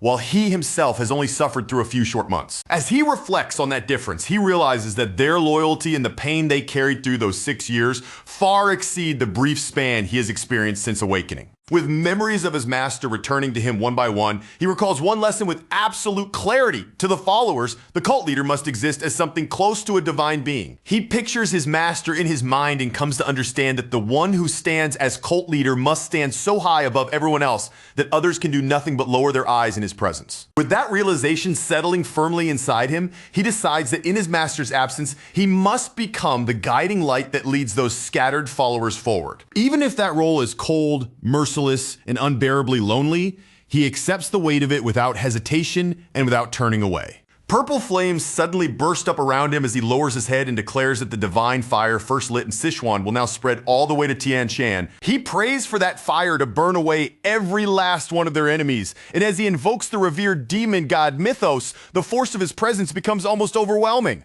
The three birds, and even the Gudiao itself, recoil on pure instinct, shaken by a sight so fearsome and so sacred that all they can do is stare. The Gudiao and the surrounding race are left equally stunned, frozen where they stand by the violent eruption of divine power surging out before their eyes. Then, in a firm and unwavering voice, the heir declares that in place of his absent master, he will personally accept the three birds of Kunlun as his own disciples. He continues by proclaiming that together, they will prepare a throne worthy of the day their master finally returns. Looking straight at them, he asks whether they are willing to place their faith in him once more so that he can lead them toward that future. The three instantly throw themselves flat in complete prostration and beg him to lead them, and he accepts that devotion with quiet, heartfelt gratitude. Now that he has accepted that role, he decides that the very first step must be gathering the Mythos followers scattered across the world. And he asks who is leading them at present. They answer that command eventually passed to one of the five-sword captains, the man known as the Vampiric Spectre. They also tell him that sect leader Na is still alive, and because of that, they must move quickly to inform the Spectre that the cult heir has survived. At once, 2 of the 3 volunteer to carry that message back while telling the remaining one to stay behind at the cult heir's side. The heir gives them one final instruction, telling the messengers to report that the new leader of the revered demon god Mythos will be waiting in Tang Clan village. As that decision settles and their next move is set, a carriage rolls through the dark forest beneath the cover of night, carrying Tang Wunwei and his companions onward. Inside the swaying carriage, Tang Wunwei sits with his whole body looking worn down to the limit, his face pale and his breathing heavy, and in a tired, low voice, he asks if his condition is really as bad as it feels. His spirit allies answer him without softening the truth, warning that his internal injuries are serious, the energy inside him is unstable, and if things keep going like this, he could very easily fall into chi deviation. They continue explaining that, after forcing himself so far to absorb the poison, even the link between his body and soul has grown dangerously unstable, and to them, it is almost unbelievable that he is still conscious at all. As he listens in silence, Tang Wunwei drifts into thought and reflects that to the followers of the Mythos. Their leader cannot just be someone who rules from above, but someone who feels like a true god in their eyes. He remembers the words his master once taught him, that followers should be able to lift their eyes toward a divine leader, and the moment that being descends before them, they should naturally bow their heads and lower their gaze. With that lesson settling deeper in his heart, he comes to a conclusion. In his master's absence, he has no choice but to become the steady light those followers can turn toward and trust. Even knowing that road will be cold, isolating, and painfully lonely, he still hardens his resolve and chooses it for himself, and hearing that determination, his spirits quietly begin calling him the cult heir. At that moment, Tang Wunhui finally starts to understand, even if only faintly, just how lonely his master must have been all this time. Pushing those thoughts aside, he decides that the most urgent matter now is recovery, but when he mutters that a little rest should be enough for his body, the Gudiao bluntly cuts in and says he needs at least a full month. Tang Wunhui immediately rejects that idea, saying he does not have the luxury of a month when Tang Munyuk is set to arrive in only a few days. The Gudiao then advises him that the best thing he can do is refine the yin energy inside him and absorb the insight he just gained into his body as quickly as possible. Tang Wunhui accepts that dangerous proposal on the spot and decides he will begin circulating his qi right there inside the violently shaking carriage, leaving his spirit staring at him in stunned disbelief. He insists that he has to stabilize that yin power now before it festers any further inside him and turns into even more serious damage. As he thinks it through, he analyzes the cause of his injuries. He realizes they came from forcing a new understanding into a core that had not fully settled yet, causing the different energies within him to collide instead of balancing each other. So the plan he forms is simple and direct. First, break apart those tangled forces, discard everything unnecessary, and then carefully refine whatever remains. In his mind, he starts laying out the entire process step by step, picturing his chaotic energies being split apart piece by piece before being forged again into something cleaner and steadier. What he is aiming for is a newly purified yin essence, something calm, refined, and stable enough to settle properly in the very center of his core. Before long, he sinks into deep meditation, and inside his body, the energies begin to churn and whirl in restless, violent motion. Watching in open disbelief, his companions realize that he is actually dismantling and refining each individual current of energy, one by one, through nothing but raw concentration and sheer willpower. Soon, they can feel the yin energy gradually stop trembling. And from that clear change, they become convinced that he has successfully finished the process. Tang Wunhui slowly opens his eyes again, and the calm look in them makes it obvious that the stabilization truly worked. The spirits immediately burst into excited praise, telling him that what he just accomplished is essentially the creation of an entirely new cultivation method centered on the central core. Still drawing in breath after the strain, Tang Wunhui looks at them with confusion and asks what exactly they mean by a new method of central core cultivation. The Gudiao explains that he just moved the qi inside his core entirely through his own will, which is a highly advanced central core technique, and Tang Wunhui answers that, yes, that is exactly what he did. The Gudiao then admits that this level of control is normally treated as the final goal of central core cultivation itself, and hearing that genuinely catches Tang Wunhui off guard. He is further told that every different source of qi within him, along with even the poison energy,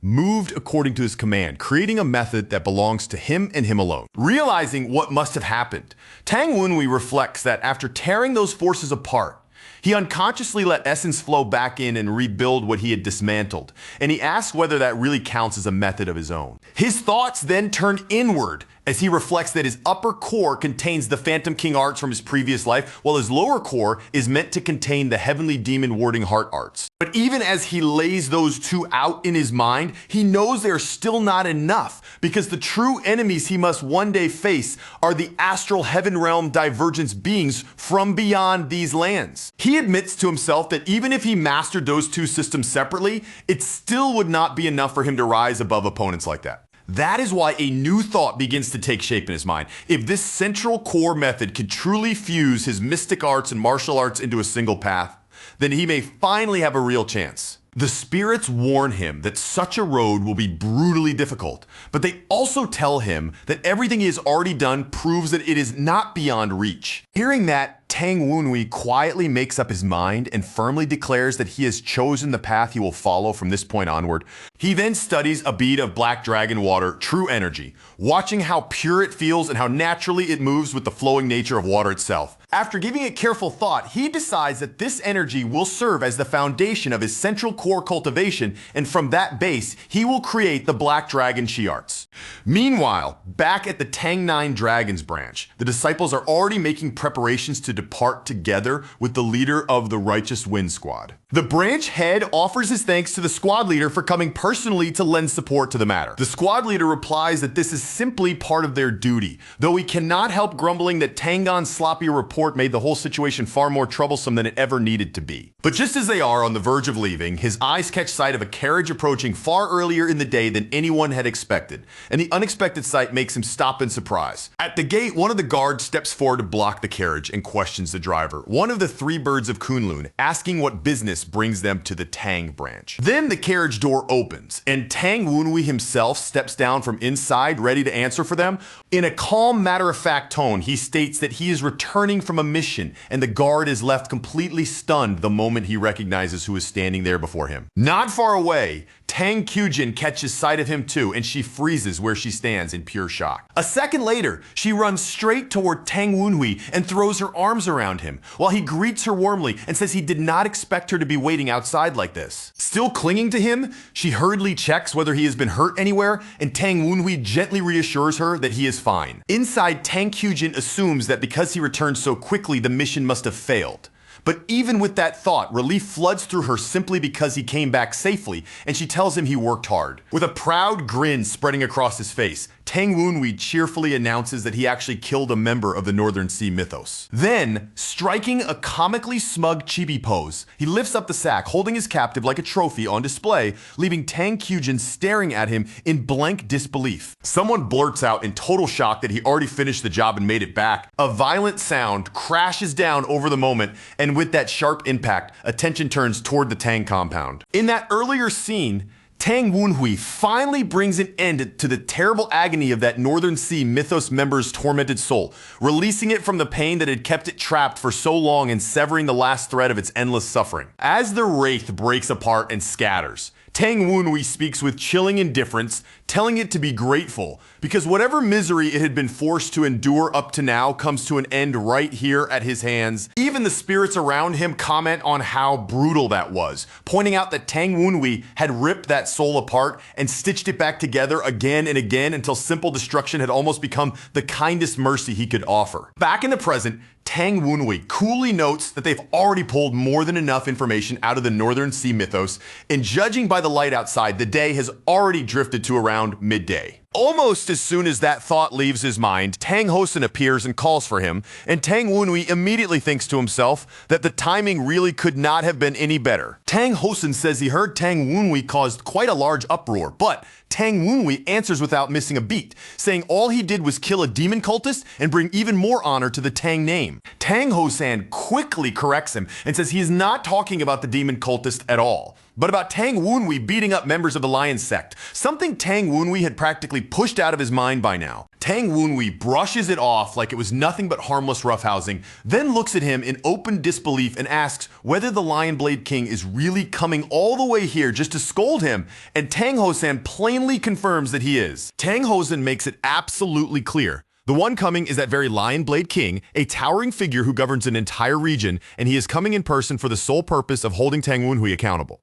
Tang Wunhui can hardly process it, staring back with disbelief at the thought that someone of that stature would move over what he sees as little more than a clash between juniors. But Tang Hosen firmly tells him that yes, that is exactly what is happening. Letting out a weary sigh, Tang Wunhui mutters that he thought he would be receiving praise, not getting dragged off for a lecture too, and then tells Tang Hosen not to waste any more time and to take him straight to the meeting. When he arrives, Tang Wunhui straightens his posture, composes himself, and formally reports to Tang Moonhyuk that he has returned after successfully completing the mission that had been entrusted to him. Tang Moonhyuk does not respond at once. He simply sits there and fixes Tang Wunhui with a long, wordless stare, his eyes moving over him from head to toe as if measuring everything without saying a single word. Then at last he remarks that aside from the white bonehead Tang Wunhui had promised to bring back, It seems he returned with yet another trophy as well. He continues by pointing out that Tang Wunhui also brought back the head of the Northern Sea Mythos Blade Demon.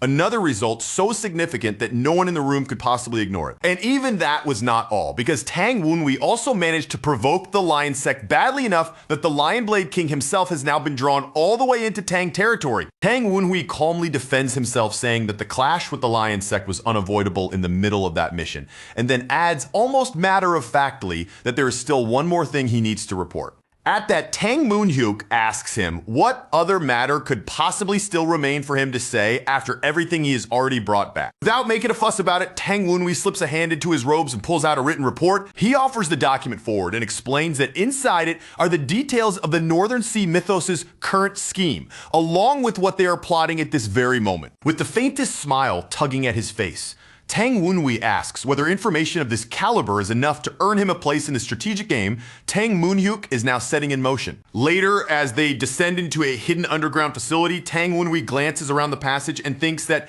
if he had known a place like this existed, he might have tried tailing Tang Hosan much earlier. But he dismisses that thought almost as soon as it appears, realizing it never would have worked anyway, since all of his focus had been tied up chasing Namgung Sanyung and keeping watch on the people around her. When they finally reach the bottom, a concealed door swings open before them, and the instant it does, a blinding wash of light spills out from inside as they step through the entrance. The moment Tang Wunhui sees the enormous chamber waiting beyond that door, his eyes widen on the spot, because the sheer size of the place is far beyond anything he had pictured in his mind. He is left honestly stunned, unable to hide the shock on his face at the realization that a secret space this vast has been constructed beneath the ground without anyone noticing. Right away, his spirits excitedly call him over, urging him to come closer and look at the gigantic world map spread across the wall, a map so immense and so detailed that it almost overwhelms the eye. They eagerly point out that Sichuan sits right at the center of it, while the marked territory stretches outward from Haidong to Xinjiang and keeps reaching even farther toward India and Europe beyond. Looking more closely, they realize the map is packed with countless sects, factions, and organizations, each one carefully marked with notes added about their strength and about the state of their diplomatic ties to the Tang clan. As Tang Wunhui reads across it, he notices that even the Tian Shan range has been marked down along with the seat of the heavenly demon divine cult in the towers of the half-transcendent. At that point, the truth clicks into place for him. This is not just a map, it is proof of how enormous the Tang clan's ambition really is, reaching far beyond the narrow bounds of the Jianghu.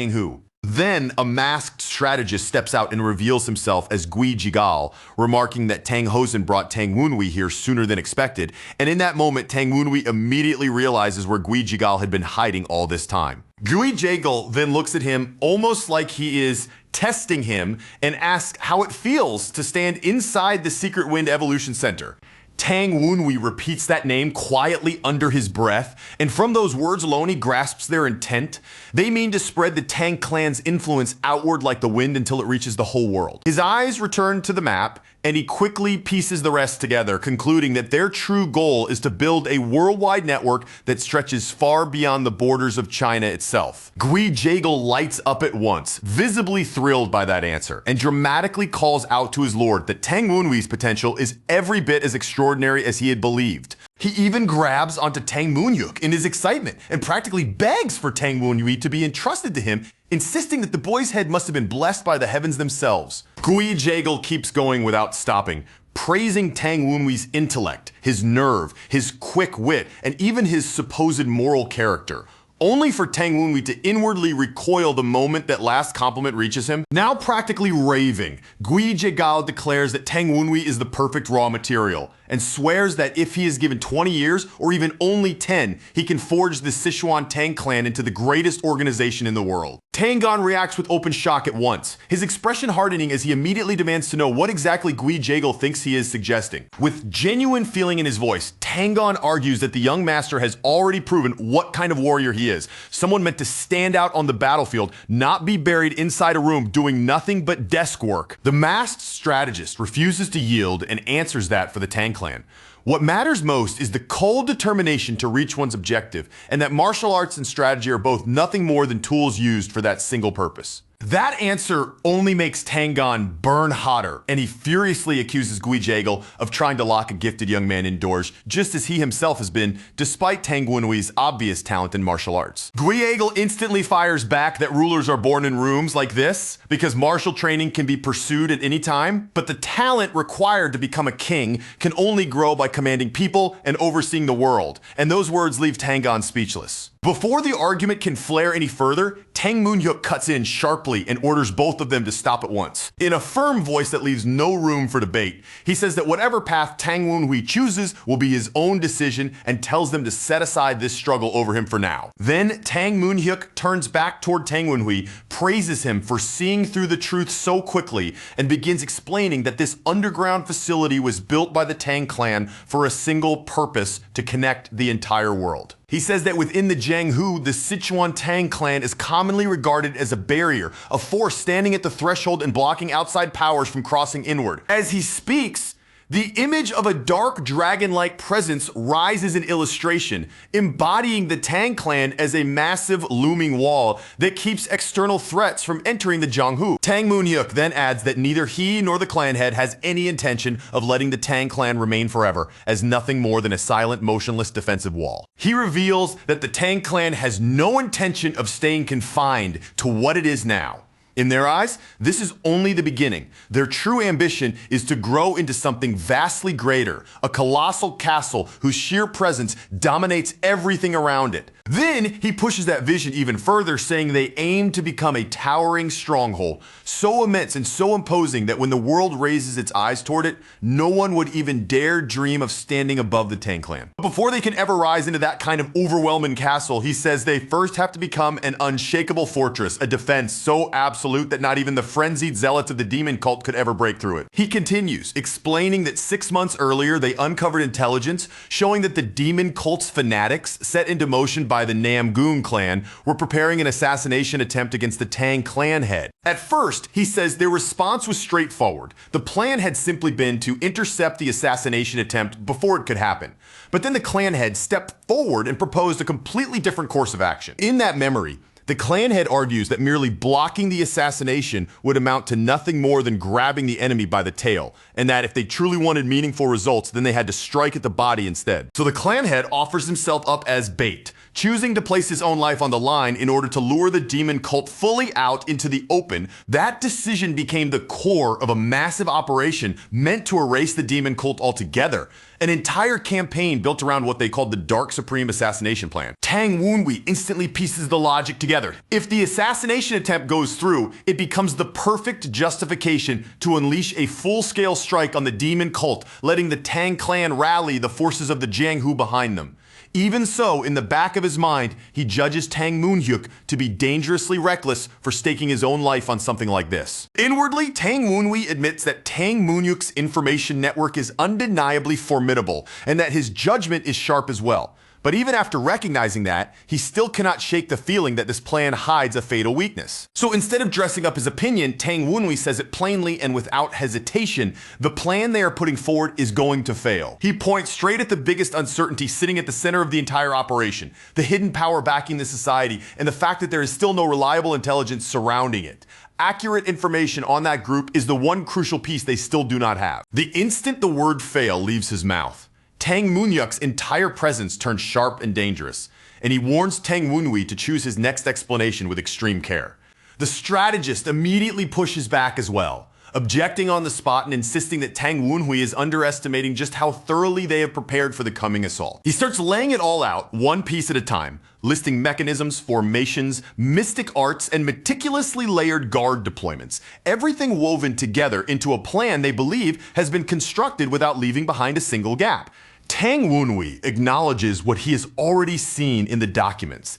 Based on those materials alone, it is obvious that the Secret Wind Evolution Center has gathered exceptional intelligence and organized its manpower, supplies, and chain of orders with remarkable precision. Then, without even the slightest pause, Tang Wenhui brings out another layer of intelligence entirely. Information he personally obtained with his own hands. The strategist visibly stiffens in shock when he sees that Tang Wenhui's report contains the positions and internal layouts of Northern Sea, Mythos, and Blackbone Ghost Valley agents scattered throughout Nine Dragons County. Tang Moonhyuk turns toward the strategist and in a measured voice asks just how accurate this new intelligence is when compared against the findings gathered by their own side. After checking it over, the strategist reports that Tang Wunwee's information overlaps with theirs by roughly 90%, with only minor discrepancies, and that the enemy's overall scheme still remains within the range of scenarios they had already predicted. With accuracy at that level, the strategist concludes that the leak could only have originated from somewhere inside the demonic cult itself. Tang Moonhyuk then looks back at Tang Wunwee and asks for confirmation,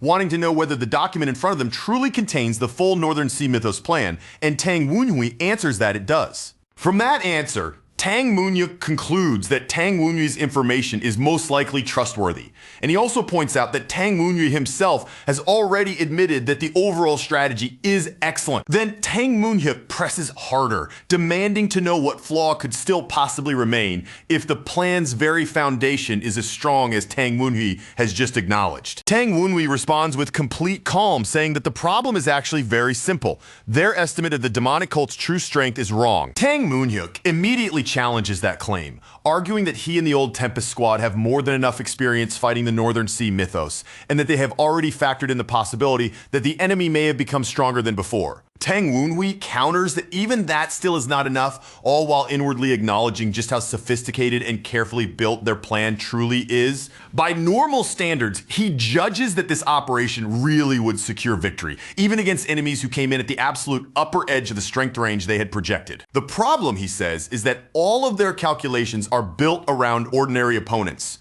while the cult now possesses abnormal monsters, enemies who have been strengthened by the outside power of the society. Tang Wunwee remembers that Whitebone and Baked Sand had both become drastically stronger over the past 6 years because of that external force supporting them from behind. He also recalls terrifying techniques tied to that society, like the soul-restraining fantasy net, a deadly art that becomes nearly impossible to escape once it has been fully cast. And along with that memory comes another one as well, the heart-corroding ice poison, a technique so costly that it is not used lightly, yet once it infects its target, there's no cure for it at all. Taking all of that hidden support into account, Tang Wunwee concludes that the current plan, no matter how polished or refined it may look on paper, is nowhere near enough to stop a cult that has already been enhanced beyond normal limits. Tang Moonhyuk repeats the implication back in a grave voice, saying that based on Tang Wunwee's own judgment, the Sichuan Tang clan is still not ready to defeat the demonic cult. Then he tells Tang Wunwee that if he intends to claim their predictions are wrong, then words by themselves will never be enough. He has to prove it. Tang Moonhyuk raises the stakes even further, demanding that Tang Wunwee put his life on the line to prove both that their estimate is flawed and that his own assessment is the correct one. He says he will suppress his power down to the level they have forecast for an enemy captain, and if the cult's captains truly stand a stage above that, then Tang Wunwee, the one who killed Baked Sand, should still be able to defeat him even under those conditions. And if their prediction turns out to have been correct all along, Tang Moonhyuk says without the slightest change in expression, then Tang Wunwee will die right here to the Tang clan's 1,000 poison hand. Tang Wunwee accepts that wager just as calmly. If their estimate is correct, he says, then he will simply die here, because there is no way he could possibly endure the 1,000 poison hand. The moment those terms are fixed, Tangon and the strategist both panic, horrified by how savage the wager has suddenly become, and they immediately rush to beg Tang Wunwee to apologize before the clan head drives this any further. But Tang Wunwee remains completely composed and says evenly that the clan head has judged the situation incorrectly. Then he releases his own aura, and the sudden surge of power pouring off him sends a visible shock through everyone watching. Tangon is especially stunned because he realizes just how absurdly fast Tang Wunwee has grown. It has not even been a full week since he opened his central core, and yet his advancement is already this shocking. Tang Moonhyuk, clearly impressed, but still wanting answers, asks him what exactly it is that he believes was misjudged. He even praises the quality of Tang Wunwee's aura, but points out that it still has not reached the level Tang Moonhyuk has restricted himself to, which is the very same level they predicted for enemy captains. Tang Wunwee agrees with that judgment, but calmly reminds him that Baked Sand, the enemy he killed, possessed an aura that stood a full realm above Tang Moonhyuk's current restrained level. At that, Tang Moonhyuk narrows his eyes and demands to know how Tang Wunhui managed to bring down an opponent when such an overwhelming gap in power existed between them. Tang Wunhui answers that he has no intention of explaining it with words. Instead, he says he will show it to them directly. Tang Moonhyuk immediately realizes that Tang Wunhui has been deliberately hiding part of what he can do, and he recognizes that restraint for what it is, the mark of someone who thinks tactically. Then, Tang Wunhui makes the first move, opening the duel with a swift slash of aura that cuts forward in a single instant. The instant their attacks collide, the entire chamber erupts with the violent roar of clashing energy, and from that moment on, Tang Wunhui and Tang Moonhyuk begin exchanging blows at such blistering speed that the eye can barely keep up with them. The strategist jerks his head around in confusion and rising panic, staring from one side of the room to the other as the pressure from their exploding aura rips chunks and splinters of stone loose and sends them flying across the chamber. Seeing the room turn into a full-blown battlefield, Tang Gon grabs hold of the struggling strategist and tries to drag him away from the center, while the masked man protests the entire time and resists being hauled off. Even in the middle of that savage exchange, Tang Wunhui picks up on something crucial almost immediately. Tang Moonhyuk is still holding back against him, as their strikes whip past each other in a blur. Tang Wunhui notices Tang Moonhyuk's eyes are not just following where he is now, but tracing where he is about to move next, revealing a frightening level of predictive precision. And yet, despite reading ahead that clearly, Tang Moonhyuk deliberately lets each counter come a fraction too late, making it unmistakably clear that he is restraining himself on purpose. Tang Wunhui understands the meaning of that at once. Tang Moonhyuk is carefully controlling his strength, keeping it exactly at the level they predicted for an enemy captain, neither above it nor below it. At that point, it dawns on Tang Wunhui that this fight is probably not only meant to test him. The real purpose seems to be Tang Moonhyuk's desire to verify his own intelligence and prove that the Secret Wind Evolution Center's work is correct.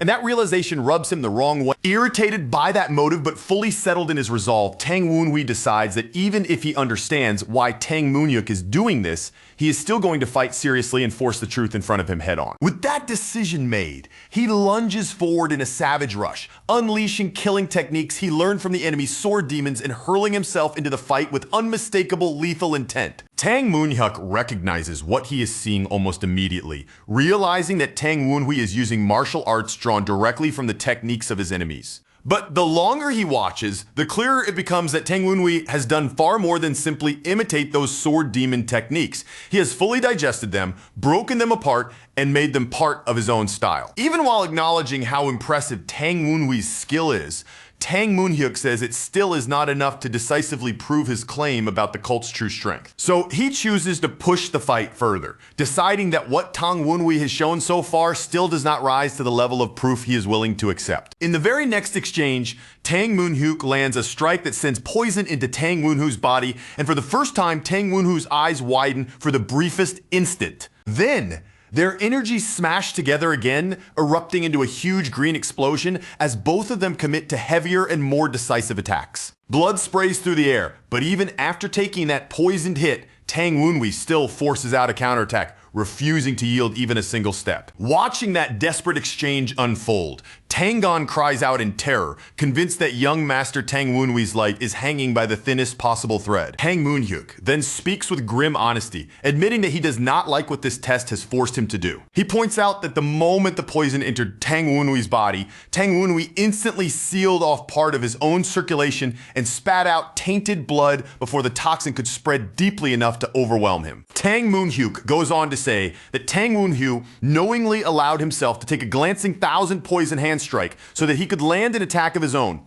And that attack had enough force behind it to kill a Northern Sea Sword demon outright. Tang Wunhui answers that he could make a gamble like that only because he knew Tang Moonhyuk was truly restricting himself to the lowered level of an enemy captain, and more than anything else, that is exactly what he dislikes about this whole test. Still visibly shaken, the strategist nervously asks whether the duel is finally over now, then blurts out that if they are going to keep destroying the Secret Wind Evolution Center like this, they might as well kill him first. Later, after the clash is finally ended, Tang Moonhyuk remarks that Tang Wunhui had sounded completely certain their original plan would fail. He then asks whether Tang Wunhui already has some different solution in mind, and Tang Wunhui answers with total confidence that he does. Tang Moonhyuk tells him to say it plainly, while Tang Wunhui stands there with a small but resolute smile resting on his face. Time passes after that discussion, And Tang Moonyuk quietly begins making preparations based on the decision he has reached regarding Tang Moonhui's proposal. In private, Tang Moonhyuk reflects on the one detail that still surprises him most of all.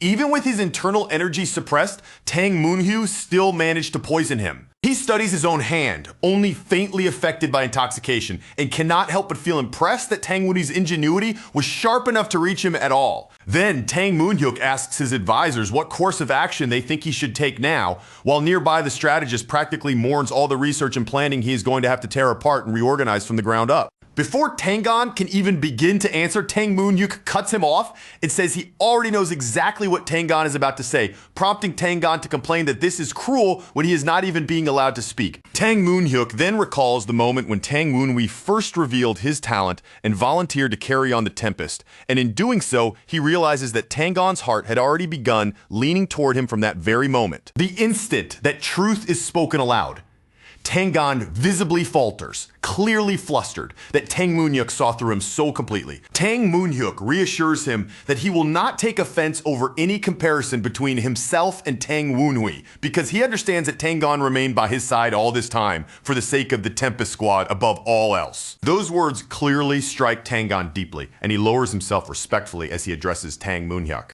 Tang Moonhyuk then remembers the promise he once made to Tangon that someday he would restore them to the battlefield glory they had lost. Back then, he had sworn that he would lift them back to that lofty height once again, and he had asked Tangon to keep believing in him until that day finally came. But now, Tang Moonhyuk says with quiet finality that he himself cannot become the new leader of the Tempest Squad. At that moment, the strategist politely asks whether he may raise a question before they move any deeper into the details of Tang Moonhui's proposal. He asks whether Tang Moonhyuk is actually considering naming Tang Moonhui as his successor. And that question makes Tang Moonhyuk pause, wondering why the strategist has suddenly brought up something like this. The strategist advises him that if he still does not fully trust Tang Moonhui, then he should not place him in any position that carries real authority. He explains further that the most dangerous kind of mistake is giving important work to someone you still distrust, and tells Tang Moonhyuk that he has to make a clean choice. Either leave Tang Moonhui, or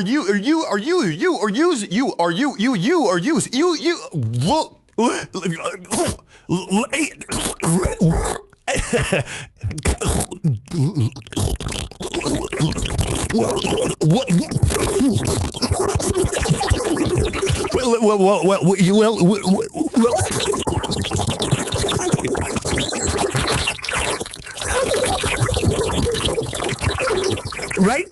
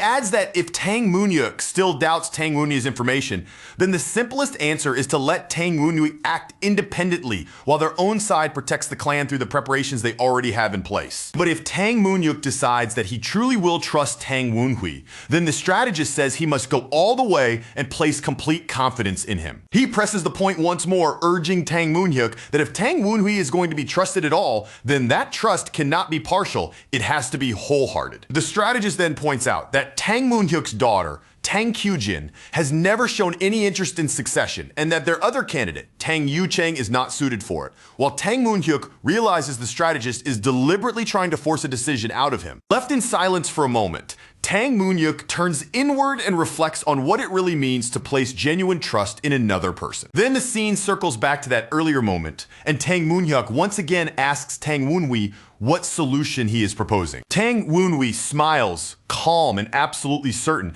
and says that the answer is actually very simple. With complete confidence, he declares that the entire operation should be put under his command. After a long stretch of silent consideration, Tang Moonhyuk finally makes up his mind. Not long after that heavy pause ends, he steps forward and openly announces that he has reached his decision at last. Soon after, a formal notice is posted where everyone can see it, making the matter official. In clear, unmistakable terms, it declares that the second son, Tang Woonwi, has been chosen as the clan's heir. That very evening, Tang Woonwi finds himself standing before an extravagant feast laid out entirely for him. The table is packed so completely with dishes that it feels less like a meal and more like the whole room is celebrating his rise. A servant quickly bows low and apologizes in a rush, explaining that this is only the first round of food because the kitchen had run short on ingredients. The answer is so unexpected that it actually catches Woonwi off guard for a moment. The young servant then eagerly explains that he has already sent someone out to gather more ingredients. He says it with such enthusiasm, making it clear they intend to prepare even more dishes suited to Woonwi's personal tastes. Watching the boy's earnest face and respectful posture, Woonwi's spirit companions quietly murmur among themselves. To them, the servant seems astonishingly devoted, the sort of person whose loyalty runs deep and true. Woonwi silently agrees, but the thought immediately turns bitter as he compares that kind of sincerity to the people who once betrayed him. The spirits, sensing where his mind has gone, hurriedly protest that they are not the same as they used to be. As he thinks it through, Woonwi realizes something unsettling. He had only asked Tang Moonhyuk to hand over authority in this one matter, yet Tang Moonhyuk went much further and effectively placed the responsibilities of the Vice Branch clan head in his hands right before a major event. One burden after another starts lining up in his mind.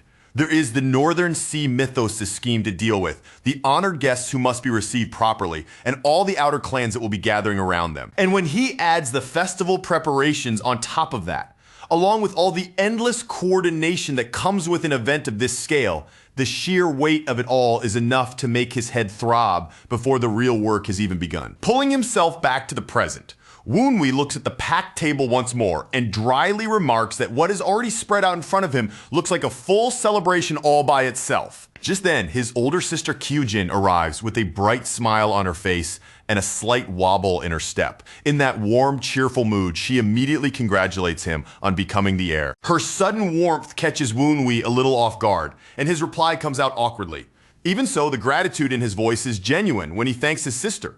Kyujin, already tipsy enough for it to show plainly in both her flushed face and loose voice, complains that his expression is far too stiff for a night like this. All Woonwi can do is think to himself that she is obviously drunk. Even in that state, she beams at him and says today is a wonderful day. To her, the reason is simple. The family is finally starting to recognize him for who he truly is. Woonwi lightly points out that this also happens to be the day she gets to escape the successor's role she never truly wanted in the first place. His tone is mild, but the observation lands cleanly. Hyujin gives him a sheepish little smile the moment she realizes he has seen right through her. Then, instead of denying it, she just laughs the whole thing off. Still carrying that loose, nostalgic mood, she starts reminiscing about the years she spent training in the Qingcheng sect. Her voice softens as those memories come back to her. Kyujin says it without even a moment of hesitation. Her time in Qingcheng, she admits, was the happiest period of her entire life. Hearing that, Woonwi quietly reflects on the kind of person Kyujin is. She is not careless, and she is certainly not irresponsible, which means that even while she was away training, she must have still carried out her duties as a successor as faithfully as she could. That realization settles heavily in his chest. All the effort, discipline, and preparation she poured into becoming a successor have now come to nothing, and yet here she is, sitting in front of him and sincerely happy for him anyway. Woonwi invites her to sit and eat with him, mentioning that his subordinate has already gone out to fetch more ingredients anyway. Kyujin agrees at once, without the slightest hesitation, and happily joins him. Then, with sudden pride lighting up her face, Kyujin announces that she did not come empty-handed. She reveals that she brought an exceptionally fine wine to mark the occasion. As she begins pouring it out herself, She explains that this is her treasured daughter in red. She speaks of it like a precious keepsake, a rare wine, not meant to be opened for just any ordinary celebration. In Sichuan, this kind of wine is traditionally brewed when a daughter is born. After that, it is buried away for years and only brought back out on the day of a truly important life event. It is the sort of wine meant for a marriage or some great personal achievement. This particular jar, in fact, had originally been saved for the day Kyujin would become vice branch clan head. Woonwi looks at her gently and asks if she is really sure about this. Opening something that meaningful for him instead is no small thing. Kyujin answers without the slightest wavering. To her, celebrating his rise today brings her more happiness than receiving that position for herself ever could. Woonwi is only just beginning to respond when Tangon suddenly bursts into the scene. He crashes in with loud congratulations and even more alcohol in his arms, turning the whole moment upside down. Woonwi immediately shoots him a dry look and points him right back toward the door. Tangon, of course, brushes that aside as if it means absolutely nothing and eagerly tries to join the celebration anyway. Even with Uncle Gon barging in while clutching bottle after bottle, Kyujin still manages to greet him politely. For a brief moment after that, the room drops into a strange silence as everyone simply stares at the shameless intruder. Woonwi tries to chase him out, but Tangon abruptly changes his tune. He claims he is actually very busy and had only stopped by to deliver the drinks, then starts trying to slip away as though that explains everything. A moment later, once he is told that he has not interrupted anything important, Tangon visibly loosens up. The relief on his face is plain enough for anyone in the room to see. Then his eyes land on the already open daughter in red. The moment he sees it, he blurts out in open surprise that they actually started drinking without him. Woonwi calmly explains that the rare wine is Kyujin's. That single detail hits Tangon hard enough to startle him on the spot. Kyujin tells him not to look so shocked because she truly is happy to step away from the successor's role. More than that, she says using the wine to toast Woonwi makes her happier still. As the rosy liquor is poured into the waiting cups, the tension finally melts away and the family begins laughing together. At that point, the celebration for the clan's new heir truly starts in earnest. With a brighter smile than before, Woonwi tilts the pink drink carefully into Kyujin's cup. Then he tells her that now it is her turn. As the fragrant wine rises all the way to the rim, Kyujin leans in slightly and breathes in the scent. She comments with clear delight on how wonderfully it smells. Lifting her cup high into the air, Kyujin offers a heartfelt toast. She drinks to Woonwi's future and to the future of the entire branch clan as well. The three of them raise their cups together and bring them together in a clean, bright clink. It is a simple sound, but it seals the moment like a true celebration. After the toast, they finally turn their full attention to the lavish dishes spread across the table. Only then do they begin eating in earnest. Kyujin digs in with obvious enthusiasm, clearly enjoying herself. Between bites, she happily praises how talented Woonwi's cook must be to have prepared food this good. Then, right in the middle of eating, something suddenly seems to occur to her. She turns toward Woonwi with a surprised look, as though a thought has just clicked into place. Out of nowhere, she asks what is supposed to happen with his relationship with the Ching-Chung sect's senior disciple if he opens that gift now.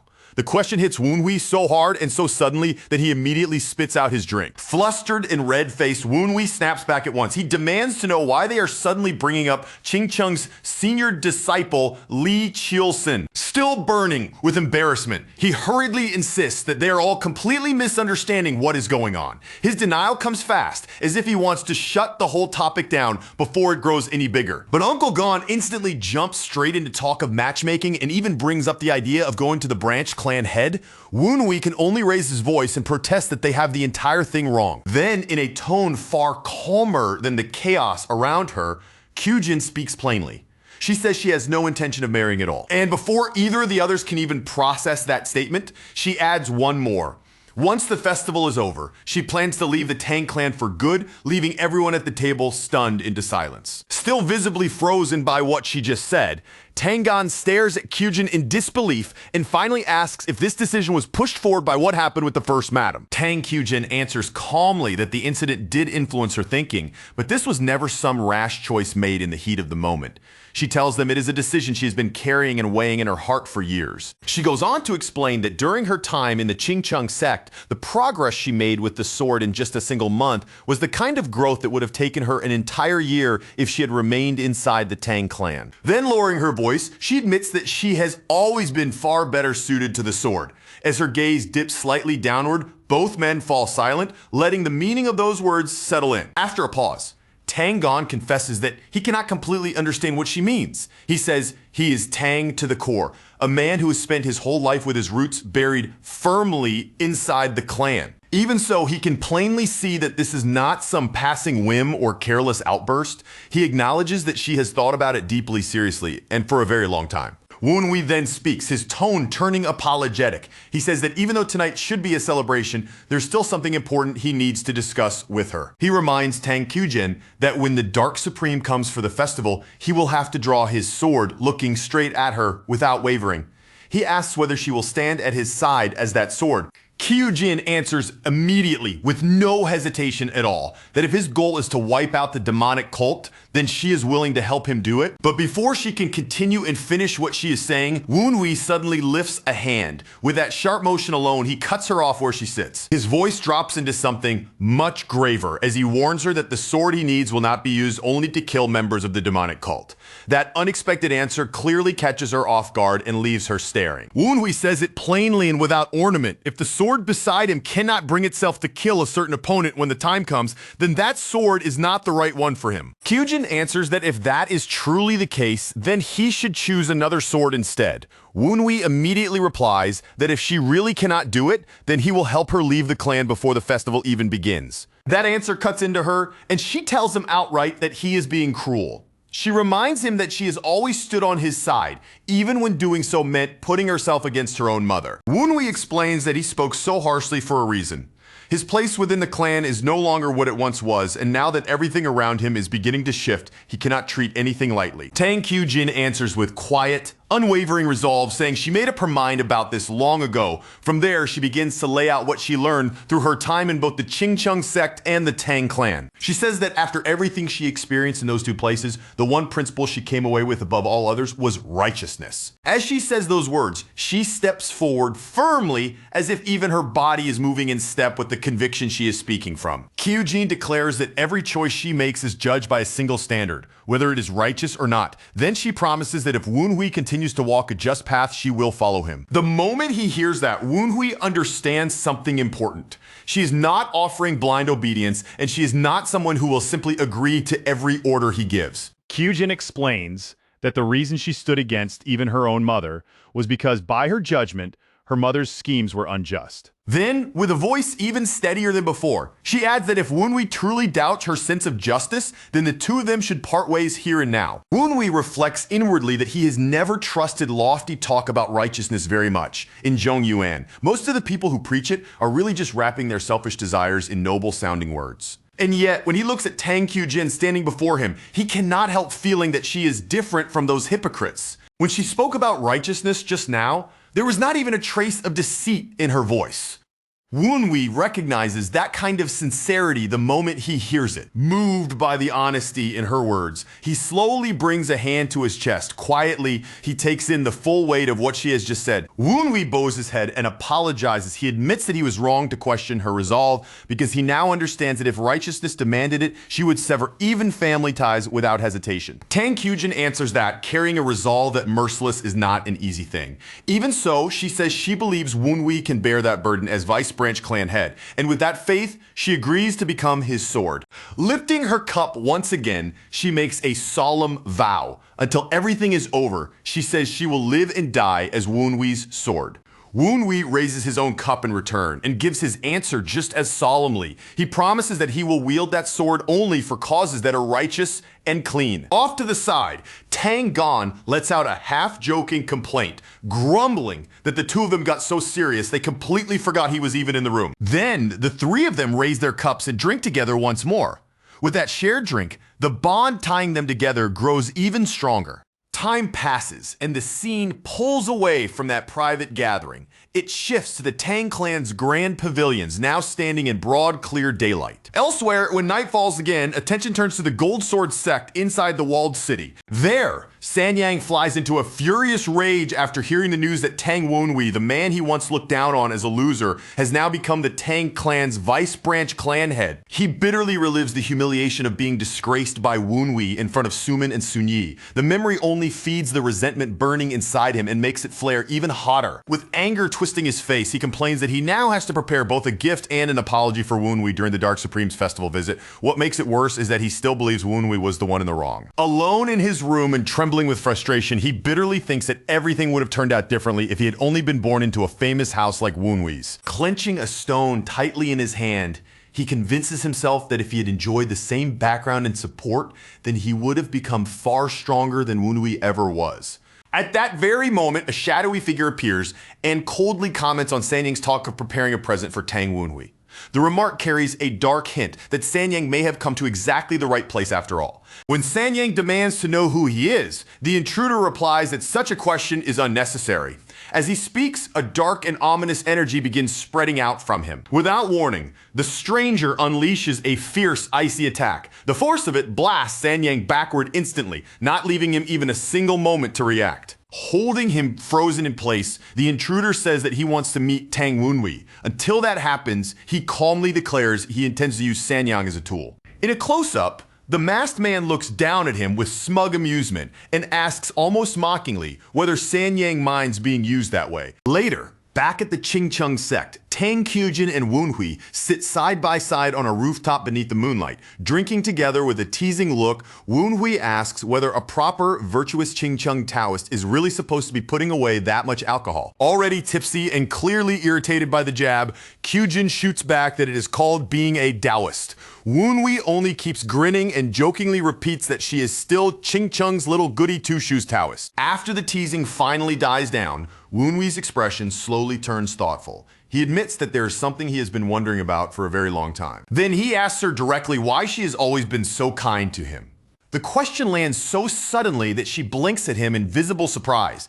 Kyujin says she had always meant to tell him someday. Since the moment has finally come, she decides to explain it now and begins with the reason behind it. Looking at him under the pale moonlight, Tang Kyujin reveals that all the kindness she has shown him over the years was her way of keeping a promise she once made. Tang Kyujin quietly clears up the misunderstanding, explaining in a low, careful voice that the promise had never been made to Tang Wenhui himself. It was a vow she gave to his mother instead, and that difference still matters to her even now. As old memories begin rising back to the surface, Tang Kyujin softly talks about Wenhui's mother, calling her an unbelievably warm and gentle woman.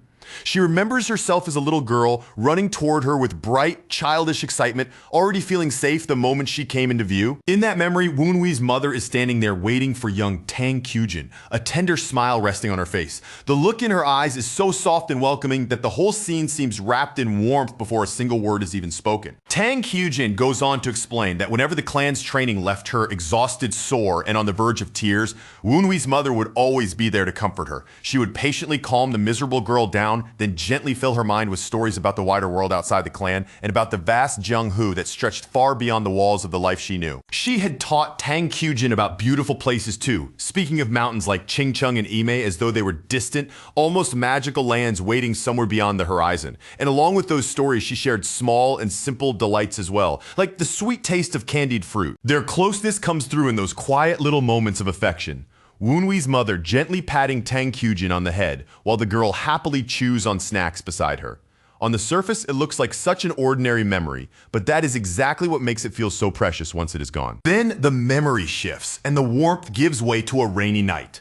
In the middle of that dim, wet darkness, Tang Kyujin notices a strange medicine being given to Wenhui's mother, and the instant she sees it, an uneasy feeling creeps up inside her as she wonders what exactly it is. A moment later, that unease turns into something far worse. Tang Kyujin realizes in horror that it is her own mother who has been secretly mixing poison into the medicine meant for Wenhui's mother. Shaken and desperate, Tang Kyujin confronts Wenhui's mother about it right away. But instead of panicking, the woman simply hushes the girl with calm, almost painfully gentle composure, as though she has already accepted something Tang Kyujin cannot bear to face. Still reeling from the shock, Tang Kyujin protests and asks how she can keep taking that medicine when she knows poison has been mixed into it, but the woman answers calmly, telling her that the drug no longer truly affects her in the way Tang Kyujin fears. Then she reveals the truth at the heart of it all.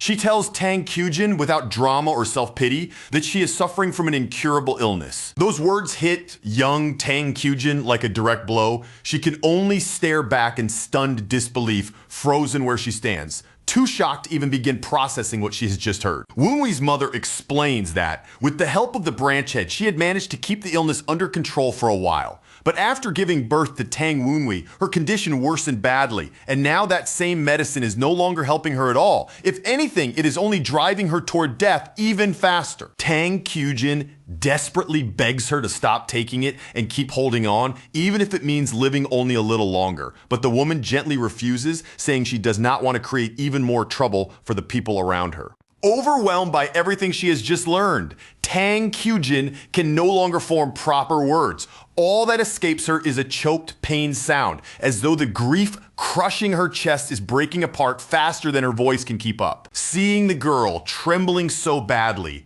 the dying woman reaches out and takes Tang Kyujin's shaking hands in her own. Her touch is weak, fragile even, but there is still unmistakable warmth in it. And then, with that same gentle calm, she asks for one last favor. She asks Tang Kyujin to promise that even after she is gone, she will remain good friends with Tang Woonwhee. At that, Tang Kyujin immediately breaks down. Crying openly, she refuses to make the promise and keeps insisting that Woonwhee's mother must not die, clinging to that denial with all the desperate strength a child can muster. Even in that moment, Woonwhee's mother ends up comforting Tang Kyujin instead of herself. She gently tells the sobbing girl that she believes she will grow into a truly great person someday. She urges Tang Kyujin not to lose that warm and loving heart of hers, no matter what happens in the future. It does not feel like a casual request at all, but like a final wish she wants the girl to carry with her after she is gone. Back on the rooftop in the present, Tang Kyujin says that this was the promise she made just before Woonwhee's mother passed away.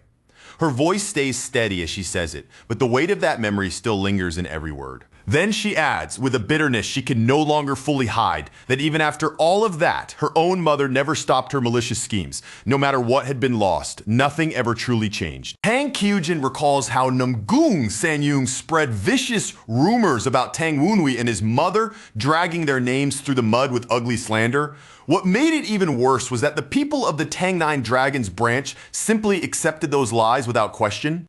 Hearing that, Tang Woonwhee reflects on how absurd those rumors really were, especially with a man as powerful as his father. The idea that Tang Ho-san could be rendered helpless by drunkenness from the start was ridiculous. He points out that the rumors did not just demean him and his mother, they insulted Tang Ho-san as well, yet Namgung Sanyong still used them shamelessly, all for the sake of disgracing Woonwhee and his mother even further. Tang Kyujin lowers her gaze and apologizes to Tang Woonwhee.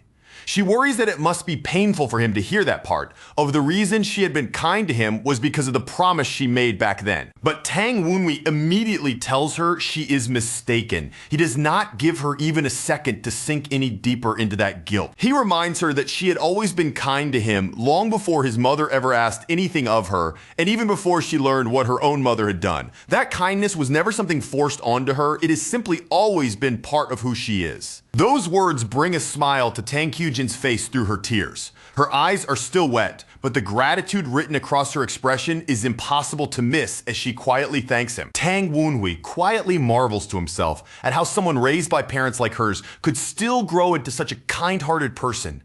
Then, without the slightest hesitation, he says it out loud and thanks her too. Then all at once something changes. Tang Woonwhee feels it immediately and the warmth of the moment disappears as his expression sharpens into something cold, alert, and serious. His thoughts drift toward the emotions the original Tang Woonwhee once carried, feelings that he, as the one now living in this body, had never fully understood before.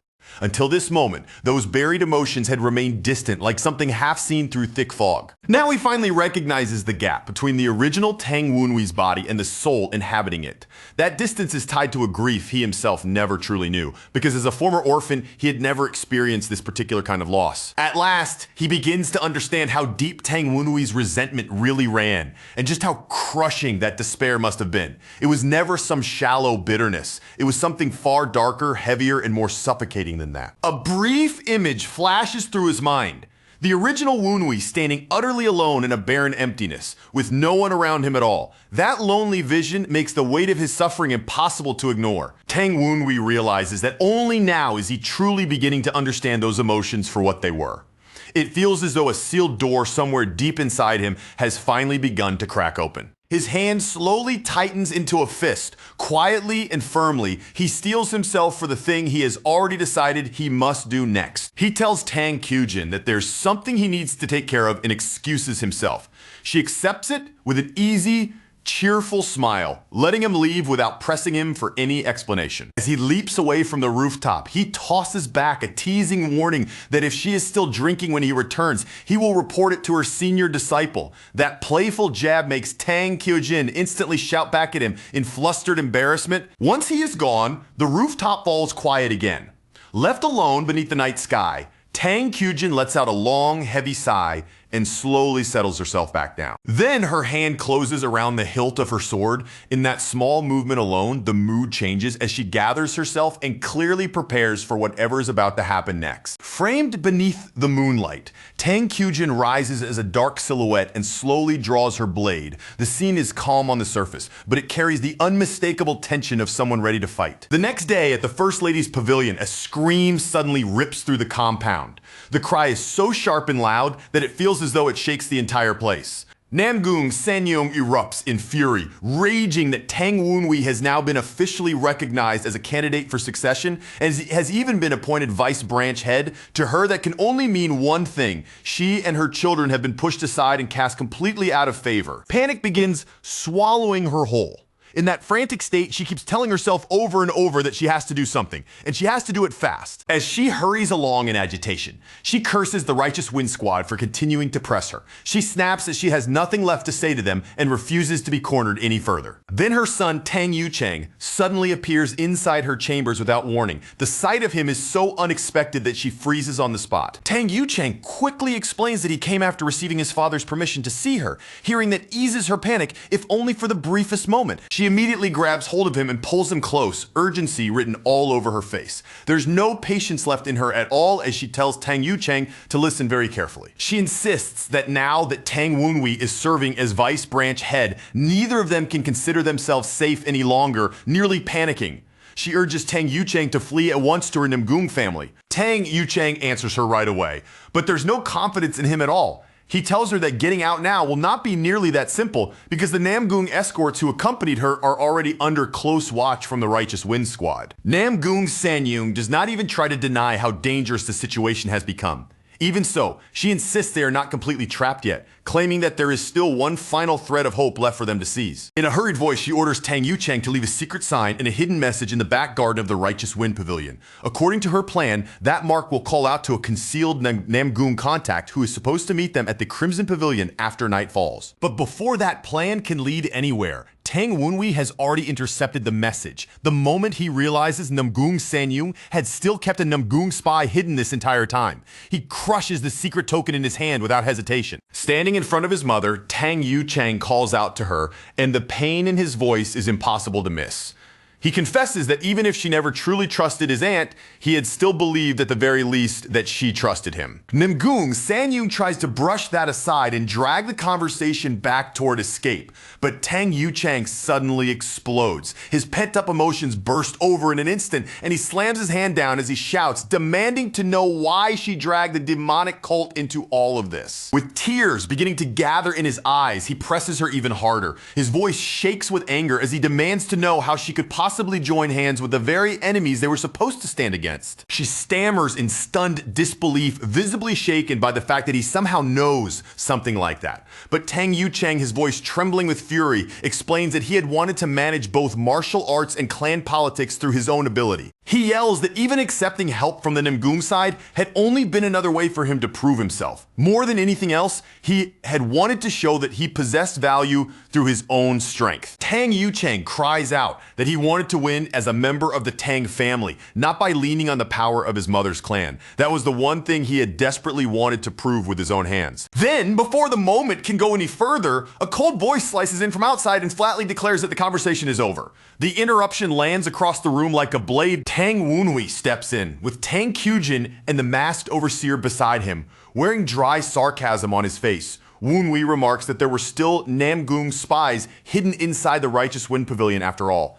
and says he is almost embarrassed that he failed to catch them sooner. The instant Namgung Sanyong sees the Overseer and Tang Kyujin standing there together at Tang Wenhui's side, horror spreads across her face. In that one glance, she begins to understand exactly what this situation means. And then her fear is confirmed. Tang Yuchang stands silently on Tang Wenhui's side, saying nothing at all. But that silence alone tells her everything she does not want to admit. She instantly snaps and screams that Tang Wenhui must have forced Tang Yuchang into betraying her. In her panic, she refuses to believe that anything else could be true. Tang Wenhui calmly reminds her of the conversation they had before, when she herself said that if he wished it, she would withdraw and surrender her children's rights to succession. His tone is composed, but his words leave her no room to run. Now, fully frantic, Namgung Sanyung turns toward Tang Yuchang and desperately tells him not to be deceived.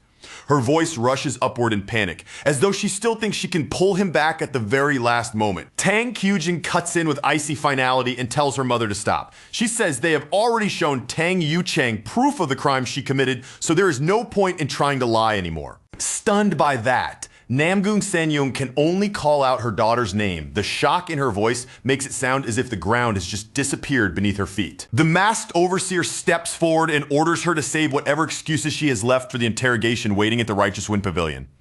His tone is sharp, official, and completely unforgiving. He goes on to say that she should already understand the truth by now.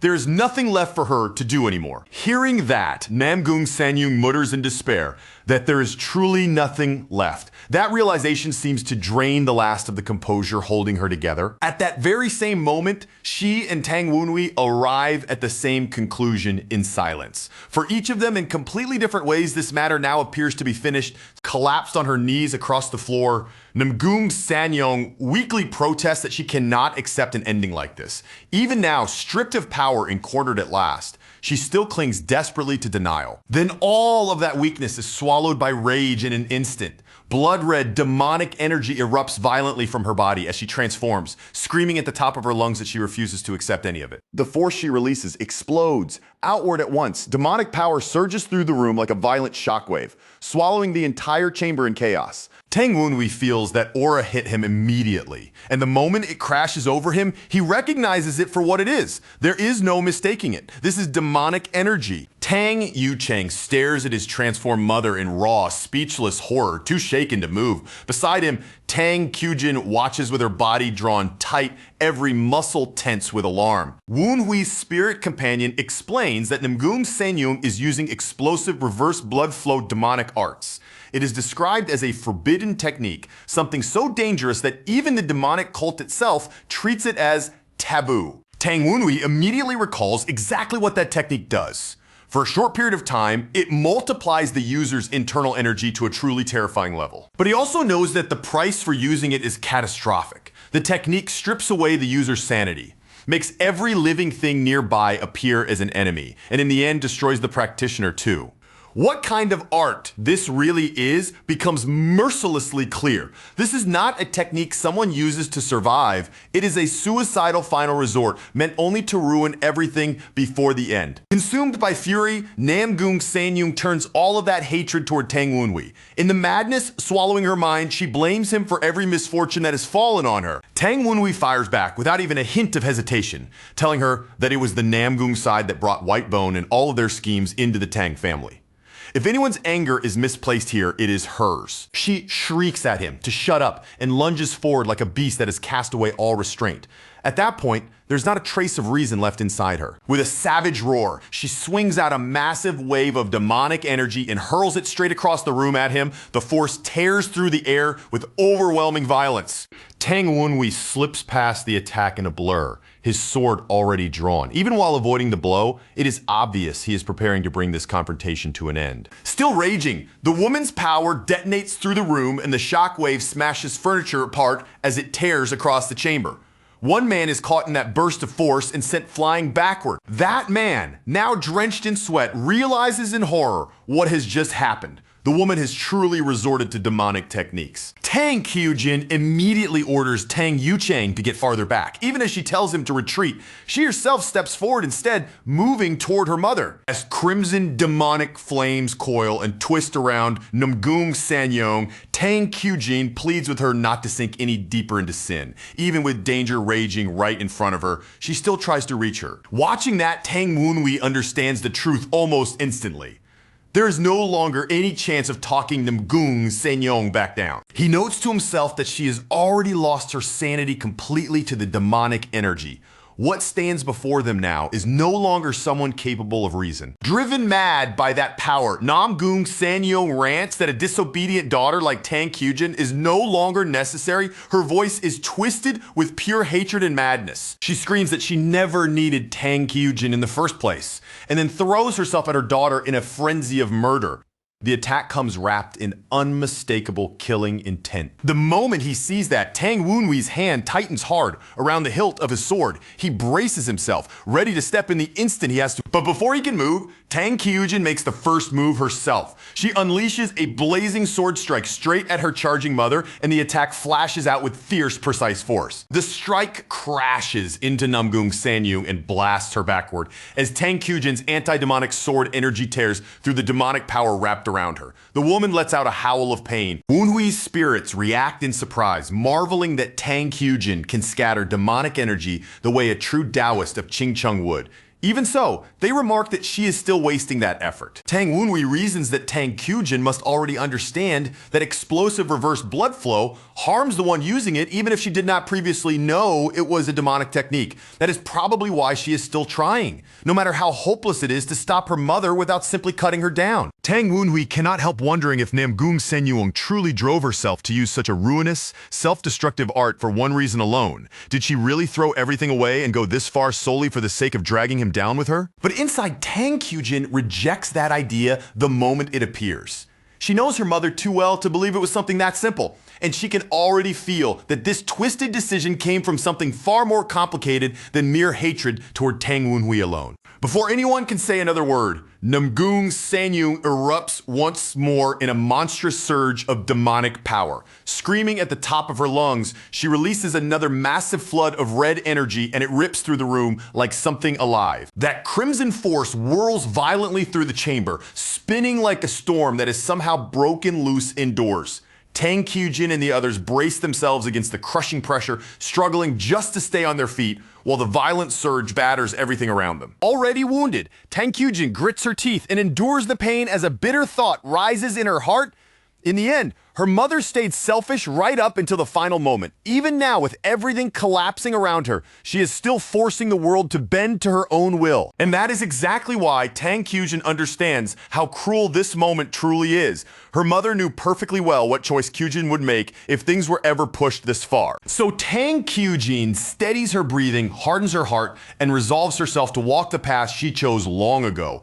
A memory flickers through her mind, showing a former Taoist of Qingcheng gathering focus into a glowing sword and invoking the sex techniques with solemn, disciplined precision. During her years of sword training, Tang Kyujin had once been favored by renowned masters and sect leaders alike. Her talent had never been overlooked by those who truly understood the way of the sword. Within that memory, Tang Kyujin is seen beginning a ritual that exists for one purpose and one purpose only: the eradication of demonic forces. Every motion is measured, disciplined, and heavy with unwavering intent. Then the story snaps back to the present. While her demonic mother raves and spits out chants of killing, Tang Kyujin stands her ground with a sword glowing in her hands, calm and ready to meet what is rushing toward her. Namgung Sanyong shrieks for death and at last throws herself completely into murderous madness. By that point, there is no restraint left anywhere inside her, only bloodthirst and chaos. She lunges at Tang Kyujin with monstrous speed, moving less like a person and more like a beast. Her eyes burn with bleeding demonic light as she tears forward in a savage blur. Instead of retreating even a single step,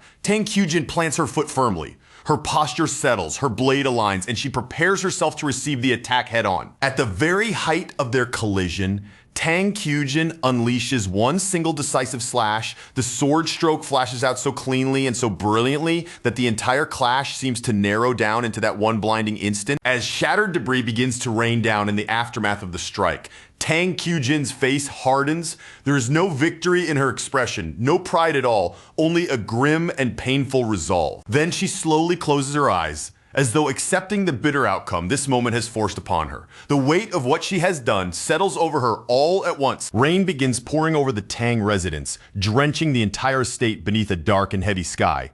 It feels as though the storm itself has arrived to mark the somber silence left behind by everything that just happened. In that quiet aftermath, one of Tang Wunwee's spirits asks him if he noticed the expression on Namgung Sanyung's face in the instant just before she died.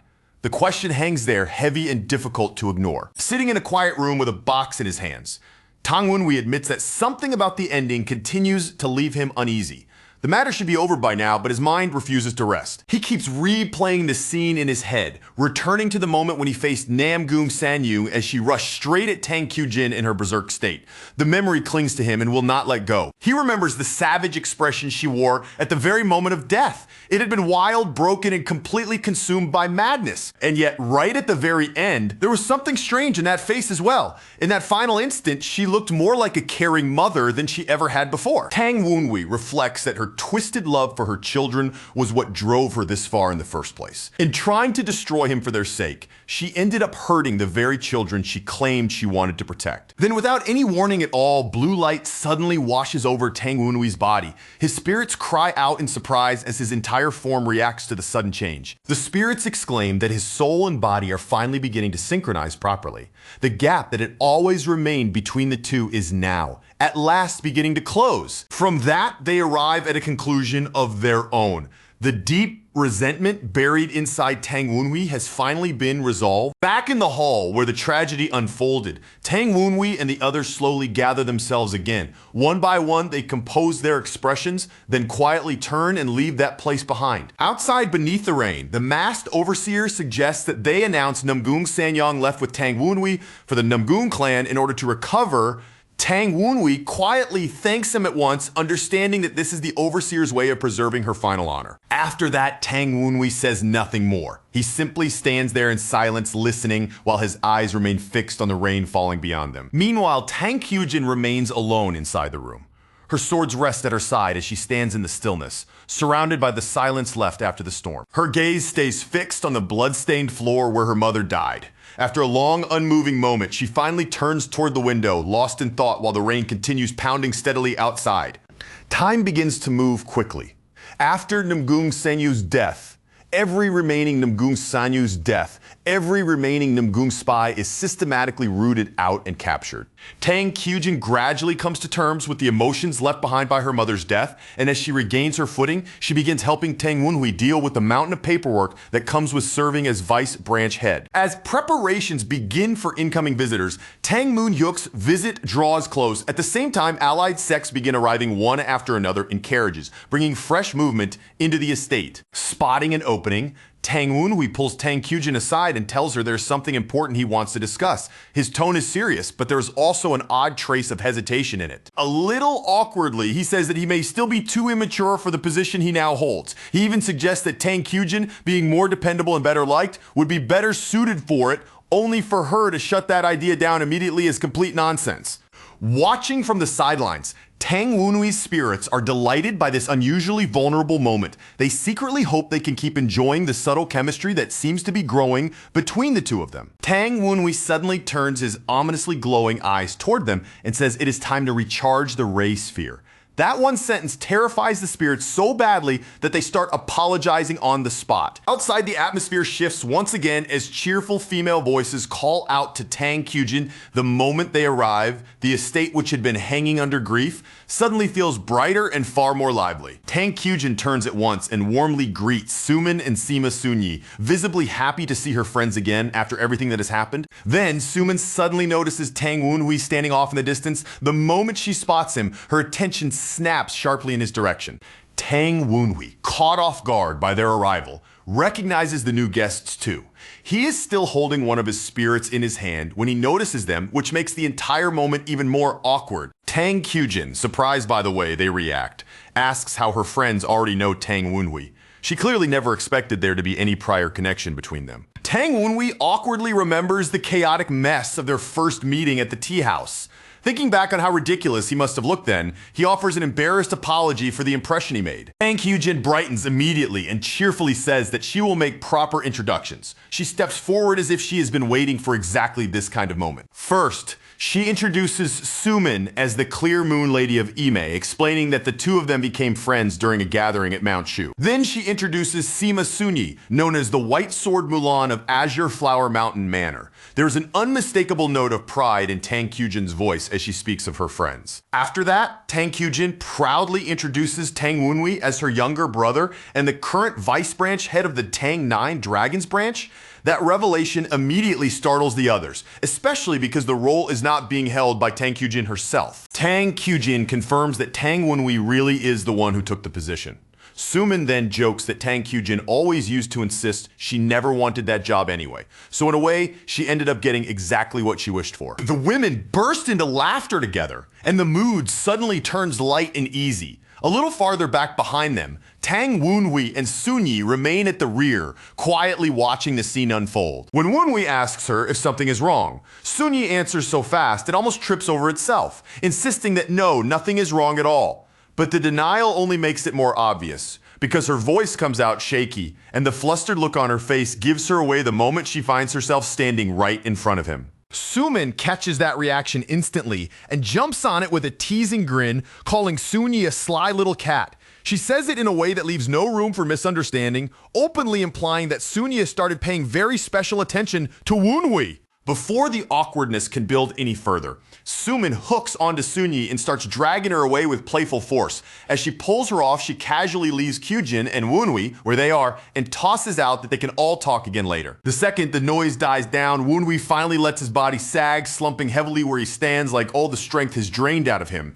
He complains about how tired he is, but Kyujin does not give him long to wallow, quickly reminding him that they still have more paperwork waiting to be dealt with. Right then, Kyujin suddenly picks up the sound of something approaching from far away. Her head lifts at once, and a flicker of surprise crosses her face as she turns her attention toward it and listens more carefully. When she looks up, she sees several unfamiliar carriages coming down the forest road.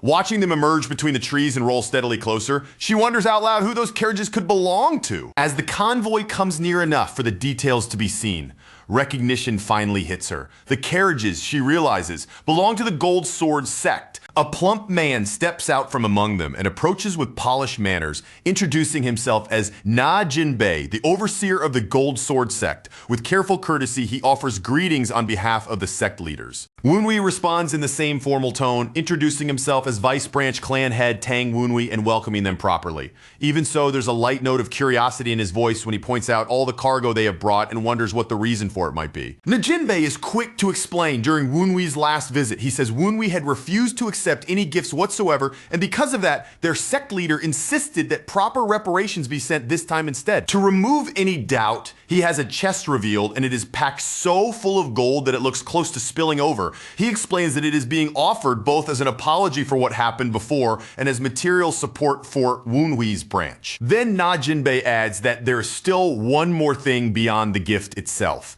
As he says it, his gaze shifts with clear meaning towards someone standing behind him. At that signal, a frightened young man suddenly drops to his knees in front of Wunhui and blurts out a loud, desperate apology. He begs to be forgiven for his earlier disrespect, and in that moment, Wunhui remembers exactly who he is, a young man from the Gold Sword sect. Seeing the direction this whole display is taking, Wunhui decides to go along with it. Remaining calm, he accepts both the apology and the gift, and he reassures the trembling young man that he is forgiven. But the instant he says that, something brushes against his senses and makes him pause inside. His body goes subtly rigid as he picks up on an unusual energy hidden somewhere in the crowd. Without letting even a hint of that reaction show on his face, Wunhui smoothly orders that the guests be escorted to the pavilion so they can rest. An attendant answers at once, and outwardly, the scene keeps moving as if nothing at all is out of place.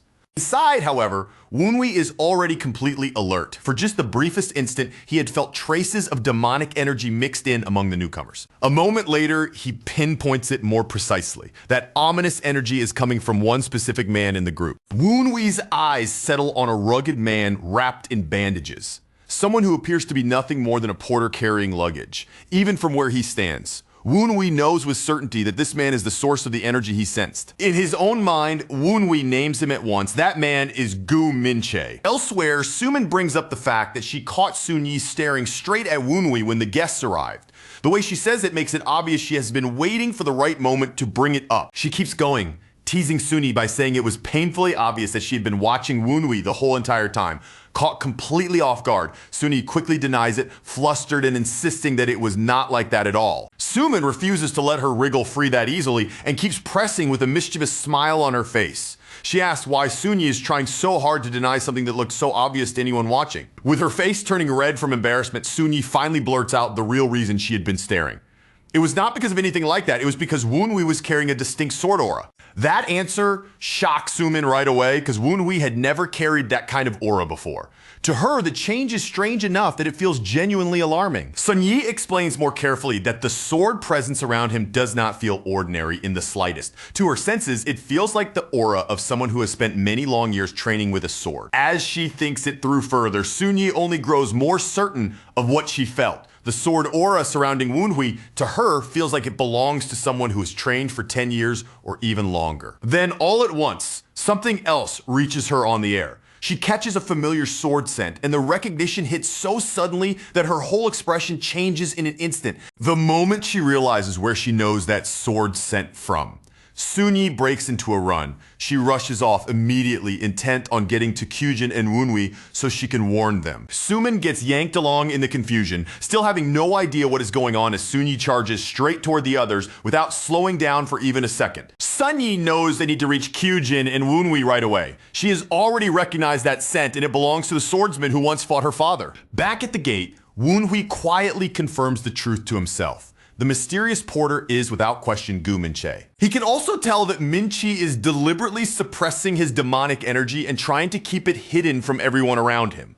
But from Woonwi's perspective, that level of concealment is nowhere near enough to deceive him. When his spirits ask who it is he keeps staring at so intently, Woonwi answers them plainly. He tells them that the man they are asking about is Gu Minche. The spirits are visibly startled by the name the moment they hear it. They know exactly who Gu Minche is, the notorious 7 Seconds killer and the second child of the leader of the Northern Sea mythos. At that point, Woonwi realizes the Northern Sea mythos has acted faster than he expected and has already sent an assassin after him. With that in mind, he starts weighing his next move with care. Part of him wants to tear Gu Minche apart right then and there for all the blood connected to his name.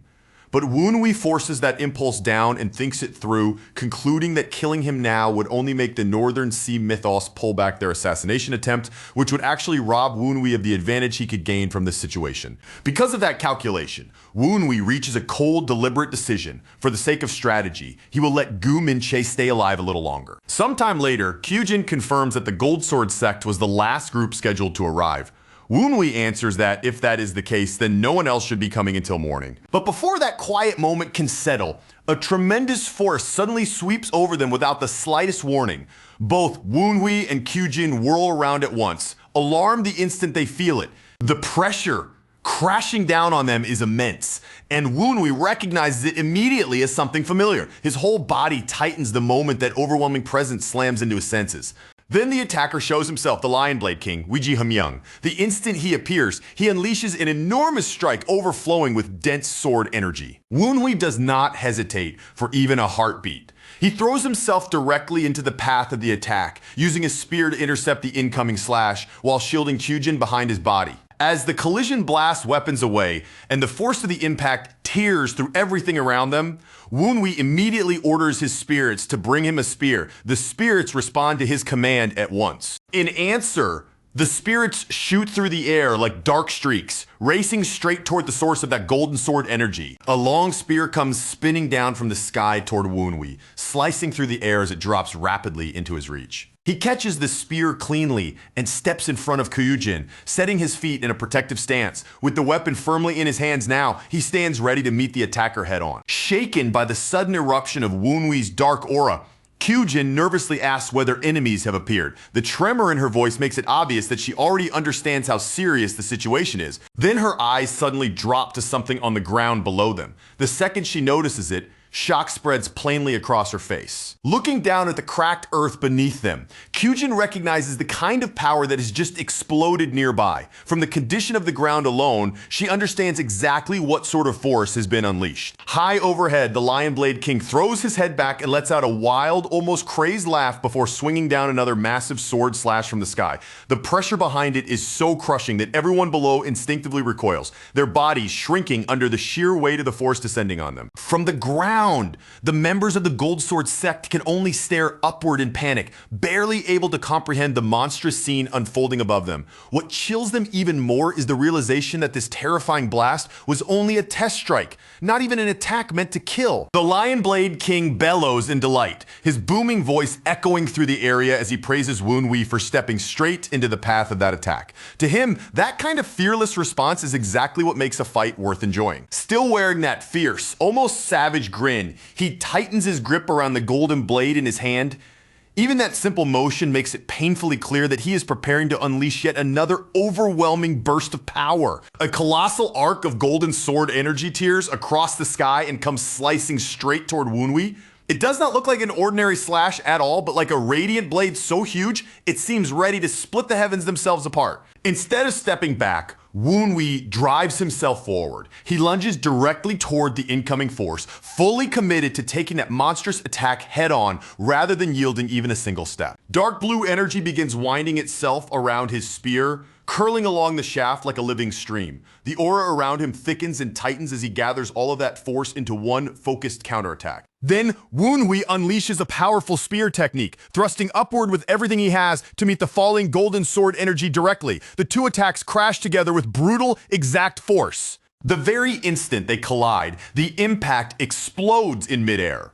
Black and gold waves of power erupt outward at once, ripping through the space around them and blasting in every direction. Everyone on the ground instinctively throws up their arms or ducks low to protect themselves from the blast. Wind, dust, and violent shockwaves roar across the area as the aftermath crashes down over them. Even the people who are only watching can barely keep their footing against the force of the collision. It is almost impossible for them to believe that this much destructive power is pouring down from a battle taking place above their heads. The Gold Sword sect members bunch together and recoil in fear, so overwhelmed that for a moment they think they may have been caught in an assault from the demonic cult itself. The chaos feels that unnatural and that terrifying to them. In the middle of all that disorder, Gu Minche moves with the rest of the crowd as naturally as if he truly belongs among them.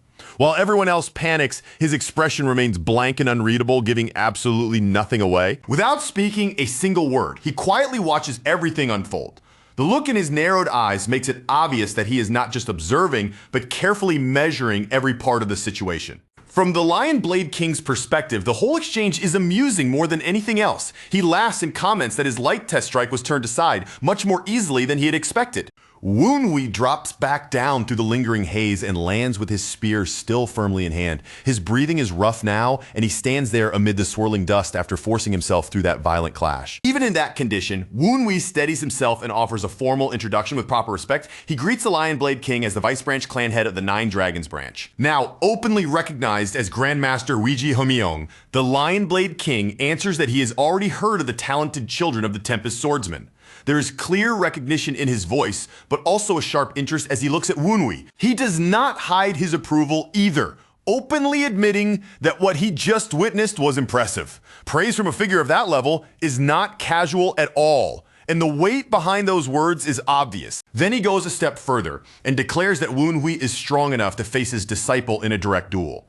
In other words, he has already judged Woonwee as someone worthy of being measured against that standard. Having decided Woonwee is worth testing, The Lion Blade King's eyes grow sharper with renewed interest. It is immediately clear that he intends to keep pushing and see even more. Meanwhile, Woonwee can feel the damage from that single exchange spreading through his body. Having deflected even one blow himself, he now understands from direct experience just how terrifying a master standing at the supreme peak truly is. Then another presence brushes against his awareness. Heavy, familiar, and impossible to mistake. Woonwee senses the powerful aura of his father drawing closer. He quickly judges that the Lion Blade King does not look like a man who will simply calm down and leave on his own. Even so, Woonwee also realizes that he probably will not need to keep handling this confrontation by himself for much longer. At that very moment, Tang, Woonwee's father and the Tempest Swordsman, appears atop the rooftop with elite fighters beside him. Looking toward the visitor, he remarks that if he had known the man planned to arrive in such a way, he would have come out personally to greet him. Tanghosen then pointedly asks why the Lion Blade King came without sending notice beforehand. The words are polite on the surface, but the challenge underneath them is impossible to miss. Woonwee's spirits react in visible shock, blurting out that Tanghosen's aura is not inferior to the Lion Blade King's at all. Realizing that, they can only marvel that he has hidden his true strength far more deeply than they ever imagined. The Lion Blade King casually remarks that he has heard people call Woonwee the Nine Dragons idiot. He says it bluntly and without hesitation, as though he is deliberately testing how everyone around him will respond to the insult. Then he shouts up toward Tanghosen that, concealed or not, the Tempest Swordsman's force has only grown stronger. Even while provoking him, there's a rough edge of genuine admiration mixed into the words. Hearing that, Woonwee thinks to himself that he could not care less what people decide to call him. Mockery and names mean nothing compared to the much more important situation unfolding right in front of him. Tang Hosan pays no attention to that side issue at all, and simply says that he is glad to see the Lion Blade King still in good health. Then he suggests that if the old master's business concerns his son, they should continue the discussion inside instead. At that, the Lion Blade King bursts into laughter and asks whether Tang Hosen is worried he might actually hurt Woonwee. The tone sounds playful on the surface, but the danger underneath it has not disappeared in the slightest. Tang Hosen answers calmly that he only wishes to keep the matter discreet. With so many people watching this confrontation, he has no intention of allowing it to become a public spectacle. The Lion Blade King eases off just a little after hearing that, though the battle-hungry energy still rolling off him has not weakened at all. Even while appearing to relent, he still looks like a man ready to clash at any second. With a grin full of challenge, he declares that as far as he is concerned, he would be perfectly happy to continue the exchange right there on the spot. To him, there's nothing wrong with letting the matter turn into a real fight. Tang Hosan raises a single hand, and that one small gesture is enough to make his men ready their weapons immediately. The message is unmistakable. If the other side insists on pushing further, he is fully prepared to answer in kind. At that point, the green-eyed man speaks coldly, saying that trying to dump the blame for the capital incident onto Woonwee would be childish. He warns them in a flat, dangerous tone that if that is truly their intention, then they will have to kill him first. The bearded elder snaps back right away, saying that no amount of righteous-sounding talk is going to change his mind. His refusal comes out sharp, hard, and utterly uncompromising. Inside his own head, Woonwee starts panicking, desperately wanting to stop the situation from escalating any further. He can already feel everything spinning toward outright disaster. The two elders lock eyes and glare at each other, their auras grinding together as if they are only a breath away from drawing blood.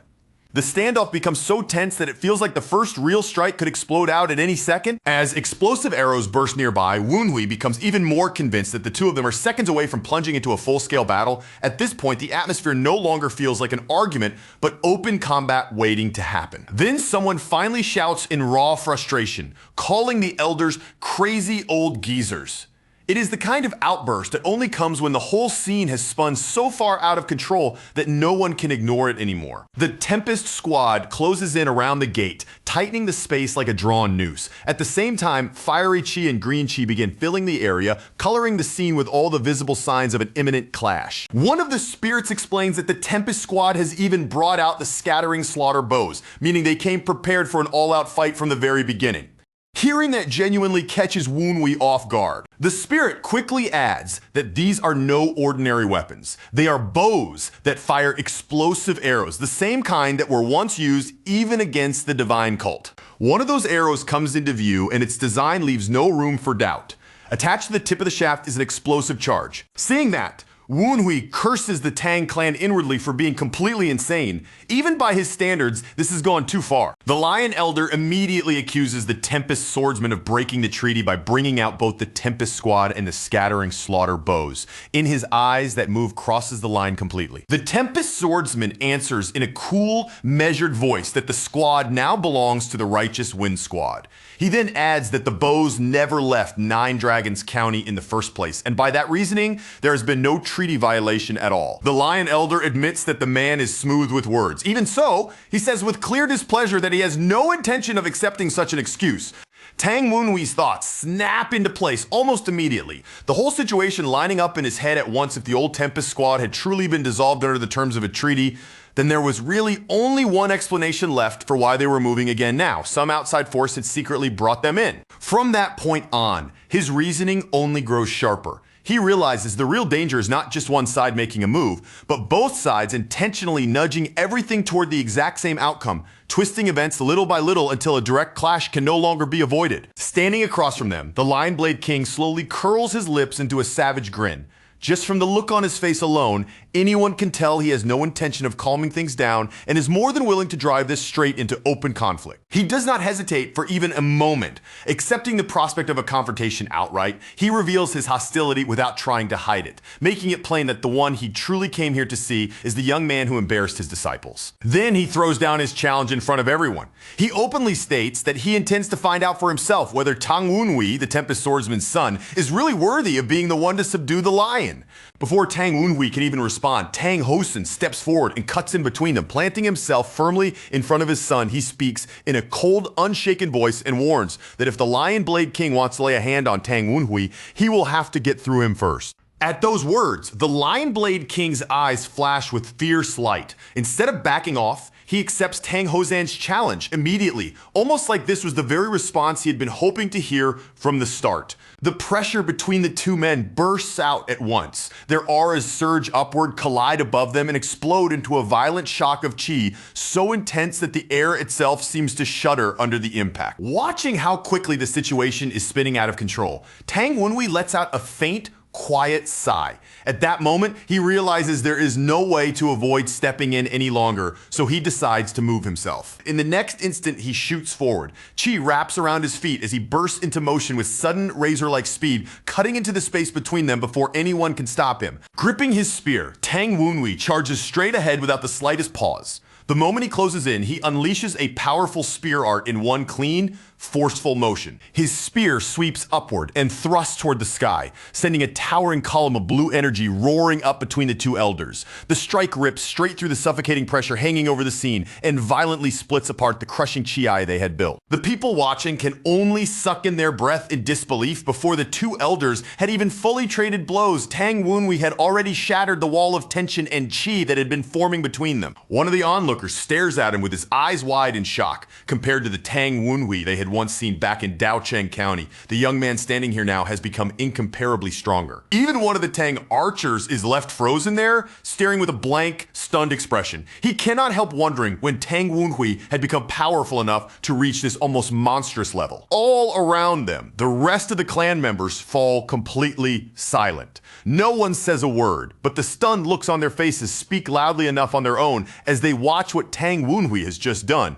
Among the elders, one narrows his eyes and senses the trace still lingering in the air. The chi Tang Wunhui released is not just strong. It carries a sharp, chilling coldness that is impossible to overlook. Tang Wunhui then turns toward his father and speaks with calm composure. No matter how strained things have become, he reminds him that Grandmaster Weiji Humyong is still, at least in name, their guest. Tang Hosen answers without the slightest softening in his expression. To him, the moment a man proves himself to be an enemy, that man no longer has any right to be treated as a guest. Tang Wunhui does not flinch under that response. Keeping his gaze steady, he points out that Weiji Humyong did not come here because of the Tang clan itself, but came specifically for him. Then he calmly pushes that logic one step further. Since the elder came here for him in the first place, Tang Wunhui says that the choice of whether Weiji Humyong should be treated as a guest ought to be his decision to make. At that answer, the Lion Blade King lets out a low, dark chuckle. The reaction on his face makes it clear that he finds Tang Wunhui's attitude both absurdly bold and strangely entertaining. That quiet chuckle soon grows into a loud, booming laugh. In the middle of his laughter, he remarks that the Tempest swordsman truly raised a remarkable son, one bold enough to treat even him like an honored guest. Hearing that Tang Hosen can only remain silent, even he has no immediate words for the sheer nerve his son is displaying so openly in front of everyone. After suppressing their chi, father and son descend and land side by side. The crushing pressure that had filled the area begins to ease, but even so, the tension hanging over everyone there remains thick and unbroken. Keeping his voice low, Tang Hosan quietly warns Tang Wunhui that the Lion Blade King is exactly the sort of man who never knows when to stop. Once he gets started, he asks whether his son is truly certain about doing this, and Tang Wunhui answers that he will do everything he can. After a brief silence, Tang Hosen finally gives way.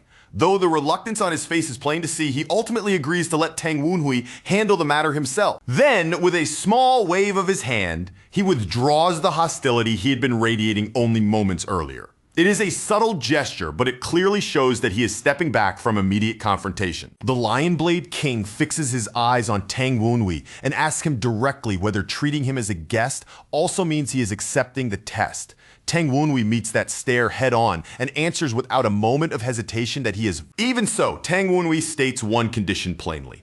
Because of an internal injury he received during special training, along with the brutal conditioning that followed afterward, he is not currently in the best condition to undergo such a test. The Lion Blade King gives him a hard, scrutinizing look and checks him personally. After a brief moment of inspection, he admits that the injury really is much more serious than it first seemed. That only makes him angrier. The moment he realizes the truth, his disgust turns straight toward his own defeated disciples, enraged that they somehow managed to lose to someone who had already been badly injured. And he does not stop at just shouting. He physically smacks and scolds them while roaring that they are idiots, while the disciples can do nothing except shrink back and spit out panicked apologies. Before long, the Lion Blade King sees through Tang Wunhui's real intention, realizing that the young man is simply trying to buy time so he can recover. He bluntly asks how many days he needs, and Tang Wunhui openly admits that is exactly what he is asking for. Tang Wunhui carefully starts by asking for 10 days, but the Lion Blade King cuts him off immediately and slashes that number down, saying that with the Tang clan's medicine, 3 days should be more than enough. Tang Wunhui refuses to accept that and pushes back at once, bargaining for at least 5. After a short back and forth, the Lion Blade King finally settles on 4 days as the compromise. Tang Wunhui accepts that decision and states clearly that he will be ready by then. Even after agreeing, Tang Wunhui adds a quiet but unmistakable warning. If the Lion Blade King causes any trouble during those 4 days, then something will happen, and the elder accepts that condition with casual indifference as though it means nothing to him at all. With the matter temporarily resolved, Tang Wunhui offers to personally escort Grandmaster Weiji Humyong farther inside the compound. His tone stays perfectly polite, but he still controls the flow of the entire exchange from beginning to end. As they begin to walk, Tang Wunhui lowers his voice and speaks to Mu Young, despite how late the hour has already become, quietly. He asks him to take care of a favor on the way. What he asks for is simple and exact. He tells Mu Young to check on the item he had ordered earlier and find out when it will be completed, and Mu Young immediately agrees to handle it. Once that is settled, Tang Wunhui turns back with flawless courtesy. With calm politeness, he invites Grandmaster Weiji Humyong to continue farther inside. As the group moves deeper into the compound, the surrounding disciples visibly stiffen. Just having the Lion Blade King in their midst is enough to put all of them on edge. As they pass, 2 women quickly lower themselves and bow respectfully. That simple reaction alone shows how heavy and tense the atmosphere around this guest still is. Tang Wunhui informs the elder that food will be prepared for him. The Lion Blade King bursts into loud laughter at that and says this is exactly how a proper guest ought to be treated. Watching the 2 of them leave together like that, one of the girls can only blink in bewilderment. Just a short while ago, the entire mood had felt ready to explode into violence, so this sudden show of friendliness leaves her utterly confused. Later that night, Tang Kyujin talks with her friends about everything that happened. Instead of saying that the sight of those martial masters frightened her, she says it felt more like witnessing a rare chance, something so extraordinary that a person might never get to see it twice. One of the girls lets out a long breath and admits that she is simply relieved Grandmaster Weiji Humyong showed no interest in her whatsoever. Tang Kyujin responds in agreement, though the way she says it comes out just a little awkwardly. As the conversation goes on, Tang Kyujin quietly replays the entire incident in her mind. It was the Lion Blade King's disciples who threatened the Clear Heaven Sword Emperor's daughter, and Tang Wunhui only became involved because he stepped in to stop it. Yet throughout all of that, the Lion Blade King never seemed to care about the princess even once, and that leaves her wondering whether he truly has no regard at all for the Sword Emperor. Just then, a voice suddenly calls out to Tang Kyujin and pulls her out of her thoughts. She quickly lifts her head and answers right away. The girl asks Tang Kyujin what kind of sword techniques Tang Wunhui uses, but the reply she receives is far stranger than she expected, because Tang Kyujin tells her that Tang Wunhui has never actually learned swordsmanship at all. The girl jolts so hard she nearly blurts the words before she can stop herself. To her, the idea sounds completely impossible, and she immediately protests as if there's no way that could ever be true. Tang Kyujin pauses for a moment before answering, then says this is not even the first time she has heard that exact kind of question.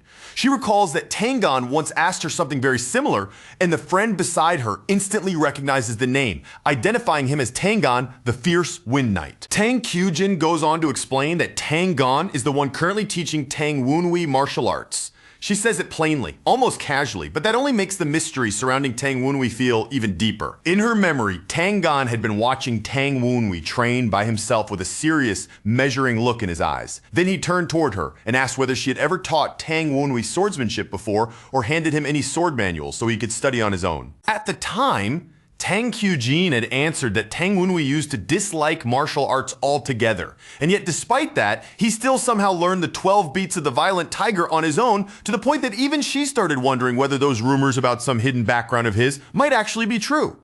Tangon then asked what had suddenly made her so curious about that issue in the first place. Tang Kyujin explained that not long ago, she had taken Tang Wunhui to Liu Ban's foundry at Righteous Wind Pavilion. And once they arrived there, Tang Wunhui did something that stunned her on the spot. He placed an order for a custom sword. Tangon told her that Tang Wunhui had already asked him to train him in the spear, and in blunt weapons too. So when he heard the boy had gone, so far as to commission a sword as well, it made him think Tang Wunhui must already have some kind of sword technique in mind. Back in the present, the girl falls quiet as that realization settles over her. The fact that Tang Wunhui ordered a sword, even though he had never formally learned any sword art at all, leaves her visibly shaken. Tang Kyujin confirms it with a small nod, making it clear that yes, that was exactly what Tangon said.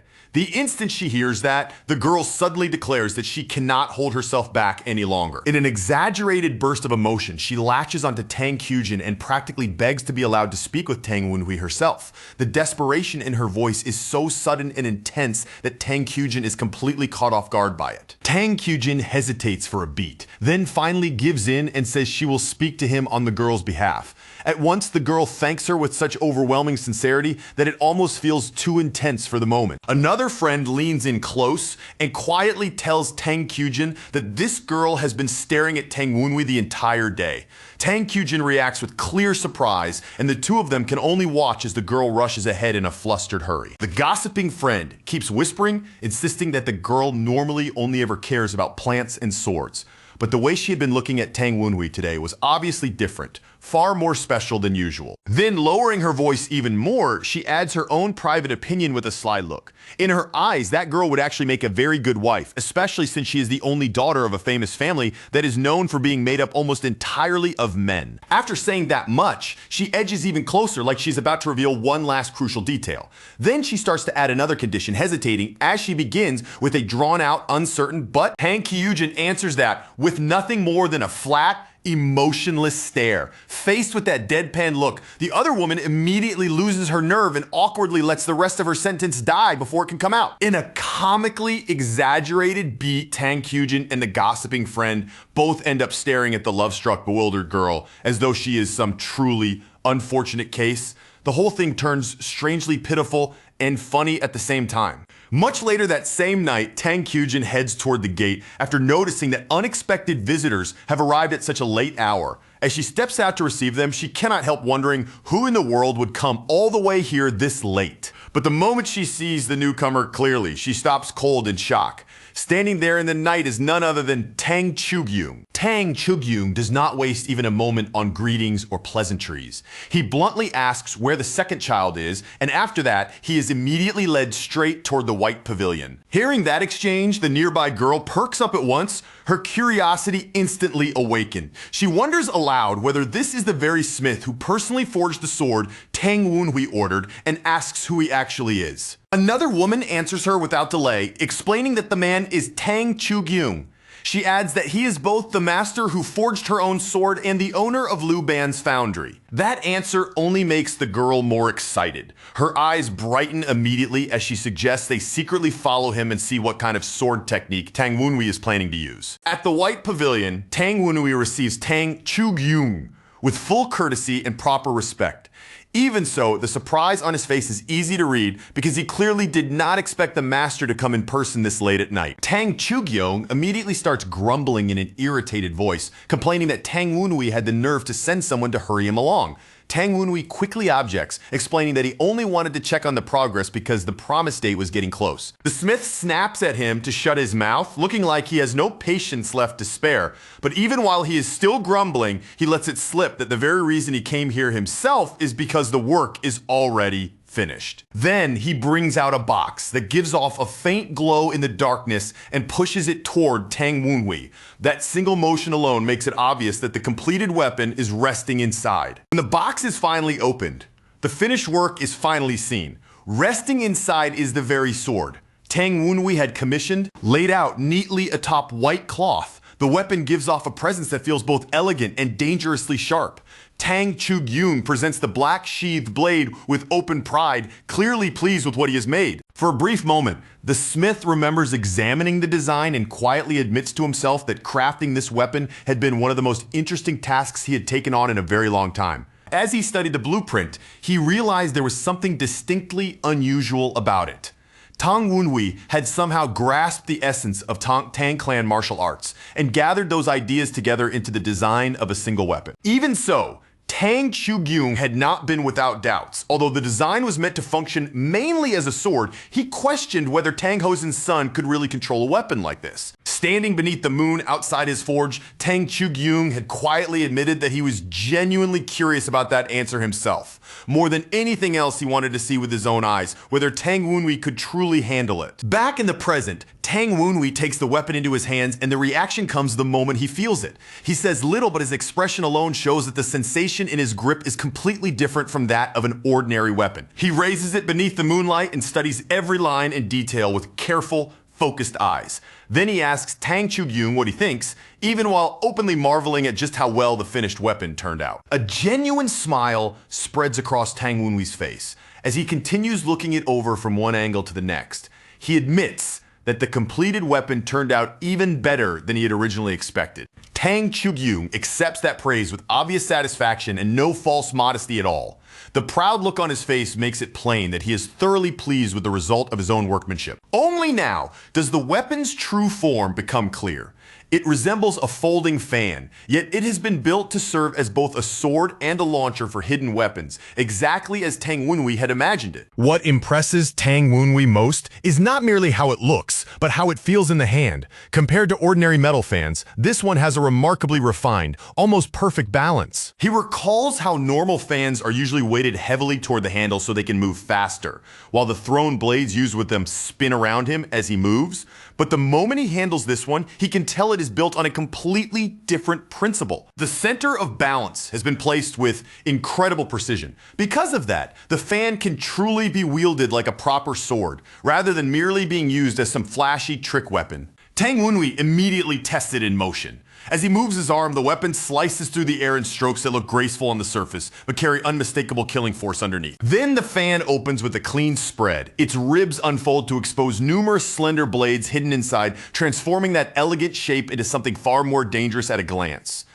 Tang Wunhui notes that even with all of those extra blades concealed within, it still opens smoothly and functions perfectly as an actual fan. And from the way he says it, it is clear he can already sense that the design is hiding even more than that. As he looks more closely at the tip of one blade, his gaze sharpens at once. He realizes that part of the material used there is mystical ivory. Tang Chugyong grins broadly and praises him for noticing it so quickly. Then he reveals that the material came from the tusk of a rare black mythical elephant, something that would normally be reserved for sorcery-related artifacts. The spirit companions chime in as well, excitedly adding that even the handle was made from ancient 500-year-old iron heart rosewood, hearing that only leaves the others even more stunned than before. In a puffed-up burst of pride, Tang Jugyung starts explaining the strings attached at the bottom of the weapon. Meanwhile, Tang Wunhui can only think to himself that this smith really stuffed every absurdly rare material imaginable into it. Tang Wunhui stares at the fan as it catches the light and glitters in his hands. Looking at it like that, he cannot help but wonder just what in the world this man has actually created. Tang Chugyong gives a rough little cough, almost as if he is brushing aside all the talk about rare materials and fancy ingredients. Then, in his usual blunt way, he says that none of that is the true point of this weapon anyway, because its real worth lies in the hidden functions built deep inside it. He goes on to explain that the strings attached to the weapon are the real key, and that each pull changes its form in a different way. With an impatient expression, he tells Tang Wunhui to stop just staring at it and test it properly with his own hands. Tang Wunhui carefully opens the fan in front of him, feeling its weight and balance once more as if confirming every detail. Then he adjusts his grip, sets his fingers on the strings, and prepares to pull exactly the way Tang Jugyung instructed. The instant he tugs on it, the hidden mechanism inside the weapon springs to life. Somewhere deep within the fan's frame, the internal blades shift with a heavy, ominous movement, and in that moment, the entire weapon suddenly feels far more dangerous than before. Watching him like a hawk, Tang Chugyung gives the next order without even pausing to breathe. He tells Tang Wunhui to tilt the fan downward toward the ground and pull the string again. Tang Wunhui obeys at once, swinging the fan downward as he gives the string another pull. That motion triggers a second response from within the weapon, as though some strange mechanism inside it is waking up one layer at a time. A cloud of tiny projectiles suddenly bursts outward in a split second, spraying into the air. Tang Chugyung explains that a light pull releases the hidden stealth weapons, while a stronger pull alters the weapon's structure, and that this first form is specifically meant to unleash a wide volley of needles all at once. Clearly enjoying the way Tang Wunhui reacts, Tang Chugyung immediately pushes him forward to continue. He tells him not to stop there and says he should try the second mode next. Then the smith points toward a nearby wall with firm confidence. In a steady, commanding voice, he tells Tang Wunhui to aim over there and activate the next function properly. Tang Wunhui turns toward the wall without hesitation and points the weapon in that direction before activating it again. Another burst shoots out and slams into the space ahead, striking the area in a broad, sweeping pattern. As the needles rain against the wall in a dense, relentless shower, Tang Chugyung proudly gives this form its name. He calls it Rainstorm Needles Scattershot, and the title feels perfectly fitting as the wall is peppered from end to end like it is being battered by a sudden downpour. Tang Wunhui's eyes immediately brighten at the sight, genuinely excited now. He blurts out that this weapon is incredible. Tang Chugyung only answers with a satisfied grin. He says the final form is the true masterpiece of the weapon, and the one really worth getting excited over. He makes that last feature sound even more tempting by hinting that the third function is both strange and far more destructive than the others. Just from the way he says it, Tang Wunhui realizes right away that this final mode is not something ordinary at all. Tang Wunhui pulls the string one more time, but this time he listens closely as he does it. Almost immediately, he notices that the sound coming from the mechanism is different from before, and that tiny difference makes him stop short. In a bizarre contrast to how deadly the topic is, Tang Chugyung explains the function with almost absurdly casual ease. He says this mode detonates the needles that were launched earlier, and the sheer absurdity of that statement leaves Tang Wunhui stunned on the spot. With eyes that look almost wild with excitement, Tang Chugyung repeats himself just to make sure the meaning sinks in. The stealth weapons that were already fired, he says, are going to explode. Then he bursts into delighted laughter, thoroughly amused by Tang Wunhui's disbelief. Still grinning, he urges him to stop hesitating and actually test the thing for real. Inside, Tang Wunhui is genuinely shaken by what he is hearing. The hidden weapons were already terrifying enough when they were simply scattered across the battlefield. So the idea that those same needles would now explode too is something he admits he never imagined even once. Almost at once, his mind begins breaking down how such a mechanism could possibly exist. To make something like this work, Tang Chugyung must have packed every tiny needle with gunpowder and some kind of reactive material. That conclusion only makes the weapon feel even more terrifying. Tang Wunhui realizes this is exactly the kind of horrifyingly efficient hidden weapon that demonic martial artists would prize like treasure. Then, in a sudden burst of pure excitement, Tang Wunhui lunges forward, grabs Tang Chugyung, and hugs him while shouting that he is the best. The smith throws back his head and laughs loudly, saying he knew from the beginning that Tang Wunhui would fall in love with this weapon. After that brief outburst, Tang Wunhui quickly regains his composure and turns serious again, tightening his grip on the weapon. He says that he is going to activate the explosive function now. Tang Chugyun watches him with a crooked, almost ominous smirk curling on his face. He looks far too calm for someone about to stand there and observe something this dangerous unfold. Tang Wunhui pulls the string, fully expecting the result to come at once, but when nothing happens right away, confusion flickers across his face. Then the answer arrives all at once. A violent blast erupts around him as the scattered needles begin exploding, forcing Tang Wunhui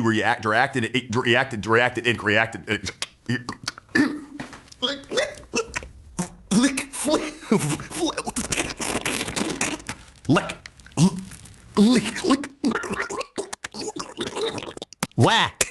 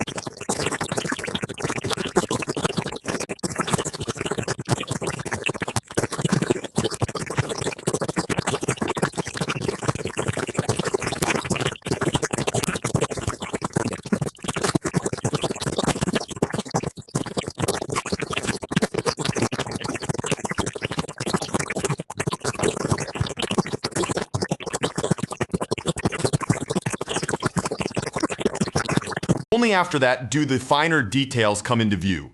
The needles embedded all around the area start to glow, hiss, and crackle, as if each one is charging up in stages before releasing more force. Then even more needles rise and begin circling menacingly around Tang Wunhui in the air. The sight makes it immediately obvious that this is not a single simple detonation and that the explosions still have further phases left to come. Surrounded by crackling power and flying fragments, Tang Wunhui lifts the fan in front of himself defensively. The space around him turns into a storm of shrapnel and violent energy, with Tang Wunhui standing right at the center of it all. Then a massive purple explosion erupts around him and floods the entire area with light. In that instant, the full destructive power hidden inside the weapon is exposed for all to see.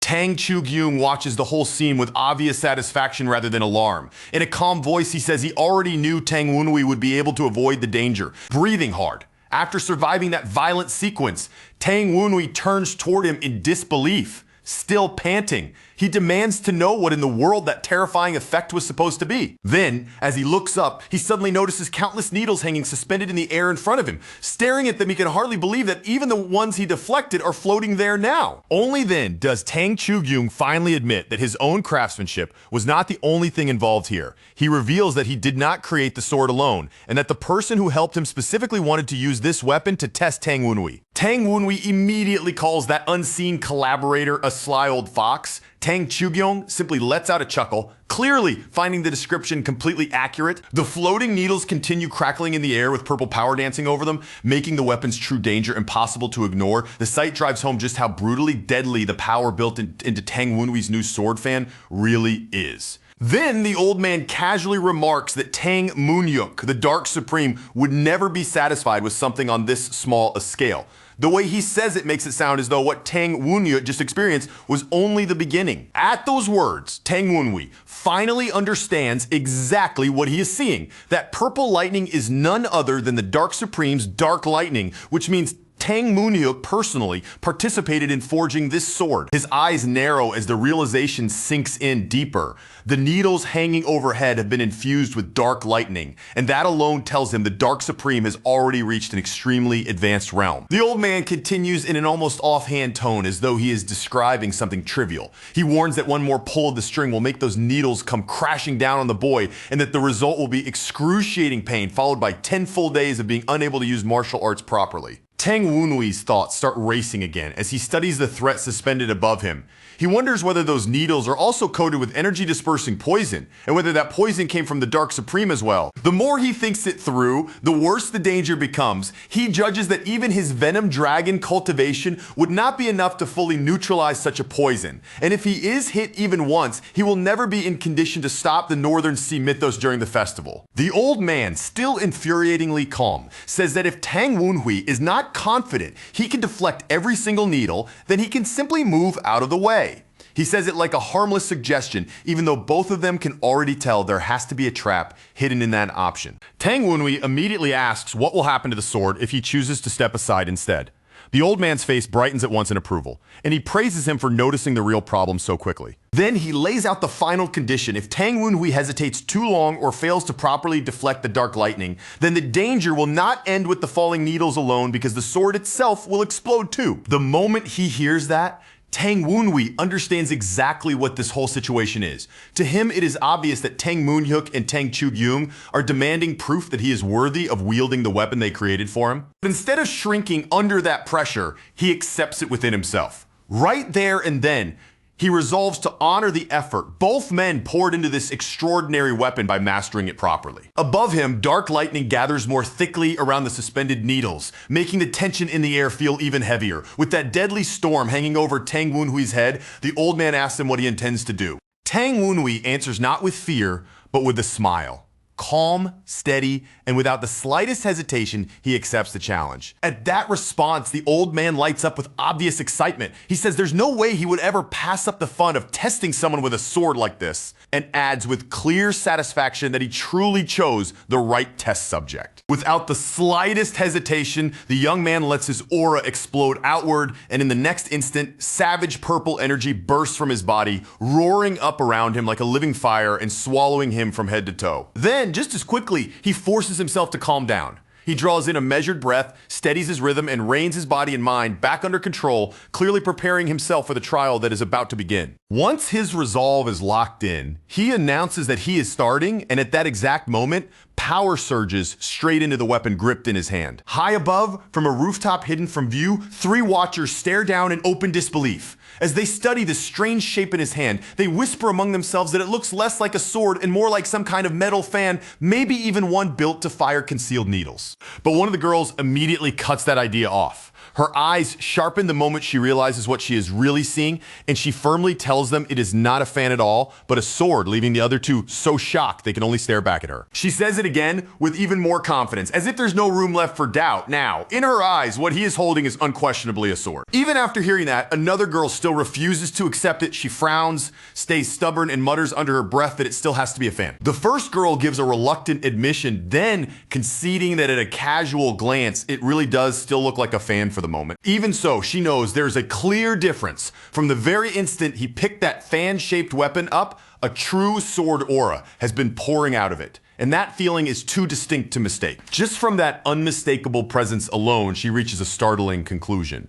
The young man below is not merely gifted, but a genuine genius swordsman. Then the other 2 girls suddenly sense a fresh change in the air below, and their faces brighten with excitement almost instantly as they notice it. They recognize that black-violet lightning right away, and the shock hits them hard. In disbelief, they wonder why the Patriarch's technique is appearing here of all places. Beneath the thickening storm clouds, the young man stands his ground with the sword in hand. His posture is set, his eyes are fixed straight ahead, and every part of him is prepared to face the trial in front of him. He repeats his determination to himself once more, tightening his grip around the weapon, as if he is pressing that resolve directly into his own hands. Above him, Circles of dark lightning begin appearing one after another, multiplying across the air overhead and filling the space with a steadily mounting pressure. And then the storm finally comes down. A barrage of attacks crashes from the sky, and in the very same breath, he responds by swinging his blade. He pushes himself straight into the rain of falling lightning, advancing into the storm itself while striking aside as many of the incoming attacks as his body can keep up with. But even so, one needle-like strike slips through the gaps in his defense and scrapes across his hand,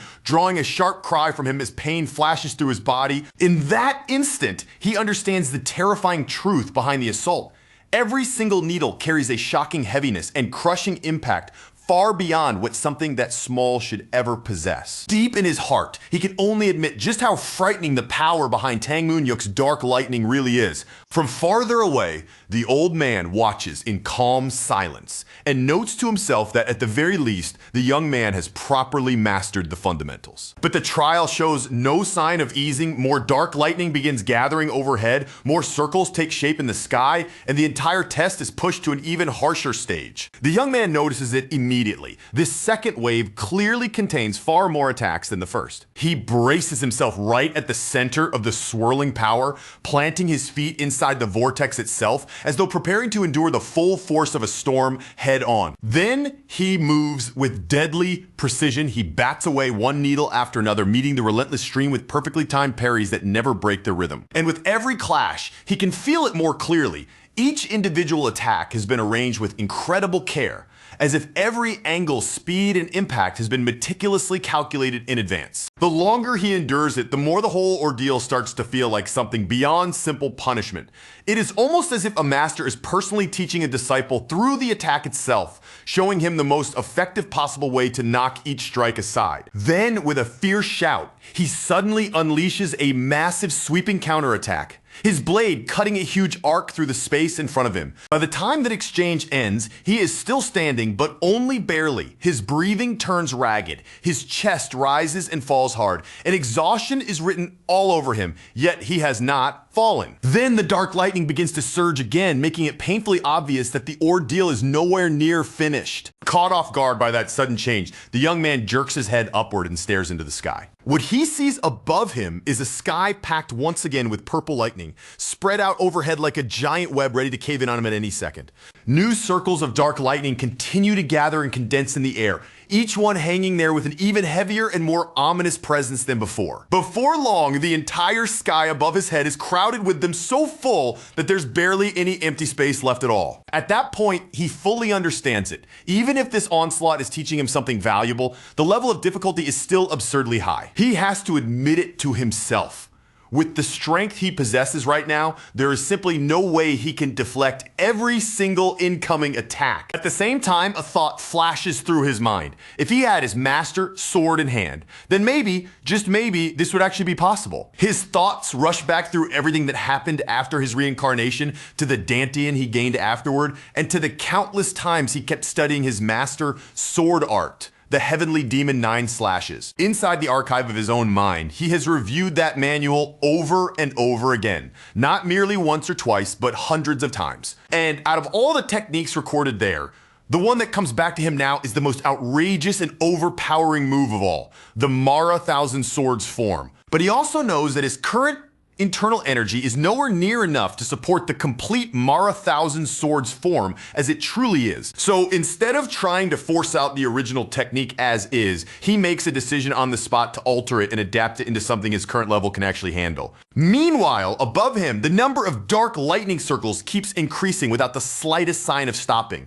A moment later, the lightning starts pouring down toward him again, descending in yet another merciless wave. He decides that he will use his Tempest technique to make up for the sheer number of slashes this move is supposed to require. And that is not all. He also plans to mix in the cold energy of the Black Dragon Chi art, spreading that chilling force outward across the entire area. He twists sharply where he stands, and at once crossing arcs of energy begin to form around him, overlapping in crisscrossing patterns. Wrapped inside a blue-white ring of power, he suddenly bursts forward without a trace of hesitation. In response, a lattice-like grid of sword slashes surges upward from him, rushing straight into a head-on collision with the lightning pouring down from above. Even under that crushing pressure, He keeps forcing himself onward, driving both his body and his technique harder, so that the net of sword strikes becomes denser, tighter, and more complete with every passing instant. He clenches his teeth so hard it almost looks painful, then forces even more out of himself, driving his body to move faster and faster as though sheer will alone can push him past his limits. At the same time, he attempts to recreate even a fragment of his master's Mara, shaping it into a version that belongs to him alone. A modified form he calls the Tempest Dance Sword, Tempest Mara.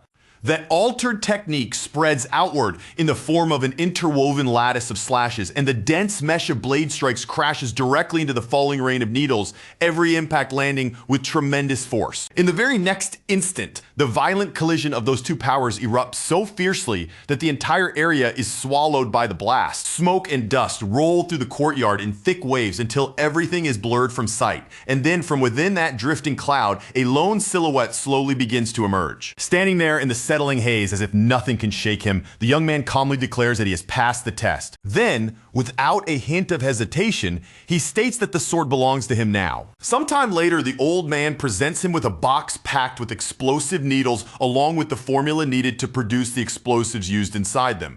The young man thanks the old man sincerely, both for the weapon and for the guidance he received, but the old man tells him that the true credit for that teaching should go to Tang Moonhyuk. The young man answers that Tang Moonhyuk only stepped in to help because the old man had agreed to forge the sword in the first place. Hearing that, the old man's expression turns curious. He asks whether the young man truly believes that, and then, with polite restraint, asks if he may raise a question of his own. He explains that Tempest is both a weapon and a style that can only be wielded by someone who carries remorse in his heart, and from what he has seen, the young man seems to be burdened with far more remorse than most people ever bear. And so, almost as though speaking to himself, he quietly wonders why someone still so young, someone who should barely have had the chance to see much of the world at all, is already weighed down by such deep regret. The young man avoids giving him any real answer. He brushes the matter aside, like needless overthinking, even while silently turning that same remorse over within his own heart. The old man accepts that he does not wish to say more. With quiet understanding, he acknowledges that everyone carries pain that cannot easily be put into words. After that, he asks if he may be the one to give the fan sword its name, and the young man agrees without any objection. The old man says that the young man's movements earlier reminded him of a tornado ripping across the land, and from that image, he proposes the name Calamitous Wind Fan. The moment he hears that name, the young man lowers his eyes to the weapon in his hand, visibly stunned. As if testing how the name sits with him, he quietly repeats the words Calamitous Wind Fan under his breath, rolling them around in his mind. Then a slow smile rises to his face, and he thanks the old man with genuine sincerity for giving the weapon a name that suits it so perfectly. Later, when he is by himself, his thoughts no longer linger on Tempest, but on Calamitous Wind, and he begins to feel that this may be the road he was truly meant to walk. Standing quietly beneath the falling snow, he wears a faint, peaceful smile, as if he has finally made at least some small peace with that path. And yet, when he lifts his eyes toward a sect complex, tucked deep within the mountains, he still cannot help wondering whether that really is the road he is destined to follow. The scene then shifts to an inn, where a server reacts with immediate surprise the moment the old man steps inside. The server hurriedly apologizes and explains there are no open seats left, but the old man calmly replies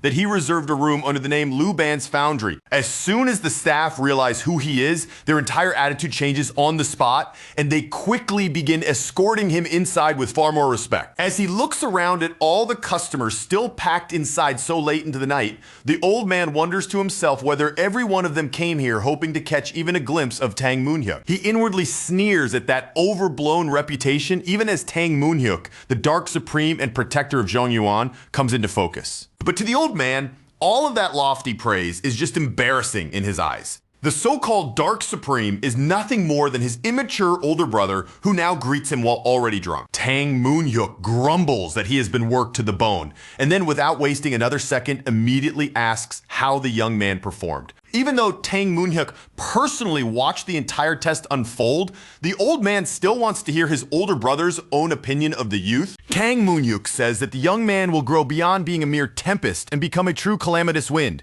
And he goes so far as to suggest that one day he may even shake the Martial Alliance itself. Then Tang Moonhyuk turns the question around and asks what his brother thinks will happen once the young man has endured every hardship hidden inside that storm. His brother answers without the slightest pause that the young man will not grow weary. He explains that after seeing the youth with his own eyes, one thing became unmistakably clear to him. Inside that boy is a calamitous wind that is both violent and sorrowful, something born from bitterness and deep resentment. Meanwhile, elsewhere, the young man reflects on that same storm-like force and comes to realize that behind such violent wind, his own heart had been crying out in misery. Back at the table, Tang Moonhyuk casually asks for another bottle of alcohol. His brother remarks that the young man is the only one truly worthy of inheriting the Tempest Squad. Tang Moonhyuk agrees, then starts listing the youth's strengths one after another, praising his talent, his resolve, his insight, his ability, and even his character, before adding that he is Tang Hosen's son, which makes him an especially fitting choice. After saying all that, Tang Moonhyuk adds that the young man has only one real flaw: he lacks social skills. He worries that if the young man's calamitous wind grows too far beyond everyone else's, then he may end up isolated from the rest, standing completely alone. Even so, Tang Moonhyuk says that if the young man were made squad leader, that very role might instead help him create a path that others could follow behind him. His brother replies that if there's no other choice, then he will appoint him as the leader. Startled by the way he says that, he immediately asks whether another candidate is also being considered. Tang Moonhyuk reveals that he is weighing another option as well, the famed Qincheng divine sword Li Chulsen. At that, his brother erupts in outrage, protesting that it makes no sense at all to choose a senior disciple from another sect to lead the Tempest Squad.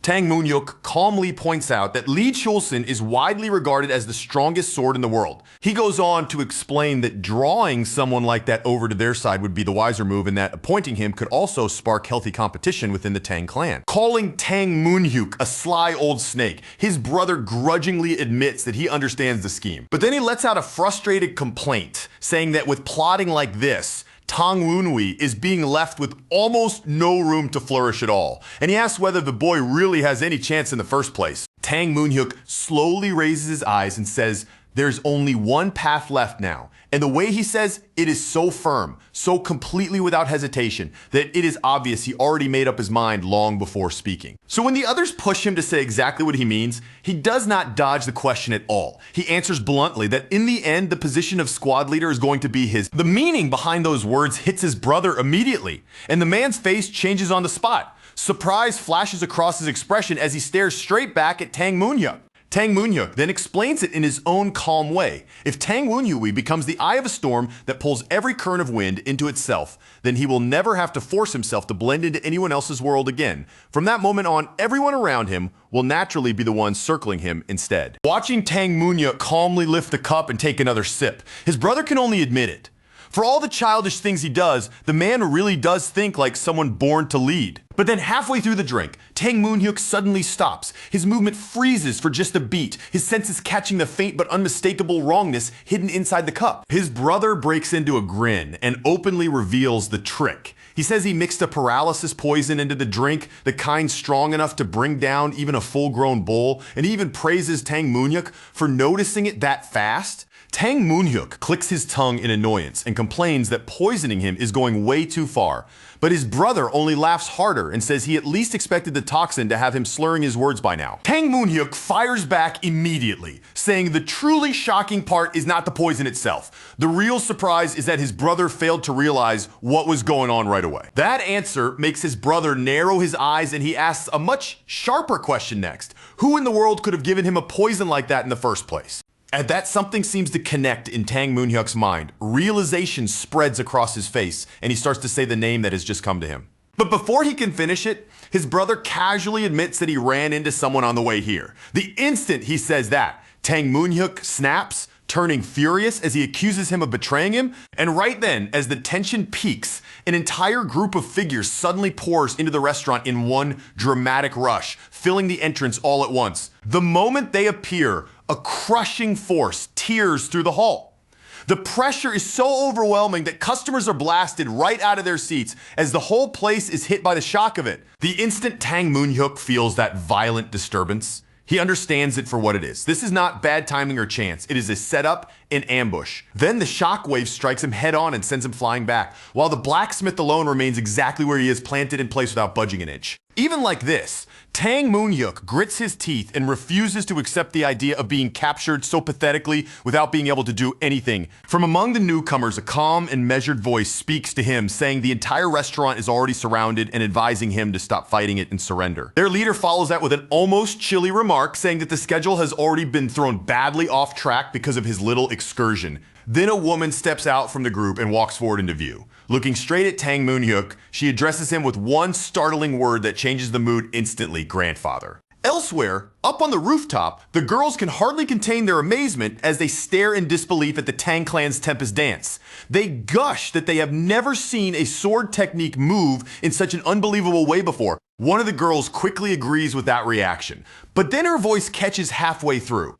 Something about what she just witnessed suddenly stops feeling right to her. And then it clicks. What they saw was not Tempest dance at all. It was not even a martial art of the Tang clan to begin with. And that realization leaves her staring at Tang Wunhui in stunned confusion, wondering where he could possibly have learned something like that. The moment the others hear that, their faces visibly stiffen. They are clearly shaken by the revelation that the technique they were just watching does not even belong to the Tang clan in the first place. Above them, the night sky darkens again as streaks of black lightning spread once more, jagged and ominous, tearing through the darkness overhead. The girls watch with tense, worried faces as Tang Wunhui turns to face that storm all over again, and they cannot stop themselves from asking whether he is really going to be all right.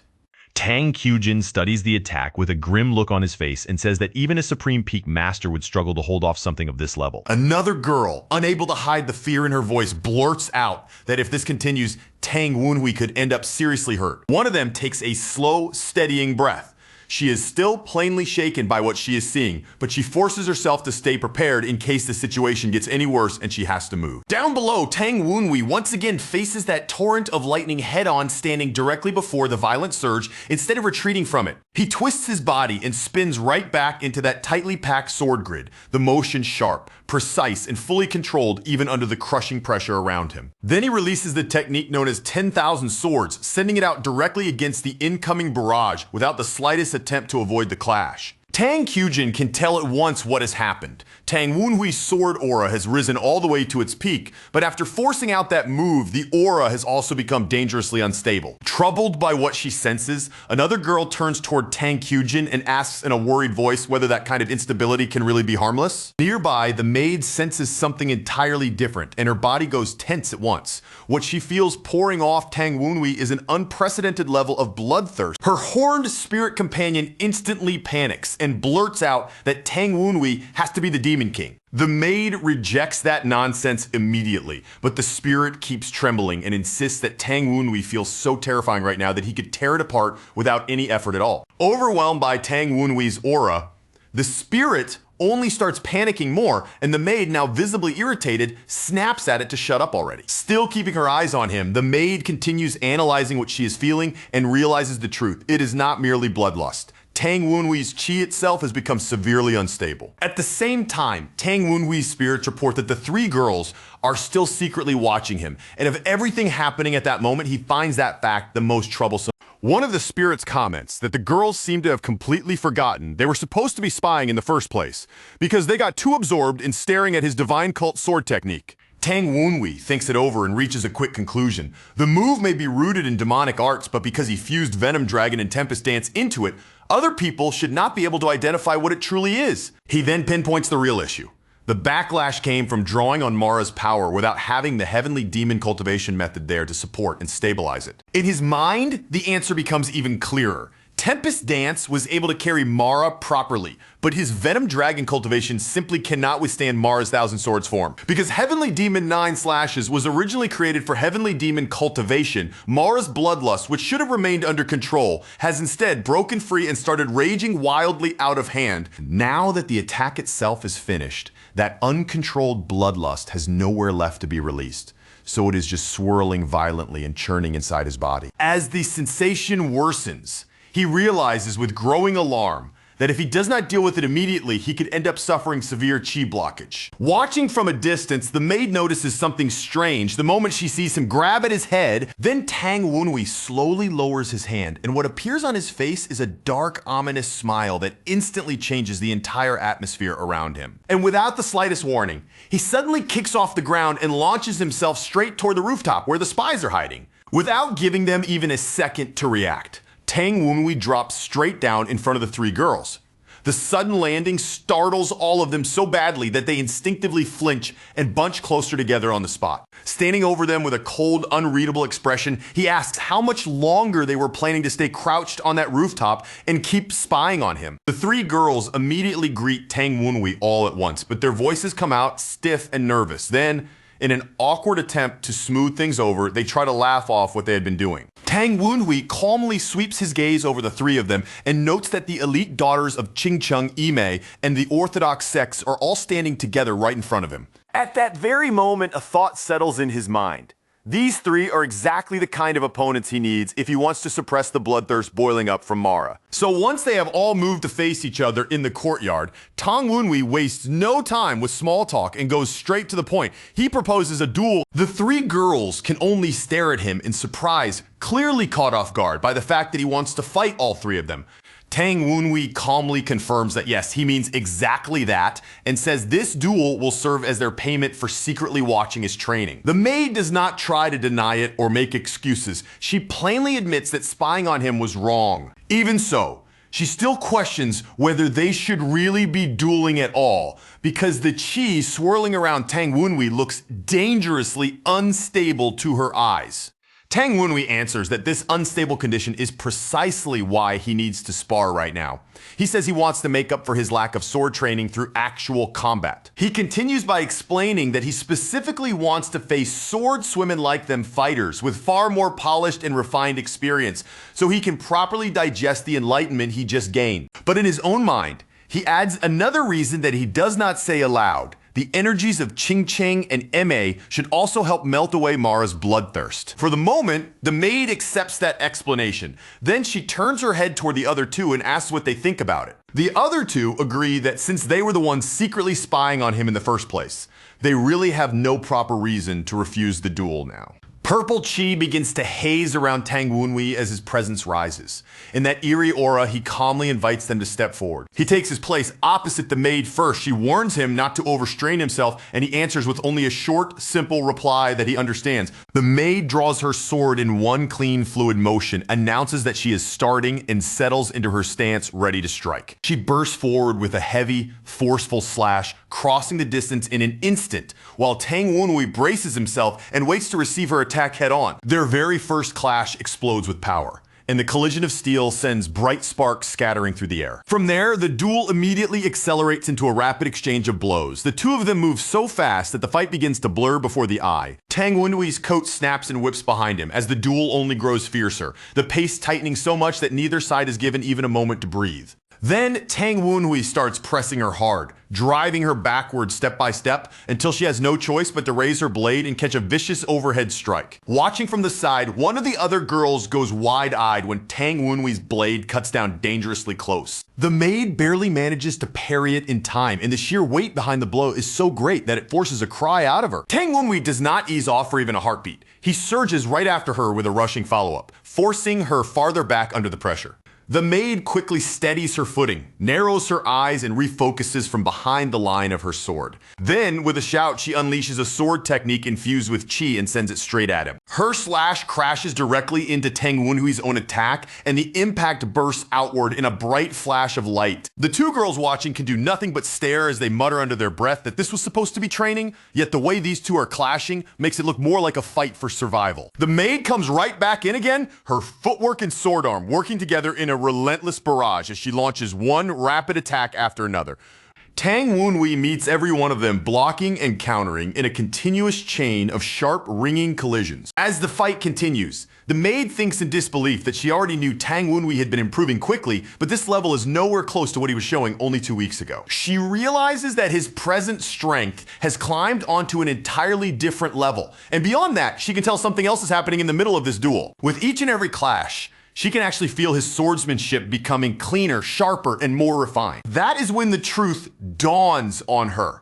Tang Wenhui is watching her swordsmanship and teaching himself how to use the blade in real time right in the middle of their fight. Driven into a corner by that realization, she hardens her resolve and attacks again with even greater determination than before. Before long, however, she is left breathing hard, sweat soaking through her body as the exhausting exchange finally starts to wear her down. Tang Wenhui, still calm even after all that, thanks her and says the match was extremely helpful.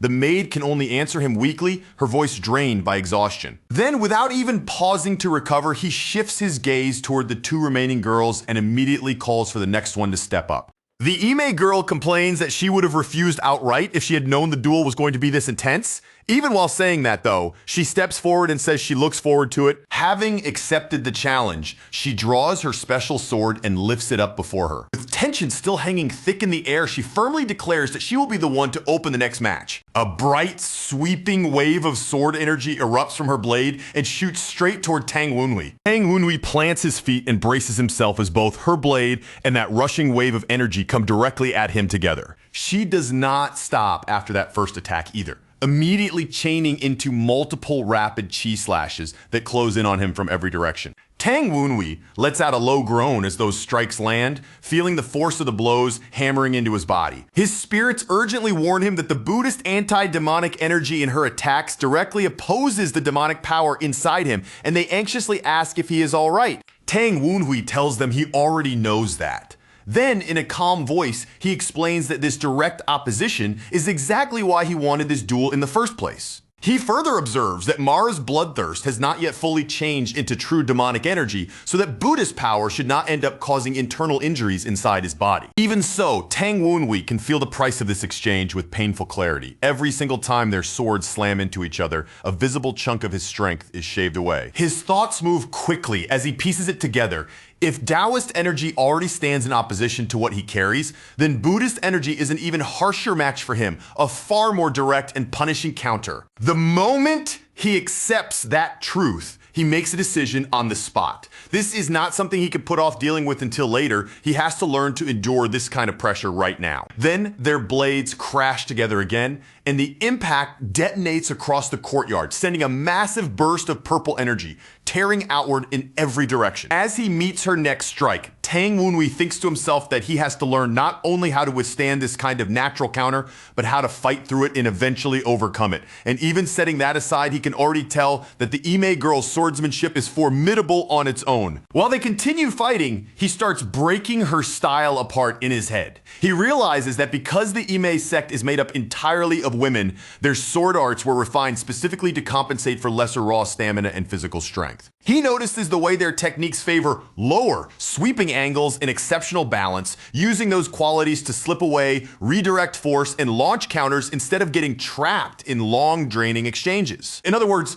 the whole style is built to end a fight quickly and cleanly, not to grind an enemy down little by little through attrition. Tang Wenhui immediately understands just how valuable methods like that would be when facing opponents who are far larger and physically stronger than oneself. So when she closes in again, he watches her with even sharper focus than before, carefully reading her footwork and adjusting to her rhythm as the fight unfolds in real time. Their blades keep flashing through the air, carving bright golden arcs one after another as the duel continues in a string of heavy ringing collisions. Then Tang Wenhui suddenly steps straight into her attack, forcing his way forward even through that surging golden energy instead of backing off from it. In the very next instant, he completely closes the gap and brings his weapon right up to her throat, ending the duel with the tip of his blade resting against her neck.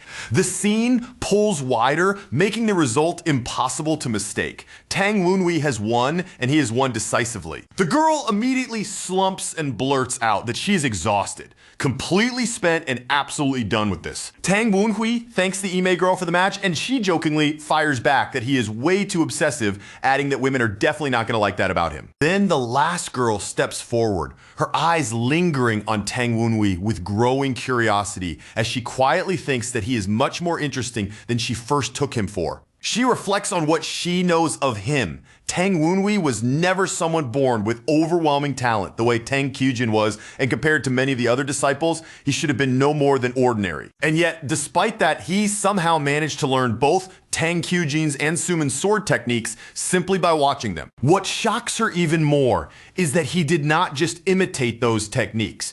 He absorbed them and made them his own at a speed that would be difficult even for truly gifted people to match. To her, there's only one explanation that fits what she is seeing. Tang Wunhui's comprehension of the sword is ridiculously, almost absurdly high. Even so, one question keeps bothering her the more she thinks about it. If his understanding of the sword is already this advanced, then why do his actual physical sword skills still fall behind that understanding? As she keeps staring at the aura surrounding Tang Wunhui, her expression suddenly shifts in surprise, as though she has just noticed something she did not expect. What she senses is that his sword aura, what she refers to as his sword scent, has changed. Before she can stop herself, she blurts it right out and tells him that he is controlling it the wrong way. She hurriedly explains that if he keeps trying to manipulate it too forcefully, he is going to damage that sword scent. Instead of clamping down on it so hard, he should keep a balance between letting it flow outward and drawing it back in. Tang Wunhui repeats the unfamiliar term back to her, clearly puzzled by what she just said and trying to understand it. The instant she realizes what she accidentally let slip, embarrassment floods her face and she quickly asks him to forget everything she just said. But Tang Wunhui's mind is already racing ahead. He remembers reading in the Divine Cult about a special ability of the Sima clan to perceive talent, and he begins wondering whether this so-called sword scent might be connected to that ability. He even recalls the clear Heaven Sword Emperor, a master said to stand on the same level as his own teacher, and decides there is no way he can afford to ignore a gift like this if that is what it truly is. So he immediately asks her to explain more clearly what she meant about balancing the release and return of sword scent. Her cheeks flush at once, and in an awkward voice she asks whether she is even capable of giving a detailed explanation in the first place. Flustered now, she rushes over to Suman and insists that whatever explanation she gives has to be simple enough for him to actually understand. Suman, slipping into a lighter mood herself, tells her not to overcomplicate it and to just explain it in the easiest way possible. Taking that advice seriously, the girl enthusiastically compares sword scent to something consumable, like a resource that can actually be used up. She goes on to explain that once it has been exhausted, it never completely returns to what it used to be. But if it is not wasted carelessly, it deepens over time and becomes far stronger when it is infused into a sword. Watching this whole explanation unfold, Suman grabs her head and mutters that her companion really is a completely hopeless nerd. Meanwhile, the girl herself only smiles with dreamy satisfaction, obviously delighted that she got the chance to teach someone about a subject she loves. Tang Wunhui, on the other hand, can do nothing but stare at her blankly, thinking that he has absolutely no idea what she is talking about. Later, that same night, now running a little behind schedule, Tang Wunhui heads off to keep his appointment with the Dark Supreme. As he makes his way in, he worries that arriving late is going to earn him a scolding. So the moment he appears, he immediately offers a respectful apology. The Dark Supreme greets him in a booming voice and points out right away that he has finally decided to show himself. The old master then remarks that Tang Wunhui managed to stir up a disturbance in the courtyard even while an important guest was waiting for him, which only proves what an unusual young man he is. Tang Wunhui replies that he had many things to prepare before standing in front of such a great martial artist, and as he says it, he also notices that the man does not actually seem angry at all. The Dark Supreme acknowledges those preparations, making it clear that he understands exactly what Tang Wunhui had been doing. Then, fixing his gaze directly on Tang Wunhui, he remarks that the young man has grown stronger in the span of only 2 hours, and says that he has grown metaphorical claws. Tang Wunhui is genuinely surprised that the old man can see that much just by looking, but the master calmly reminds him that he has survived countless battles over the course of his life. From that alone, Tang Wunhui immediately concludes that even among the 10 great masters, there cannot be many who rival this man in sheer combat experience. For someone who rose from a wandering mercenary all the way to the head of a sect, that makes perfect sense, and Tang Wunhui silently resolves not to underestimate him. Carefully reading the Dark Supreme's mood and attitude, Tang Wunhui decides that this is the moment to take a measured risk and ask the important question he has been holding back. The Dark Supreme gives him permission immediately, inviting him to go ahead and speak. Tang Wunhui does not bother dressing it up or easing into the topic. He lifts his eyes, meets the master's gaze head on, and asks the one question no one else in the room would have dared to voice so bluntly What was the real reason he came here? The moment the question lands, the old man's expression hardens. With a sharp crack, he slams his palm onto the table and snaps back in open offense, demanding to know whether Tang Wenhui is actually accusing him of coming here under false pretenses. His temper only flares higher from there, voice booming through the room. He glares down at the younger man and asks if Tang Wenhui truly thinks he would sink so low as to lie to a mere junior standing before him. In that same instant, Tang Wenhui feels the full weight of the master's presence crash into him.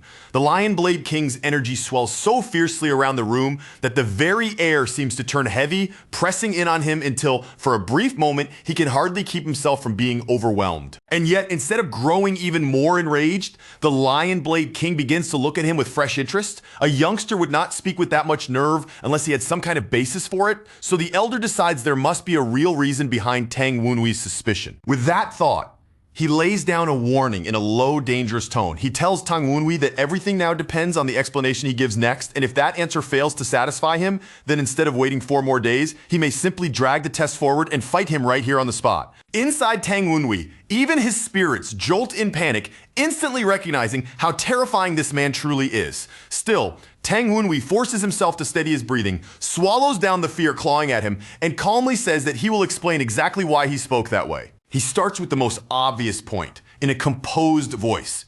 Tang Wenhui says that a Grand Master of Marine does not just appear at the Nine Dragons division without warning, especially not at a time like this, right before a major festival, and that timing alone is far too suspicious to overlook. Then he presses the logic further. A man of a master's level should understand better than anyone what kind of consequences a visit at such a sensitive moment could create. So if this were truly only about defending the lion sect's honor, he would have chosen a much less troublesome time, which means there has to be another motive hidden underneath. After laying it out piece by piece, Tang Wenhui states his conclusion without hesitation. The real issue, he says, is not that the master wanted to come now, but that circumstances left him with no choice except to come now. He even goes so far as to hint at the reason. There is something the Lion Blade King still does not have, Tang Wenhui says, while the soon arriving Tang Munhyuk will possess it. And by speaking that plainly, he makes it obvious that he already understands far more of the situation than anyone should expect him to. The old man's face changes the moment he hears that. He immediately understands that Tang Wenhui is referring to the realm of the observer of celestial orbit, and in the same breath he assumes the boy's real intention must be that he wants to learn how to reach that realm himself. That single thought pulls an old memory back up from deep within him. As the recollection rises to the surface, the master slowly strokes his beard, and for the first time that small gesture carries a faint but unmistakable trace of unease. A long sigh escapes him after that. He admits that, looking back, he probably should have handled matters with the Tang clan more cleverly from the very beginning. And with his tone softening now, he adds that if the matter is within his power, then he is willing to help Tang Wenhui. Once he says that much, he tells Tang Wenhui to stop circling around the issue. If the boy wants something, then he should say it plainly and make clear exactly what kind of help he is asking for. Even Tang Wenhui's spirits can sense the shift in the air. They note that the master is genuinely wavering now, and for a man who has lived this long on pride and force of will, that hesitation feels only natural. At last, the master chooses to speak honestly. He admits that, as Tang Wenhui has already guessed, he began as nothing more than a wandering vagabond, a man with no family roots behind him and no powerful backer to rely on. He says that in those days, every day of his life was a struggle just to survive, with death never far from his side.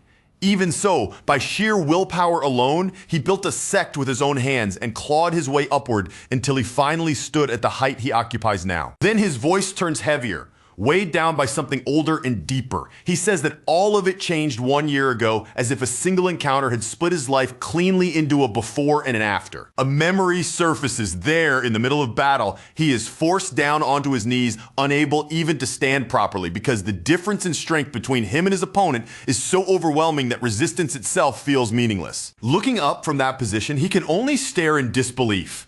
The gap between them is so monstrous, so far beyond reason, that in that moment, all he can think is how such a difference could possibly exist between two martial artists. Unable to accept what he is experiencing, he had shouted up at the Sword Emperor and demanded an answer. What exactly was the thing that separated them, he asked, and what was it that made the difference in their levels feel so impossibly vast? The Sword Emperor answered him without the slightest hesitation. He said that his own blade had only just barely touched the peak of martial arts, and because that was the case, the man kneeling before him had not even earned the right to seek the realm of the observer of celestial orbit.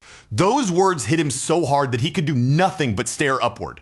Shaken to the core, he asked in a dazed voice whether the observer of celestial orbit and that realm truly existed at all, or whether it was something beyond even belief. The Sword Emperor then explained what that realm truly meant. Its essence, he said, was in tracing the paths of the stars, reading the will of heaven itself, and drawing in celestial chi. Not merely reaching a higher level of technique, but stepping into an entirely different path toward martial truth. In the image that follows, the Sword Emperor stands above him like a summit no one could ever touch. The pressure rolling off him is so overwhelming that the difference between the two men feels complete, absolute, and beyond anything the kneeling master could hope to bridge at the time. When the story returns to the present, the Lion Blade King admits it without trying to deny it anymore. The realm of the observer of celestial orbit is real, he says, and it is not some hollow legend martial artists whisper to one another. But what remained with him most clearly was not only the Sword Emperor's strength. More than that, it was the way that man looked down at him, not with contempt, but with genuine pity in his eyes. That gaze wounded him more deeply than humiliation ever could have. More than shame, more than anger, it stirred inside him a hunger for greater power so fierce and so raw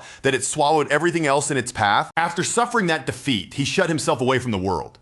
He devoted himself to savage solitary training, day after day, refining the golden lion blade technique, trying with all his might to forge it into something sharp enough to close that impossible distance. But the more deeply he trained, the crueler the truth became. He came to realize that the martial art he had created on his own was still shallow when compared to techniques that had been polished, inherited, and passed down through generations. With bitterness, he can no longer hide. He confesses that he envied those great clans and prestigious sects from the bottom of his heart. They possessed foundations and inheritances that a man like him had never once been born into and could never casually claim as his own. It was around that same time that news of Tang Wunhui reached him. He heard that this young man had effortlessly defeated his disciples, and that was not the kind of report a person could simply brush aside and forget. Then more stories reached his ears, including word that Tang Wunhui had accomplished something similar even against the divine cult. At that point, the Lion Blade King began to wonder whether this young man might be the key to opening the path that he himself had never been able to find. The weight behind that possibility becomes impossible to ignore. At the pinnacle of the Tang clan stood Tang Moonhook, and the strength that clan carried was great enough to rival, or perhaps even surpass, the Sword Emperor himself. Because of that, the Lion Blade King became convinced that the Tang clan possessed the deadly claws he personally lacked. And after witnessing today's display of martial skill with his own eyes, that suspicion only took root more deeply in his mind. Now, sitting across from Tang Wunhui face to face, he no longer treats it as a suspicion at all. He is certain now that the young man before him truly possesses those very claws. The old master explains that countless martial artists pass through their entire lives and go to their graves without ever obtaining that elusive quality. Most of them never even realize what they are missing in the first place. And he admits, without dodging it, that he himself has been one of them. The force of that confession is impossible to ignore. When he bluntly places himself among those fools, saying it so directly and without any attempt to protect his dignity, the honesty of it hits Tang Wunhui hard enough to leave him visibly shaken. Caught completely off guard, Tang Wunhui speaks before he can hide his reaction. He admits honestly that he never expected an elder of such stature to speak this openly and this truthfully about his own shortcomings. Only then does the old master reveal the real reason he came, looking straight at Tang Wunhui. He asks him to help him obtain the claws he has been searching for all this time. Tang Wunhui cannot help being struck by how extraordinary that is. A supreme master, someone vastly older, stronger, and far more established than he is sitting there plainly admitting what he lacks and asking a much younger man for help without trying to hide behind pride. That moment carries a quiet kind of respect. There's something startlingly pure in the elder's desire for strength. A longing stripped bare of excuses, vanity, and self-deception, with nothing false left covering it. Perhaps because that kind of desire is so rare, Tang Wunhui finally gives his answer. He tells the elder that he will help him pursue that goal. The elder accepts immediately, and the eagerness is plain on his face. But Tang Wunwei is not done speaking yet, and he adds that he is willing to help only if one condition is agreed to first. That condition sounds simple when he says it, but it shocks the room all the same. Tang Wunwei tells him that the elder must lend him his ultimate blade, and the demand is so sudden and unexpected that it instantly stirs surprise and confusion. Even so, Tang Wunwei speaks with complete certainty. He says that while he cannot say exactly when it will happen, the Lion Blade King's claws will one day become unimaginably valuable, and he speaks with such conviction that it sounds as if the elder has already obtained them. As he says those words, a confident smile spreads across Tang Wunwei's face. There's not the faintest trace of doubt or hesitation in his expression. Then he states it even more clearly, his voice firm and unwavering. He says outright that he is certain the elder will eventually gain those claws. Hearing such absolute confidence from someone offering no proof at all, the elder suddenly throws his head back and lets out a hearty laugh. Instead of taking offense, he finds Tang Wunwei's unshakable certainty genuinely fascinating. In a calm, steady voice, he explains that the ultimate blade is not something he can simply pass around on a whim. It is not a weapon he alone has the right to command. So handing it over that casually is out of the question. From the narrator's perspective, that response makes perfect sense. A figure with that level of prestige and standing cannot afford to grant requests lightly, because for someone like him, even a single favor can bring serious consequences. Then, without warning, the elder offers a completely different solution.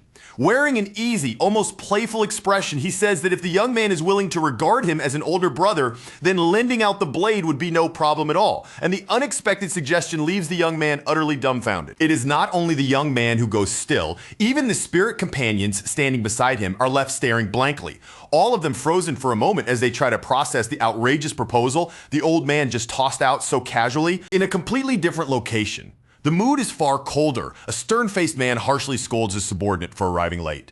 His voice sharp and merciless as he warns him to be much more careful about how he conducts himself from this point on. The subordinate answers with nothing more than a weary, almost detached sigh. He looks exhausted rather than apologetic, and that dismissive reaction only stokes his superior's anger further, prompting him to snap and demand whether the man has forgotten who his superior is. At that moment, the subordinate slowly raises his eyes. A chilling blue glow suddenly ignites within them, and the atmosphere around him changes at once, as if he is no longer planning to respond with words alone. His superior instinctively jerks back, startled by what he sees. Shock and confusion flash across his face together, and he blurts out a panicked question, demanding to know what is happening to the man's eyes. Before he can react any further, frost begins to spread over his body.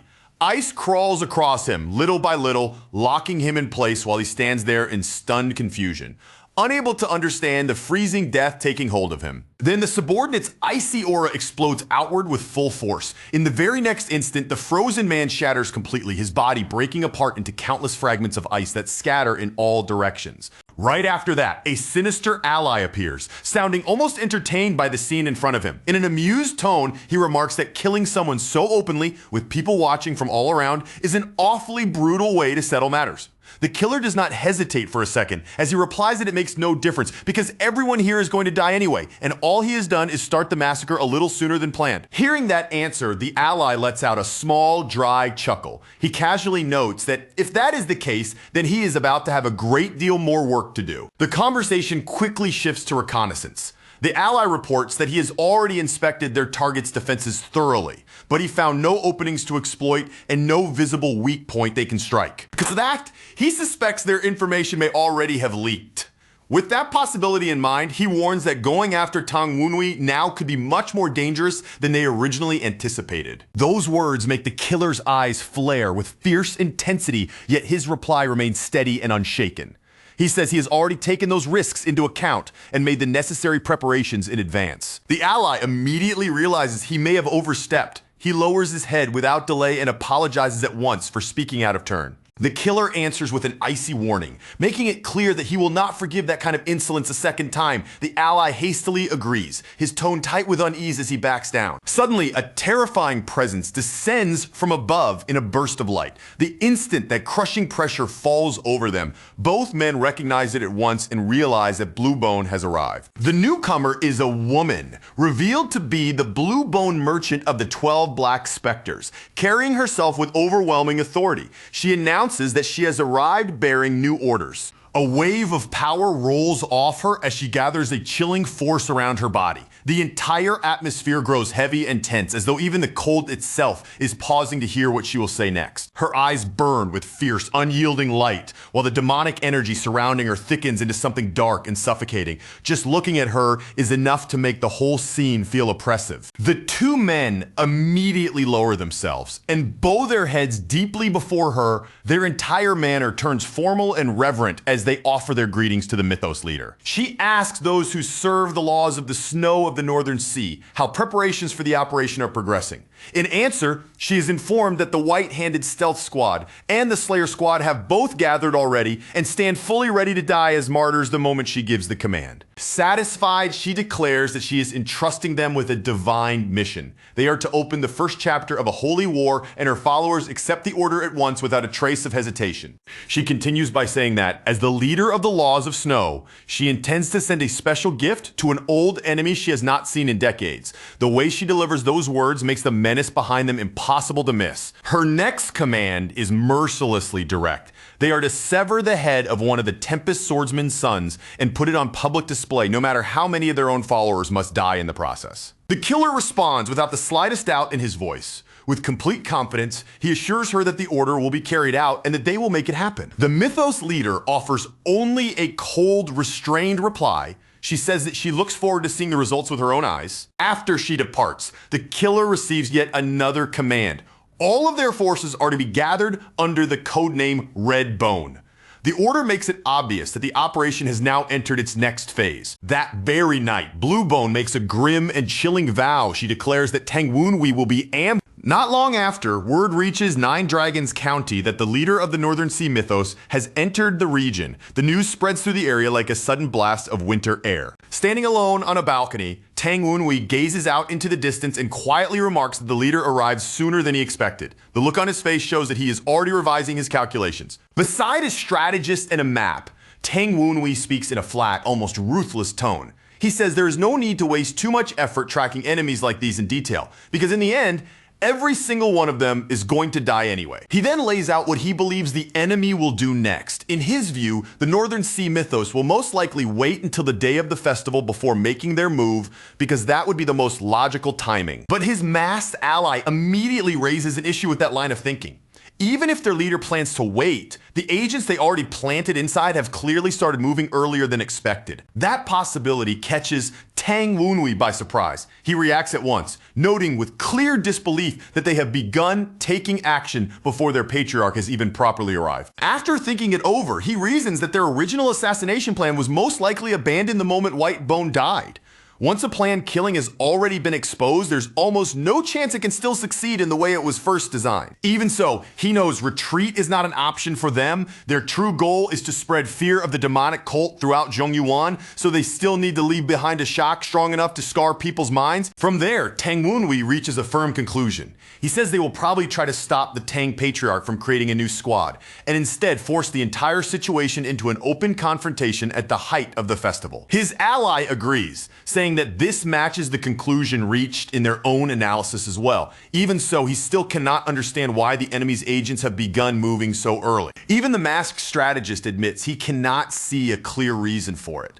From a tactical perspective, there does not seem to be any obvious advantage in acting ahead of schedule. Tang Wunwi gives his own answer to that mystery. He deduces that now their original plan has been exposed. The enemy wants to humiliate the Tang clan and crush their spirit through open intimidation instead. His ally looks visibly shaken by that conclusion, struggling to believe they would discard a useful tactical edge just to send a message. But Tang Wunwi insists that this is exactly the kind of people they are. He then points out which target would create the biggest impact. The most devastating strike would be the death of the branch clan head who is overseeing the festival itself. But after calmly considering it, Tang Wunwi judges that killing someone like that would be far too difficult. For that reason, he concludes that the enemy is much more likely to choose him as their target instead. His ally reacts with a tone that sounds half playful and half admiring, asking what it feels like to be such a valuable target.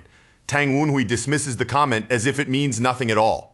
The ally then becomes openly enthusiastic, praising Tang Wenhui's qualities as someone truly fit to lead. He even goes so far as to try recruiting him into the Wind Evolution Center right then and there, but Tang Wenhui refuses without the slightest hesitation. After letting that brief detour pass, Tang Wenhui steers the discussion back to the real issue. His tone turns serious again as he says there's something he needs his ally to do. A dark smile slowly appears on Tang Wenhui's face as an idea takes shape in his mind. Since the enemy is so fixated on him, he decides that he will turn that very obsession into a weapon for his own side. Meanwhile, at the Tang clan's night market, 3 young women take in the scene with open amazement.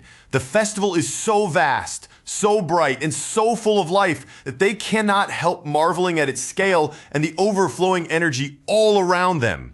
One of the girls turns in a slow circle with her eyes practically shining, completely swept up by the sights around her as she blurts out that the Tang clan really does know how to put on a proper festival right beside her.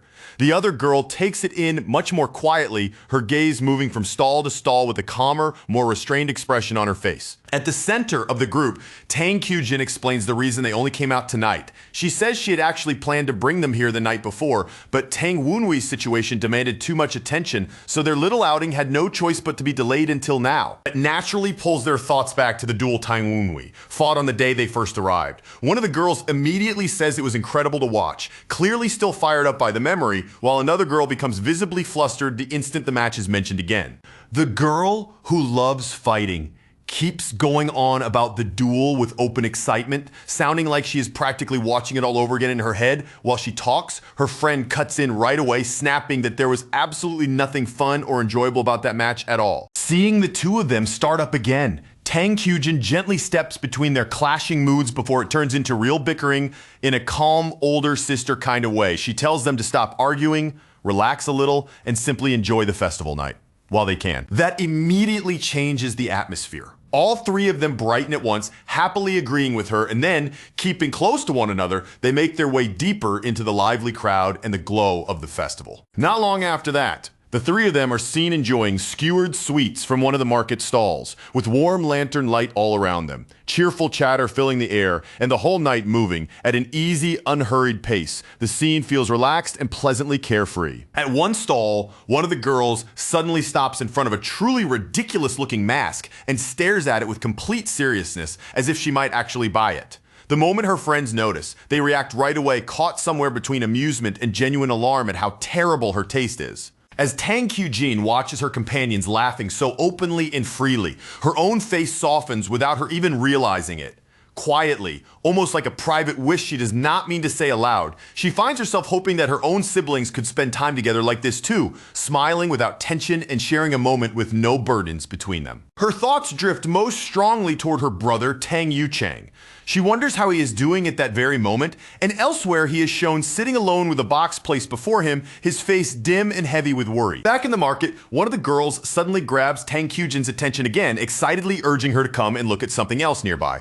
Tang Kyujin offers no resistance at all, and simply follows along with the others. But in the very next moment, the mood changes completely. A sinister darkness suddenly surges into the alley around them, and before the 3 women can even understand what is happening, that ominous energy swallows them whole. Tang Kyujin feels it instantly. Her whole body stiffens in alarm as she recognizes that something deeply wrong has entered the area, and the presence pressing down on them carries a dangerous, unmistakably ominous force. Her companions sense it too.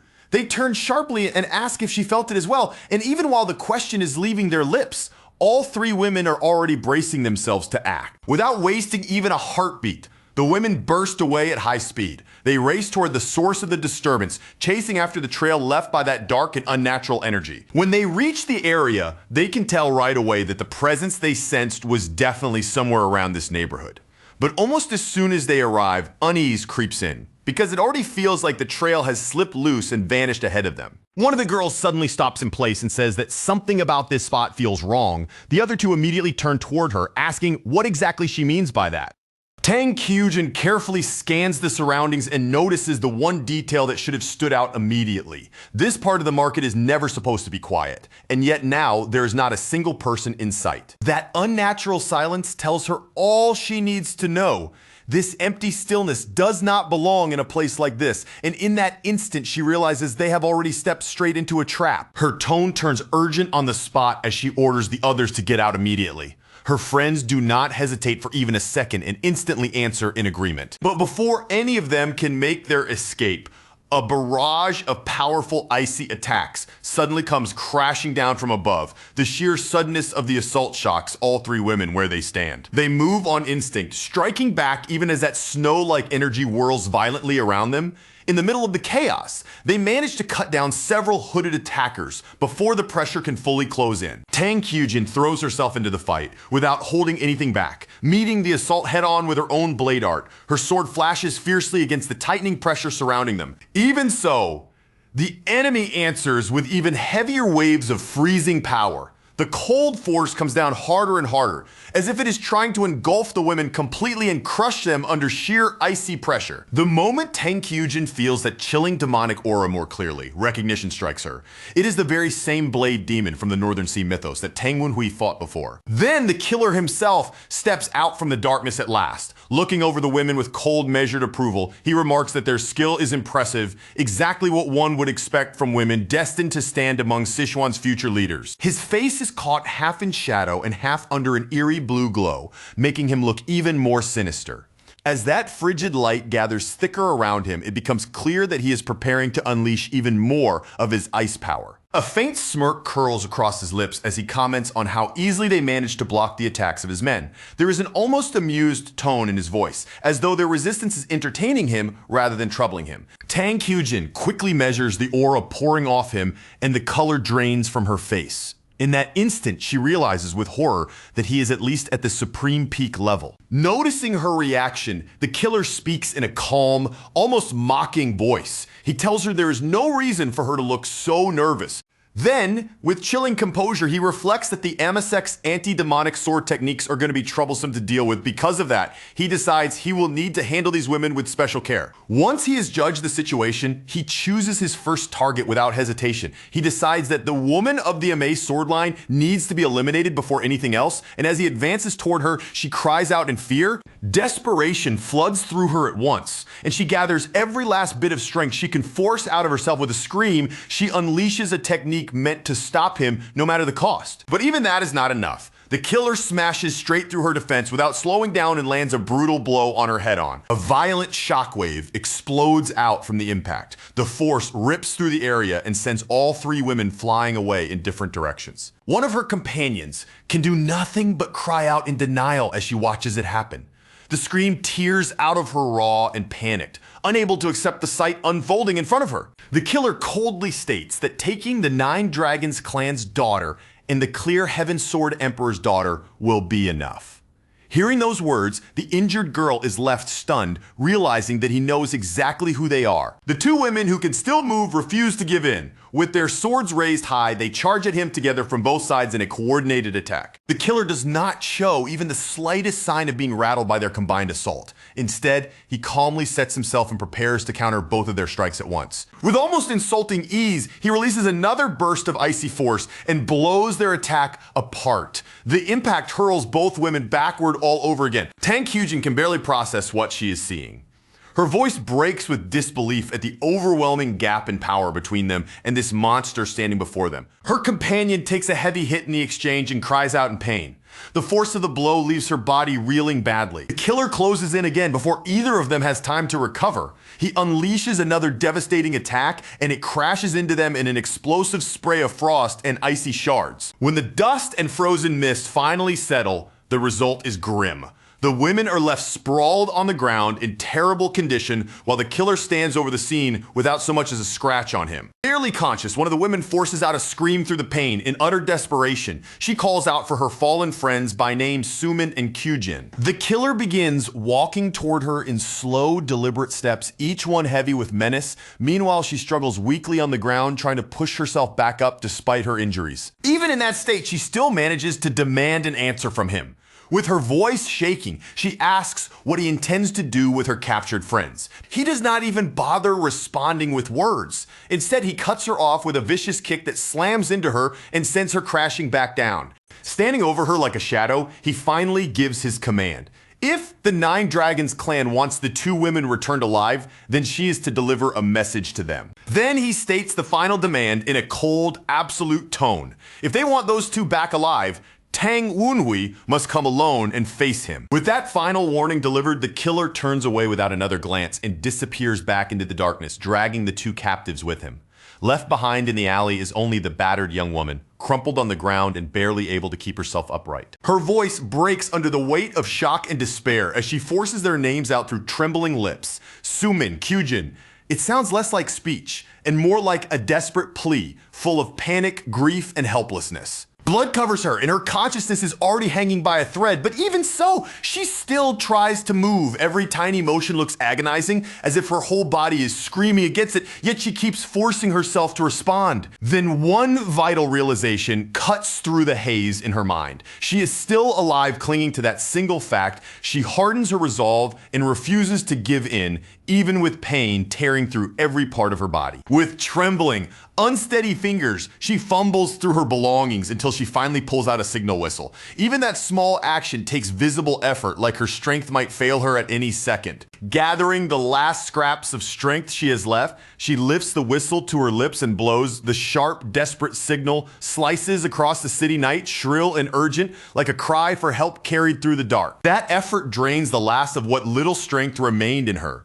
She slumps back to the ground again, still gripping the whistle tightly in her hand, while a thin stream of blood slips from the corner of her mouth. Elsewhere inside the war room, Tang Wenhui stands holding a Northern Sea mythos token in his hand. His eyes are cold as he vows that if this plan fails, he will never forgive the ally tied to it. And almost at that exact moment, that ally calls out his name. Far away from him, the wounded woman's fading consciousness clings to one last thought before the dark can fully take her.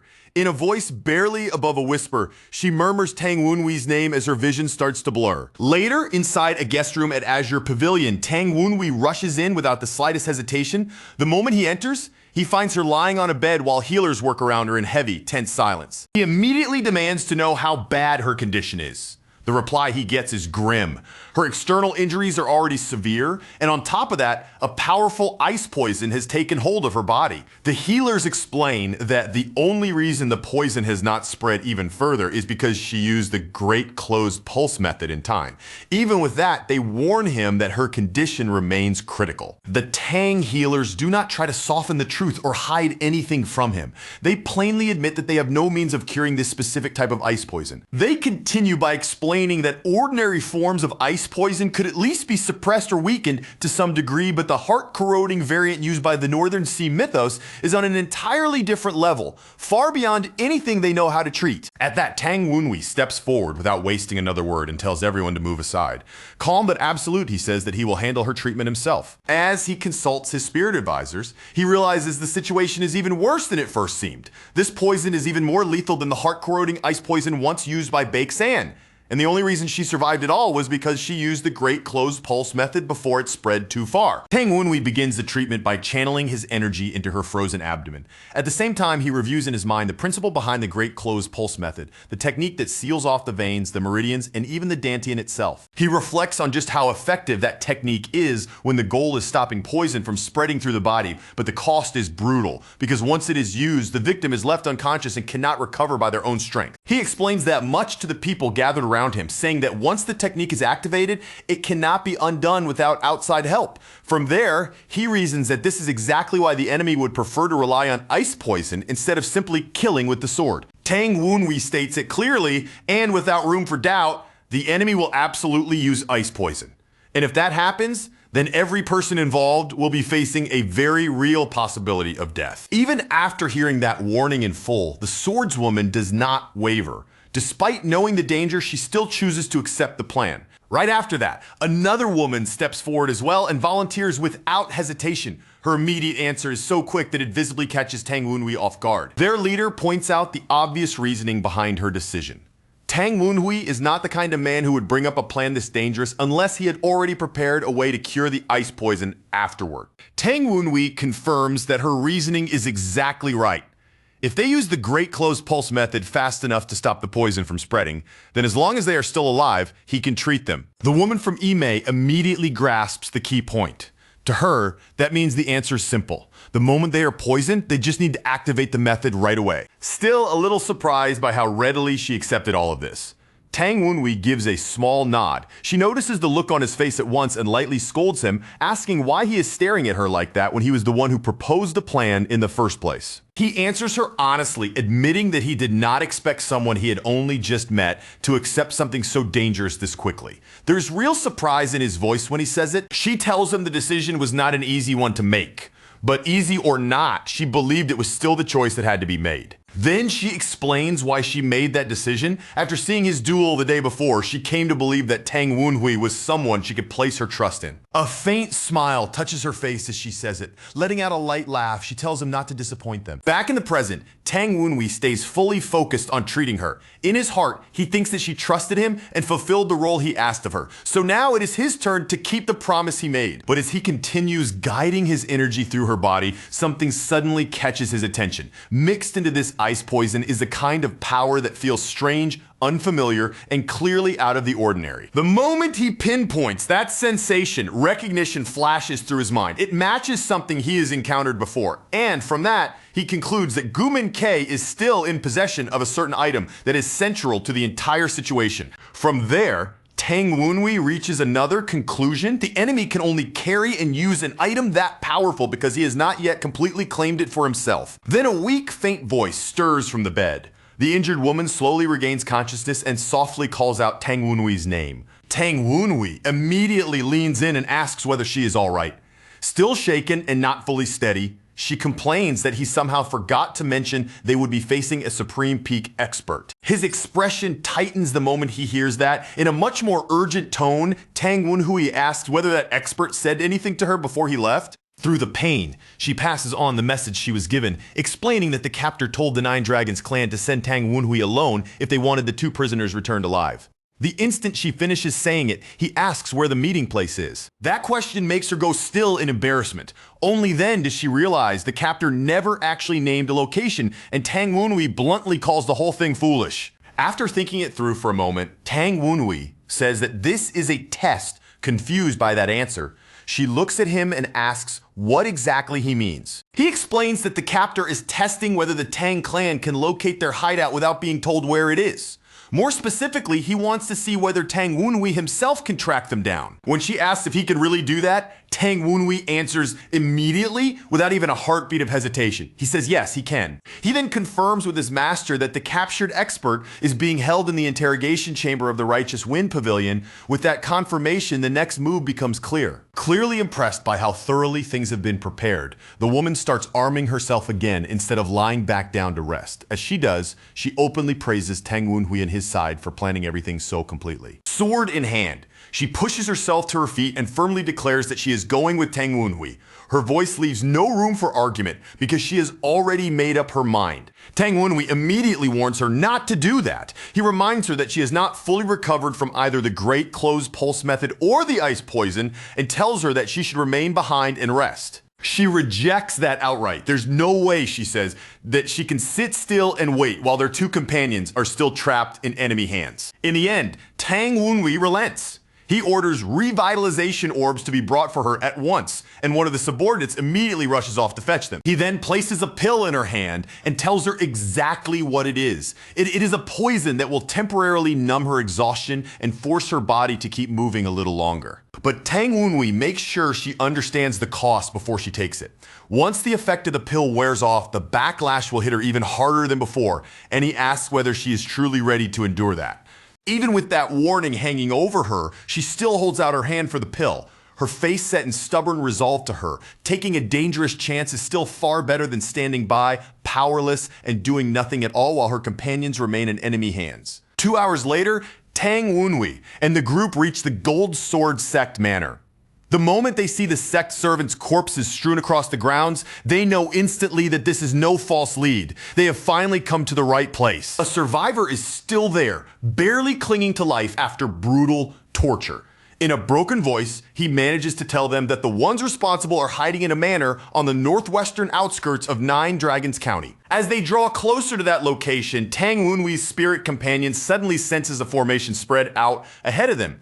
Tang Wenhui recognizes it right away for what it is, and his expression hardens as he identifies the trap as the Northern Wind Blizzard Prison Array. Tang Wunhui immediately tells everyone else to stop where they are. He orders the Vice Branch head to fall back and send a signal the moment anything goes wrong, and then without taking a single person with him, he moves forward alone. The Vice Branch head answers at once, saying that if anything happens, then Tang Wunhui's safety will come before all else. His reply comes fast and firm, with no room for doubt. Tang Wunhui waves that concern aside as if it hardly matters. In his usual calm way, he tells them they are worrying far too much about him. Then, without another pause, he launches himself straight into the array. The only thing he leaves behind is a calm assurance that he will return. The instant Tang Wunhui steps inside, a violent surge of energy erupts outward. The dormant formation reacts immediately, and the blizzard array roars to life in full. As Tang Wunhui runs deeper into it, his spirit companion cries out in alarm, warning him that the entire array is now truly activating and no longer just lying in wait. Snow bursts loose around him, and jagged ice explodes from every side.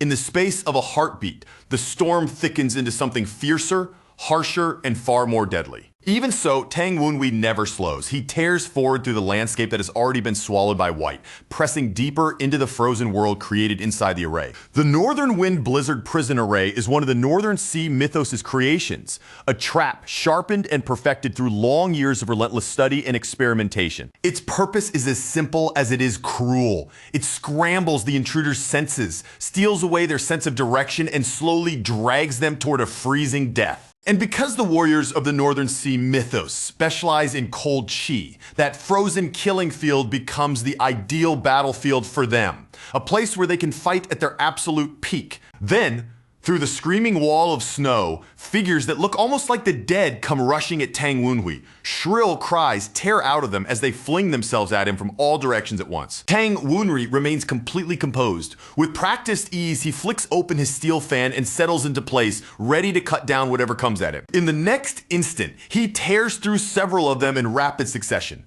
The blades of his fan flash through the storm, and his palm strikes hit just as precisely and just as mercilessly. Standing there with bodies already beginning to pile up around him, Tang Wunhui coldly remarks that these opponents are nowhere close to Bake San's level. Then his eyes catch on a cloaked figure standing beside a wavering blue flame. At once, Tang Wunhui realizes that this man, not the disposable attackers around him, is the true target here. Tang Wunhui walks straight toward him on his own and wastes no time with pleasantries. He directly demands to know where the two comrades they captured have been taken. The man dressed in fur answers in a measured voice, saying that he had found Tang Wunhui suspicious long before this very moment. Tang Wunhui fires back immediately, asking him exactly what it was that seemed so strange. The man reveals that he deliberately sent out special squads to wipe out key figures in the Nine Dragons branch. He says he did it all to test how quickly Tang Wunhui could cut through the chaos and make his way here. Then, after pointing out that every one of those squads failed, he lets that statement linger for a moment in an ominous silence. After that pause, he states it plainly. Every subordinate he dispatched was defeated. According to him, all of this was one part of the Divine Cult's Grand Orthodox Annihilation Plan, a massive strategy built to bring all of Zhongyuan under its control. He goes on to explain that Tang Wunhui not only understood that complicated strategy almost immediately, but even managed to reverse it and use it against the Divine Cult itself. From there, he reaches a chilling conclusion. In his eyes, only the very strategist who originally created the Orthodox Annihilation Plan could possibly have done something like that. Even while insisting that such a thing should be impossible, he admits that every piece of evidence keeps dragging him back toward the exact same answer. In the end, he says there is no other conclusion left for him to make. Tang Wunhui must be that strategist. Tang Wunhui's irritation shows immediately. He shoots back at the man and asks what kind of ridiculous nonsense he thinks he is talking about. Then the man suddenly blurts out, "You!" and stares at Tang Wunhui much more closely. A moment later, he erupts and declares that he really is the young Tang Wunhui. Tang Wunhui does not answer him right away. For a brief moment, he simply reacts in silence and gives nothing away. Seeing that reaction, the enemy's lips curl into a satisfied smirk, as if that silence alone has just confirmed everything he wanted to know. Then Tang Wunhui admits it almost casually, confirming that the man's guess is correct. Somewhere else entirely, a young woman slowly wakes up inside a dim, cramped room that looks more like a storage space than anywhere meant for people to stay. As her senses begin returning, she realizes exactly where she is. From the shadows, a figure speaks to her in a low, quiet voice. telling her that she has finally woken up. The moment she recognizes him, shock hits her all at once. She stammers out his identity, saying that he is Na Jinbei of the Gold Sword sect. He glances over at her with fake annoyance and lets out a petty complaint, acting as though her waking up is some small inconvenience he now has to deal with. Then, as he peels away the disguise he had been wearing, it becomes obvious that he had been hiding behind a false face the entire time. The captive woman immediately feels a horrifying aura pouring off him, something eerily similar to the presence of a demon-wielding Jiangshi. In that instant, she realizes she is face-to-face with a powerful Jiangshi user. He praises her sharp instincts, saying that he expected no less from a disciple of Qin Qing. Then he introduces himself fully, revealing at last that he is the Redbone Terror, the master of Blackbone Ghost Valley. The woman tries to move, but her body refuses to obey her. Panic rises in her chest as she realizes his sorcery has completely paralyzed her. The Redbone Terror calmly confirms her fear for her, telling her that this helpless state she is trapped in is indeed the result of his sorcery. As he reaches a hand toward her, rage bursts out of her despite her condition. She curses him as a demonic martial artist while he only grumbles back in annoyance at how loud she is being. He roughly grabs her by the face and tells her she should behave more like the other captive, who has been much quieter the whole time. Nearby, Sunyi lies unconscious, unmoving. The sight of her in that state throws the captured woman into a panic, and she cries out Sunyi's name at once. Watching that reaction, the Redbone Terror comments that Sunyi has not said a single word since the moment she woke up. Still gripping her by the head, he twists it slightly in his hand and forces her face up, then sneers as he mockingly asks just how comforting that fragile little hope of hers must be. But in the very next second, the taunting look on his face falters. His expression changes sharply as he senses something from above, right when part of the structure gives off a faint, deeply unsettling tremor. He immediately lifts his eyes toward the ceiling, and the meaning hits him at once. The blizzard array outside has been activated. From that alone, he reaches the conclusion instantly. Tang Wenhui has come for them, and the rescue has already begun. A cruel little smile curls at his lips again as he looks back at the captives and jeers, asking whether they finally feel hopeful now that their savior is so close. His grin only stretches wider as he coldly tells them that once everything here is finished, he will personally turn both of them into living Jiangshi. After delivering that threat, he simply walks out and leaves the two women exactly where they are, helpless on the floor of the cramped, cluttered room. Once he is gone, the silence settles in, and the two women quietly check on each other, each asking in a shaken, unsteady voice whether the other is still all right. One of them points out that the enemy's security is unbelievably tight, then grimly adds that there are probably even more enemies and hidden formations surrounding them beyond what they can see. She goes on to explain that the sorcery is still pinning her body in place, and on top of that, the ice poison is continuing to spread deeper and deeper through her system. Hearing that, her companion can only mutter under her breath that the situation is getting worse with every passing moment. With worry written plainly across her face, she turns and asks Tang Kyujin whether she thinks Sumin is safe. Tang Kyujin tries to calm her, saying that Tang Wenhui most likely already made sure Sumin would be safe.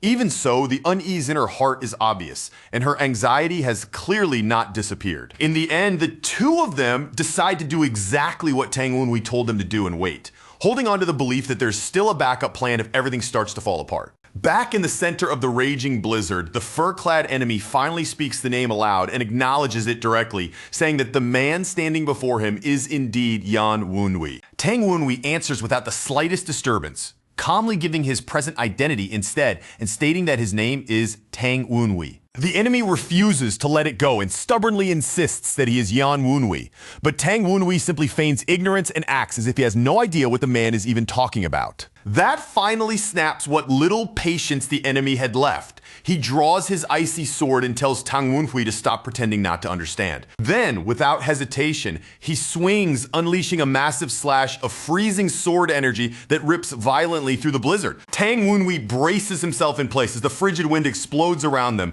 the storm itself roaring even harder under the force of that attack. At that moment, Tang Wenhui immediately recognizes the weapon in his opponent's hand for what it truly is. The demonic blade known as the life-stealing sword. He remembers it clearly as one of the treasures of the Northern Sea mythos, a blade forged from countless thousand-year ice crystals and filled to the brim with dense, concentrated yin energy. To Tang Wenhui, though, it does not look like some terrifying demonic weapon at all. It looks more like an enormous chunk of miracle medicine, which prompts his spirit companion to protest that absolutely no one else on Earth would look at it that way. The enemy continues, explaining that in the beginning he hated Tang Wunhui for one simple reason: he carried the same name as a man he despised. But later, after seeing Tang Wunhui's deep knowledge of the divine cult and the way he aided the revered demon god mythos, that hatred slowly turned into suspicion. And now that they are standing face to face, he says he can recognize everything about him. The familiar attitude, the way he speaks, the look in his eyes, those tiny habits, even the way he walks. Then he screams it again at the top of his lungs, insisting with absolute conviction that Tang Wunhui truly is the young Yeon Wunhui. All Tang Wunhui can do in response is let out a long, annoyed sigh. With a dry, almost bored kind of humor, he asks whether the man has always been this obsessed with him, adding that he had no idea it went this deep. The moment those words land, something in the enemy's mind flashes back to someone else, and the hatred twisting across his face immediately deepens into something even darker. Tang Wunhui casually remarks that he used to assume this man wanted him dead for only one reason: because he had once stood in the way of his path to becoming the young leader. Then he openly mocks him, asking whether he still believes he can become the young leader now, before coldly answering the question himself and pointing out that he obviously cannot. That one remark cuts straight into him like a blade. The man instantly erupts in furious frustration and spits back curses in rage. Tang Wunhui looks at him with a flat expression and says, in an almost dismissive tone, that he really has not changed at all. The enemy suddenly bursts into manic laughter and shouts that only Yeon Wunhui would say something like that. Then he starts screaming that name over and over at the top of his voice. Completely unimpressed, Tang Wunhui tells him to stop yelling his name like that because it is starting to get genuinely creepy. In reply, the enemy raises the life-stealing sword high overhead and begins drawing out its power to the absolute limit. The undead-like subordinates react at once as a strange eldritch force spills out from their leader's sword and starts spreading across the battlefield. Under the influence of that power, even more Ice Warriors either take shape from within the storm itself or pull back together and reform around him in orderly ranks. Then all of them rush Tang Wunhui at once, and at that exact moment, the entire battlefield begins to twist and distort around him. The enemy boasts that inside this formation, the warriors of the Northern Sea mythos are impossible to defeat. He swears with vicious confidence that Tang Wunhui is going to die a miserable, pitiful death inside this blizzard. Tang Wunhui answers in a cool, steady voice that the one who truly understands nothing here is his opponent. He points out that if the man had really figured out who he was, then he should have known better than to choose this particular array to use against him. As those words leave his mouth, dark purple energy suddenly erupts around Tang Wunhui and begins swirling violently through the storm. The Ice Warriors glance down and see cracks racing wildly across the frozen ground beneath their feet. In stunned disbelief, they realize that the Northern Wind Blizzard prison array itself is collapsing. Standing perfectly calm in the middle of that breaking formation, Tang Wunhui mocks them for ever imagining that he would not know how to dismantle something as trivial as this array. He then declares that he has no intention of letting all the ice crystal energy gathered here go to waste, and with that, he begins to use the Phantom King Tome. Activating the demonic eye's purple veil of oblivion, he seizes control of that energy and forcibly reshapes it into a form that can serve his own technique. In a single instant, he reconstructs the shattered formation and turns it into something entirely different, his own evil demon hell array. The enemy can do nothing but stare in complete disbelief, shocked that Tang Wunhui did not merely destroy their array, but actually rebuilt it into one of his own. Inside the array that had just taken shape, the blizzard changes in an instant from something merely lethal into something far worse. The men trapped inside realize it too late. Tang Wunhui has poisoned the entire storm itself as that tainted snow rips through the swirling whiteout. His subordinates start coughing up blood, their bodies folding and buckling as the horrifying truth finally hits them. Their leader's expression twists violently with rage. Throwing his head back, he roars Tang Wunhui's name again, his furious voice cutting straight through the shrieking wind and the poisoned snow. Tang Wunhui clicks his tongue, visibly irritated like he has grown tired of hearing his name screamed over and over. Then, with a small cold flick of his hand, he openly gestures for the man to come forward, inviting him to step in and fight if he dares. One of the subordinates urgently warns that if their young master remains inside this poisoned blizzard any longer, his condition will only continue to worsen. Realizing they no longer have the luxury of hesitation, he immediately orders everyone to charge Tang Wunhui at once and bring him down before it is too late. Tang Wunhui meets that desperate rush with a devastating swing of his fan. The strike crashes into them with crushing force, and several enemies are blasted backward through the storm, flung away like scraps caught in a violent gale. He coldly calls them fools for trying to come at him head on like that. Before they can recover even a shred of momentum, he cuts through them one after another, and their screams rip across the battlefield as the fight turns into a brutal, one-sided massacre. With chilling calm, Tang Wunhui points out exactly where their style falls apart. Their techniques only work when an ordinary blizzard blinds everyone and covers their movements. But inside his array, that advantage has already been stripped away completely. Now that the balance of the battle has shifted, he tells them he can see every last one of them clearly. His confidence rises with every breath, and with his killing intent sharpening further, he prepares a strike that feels unmistakably final. The enemy's eyes go wide the moment he senses the terrifying power gathering around Tang Wunhui.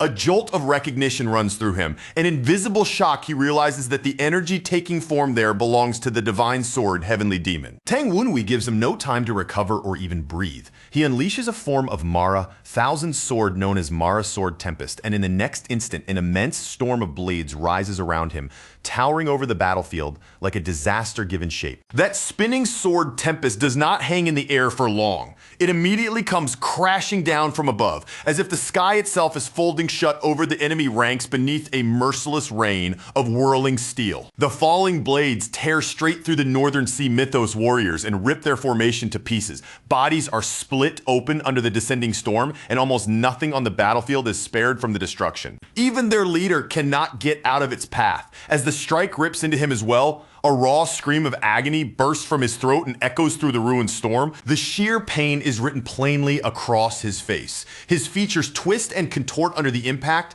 making it brutally clear just how monstrous Tang Wunhui's attack truly was. When the sword Tempest finally settles and the violence fades, the snow-covered ground is no longer white. Blood, shattered wreckage, and broken remains are strewn everywhere. And in the center of that devastated scene, only the battered leader is still left standing. Tang Wunhui stands in front of him like a nightmare that has stepped into reality. With blood-soaked snow and torn corpses around him, his open fan in hand and an eerie light glowing in his eyes, he makes the freezing scene feel even colder. The surviving leader trembles violently where he stands. It is not fear alone shaking him, but a tangled mess of fury, humiliation, and helpless frustration that he can no longer keep hidden. Then, with a savage roar, he forces his body forward once more. Gathering up every ounce of rage and desperation he has left, he launches himself at Tang Wunhui again. The two crash into one another head on, and their weapons slam together with vicious force. There's nothing measured or cautious about it. This is a direct collision, the kind meant to crush the other side immediately. Power surges wildly from the point where their weapons meet, crackling through the blizzard as neither man yields an inch. Right in the middle of that violent deadlock, the leader screams Tang Wunhui's name yet again. Pushing against Tang Wunhui's overwhelming strength, he can barely hide his disbelief. Through clenched teeth and straining breath, he demands to know how Tang Wunhui could possibly have recovered his internal energy. Tang Wunhui answers him without the slightest pause. However, he got it back no longer matters. What matters now is that he stands far stronger than the man in front of him. And he proves those words immediately. With sheer, overpowering force, Tang Wunhui drives the man backward and smashes through whatever resistance he desperately tries to raise, stepping forward through the raging storm as though the battlefield already belongs to him. Tang Wunhui throws out a sharp, mocking question. Since they are finally fighting properly face-to-face like this, he asks if his enemy is satisfied now. The leader's face hardens even more at the taunt, his anger tightening every line of it, letting out a furious snarl. He gathers himself once again and prepares for another charge. This time he attacks from above, throwing himself downward toward Tang Wunhui. He comes in as if this next clash will be the one that decides everything. Wrapped in a blazing blue aura, he lifts his sword high over his head. Then he brings it down with every bit of power he can force out of his body. Their strength collides again in a blinding burst. The blades crash together and the impact explodes outward in light and force, blasting across the battlefield around them. Tang Wunhui receives that attack with icy, unwavering focus. There is no panic in his eyes, no disorder in his movements, only cold intent, absolute control, and a precise counter. At that point, the fight reaches its most savage height. The two close in so tightly that they begin trading brutal point-blank blows. every strike coming from a distance where even the smallest mistake could be fatal. Tang Wenhui's eyes narrow even further as his focus sharpens to a razor's edge. His full attention is locked on the life and death struggle before him, completely absorbed in the killing exchange. Then he surges forward again with another crushing strike, shouting as he drives the attack in harder. Rather than easing the pressure for even a moment, Tang Wenhui presses in with even greater ferocity. The battle erupts again without a single pause as the fur-clad man lunges at his opponent in a blur of violent speed. His whole body moves with raw aggression as though he intends to smash his way through by force alone. The instant that clash begins, he reacts with a visible mix of shock and anger. Something in that exchange catches him completely off guard, and the frustration flashes across his face right away. Across from him, his opponent, a younger man dressed in blue, twists his body with polished, practiced precision. In that same smooth motion, he lines up a strike that clearly carries a dangerous amount of power behind it. The younger man's blow lands with explosive force. Energy bursts outward the moment it connects, and the impact slams into the older fighter hard enough to rock his entire body. Then the younger man comes plunging down toward his foe with sword in hand, aiming straight for him from above. Below him, the other fighter remains strangely composed, preparing a weapon that is still sheathed as if there is no need for panic. The younger man commits completely and dives straight in, cutting downward through the air without even a hint of hesitation. On the ground beneath him, the older fighter keeps his gaze fixed upward and calmly tracks that descending attack. The fur-clad man shouts that he will never allow this to happen. Then, with a violent counter of his own, he smashes his opponent straight down into the ground. The younger man is thrown backward with terrifying force and crashes into a massive spike of ice erupting from the earth. That frozen spear rises like a trap waiting to skewer him right in the middle of his fall. At that exact moment, another fighter suddenly enters the clash wielding a fan. He springs upward into the exchange and spins through the air with agile, tightly controlled movement. In the middle of that motion, he snaps his fan open with a sharp flick. From that seemingly simple gesture, tiny concealed weapons spill free and scatter down into the battlefield below. The fur-clad man notices it at once, and alarm immediately flashes across his face. He realizes the fan user is raining hidden weapons down on him from above. He surges forward at once and begins batting the incoming projectiles aside with frantic, rapid movements. His arms and body blur as he tries to deflect every last one before they can reach him. But even with all that effort, he cannot stop them all. Several thin needles punch into his body and sharp streaks of blood spray across his torso where the hidden weapons pierce through. He manages to remain standing, but the damage is impossible to miss. His body wavers unsteadily, and a pained growl slips from him as he struggles to endure what just hit him. Then he feels something even worse spreading from those wounds. Realizing the effect is moving through his body, he glares at his enemy and accuses him of coating those weapons with poison. The fan wielder answers in a smug, taunting voice, asking him how a technique called soul-shattering sand tastes. And even while he mocks him, he does not let the pressure drop for even a second. Purple energy and a mass of projectiles begin swirling around them in a violent storm, turning the entire clash into a chaotic vortex of power and hidden weapons. Yet even as he keeps attacking, the fan user's frustration starts to show, and he cannot understand why this still is not enough to finish the fight. Inside, he refuses to accept what is happening. By every measure, he believes his martial arts should be far superior. So he keeps questioning again and again why he still cannot defeat the opponent standing right in front of him. Right in the middle of that violent storm of energy, the younger man suddenly lets a calm, confident smile curl across his lips. It appears so naturally, so completely out of place in the chaos that the enemy staring back at him is visibly shaken by it on the spot. The fan wielder catches that reaction and only grows more irritated. In his eyes, that expression can mean only one thing: that the other man is looking down on him, and the thought of being silently compared to the masters of the past makes the resentment in his chest burn even hotter. Inside his mind, the insult keeps taking on a clearer shape. He convinces himself that his opponent sees him as slow, as someone who has only barely reached the early supreme peak.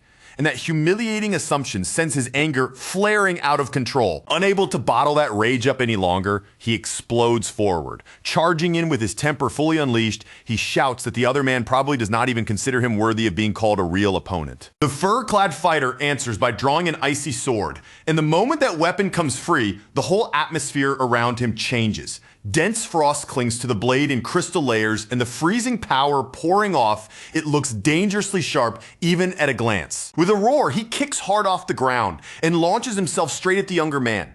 The frozen sword leads the way, slicing through the air like a streak of winter rushing in to kill. His face is twisted with pure fury, and the cold aura around that blade swells even more as he comes in. The freezing power surges violently, feeding his attack and making the strike feel heavier, harsher, and far more lethal. And then it lands. Blood sprays into the air as the icy sword tears into the fan wielder and rips through him with brutal, unforgiving force. The fan user's eyes fly wide in an instant, and a shocked breath escapes him before he can stop it. For that brief moment, he looks like he can barely believe the blow truly connected. At the exact peak of their exchange, the collision detonates into a blinding sphere of light. It bursts open between them so suddenly and so brightly that both figures are swallowed whole inside the flash. From the center of that explosion, a huge wave of icy power erupts outward. The freezing force tears across the battlefield in every direction like a shockwave ripping the entire area open. Chunks of ice, shattered debris, and loose wreckage are hurled violently into the air.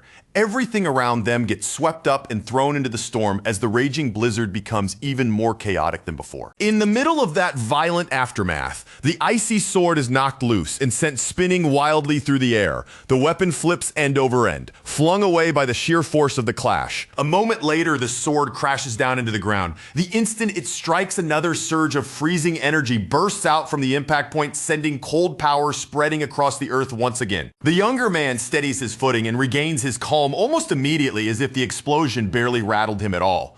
Then, in an even voice, he asks whether his enemy finally understands why he did not wear the evil ghost war robe from the very beginning. A faint smile rests on his face as he continues. He remarks that it will probably still take the other man quite a while to fully grasp the real reason behind that choice. The fur-clad fighter staggers backward, blood pouring heavily from his wounds, reeling from the exchange. He coughs hard and struggles to make sense of what was just done to him. Then, the realization begins to settle in. He understands that his opponent deliberately baited him into unleashing a large-scale attack, and with that thought, he cannot help but question what the true purpose of that trap really was. The younger man gives him that much credit, acknowledging that at least he figured out that part, and as he says it, a darker, heavier, more ominous energy starts gathering around his weapon. Even in his battered condition, the fur-clad warrior hurls himself forward again. He charges like a beast driven into a frenzy, with waves of ice power raging around his body in violent bursts. The younger man calmly explains the next layer of the deception. With chilling composure, he says he intentionally made his enemy believe that the speed he had shown earlier was already the limit of what he could do. Then he moves in one savage passing strike. He cuts clean across the fur-clad man and leaves him drenched in fresh blood before the other fighter can properly register what happened. Without relaxing the pressure for even a moment, the younger man coldly points out the real problem. The instant his opponent reached the early supreme peak, he became arrogant. And worse than that, he started letting his guard down. Now finally wearing the evil Ghost War robe, he states the mistake plainly. The moment the other man realized that robe had not been there from the start, he should have stayed cautious instead of carelessly lowering his guard. The wounded fighter stares at him, and then recognition crashes into him all at once. Trembling where he stands, he finally realizes that the man before him is the young heavenly demon. As that truth sinks in, his thoughts race backward to how he even reached the early supreme peak. He remembers with growing unease that he only attained it because of outside help. That memory only makes his confusion worse. In his mind, his opponent should have been weaker than he was 6 years ago and should even be standing at a lower realm, so he cannot understand why he is still the one being utterly overwhelmed. The question keeps hammering through his head, even as his body begins to fail him. After everything he endured, after everything he risked to get this far, he still cannot understand why defeat continues to find him. His thoughts sink into something darker and far more desperate as images of chained figures drift through his mind. He starts to wonder whether defeat is truly something he will never be able to escape. That desperate thought keeps echoing inside him. He clings to the single idea that he does not want to lose, even while the vision filling his mind starts to crack and splinter apart. Then, all at once, he recognizes that terrifying presence again. The memory of the figure he once feared rises before him so vividly that it still sends a chill through him now. At that same moment, The ice poison running through his body suddenly erupts. The hidden damage bursts to the surface all at once, and the agony tears out of him in a scream. Elsewhere, a woman dressed in white comes to a stop as she senses the atmosphere shift around her. At once, she realizes that the demonic martial artists standing guard have finally started moving. Above a tall pagoda, she hears the sharp cry of the anomaly bird. She lifts her eyes toward the sound, and from that signal, she concludes that the target must be inside that structure. A quiet, almost ironic thought passes through her mind. For someone from a Buddhist sect,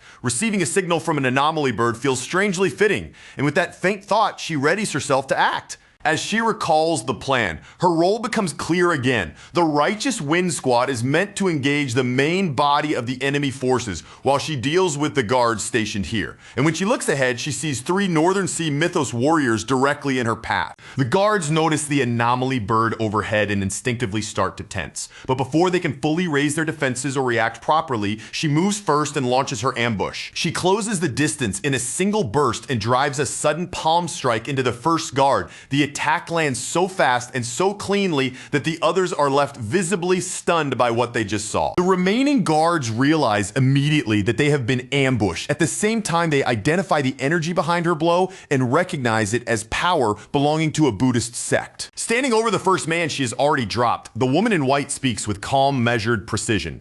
She notes that one enemy has been dealt with already. Without wasting so much as another breath, she crashes into the next guard. As their weapons and movements collide, she states that there are still 2 left. She overwhelms the next man completely in a direct sword contest. The pressure she brings down on him crushes through his defense with such force that a cry is forced out of him. At the same time, the last Northern Sea Mythos warrior slips into motion. He circles around behind her, moving into position to strike from her blind side. Before he can take advantage of that opening, the allied bird flashes past him in a blur. Its attack wounds him just enough to break his rhythm and create the chance she needs. The man spits out a curse at her, clearly rattled by what he is up against. She answers with cool, steady composure, remarking that such filthy language sounds exactly like something a demonic martial artist would say.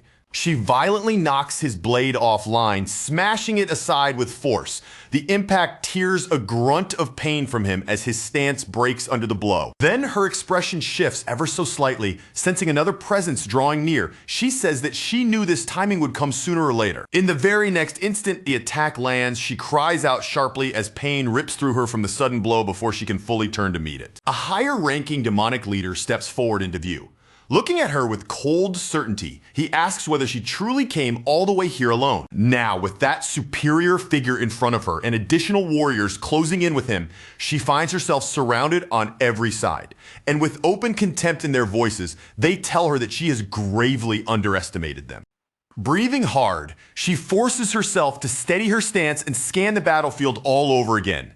In that brief but crucial glance, she realizes the situation around her has already become far more dangerous and far uglier than the original plan ever should have allowed. Her fingers tighten around the hilt of her sword as she makes herself stay calm. Even she cannot deny it now. This fight is not unfolding cleanly at all, and it is going far less smoothly than she had hoped. Facing 3 armed men at the same time, she hears that same question hurled at her once again. They press her from the front and demand to know one more time whether she really came here alone. Their commander raises a bell into view and holds it where she cannot possibly ignore it. Then, with a voice as cold as the air around them, he repeats that she has gravely underestimated them.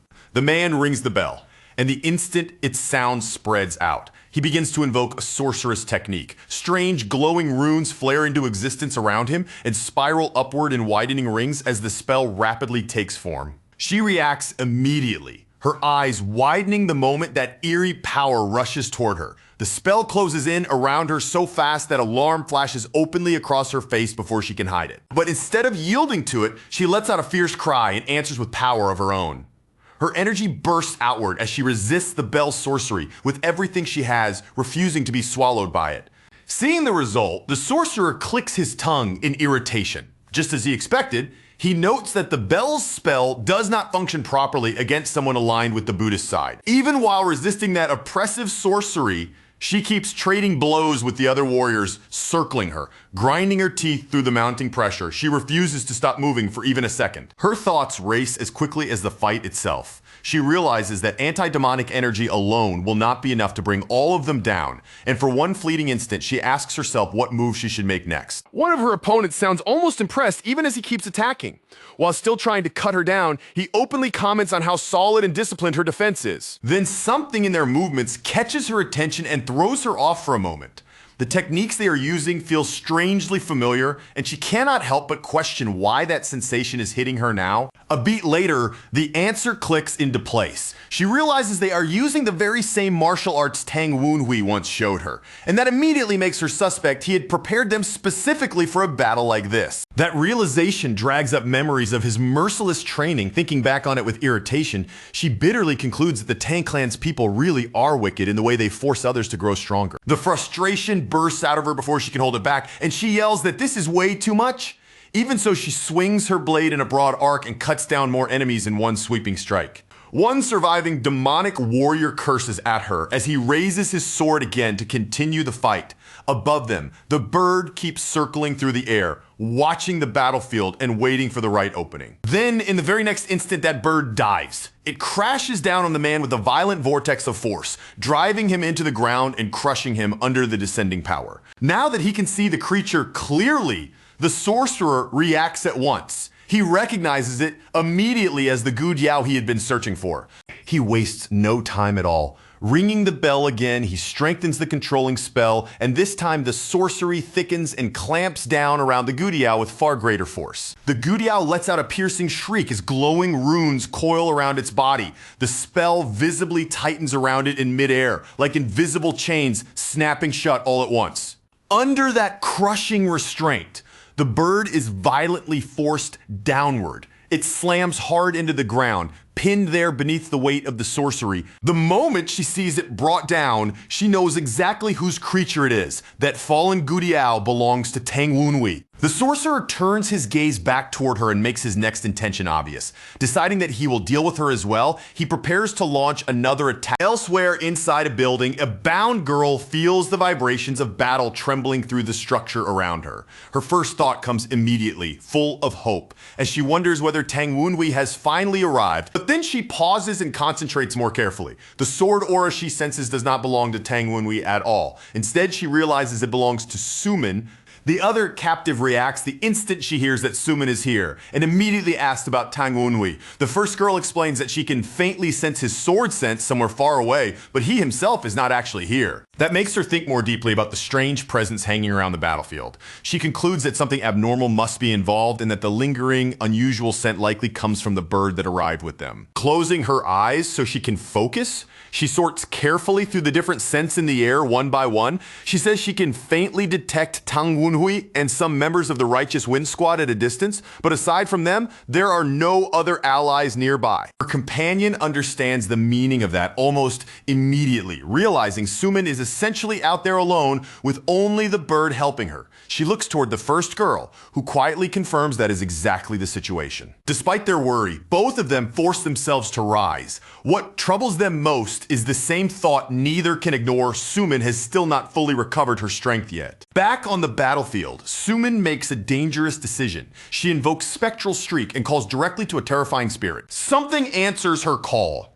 A gigantic ghostly presence appears above her, looming there in an unnatural way, as though the air itself has split open to let it through. Suman stands there with unnerving calm, even in front of that monstrous thing. She offers her body to the specter and directly asks whether it can take control of her if she allows it. The spirit bursts into laughter at how reckless that proposal is. Then it demands a serious answer from her, bluntly asking if she has completely lost her mind. In the end, the spirit admits that yes, it can do exactly that. It says it could easily ignore both the sorceries and the ice poison, though her body would be utterly ruined once everything was over. Suman answers without even a flicker of hesitation. She says that if saving Suman and Sunyi means sacrificing her body afterward, then that cost does not matter to her at all. That answer catches even the spirit off guard. For a brief moment, it is genuinely surprised by how absolute and unwavering her resolve is. Then its entire mood changes. Excited by the chance to fight, the specter accepts her offer and fully merges with her body. The possession takes hold immediately. Sumin's eyes begin to glow, and spectral flames rise up from her head like a ghostly crown blazing into existence. Blue, spiritual energy erupts all around her body in a violent surge.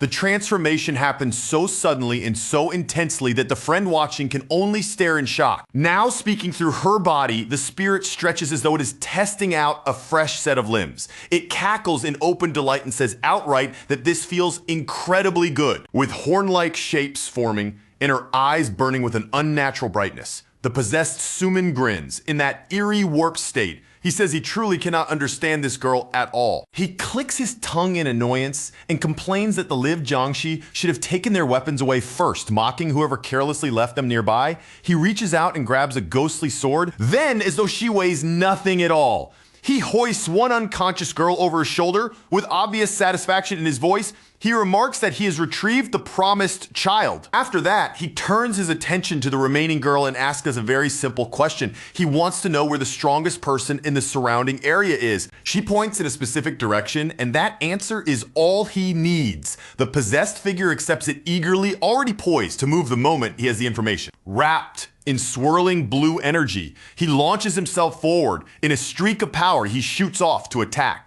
Back outside, the bell-wielding sorcerer suddenly feels a monstrous wave of power rushing closer. The change is so abrupt and so overwhelming that he reacts in immediate alarm. And when he finally sees that incoming force with his own eyes, his expression breaks into outright shock. At first, he cannot even tell what it is, only that something terrifying is coming straight for him. A devastating blade of blue light tears through the storm and carves straight toward him. It cuts forward with overwhelming power, ripping open a path of destruction through the entire scene. Possessed Sumin comes crashing down from above with terrifying weight, like a giant stone drops straight out of the sky. The whole time she's descending, she's laughing in that broken, manic way, and that wild sound makes her feel even more dangerous than the impact itself. Just outside that violent clash, Sunyi lifts her head and her face immediately brightens with relief. She happily calls out to Sumin, clearly expecting to hear her answer back like normal. But that brief relief is ripped away almost instantly when Sunyi suddenly sees Sumin's body flying straight toward her through the air. Panic hits her all at once, and she screams Sumin's name as loud as she can. Sunyi throws herself forward without hesitation and catches Sumin's limp body in both arms. The impact is so heavy that it drives both of them backward, their feet scraping and sliding across the ground before they can stop. Still holding Sumin tightly against her, Sunyi hurriedly asks if she's all right. Then with real desperation in her voice, she begs her to undo the sorcerer's restraints that are still keeping everyone around them bound in place. Even with everything falling apart around her, Sunyi still can't stop herself from muttering a complaint under her breath, but her hands never lose their steadiness, and she calmly starts peeling the sorcery apart one layer at a time. At that exact same moment, possessed Sumin launches herself right back at the sorcerer again. She dives in with absolutely no hesitation, laughing like a madwoman as she tears across the distance between them. The sorcerer barely gets his guard up in time to block her, and the second he does, his expression twists into pure horror as he realizes the truth. She's become the host of a soul streak, and now that monstrous existence has turned on them instead.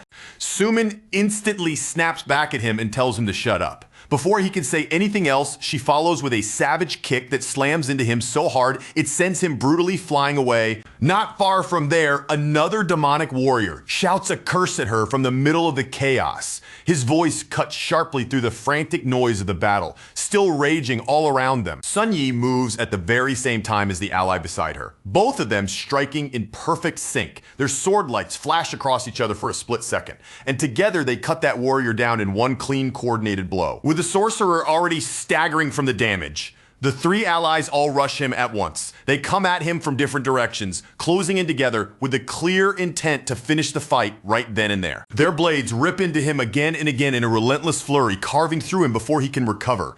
As blood bursts from the wounds, he can do nothing but scream furious insults through the pain. And still, even in that state, he refuses to go down, covered in blood. He throws out one last desperate counterattack, and the force of that final frantic strike blasts some of them backward. As the sorcerer stumbles away in terrible condition, Sun Yi grits her teeth and hardens herself. In her mind, they need to keep as many people alive as possible now because Gu Minchi has probably already killed the sun by this point. Before the sorcerer can even gather himself again, Gu Diao comes shrieking in from above. The bird slams into him with vicious force and tears into him again, making his injuries even worse than they already were. He hits the ground hard and sprawls across it before forcing himself to look up. His face is twisted with rage as he screams at the bird in furious disbelief. The three warriors don't give him even a second to breathe. They circle around him once more and close in from every side, tightening the net for another perfectly coordinated assault. This time, their combined attack tears straight through him.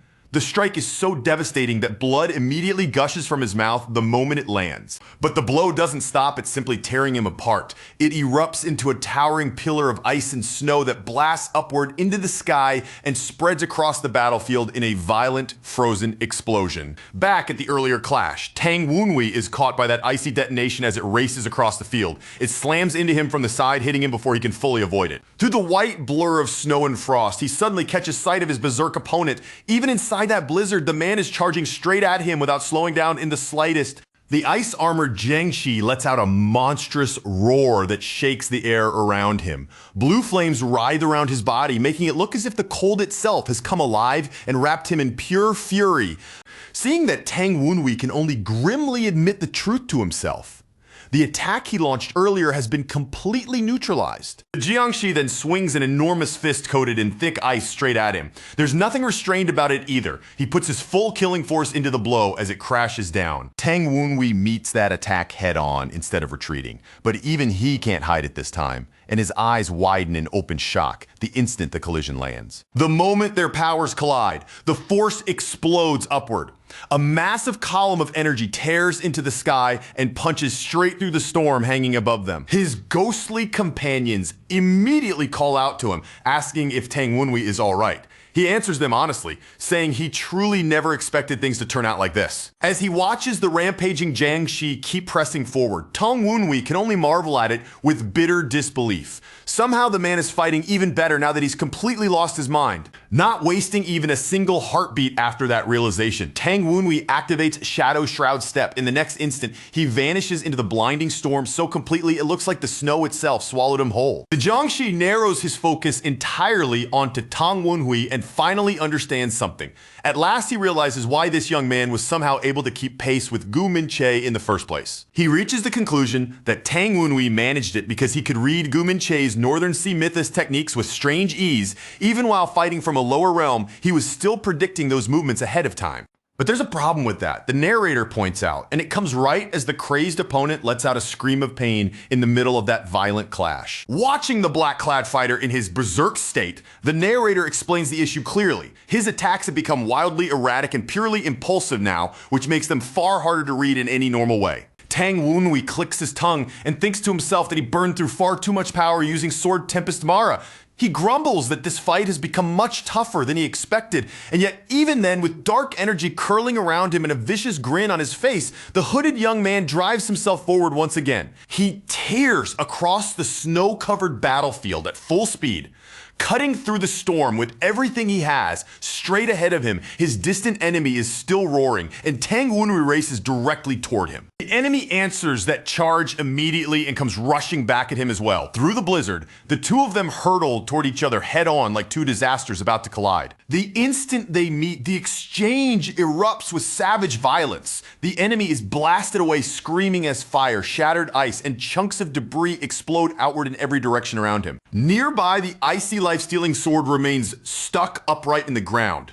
Cold energy keeps pouring off the buried blade, frosting the air around it and making the space near it feel deathly frozen. Tang Wunhui reaches out without hesitation and grabs the life-stealing sword. His hand closes firmly around it as he readies himself to unleash an even more powerful attack. Then he shoots forward in a perfectly straight line. The force behind his movement is so tremendous that he looks less like a man rushing in and more like a spear that has just been launched. In the middle of all that chaos, he snatches a brief breath and speaks. He says he chose from the start to fight this opponent carefully, not recklessly. With a vast sorcerous vortex swirling all around him, Tang Wunhui rises high above his foe. From overhead, he begins invoking a powerful technique, the storm of energy gathering around him as he prepares to bring it down. Realizing he has no better choice left now, he crushes the ice fragments in his hands. At the same time, he forcibly drags out even more power from within himself. Ice shards spin around him in every direction, whipping through the air as he lowers into a crouch. Beneath him, a spiraling magic circle turns steadily, framing the moment like a ritual in motion. Between his hands, an intensely cold power gathers and compresses tighter and tighter. Tang Wunhui carefully guides that life-stealing energy, controlling the dangerous force with deliberate, exact precision. One of his spirit companions anxiously asks if he really intends to use life-stealing in place of miracle medicine. Tang Wunhui answers without the slightest hesitation that he already said he was going to do exactly that. Bathed in light, the spirit lets out a regretful remark and says it's a real shame to burn through such an excellent weapon in a single use. Even so, the spirit still admits that this was the right decision. Still concealed behind his mask and wrapped in that purple aura, Tang Wunhui coldly states the truth. Even after recovering strength from it, he says it still isn't enough. And before he can fully settle himself, the feral enemy comes diving at him again. His entire body is wrapped in blue, freezing chi, and he hurls himself forward with savage force. The pale, white-skinned monster suddenly throws its head back and lets out a savage howl. As that cry echoes out, its body visibly swells with even more rage, even more pressure, and an even denser flood of freezing power pouring through it. Watching that terrifying surge build right in front of him, Tang Wunhui immediately understands the problem. Simply restoring the internal energy he already spent will not be enough to bring this fight to an end. His spirits instantly grasp what he's trying to do,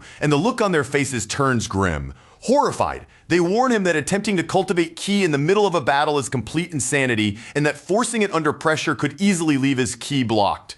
Tang Wunhui answers them without even a moment of hesitation. He says that kind of danger would only apply if you were using the normal conventional method. Before the spirits can press him any further, the rampaging enemy explodes with another burst of blue energy. Then it lunges straight at him again in a fresh rush of violence. Their next collision lands with monstrous force. The impact is so violent that the ground beneath them bursts apart, shattered by the combined weight of raw power and freezing ice. They smash into each other again, and this time blue and purple energy twist together in midair. The two forces coil and clash like rival currents trying to rip each other to pieces. The spirits can only stare in stunned disbelief as they finally recognize what Tang Wunhui is doing. He is actually cultivating chi while fighting, and from the look of it, they suspect he's using something similar to Wu Dang's dual internal energy art. Meanwhile, the crazed monster doesn't slow down for even a single breath. It keeps tearing across the battlefield in a relentless rush, attacking with pure feral momentum. Tang Wunhui slips past those attacks by the narrowest margin, weaving through them with hair-thin precision. Light and shadow shift around him as deadly blows flash just past his body. As he moves, he lifts two glowing fingers in front of him. Sorcerous power gathers at their tips with a sharp, focused precision that leaves no wasted motion at all. In the very next instant, a luminous purple chain snaps out from him and slams directly into the monster's face. The hit lands with enough force to jolt the massive body backward violently. And he doesn't stop there. Flowing straight into the next motion, Tang Wunhui whips that glowing chain around the enemy and binds the raging creature in place. The spirits stare at those shining restraints in astonishment. Looking at the way the chains move and hold, they can only wonder out loud whether he's actually using sorcery right now. Then the full truth clicks into place, and all they can do is stare in awe. Tang Wunhui is fighting with martial arts, cultivating chi, and using sorcery all at the same time. In his past life, Yang Wunhui practiced only sorcery. And because of the vicious succession struggles back then, he had refined a method specifically designed to trigger sorcery faster than normal. It then goes on to explain Wu Dang's dual internal energy art. That technique splits the user's personality into separate tracks so that two lines of thought can run in parallel at once. It doubles the speed of thought, but it also puts crushing strain on the upper dantian. And if it is misused, the damage can be severe. But Tang Wunhui believed he could endure more than just twice that burden. From the start, his upper dantian was abnormally large, and because of that, he judged that he could withstand far more strain than an ordinary practitioner. By stacking the dual internal energy art over itself again and again, he theorized that he could split his mind repeatedly into multiple parts. If that worked, he would be able to control several separate thought processes at once and achieve true parallel cognition. He even gave that evolved technique a name of his own. He called it the divided mind art. And now, in the middle of real combat, Tang Wunhui is using it. He hangs above his enemy while a storm of purple chains churns and lashes all around him. The spirits can hardly believe what they're seeing. Even though he still hasn't recovered the full strength he possessed in his past life, his upper dantian is showing a terrifying amount of power. Tang Wunhui calmly assesses the situation and decides that victory is only a matter of time now. So he narrows his focus to one clear goal: dodge as efficiently as possible, absorb as much energy as he can, and spend as little as possible on healing. As he reflects inwardly, he realizes the life-stealing sword contains an enormous reserve of cold chi. But that same abundance is exactly what makes the power so difficult to digest, guide, and control. Then his eyes return to the enemy in front of him, and a realization hits him. This opponent is actually the perfect model for learning how to handle cold chi correctly. The maddened beast is attacking by pouring out raw cold chi with every movement it makes to Tang Wunhui that turns the monster into the perfect living textbook. The monster roars in fury as the purple chains grinding against its body crash directly into the blue energy spilling off its flesh. The two powers grind against each other without either side backing away. It lets out a scream of agony, and the cold flames wrapped around its body flare even more violently. The torment only makes those freezing flames rise higher. Instead of retreating, Tang Wunhui openly taunts the creature. He tells it to show him every martial art it knows. In his mind, he resolves to split his thoughts even further.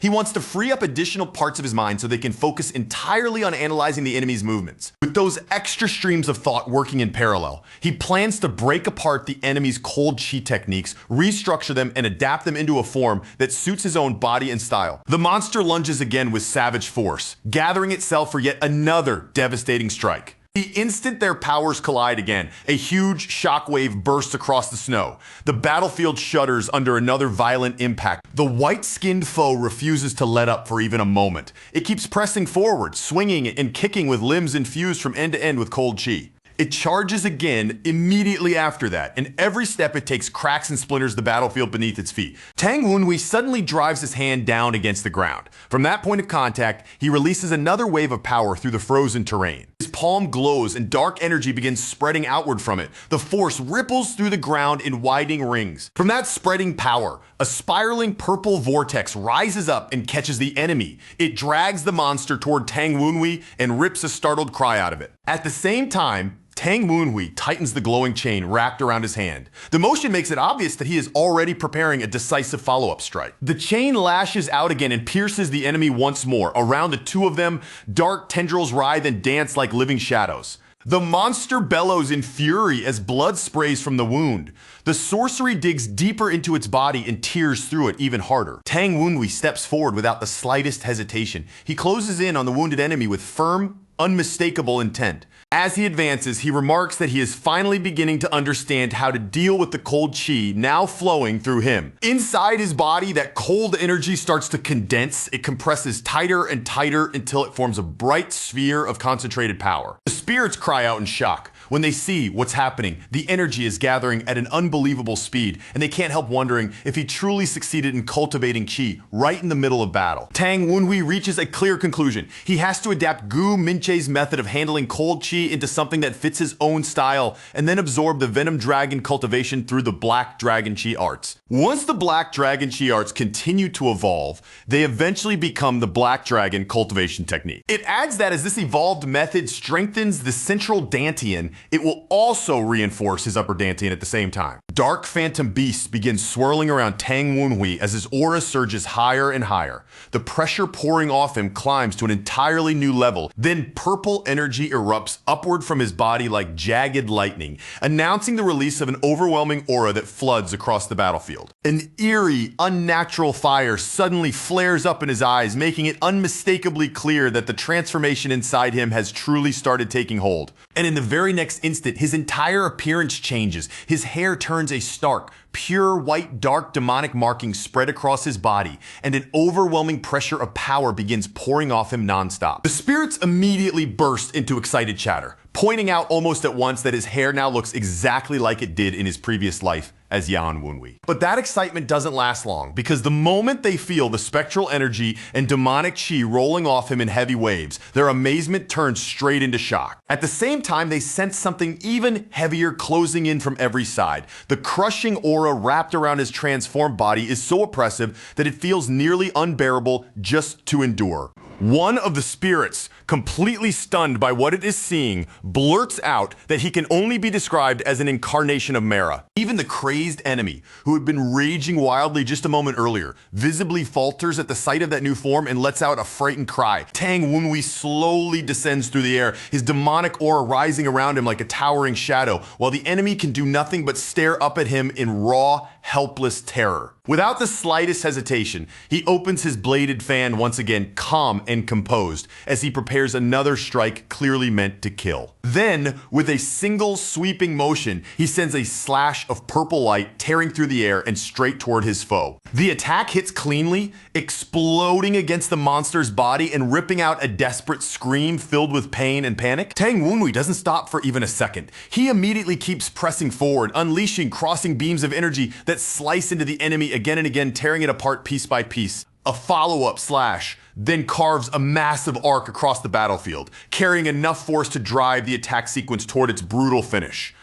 Purple lights continue crossing over one another again and again, weaving themselves into a glowing lattice that locks the opponent inside. Trapped inside that bright geometric prison, the monster thrashes violently and screams in mounting panic as it realizes there's nowhere left to escape. Tang Wunwei tightens his control over the construct even further, focusing every bit of his attention on ending the battle once and for all. A heartbeat later, the entire prison detonates in a violent eruption of purple energy. The monster releases one final shriek as the blast completely overwhelms its body, tearing it apart until it begins to disintegrate. And when that blinding light finally starts to fade, only a single figure remains standing in the middle of the battlefield, surrounded by the last traces of dying energy. The enemy, now blackened and half destroyed, drops to the ground in a ruined heap, so thoroughly broken that it can barely let out even a groan. Standing over the fallen body, Tang Wunwei speaks in a chillingly calm voice and thanks the man for the valuable lesson he ended up providing. Then his voice turns even colder as he declares that now, at last, the time has finally come for his enemy to die. With one final blow, he blasts the monster's head apart, ending the fight in absolute and unmistakable fashion. Blood and shattered fragments rain down from above, and right in the middle of that grisly downpour, the transformed Tang Wunwei slowly raises his eyes. The spirits praise him in open amazement, saying that defeating a supreme peak-level foe in the middle of such chaos is almost unbelievable, and that his growth has become truly extraordinary. Tang Wunwei brushes all of that praise aside, and says that what he really needs to do now is go back and re-examine the Black Dragon arts he modified so hastily. He reflects that even though he himself still hasn't reached supreme peak, he absorbed extreme power through life-stealing, and because of that, he can now briefly make use of the divided mind art. The spirits remark that the dead man had once been one of the 10 pillars of the demonic path and call his end a pitiful one. But Tang Wunwei flatly replies that the man brought that fate on himself. Looking down at the dead elder, he quietly thinks to himself that the man relied far too much on the strength of his organization instead of his own power. If he had reached supreme peak through his own strength alone, he would not have died like this. Even so, Tang Wunwei does not deny the truth of it. Whatever his flaws may have been, the fallen enemy was still a genuinely formidable opponent.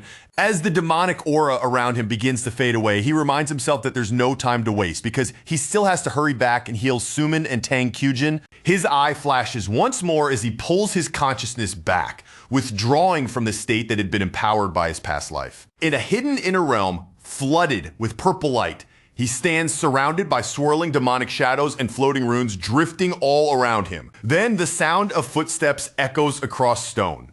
And with that sound, the strange inner world around him begins to crack apart and dissolve. Back outside in the courtyard, one of the other disciples notices Sumin standing there, staring up at the bizarre sky hanging overhead. She startles the moment Tang Wunwei suddenly appears and immediately asks in shock where exactly he came from. He tells her that he broke through the enemy's array and ended up emerging near their position. After that, his attention shifts to the body lying at her feet. And when he asks about it, she explains that the corpse belongs to an elder of Blackbone Ghost Valley. Tang Wunhui studies the corpse and the bell lying beside it, then concludes that this must be the feared red bone terror, and judging from the look of the body, the man died carrying intense resentment. When he sees the many slash wounds spread across the corpse, he figures out that the elder must have fought all three women at once, and that his own Jiangxi defenses ultimately turned against him. Tang Wunhui praises the women for what they managed to accomplish, but they answer modestly, saying they only did what duty required of them, even if the battle had not been an easy one. Then one of the sisters suddenly realizes that her sibling is nowhere in sight and blurts out in confusion, wondering where she could have gone. Tang Wunhui calmly points her out, revealing the girl timidly peeking from behind a nearby wall. He walks over toward her and asks why she's crouched there in fear instead of simply coming out. In a panic, she screams that the Demon King is going to eat her, leaving Tang Wunhui staring at her in complete confusion. At that exact moment, a tiny blue flame spirit suddenly pops out and lands right on top of her head, sounding openly relieved that it has finally made it back outside. The girl goes stiff the instant that spirit leaves her body, while Tang Wunhui watches the whole thing with clear surprise written across his face. When he calls her name, she hurriedly forces out a laugh and insists that nothing is wrong. Still wearing that awkward, strained smile, she quickly asks if the fighting is really over now. Tang Wunhui answers that he has already defeated the enemy leader. But Tang Wunhui doesn't let his guard drop. For even a moment, he lifts his eyes toward the rooftops and calmly points out that killing the leader changes nothing if the dead man's underlings are still crouched up there in the shadows waiting for their chance. From along the eaves, the enraged Jiangxi immediately snarl back at him, their voices full of fury as they demand to know how he dared to kill their elder right in front of their eyes. One of his allies looks around at the sheer number of enemies still hemming them in from every direction, then clearly overwhelmed by the sight, turns to Tang Wunhui and asks what they are supposed to do now. Tang Wunhui simply smiles. He looks completely unshaken, almost relaxed, and starts to answer as though the entire situation is already under control. But before the enemies can even process that smile, hidden allies suddenly reveal themselves and drive a blade straight through one of the cloaked figures from behind. At the very same time, blazing sword lights tear across the rooftops like streaks of fire, flashing through the darkness and cutting down several enemies in a single sweep. More cloaked attackers are split apart by the sudden ambush, dying before they can even steady themselves enough to mount any real resistance. And the slaughter doesn't stop there. It keeps rolling forward in a rapid, merciless chain of strikes, with heads and bodies being sliced apart one after another. Down below, the women can do nothing but stare upward in stunned amazement, their eyes fixed on the devastating support crashing down from the rooftops above. Then reinforcements from the Tang side drop into the courtyard around Tang Wunhui, landing hard in ready stances with their weapons and bodies already set to engage. Their vice branch clan head rushes straight to Tang Wunhui without wasting a second and urgently asks if he's been injured anywhere. Tang Wunhui answers with a joke instead, asking what in the world took them so long to finally show up. The vice head quickly explains that Tang Wunhui himself had ordered them not to enter the array, so they stayed outside, waited for the right opening, and struck the enemy from the rear instead. Tang Wunhui immediately shoots back that they still could have helped rescue his sister, but the vice head insists they had been keeping a close watch on her situation too. He goes on to explain that the women never truly seemed to be in immediate danger, and if anything, the fact that they could hear Redbone Terror screaming the whole time had reassured him that the battle was going in their favor. In a brief, light chibi moment, the three women laugh awkwardly and admit with embarrassed smiles that yes, the fight really did get a little too wild. After that short exchange, the vice head looks back at Tang Wunhui and asks whether everything is really ended now without any further trouble. Tang Wunhui answers with complete confidence that yes, it has. He starts to say something about the enemy's corpse, but the words die in his throat halfway through the instant he senses that something is deeply,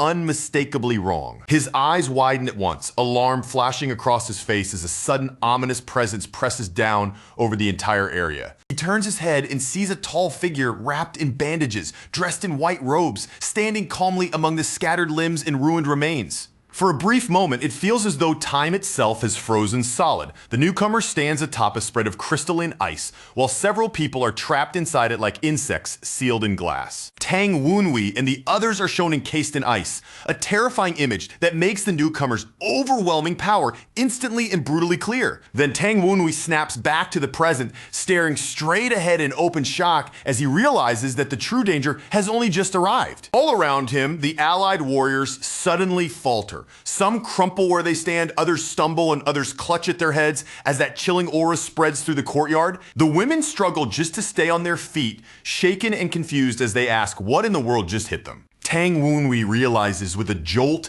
that merely sensing the newcomer's extreme cold is enough to make it feel as though he could be frozen to death where he stands. Then the man's identity becomes clear at last. Gu Raxiong, leader of the Northern Sea mythos, the feared Northern Sea Blade demon. The vice head immediately understands how catastrophic this situation is and urgently orders the Righteous Wind Squad to form their 7th formation. Tang warriors instantly break into a sprint through the compound, moving with desperate speed as the crisis deepens in a single breath. One subordinate shouts for the Vice Branch clan head to retreat back home, insisting that the rest of them will stay behind and delay the enemy for as long as they possibly can. The eerie elder speaks in a calm, almost sorrowful voice, lamenting the cruelty of war while insisting that the soldiers should at least help a parent recover the corpse of his child. But before the charging Tang men can accomplish anything at all, they are struck down in the middle of their rush and cry out in pain as they collapse. The spirits around Tang Wunwei react in alarm, remarking that the enemy's yin energy has risen until it rivals that of a top 10 martial master.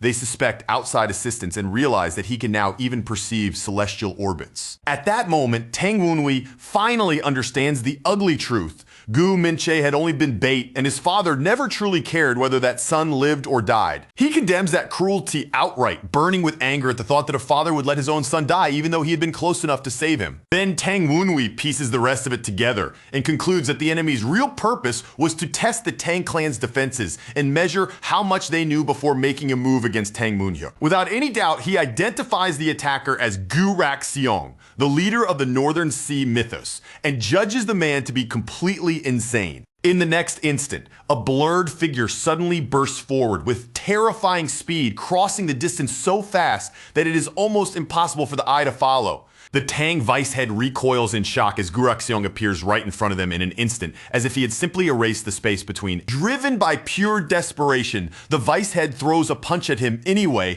Someone immediately shouts for him to stop before that strike can go any farther. The man who had just been spared says out loud that Gu Raxiong clearly let him live on purpose, so no one should do anything foolish enough to provoke him any further. Gu Raxiong then shifts his attention to Tang Wunwei and addresses him directly, calling him the young leader of the Old Tempest Squad in the Nine Dragons branch. Tang Wunwei responds with formal composure.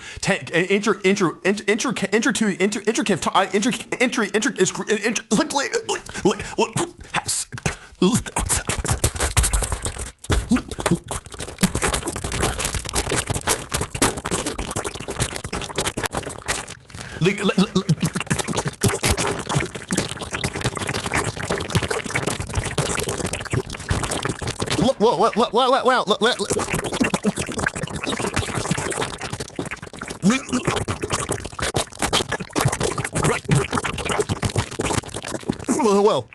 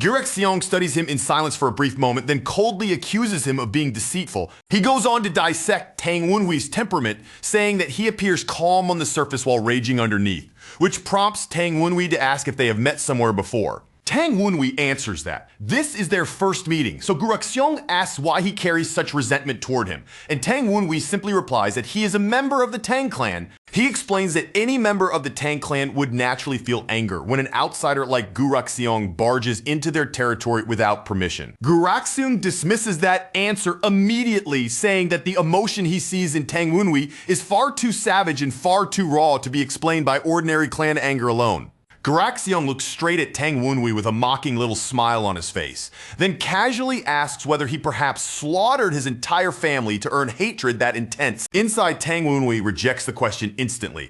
A man who can treat even his own son like a disposable tool could never possibly understand where this hatred really comes from. As thoughts of his missing master, the betrayal festering inside the heavenly demon divine cult, and the followers who were butchered one after another flash through his mind, Tang Wenhui admits to himself that what he wants more than anything is to rip Guraxiong apart with his own hands. Even so, he forces all of that fury back down and endures it in silence, because there are still followers he has to save, and this is not the place where he can afford to lose himself. Outwardly, however, his voice stays calm. He tells Guraxiong that he has not killed him yet, though he makes absolutely no promise about what might happen in the future. Guraxiong takes a slow step forward and questions why someone who ought to be nothing more than an outsider is showing such interest in matters that should have nothing to do with him. Nearby, the vice branch head reacts with visible surprise, clearly picking up on something familiar in Tang Wenhui's voice and the tone underneath it. At that moment, Tang Wenhui confirms it to himself once and for all. Gu Minchi was never the true danger in this confrontation. Gu Minchi had still been an opponent he could account for and read to some extent. But now that the leader of the Northern Sea mythos has appeared in person, the entire situation has changed. Tang Wenhui had already known Tang Moonhyuk would never just sit back and watch all of this happen without moving. Then the Dark Supreme appears wrapped in blazing green power, and he tells Tang Wenhui to do whatever he must before turning to leave. With that same cold authority in his voice, he orders Guraxiong to finish whatever business brought him here quickly and then get out. The Tang disciples see that fierce green aura exploding across the courtyard and immediately cry out toward their clan head as he steps forward to face Guraxiong himself. Everyone watching recognizes that presence almost at once for what it is: the aura of the Dark Supreme, Tang Moonhyuk, one of the top 10 martial masters. Then a massive burst of power erupts between the two monsters, blasting outward into the courtyard like a violent shockwave. The Dark Supreme lands with heavy force behind him and braces his body as the aftershocks race through the air and shudder across the ground beneath everyone's feet. After that, he strides toward Guraxiong and Tang Wenhui, his gaze fixed straight ahead as he remarks on exactly who has shown up here. Guraxiong greets his old acquaintance, the Tang clan leader, and says that it has been a long time. The Dark Supreme answers that yes, it has been a long time, but that doesn't mean he is even slightly pleased to see him again. Guraxiong pretends to sound hurt, saying he came all this way just to meet him, but the Dark Supreme replies with chilling calm that there are plenty of people who would be delighted if he simply took Guraxiong's head right here and now. The spirits around Tang Wenhui watch the exchange in utter disbelief and mutter that both of these men are talking about killing each other without changing their expressions even a little, which can only mean they are both completely insane. Tang Wenhui quietly observes that one of these two masters is very clearly using the assassination plot to serve his own interests. He also notices that the other master understands that perfectly well, yet doesn't show the slightest sign of caring about it. The Dark Supreme then looks at Guraxiong and directly asks whether he truly believes he can take his head. As he says it, countless thin blades, or perhaps needle-like weapons, begin forming from his green chi all around him, each one quivering with sharp, murderous intent. Guraxiong merely laughs at that and says there is no reason at all why he should be unable to kill him. He remains suspended there with eerie composure in the middle of the surging energies, looking entirely ready for the clash to begin at any second. The powers of the two Grand Masters slam into one another so violently that the Tang warriors standing nearby are blasted backward from the sheer impact. Even the Vice Head and Tang Wenhui are forced to stagger under the crushing pressure pouring off the two masters as they face each other. The two men stand on opposite sides of the courtyard, facing one another directly, each now fully releasing the terrifying aura he had been holding back until this moment. Then, unexpectedly, Guraxiong turns his back and starts walking away, making the Dark Supreme ask if he is leaving already. Guraxiong replies that there is no reason left for him to remain, because he has already taken what he came here to get. The Dark Supreme's expression shifts slightly with confusion as he demands to know what exactly that is supposed to mean.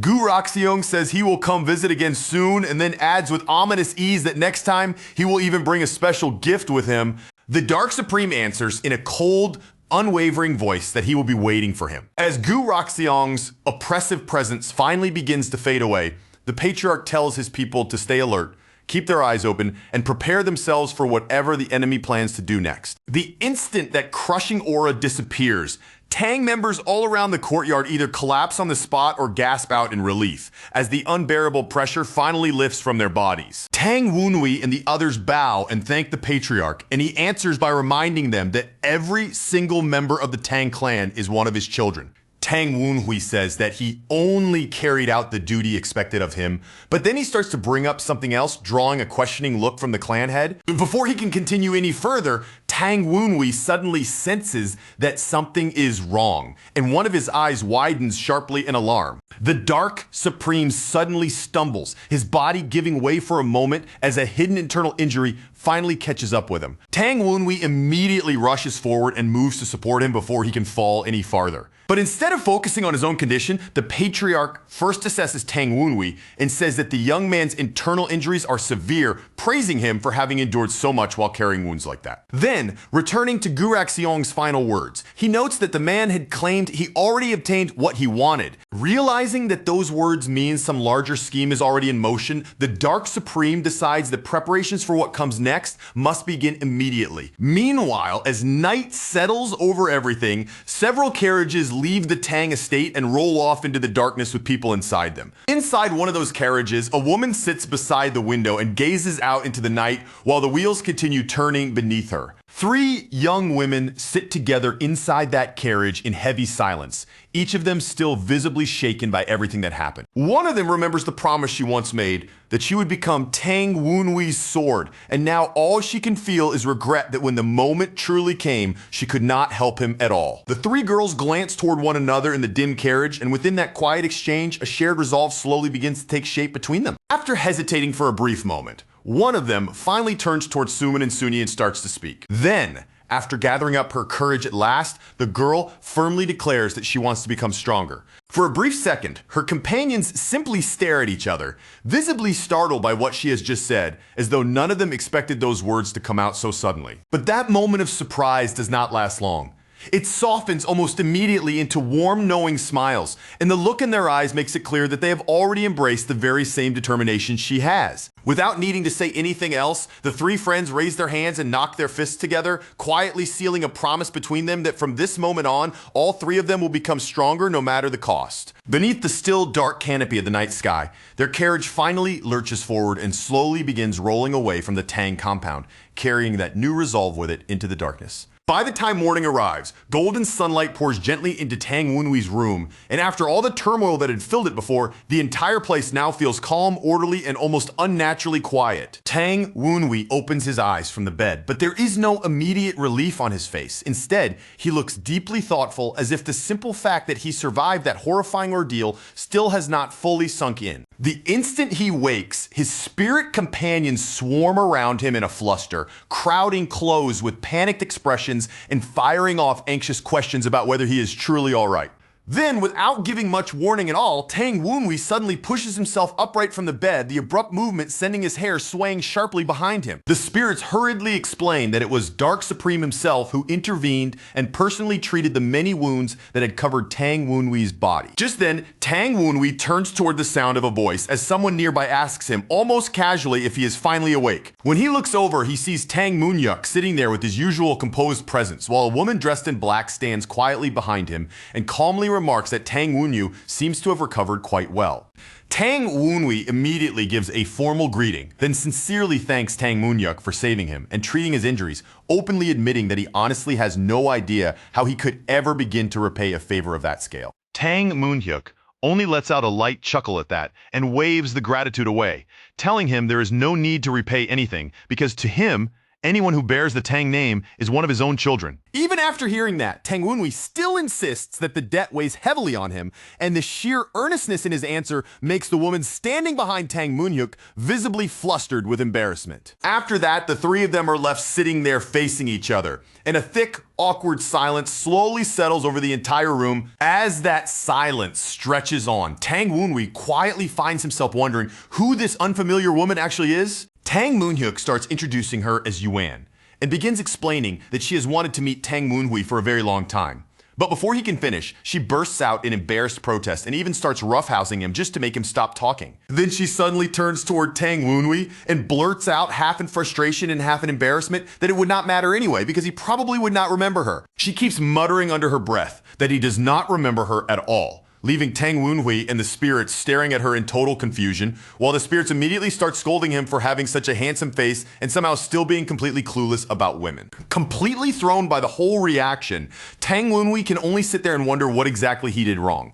Tang Moonhyuk suddenly cuts through the awkwardness with a gruff "anyway," then rises to leave, warning Tang Wenhui as he heads out not to overexert himself for a while. As the two of them make for the door, Tang Wenhui quickly calls after the woman as well, making sure to thank her too before she goes. A moment later, the door closes behind them and the room is swallowed by silence once again, even after being told to rest. Tang Wenhui deliberately ignores that advice and slowly, carefully pushes himself up to his feet. His spirits drift anxiously around him and ask, with obvious concern in their voices, what he thinks he is doing in his current condition.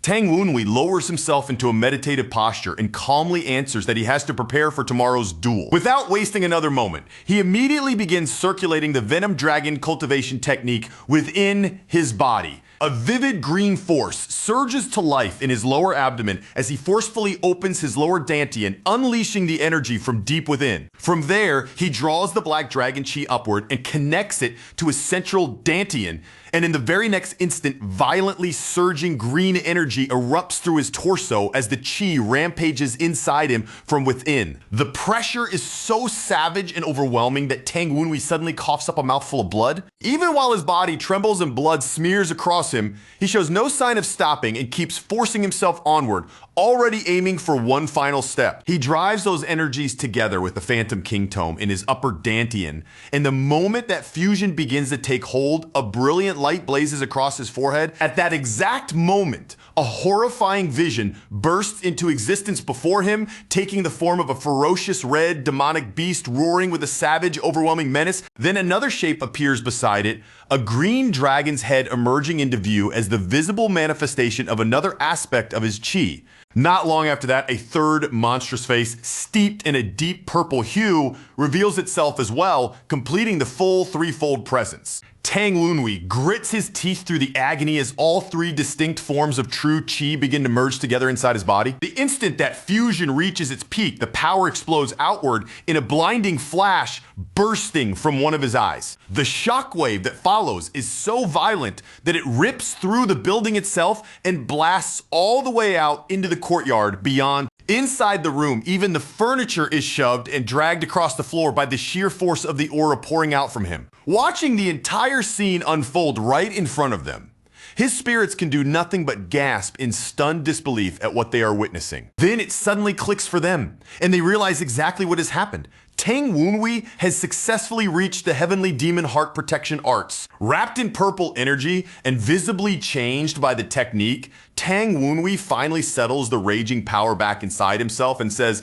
with calm finality that he is done. Elsewhere, Tang Moonhyuk begins speaking and remarks that Tang Wenhui managed to defeat Gu Minche, one of the 10 demonic pillars. He admits it openly, without hiding it at all, that he had not expected much from a duel involving a young man who had not even entered the Supreme Peak realm. In his mind, that duel had originally been nothing more than a convenient excuse to meet Dark Supreme, and yet in only a few short days, Tang Wenhui had grown enough to bring down a Supreme Peak master. Comparing himself to Gu Roxiong, Tang Moonhyuk begins to wonder how someone like him could ever hope to reach celestial heights when he is still capable of misjudging the talent of people so far beneath his notice. As he rises to his feet, that line of thought only deepens and he starts questioning what it is that truly exists below him. In the end, he arrives at a single answer, what lies below him must be the very martial arts he has trusted and practiced all the way until now. His gaze settles on his treasured weapon, and in that long, quiet stare, he suddenly catches hold of something important. At last, he reaches a firm conclusion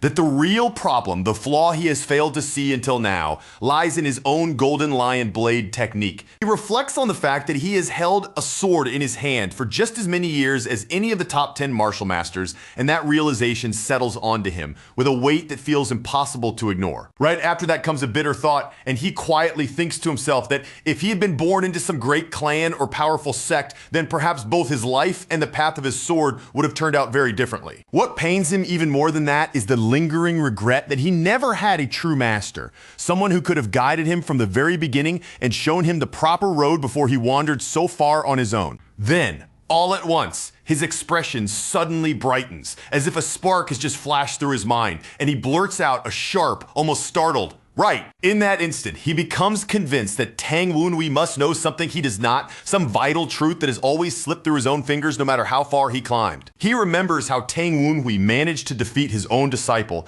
even though the boy had only just started walking the path of the sword. And now, on top of that unbelievable feat, that same boy has even gone so far as to kill Gu Minshi as well. The realization ignites him from the inside. He rises at once with renewed energy and strides out of the hall without the slightest hesitation. From a balcony above, he comes to a stop and looks out toward the Tang training grounds below, his entire mind fixed on Tang Wunhui alone. Staring into the distance, he wonders out loud what it is that Tang Wunhui understands that the rest of them do not. The training courtyard lies wide and open beneath the clear brightness of the morning sun. There, Tang Wunhui finishes winding fresh bandages tightly around his torso, pulling them snug into place as he prepares himself to move. The moment he starts walking out, his spirits immediately call after him in alarm, addressing him as young leader with anxious urgency ringing in their voices. They keep reminding him that Dark Supreme already treated his injuries, but even so, they insist again and again that he should still be resting in bed. Tang Wunhui ignores every one of their warnings and continues heading for the training ground anyway without slowing down. When he reaches the weapon rack, he calmly extends a hand and draws out a wooden practice sword. Without pausing, he tells the spirits that in his current condition, he still cannot allow his training to stop. Then he plants one foot firmly against the ground and settles his body into a clean, proper stance. A faint smile touches the corner of his face as he adds that there's actually another reason he needs to train as well, hidden behind the nearby leaves and branches. The patriarch watches in silence, recalling the promise he made that he would help Tang Wunhui. Out in the open, Tang Wunhui steadies his breathing, tightens his grip around the wooden sword, and lets the calm determination on his face speak for itself. Then he slowly closes his eyes, shutting out everything around him so he can focus completely. From his concealed position, the patriarch continues observing him without making so much as a sound. In his mind, he reasons that a child of noble birth like Tang Wunhui must have received some extraordinary teaching somewhere along the way.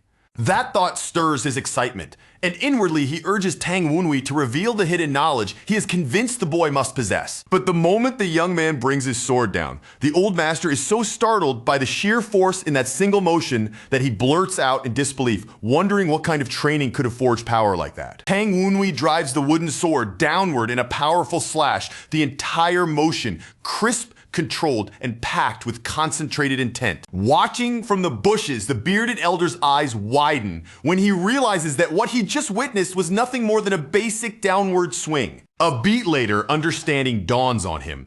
Tang Wunhui is not revealing anything special yet at all and is simply warming up his body through smooth, repeated practice swings. That only makes the elder even more worked up. And in his mind, he urges the boy onward, almost begging to see what technique will come next. As if answering that silent demand, Tang Wunhui follows with another sweeping strike, exposing just a little more of what he has forged into his body through practice. That slash tears through the air with tremendous force, making the motion feel far heavier and more imposing than any ordinary practice swing should. Still hidden from sight, the elder can do nothing but stare in stunned silence at what is unfolding before him. Then Tang Wunhui calmly reaches the end of that sequence, leaving the elder blinking in disbelief and wondering whether that brief display was really all there was. His fingers tightening around the branch in his hand, the elder questions why he still has not seen any secret art. Nothing that resembles either the techniques of Dark Supreme or the treasured martial arts of the Tang clan. Frustration begins to rise inside him because no matter how closely he watches, he cannot understand why the boy keeps returning to such plain, fundamental sword forms. At that point, he nearly convinces himself the whole thing has been a waste of time.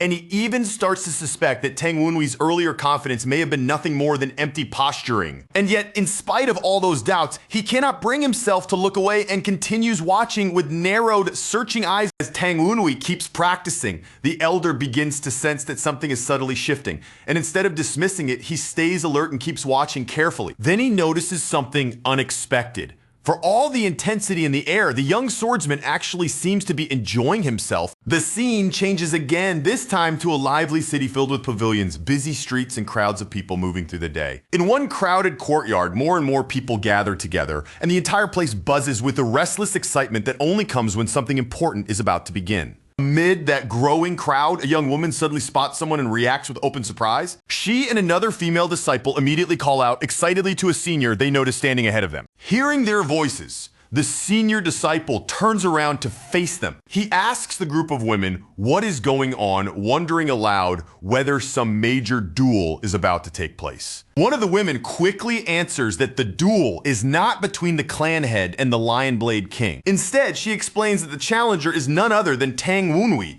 the Vice Branch clan head. Inside the arena itself, Tang Wenhui stands directly across from the imposing elder warrior, the two of them facing each other head on with nowhere to retreat. With that massive blade gripped in hand, the elder steps toward Tang Wenhui, and at last the duel begins in earnest. Tang Wenhui begins with a proper formal introduction, his voice calm and controlled as he states that he is the Vice Branch head of the Tang 9 Dragons branch.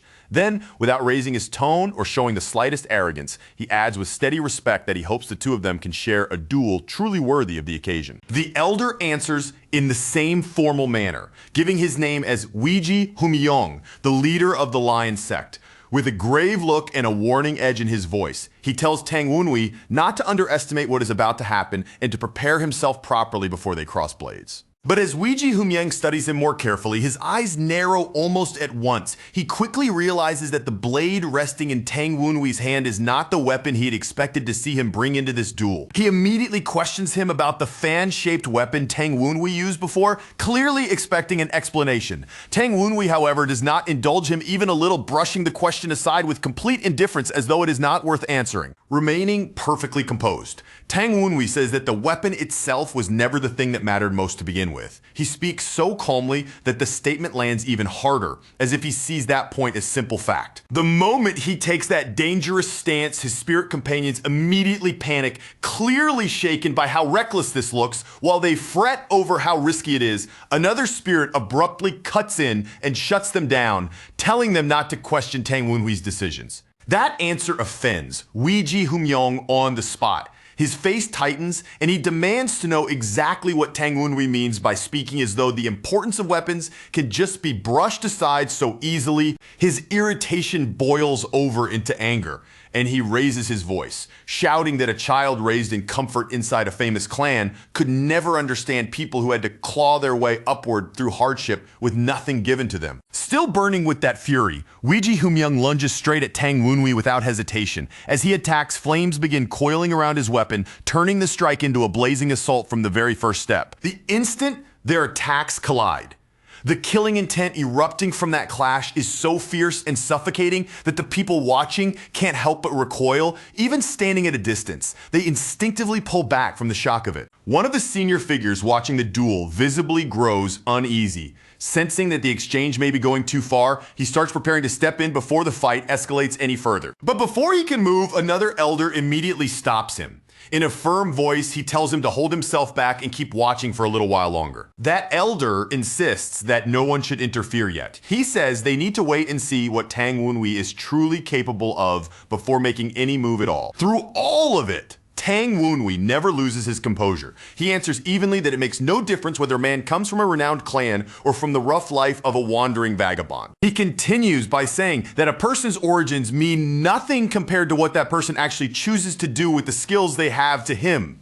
Background alone carries no real weight beside action. Then, in a sudden flash, too quick to follow cleanly, Tang Wenhui's strike slices cleanly through the end of Weiji Humyang's braided hair. The cut is so precise and unexpected that Weiji Humyang is left shocked on the spot.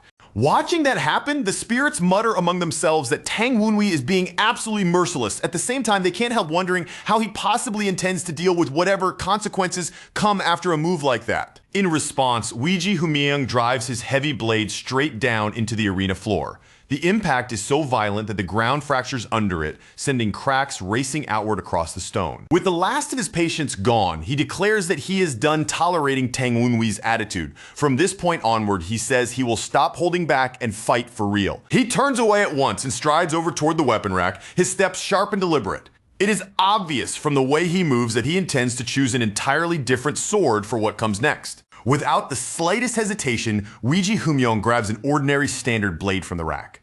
In the same motion, he throws aside the weapon he had been using up to this point. The very instant that new sword settles into his hand, he rushes Tang Wenhui again. As he charges, he openly declares that the duel is only truly beginning now. Tang Wenhui answers him with only a faint smile, looking completely unshaken. He tells Weiji Humiyoung to come forward and show him everything he has. Rushing in with all of his strength, Weiji Humiyoung demands that Tang Wenhui prove what could possibly matter more than weapons and status.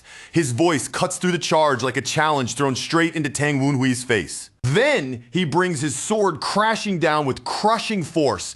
Tang Wenhui meets it head on, bracing his body and receiving that overwhelming blow instead of trying to evade it. The Elder's savage strike slams directly into Tang Wenhui's guard, and the impact rings through the entire arena. The sound alone makes the collision feel heavy enough to split stone.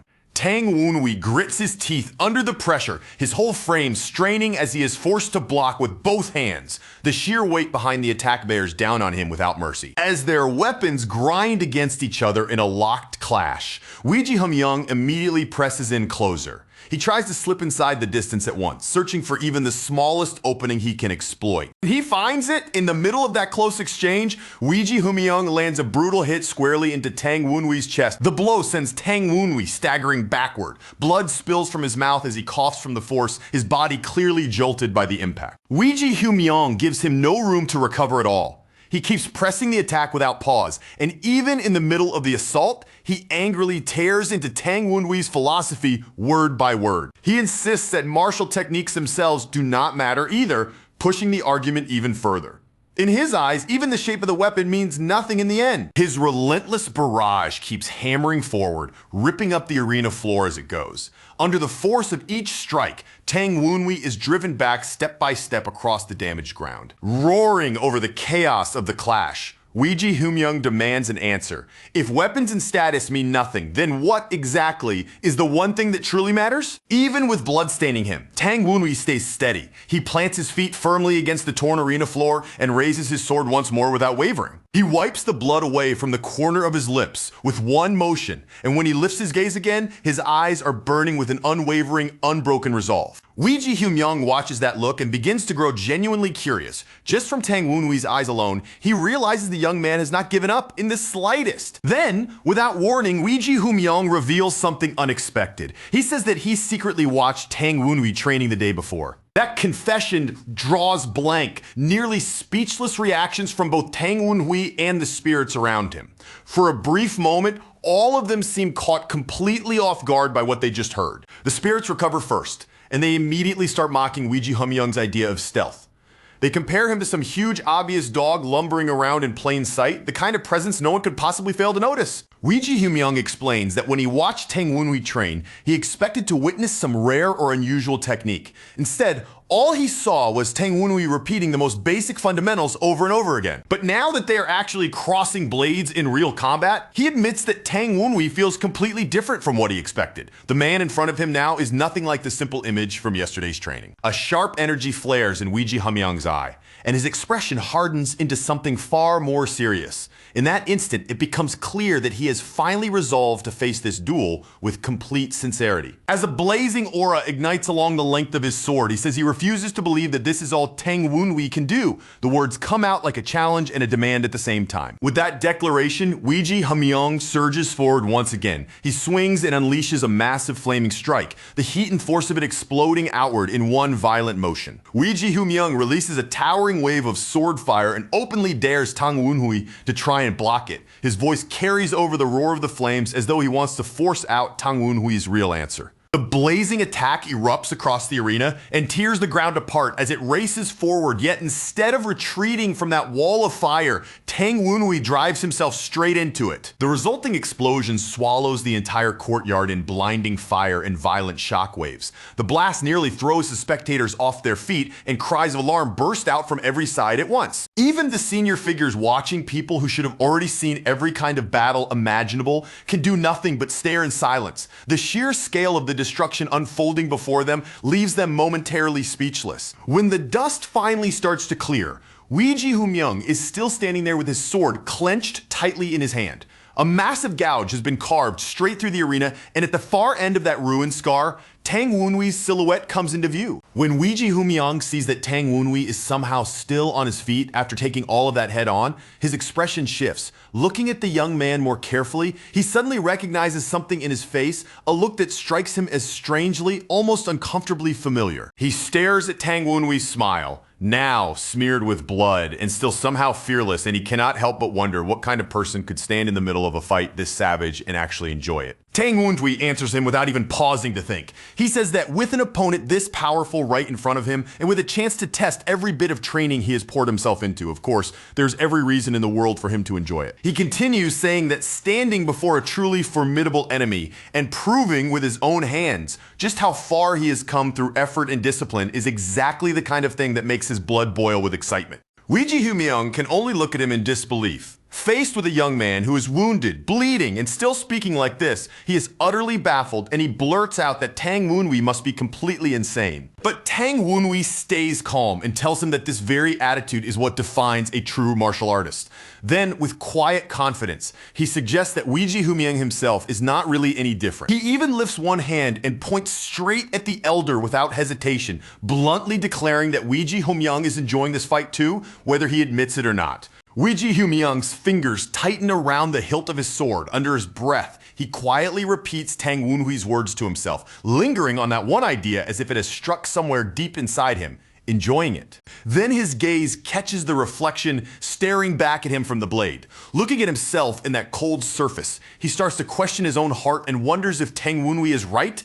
If the truth is that he really has been enjoying this all along. From there, his thoughts begin to drift backward. He finds himself wondering when it all began, when he first started climbing that endless punishing cliff known as martial arts. He remembers dragging himself upward through nothing but stubborn effort, forcing his way higher and higher while his hands were torn open and bloodied from how desperately, how relentlessly he kept climbing. And in that memory, someone once asked the young Lion Blade King a simple question, asking why he was so obsessed with becoming stronger in the first place. Standing inside that recollection, Weiji Humyung comes to a quiet realization back then he never actually had some grand dream or noble reason driving him to train so hard. He sees his younger self again wearing a plain, honest smile without any pretense. And in that memory, he admits the truth with complete simplicity. He trained for one reason only, because he simply loved holding a sword. He remembers swinging that blade over and over again. Not because of duty, not for reputation, and not out of pride, but because doing it was genuinely fun to him from the bottom of his heart. And before he even realized how far he had gone, that simple joy had carried him all the way to the highest peak. Step by step, it led him upward until he became strong enough to stand at the top and lead a sect with his own hands. Back in the present, that truth becomes painfully, unmistakably clear to him at last. What he had really wanted all this time was simply to enjoy martial arts for what it was. It is almost as if he is standing there once again on that lonely cliffside beneath a sky full of stars. In that quiet inner space, he finally accepts that he loves martial arts for no grand reason at all, only for the art itself. That realization hits him so deeply and with such force that tears begin to stream down his face before he can stop them. Those tears slip from his cheeks one after another and fall to the cracked ground at his feet, splashing softly against the ruined stone below him. Then he steadies himself and rises again. Even though his hands are battered and slick with blood, he tightens them into hard clenched fists, as if gathering himself all over again. His gaze sharpens visibly, and his eyes recover a fierce clarity, along with a burning passion that had been buried somewhere inside him for far too long. In that image of himself standing alone near the edge of the cliff under the night sky, he remains still for a brief moment as though weighing everything in silence. Then he finally moves. He takes one firm, decisive step forward, like a man who has at last chosen his path again, with no hesitation left in him. That single step lands with explosive force. It carries the weight of his rekindled spirit, the return of his forgotten passion, and the full revival of his will to fight. Now laughing openly, almost intoxicated by the sheer exhilaration of it, Weiji Humyoung roars that this is unbelievably fun. In that moment, he throws himself fully into the joy of battle without holding anything back. He raises his glowing sword high overhead, and the power running through the blade immediately begins surging even more violently than before. The force of his aura ripples outward so fiercely that the surrounding area trembles under it.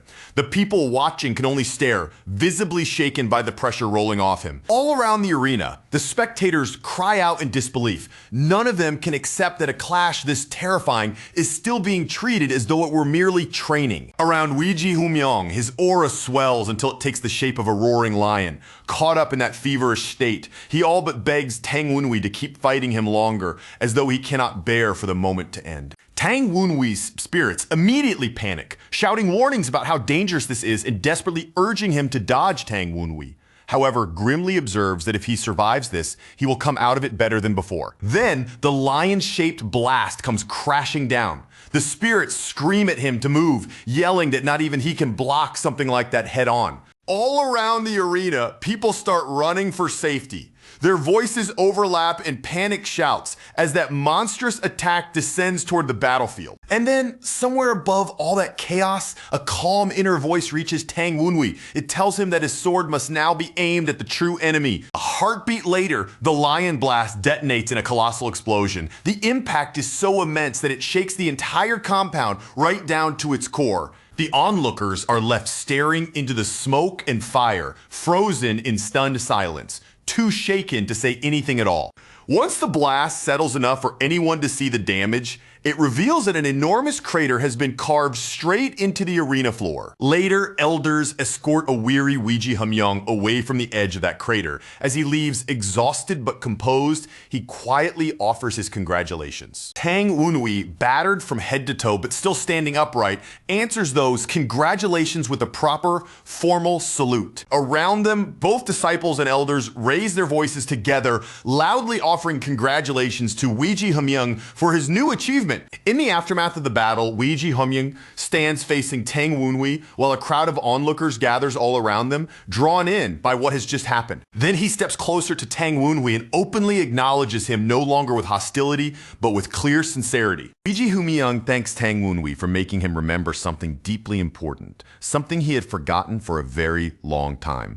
Tang Wenhui smiles back at him and replies that he is the one who should be grateful because he learned a great deal from this exchange as well. Off to the side, another elder watches the two of them and remarks that this unexpectedly heartfelt moment is strangely wholesome to witness. Then that elder turns to address everyone present. In a formal voice, he declares the duel officially over while hinting that there is still one more important matter left to discuss. He then announces that he intends to restore a unit that was disbanded long ago, the Tempest Squad. To remove any doubt, he states it even more clearly. The Tempest Squad, which was dissolved 24 years ago, will now be brought back. The gathered martial artists react instantly, their expressions filling with shock as the meaning of those words sinks in. Voices erupt from every direction at once as questions fly out in disbelief. No one can easily comprehend that the Tempest Squad might truly be returning. Several of the senior figures immediately push back against the announcement. They argue that bringing the Tempest Squad back is far too dangerous, and they do not hesitate to remind him that he was the very person who once vowed to disband that unit in the first place. Other voices rise in support of that objection as well. They insist there is absolutely no reason to restore a force that already suffered such a devastating defeat in the past. Amid all those protests, one man can only mutter under his breath, unable to hide his disbelief that this entire idea is completely absurd. A flash from the past cuts through the moment, showing the Tempest Squad hurling itself into the front lines against the heavenly demon divine cult.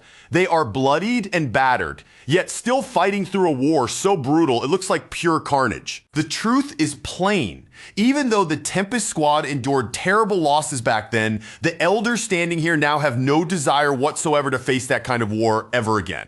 The white-haired elder answers with absolute firmness, not leaving even a sliver of room for argument. He says he will restore it regardless, then openly challenges anyone present to try and stop him if they can. One elder tries to object again and starts to speak up, but before he can even get the words out properly, something suddenly crushes that resistance flat. A suffocating pressure drops over several of the protesting elders all at once. It clamps down on their throats so hard that they instinctively grab at their necks in panic. Unable to withstand that crushing force, they collapse down gasping. They struggle just to breathe, let alone continue arguing. In the darkness behind that overwhelming intimidation, terrifying red eyes seem to appear. It is as if the pressure itself has taken on a monstrous shape. Then a huge shadow looms up behind them, swallowing the space in dread, and one of the elders lets out a scream filled with pure terror. Another man catches sight of that monstrous presence reflected in his own eye, and the fear hits him so hard that he freezes where he stands. The frightened elders instantly begin apologizing and scrambling backward to get away. Meanwhile, the elder at the center of it all dismisses their panic as though they were making a fuss over nothing more than a small scare. Then, after clearing his throat like nothing unusual has happened at all, he turns back toward the crowd and calmly resumes speaking. He explains that the reason he wants to revive the Tempest Squad is simple. He intends to create a force powerful enough to deter the heavenly demon divine cult. He goes on to say that they cannot possibly hope to face the cult by themselves alone.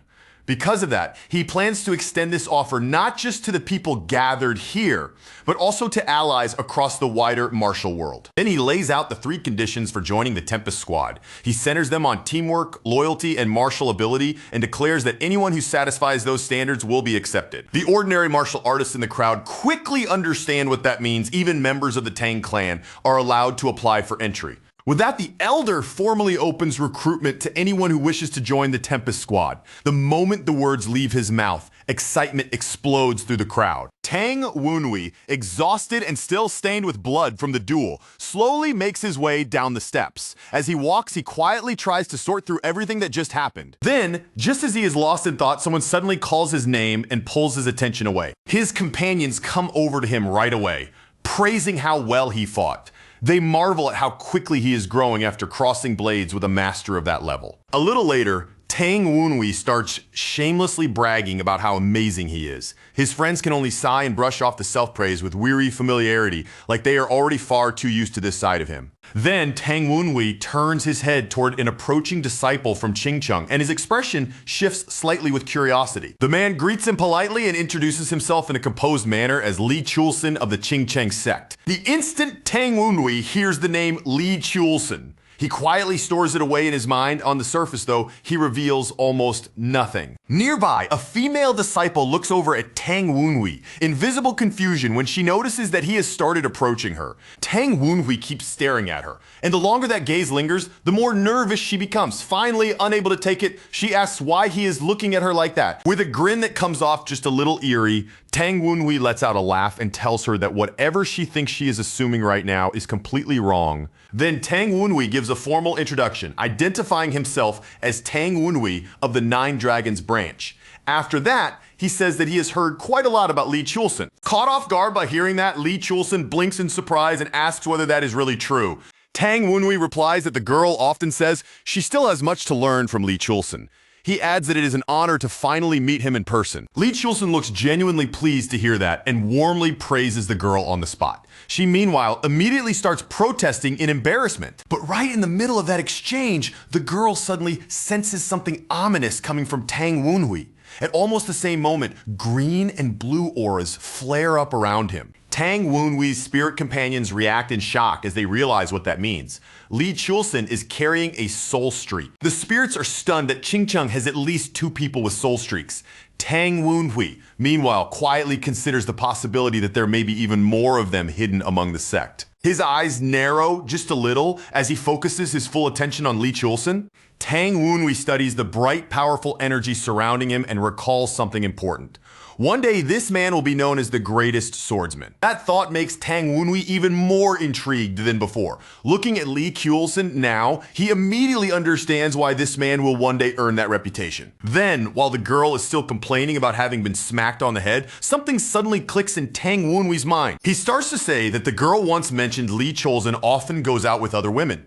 But before he can even finish the sentence, she launches herself at him with a scream. She grabs hold of him in a fury and starts throttling him, shouting that she never said anything like that. Lee Chulson, on the other hand, can only laugh as the chaos unfolds right in front of him. Off to one side, two women watch the ridiculous scene play out in complete stunned silence. As they look on at Tang Wunhui and the girl bickering back and forth, they comment that the two of them unexpectedly seem to get along rather well. Laughter starts spreading through the group and the whole mood lightens, but right in the middle of that warmth, someone new begins walking toward them. The newcomer calls out to young master Tang Wunhui, immediately drawing Tang Wunhui's attention over to him. The man then informs Tang Wunhui that the patriarch is requesting to see him. Night falls over the Grand Tang estate. Beneath the darkness hanging over the courtyard, Tang Wunhui comes face to face with the white-bearded Tang patriarch.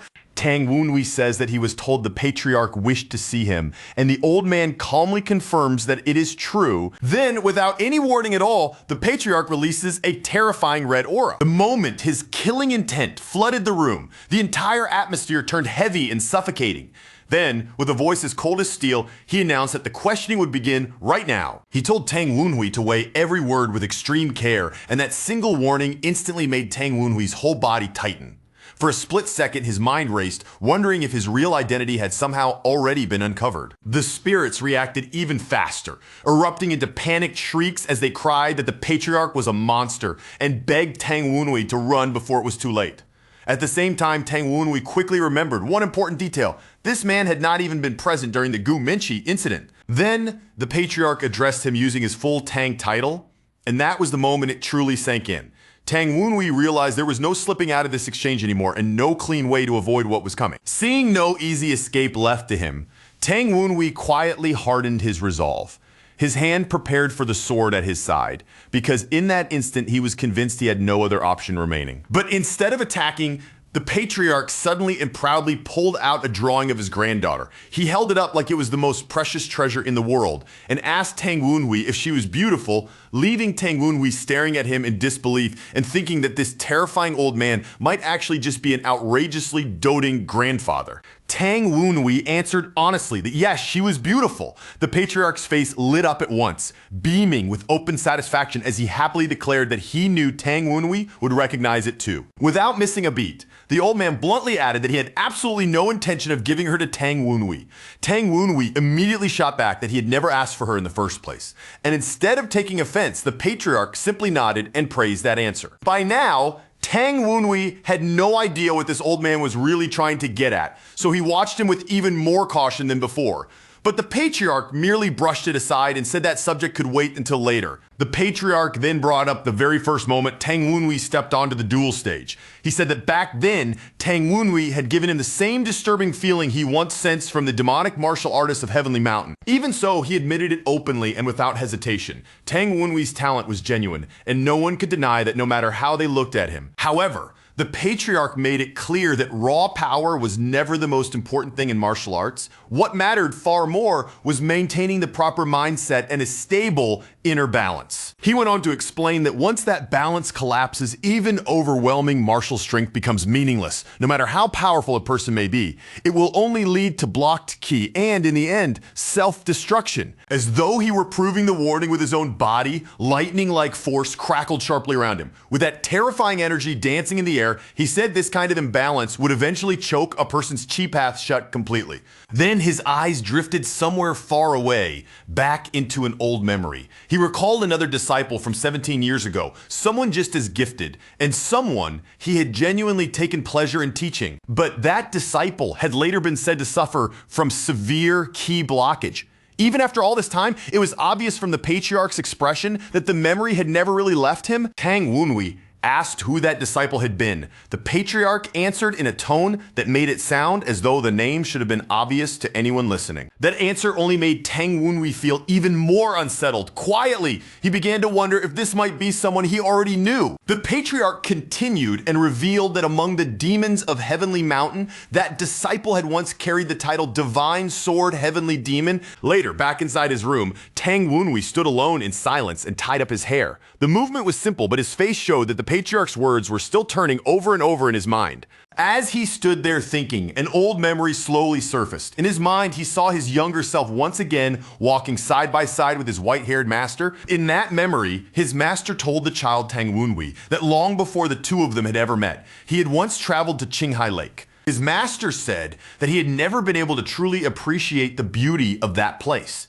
Hearing that, young Tang Wunhui looked up at him and innocently asked why. His master answered that at the time, he had been badly wounded, and it was not only his body that had been damaged, but his spirit as well. Back then, he had been in the middle of exterminating a group of mountain bandits. He drew his swords and planted his stance in front of them, squaring himself against the entire group as if he meant to cut down every last one. And that was exactly what he did. He slaughtered the bandits without mercy, saying they were such cruel and vile people that they deserved nothing less than that fate. But then everything changed in an instant. Out of nowhere, a monstrous opponent appeared and struck him with a devastating wound. He barely escaped with his life and made it as far as the water before his strength gave out.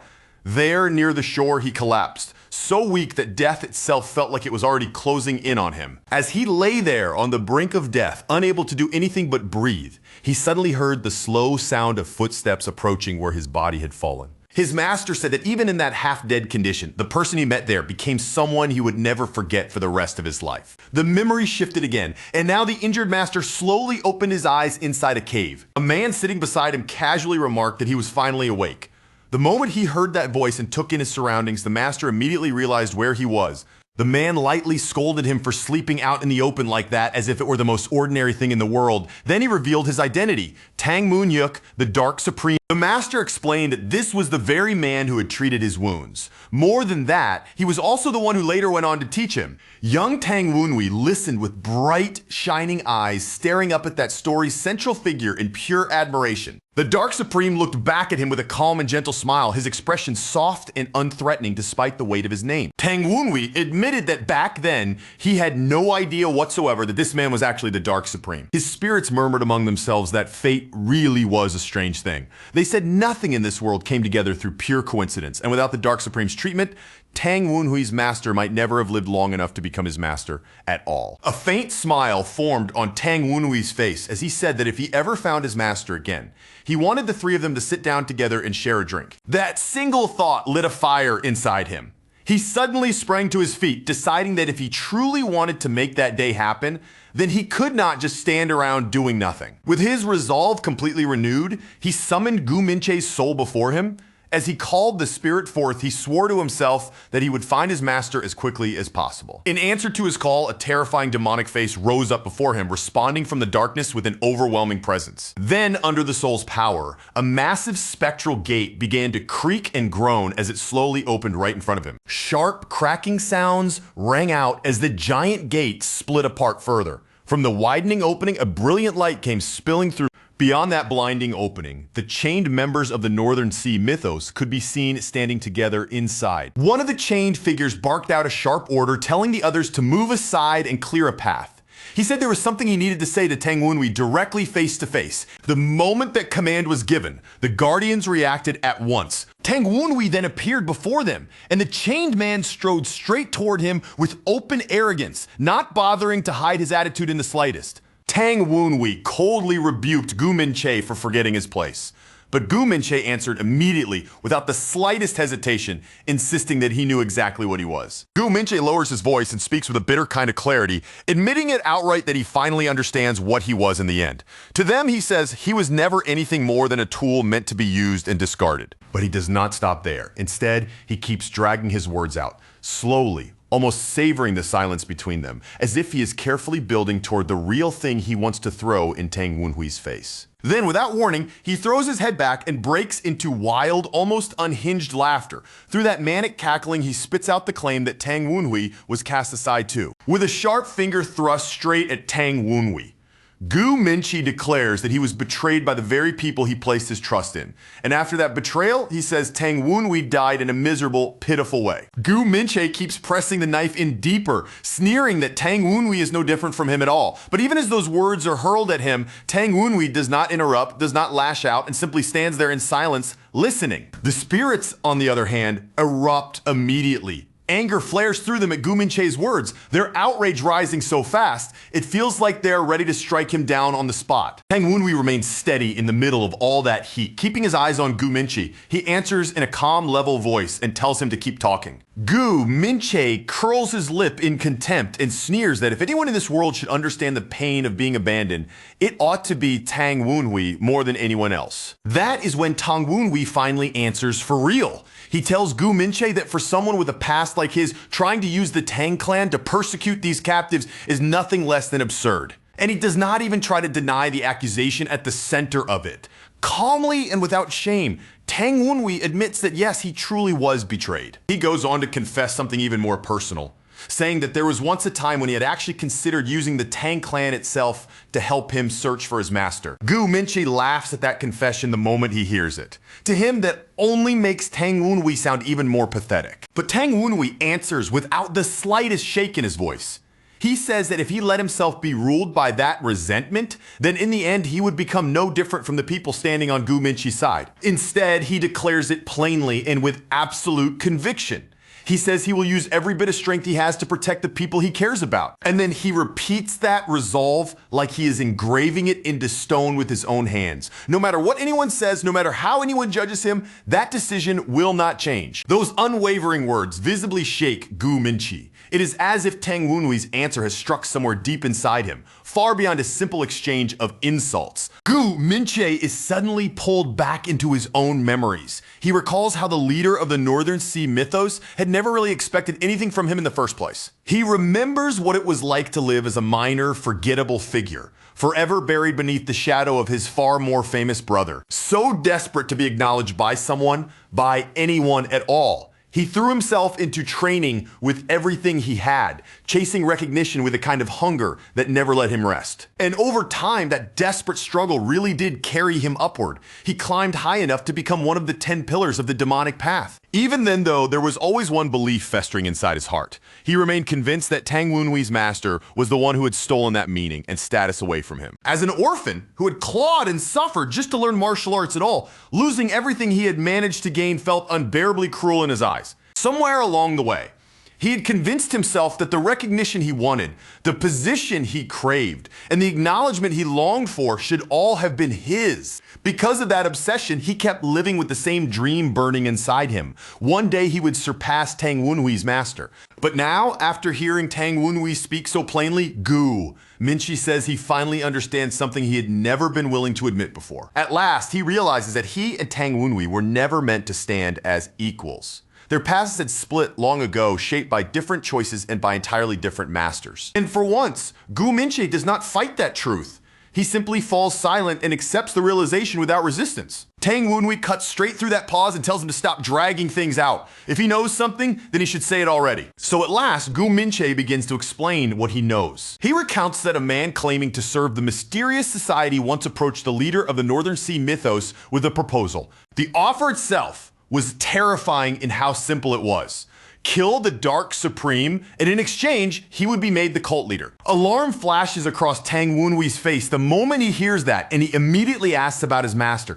Gu Minche answers that the only thing he knows is that one of the society's followers had been tasked with tracking down the divine sword Heavenly Demon. Tang Wenhui's eyes widen instantly. From that one single detail, he understands something enormous at once. His master is still alive. Gu Minche adds one more thing, saying that the mysterious society had also granted the leader of the Northern Sea mythos some kind of unknown power. He then says he also heard that the leader had recently gone to the Eternal Ice Mountain. That piece of news leaves Tang Wenhui and his spirits equally confused. All of them are left wondering why the leader of the Northern Sea mythos would head to a frontline stronghold like that. Gu Minche closes out his explanation with a grim conclusion.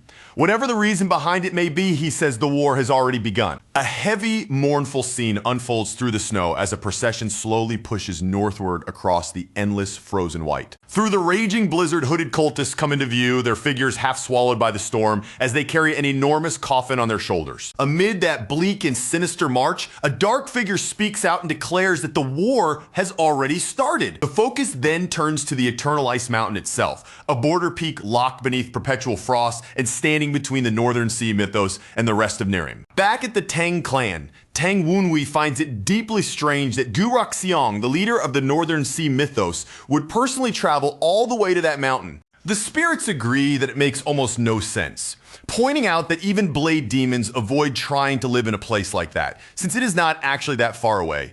Tang Wunhui decides the only real answer is to go and investigate it for themselves. Even so, the thought of heading there alone gives Tang Wunhui pause. He hesitates, wondering how exactly he is supposed to handle everything by himself. Just then, noise from outside catches his attention. Hearing the disturbance, he steps out of his room to see what is going on. When he looks into the courtyard, he finds Li Chulsin still sparring with the girls even though it is already late into the night. Li Chulsin asks why they are still training at an hour like this. One of the girls answers that he got so fired up after seeing what happened earlier that he ended up dragging things on out of sheer excitement. Back inside his room, Tang Wunhui sinks into thought again, turning the whole situation over carefully in his head. Then, all at once, something clicks. An idea sparks in his mind, and his whole expression brightens on the spot. A mischievous grin slowly spreads across his face as he immediately starts writing something down.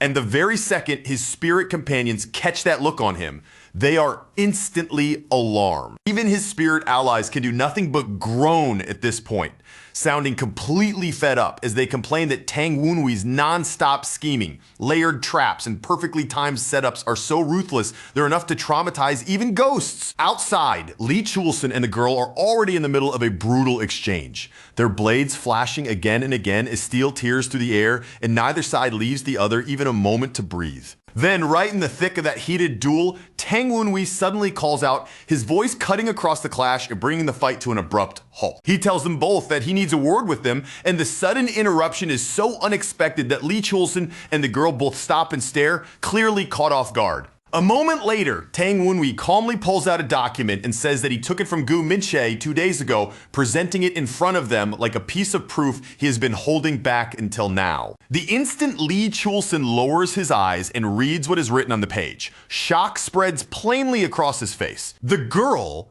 immediately insists that something this serious has to be reported to their superiors right away. But inwardly, Tang Wunhui quietly notes that the two of them have completely accepted his story. Even so, he warns them at once that sending a report now would be far too dangerous. He explains that if word is sent out now, Tang Munyuk, the Dark Supreme, could mobilize his forces immediately, and that kind of reckless reaction might be exactly what the Northern Sea Mythos leader has been trying to draw out all along. That is why he says he wants to confirm the truth with his own eyes first. And since this is not something he can easily manage alone, he asks the two of them to help him. Li Chulsin lets out a laugh, but there is still a faint hesitation mixed into it as if he is still measuring the danger before he gives his answer. Then his mind flashes back to how formidable Tang Wunhui looked in battle before, and that last bit of doubt fades away.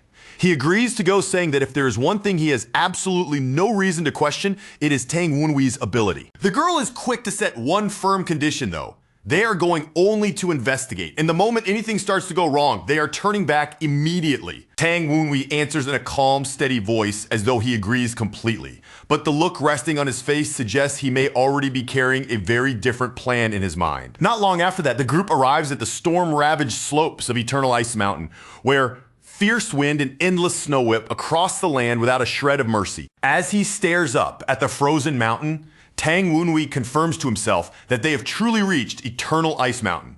At the same time, he admits inwardly that without the others helping him, there is no way he could have arrived here this fast. Once they properly entered the snowy mountain, the group decides to split up and search separate areas, each person giving the others a warning to stay sharp and be careful. Tang Wunhui moves through the deep snow alone, and with every step he takes, violent bursts of energy keep crashing down around him from every direction. Without slowing his pace, he orders his spirit allies to spread out and search for clues while he keeps pressing ahead by himself, his aura flaring sharply in the freezing air around him. As he continues his search, his thoughts drift back again and again to the old man who once called this a gift, and that unsettling memory keeps circling through his mind. Tang Wunhui thinks it over with cold, careful clarity.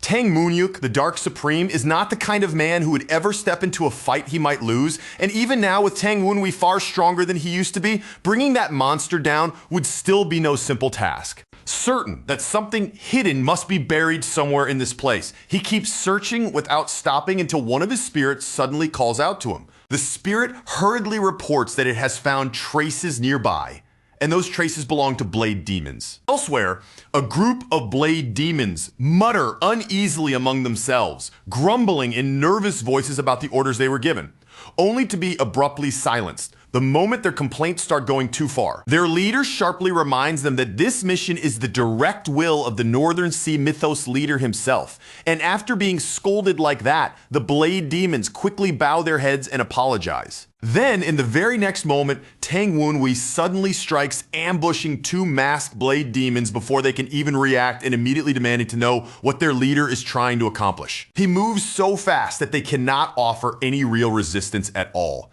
And before long, all three blade demons are completely subdued, bound up, and left helpless in front of him. The captured demons begin begging desperately for their lives. But right in the middle of that panic, one of them suddenly starts laughing, and the sound of it feels completely wrong. Tang Wunhui's eyes narrow at once, growing suspicious. He fixes his gaze on the laughing demon and asks what exactly is so funny. With a twisted smile still on his face, the demon explains that the eternal ice in this mountain can turn the dead buried beneath it into flames that burn forever. Then, he goes even further, saying that the former leaders of the Northern Sea are being brought back so the Northern Sea mythos can find comfort in them. After that, the demon begins praying for those dead leaders to rise again, and the very moment those words leave his mouth, a powerful ritual is unleashed. Tang Wunhui's spirit allies instantly realize what is happening and scream at him to dodge as red light comes surging out, but Tang Wunhui remains unnervingly calm and takes it head on. In the very next heartbeat, the ritual erupts into a massive fiery explosion. Flames swallow the snowy forest in one sweep, and thick smoke comes roaring upward into the sky in huge, choking plumes. And through that snow lit by fire, heavy, ominous footsteps begin drawing closer. Above the devastation, a white-haired man wrapped in purple energy rises into view, floating over the ruined ground, while the corpses of dead demons lie scattered all around below him. The instant his companions hear the explosion, they rush toward Tang Wunhui in alarm, calling out to him and asking if he is safe. Coughing through the smoke, Tang Wunhui mutters under his breath about eternal ice mountain and the existence of flames that burn forever. His allies repeat that realization in shock, stunned by the horrifying possibility that the former leaders of the Northern Sea are rising once again. Tang Wunhui slowly lets out a breath, and in that moment, everything finally clicks together for him. He understands at last what that so-called gift really was. He raises his eyes toward the blazing peak overhead and lets out a short laugh, the sound carrying a note of disbelief. With a grim smile settling on his face, he concludes that this terrible resurrection must be the gift he had been warned about from the very beginning. Without wasting even another second, he orders the team to head straight for the mountain's peak. They launch forward at once, but as they race upward through the mountain, another explosion suddenly erupts ahead of them. One companion instantly raises a weapon and blocks the next blast head on, while another slashes through the incoming explosions and cuts them apart as the group forces its way farther up the mountain. Tang Wunhui flips forward without losing speed, completely set on pushing ahead no matter what stands in the way. As they sprint through the chaos, one of his companions demands to know what is going on, and Tang Wunhui says that he already has a theory, still running as the mountain erupts around them. Tang Wunhui explains that if his guess is right, then this place is no ordinary mountain at all, and he says that conclusion comes from something one of the captured blade demons told him. He repeats the prisoner's exact claim. The former leaders of the Northern Sea buried beneath this mountain would rise again as eternal flames. Then he adds the most disturbing part of all, that these revenant leaders are meant to comfort the Northern Sea mythos, and that explanation visibly shakes his ally. From there, Tang Wunhui reaches the conclusion that ties everything together. This entire mountain is not merely a battlefield or some hidden refuge, but the burial ground of those Northern Sea leaders themselves. Tang Wunhui finally says it out loud without dressing it up at all. Eternal Ice Mountain is not merely some frozen fortress of the north, but the graveyard where the former leaders of the Northern Sea mythos were laid down for their final rest. The moment that truth leaves his mouth, the three of them kick off the ground and surge upward together, racing toward the mountain's broken summit as fast as their bodies can possibly carry them. When they finally arrive, what greets them is a grisly battlefield streaked with blood and scattered with glittering crystal. One of Tang Wenhui's companions can only call out to him in horror, visibly shaken by the sight spread out before them. Tang Wenhui slowly lifts his head, then suddenly stops cold. For a brief moment, he can only stare in shock as he realizes that something massive has been split wide open above them. As all three of them stand there staring at the enormous hole torn through the ice, they reach the same conclusion almost immediately. There's no doubt now. Something is hidden beneath it. Li Chulson says they should report this first before doing anything reckless, but Tang Wenhui does not wait even a heartbeat without hesitation. He jumps straight down into the darkness below the shattered ice. The moment one of his comrades sees that, he lets out a laugh and dives in right after him, saying that getting dragged into adventures with Tang Wenhui is always a good time. Beside them, the other companion can only release a long, weary sigh. Clearly irritated, she starts scolding the two reckless men, even while moving after them anyway, following them down despite her annoyance. The three of them land inside a cavern hidden deep beneath the mountain, where long icicles hang from above like rows of frozen fangs waiting in the dark. As they make their way farther into the cave, Li Chulson looks ahead into the gloom and asks what exactly they are supposed to be searching for down here. Before anyone has the chance to properly answer him, a blinding light suddenly flares up ahead and washes through the cavern. Inside that harsh light, enormous monsters reveal themselves, standing in silence across the cavern floor, their red eyes glowing through the darkness as they wait for the intruders to come closer. Tang Wenhui feels it instantly. These creatures are nothing like ordinary blade demons. Then, the next instant, the whole cavern explodes into violence as steel meets steel and weapons slam together in a wild, furious melee. Tang Wenhui's two companions move in perfect sync, their attacks overlapping as they strike together and carve hard into the hulking demons, clogging the tunnel ahead. One ally tells Tang Wenhui to leave these monsters to them, while the other urges him to keep going and promises they will catch up once they finish here. Tang Wenhui gives them a sincere word of thanks, then immediately turns away and pushes deeper into the cavern without wasting even a second. He rushes past more blade demons farther inside, pressing onward while his two comrades remain behind to hold the line and keep the passage open for him. One of his spirits nervously asks whether his companions are really going to be alright, and Tang Wenhui answers with a dry little joke, asking if the spirit is talking about the blade demons rather than his allies. Farther ahead, a massive metal gate begins to creak open with a heavy groan, and brilliant light spills out through the widening gap. Tang Wenhui steps through into a vast underground hall, and the moment his eyes take in the space before him, he realizes exactly where he is. He has entered the tomb of the Northern Sea Mythos leaders. He walks slowly between rows of stone coffins, his gaze moving across them one by one as the oppressive silence of the place presses down from all sides. Each step he takes echoes through the chamber as he makes his way toward one particular grave deeper inside. Then, all at once, he catches his breath.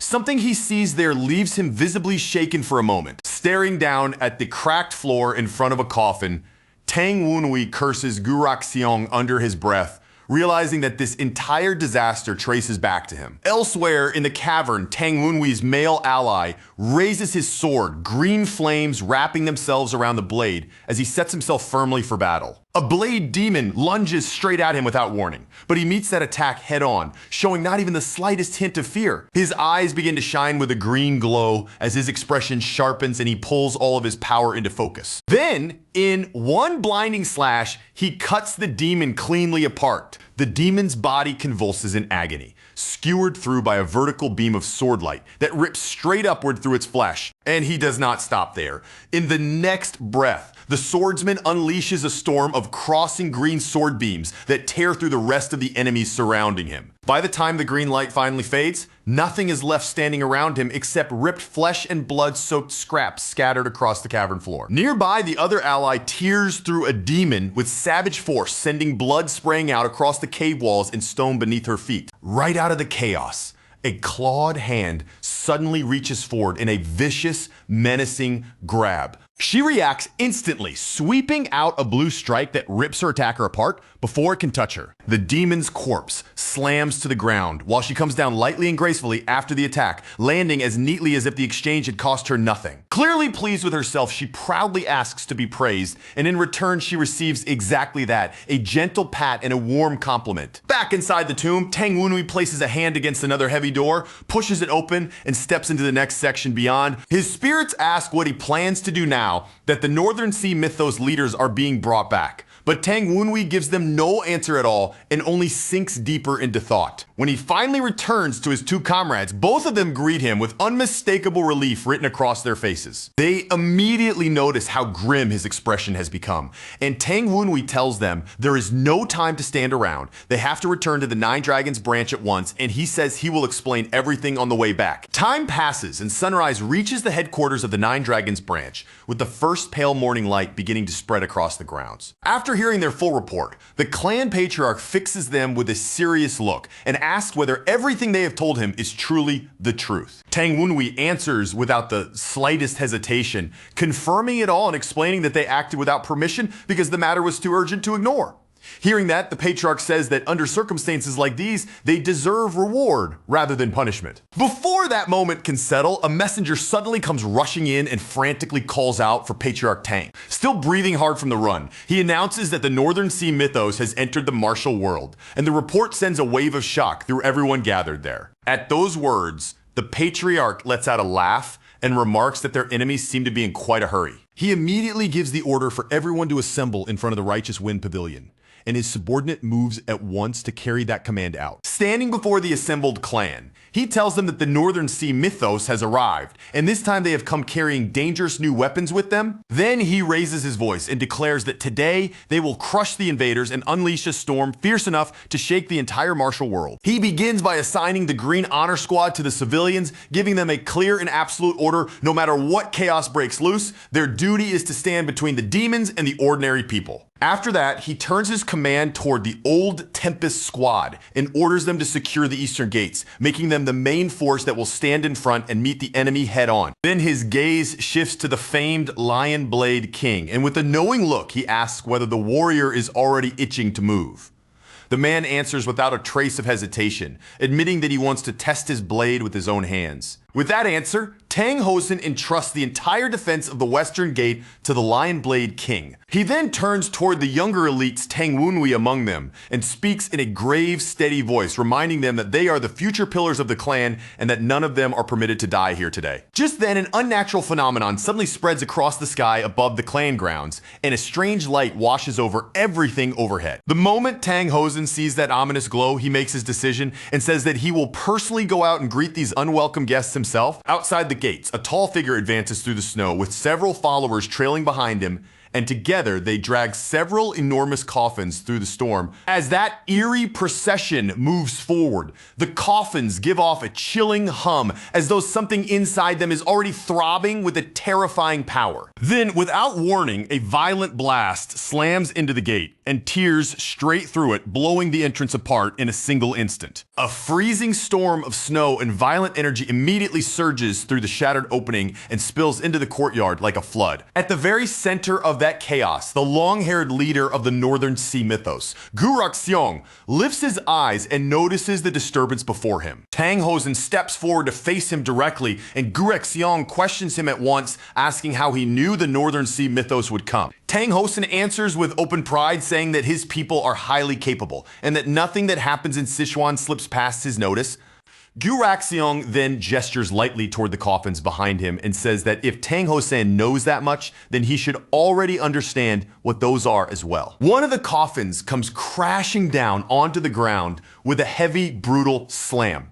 And as that sound hangs in the air, Guraxiong declares that the Tang Nine Dragons branch will be wiped out today. A sharp cracking sound follows, and the lid of one coffin slowly begins to split open. Several terrifying figures stand ready beside Guraxiong, including a massive blue demon and a woman dressed in purple. Then one twisted underling proudly announces that before the day ends, the Nine Dragons branch will be erased from this world. An instant later, explosions begin erupting from every direction across the courtyard, and the battle finally bursts into motion. In the middle of all that chaos, Tang Hosen remains standing calmly where he is, while the blue demon and the female warrior are blasted away by the shockwaves around him. With his eyes glowing coldly, Guraxiong says that his original plan had been very simple.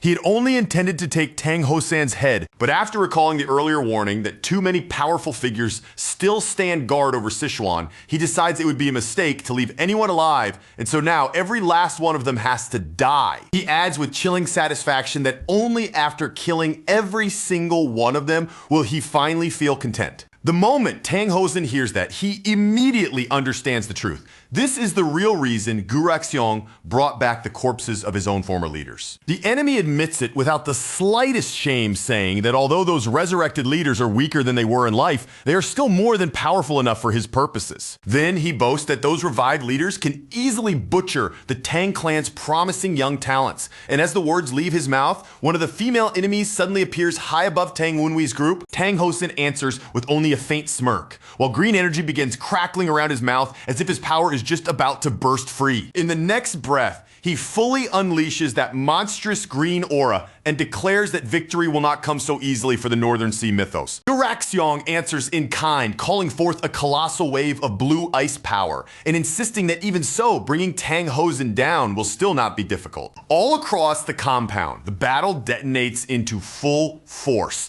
and the surrounding buildings begin to tremble under the impact of those colliding powers. At the same time, the white-haired woman vaults down in one swift motion and launches her attack straight at Tang Wenwei's group. The instant their attacks collide, a deadly red tears through the dark space between them. She lands with frustration written plainly across her face, clearly annoyed that someone actually managed to stop her move. Standing against her, a young woman in white takes a cut across the face, but even with blood streaking her skin, she refuses to retreat and keeps fighting. She snaps that she has no interest in women, then immediately fires back with an angry counterattack of her own. Another ally tells Tang Wenwei to leave this area to them and go help somewhere else. He agrees, but not before warning them not to push themselves too far. With fierce determination burning in her eyes, the female disciple throws herself right back into the heart of the fight. The seductive enemy clicks her tongue in irritation and complains that handsome men always create trouble because people keep rushing in for them without thinking. Tang Wenwei's comrade, blue light blazing in her eyes, shoots back that she should stop lusting after men who are already taken and go straight to hell.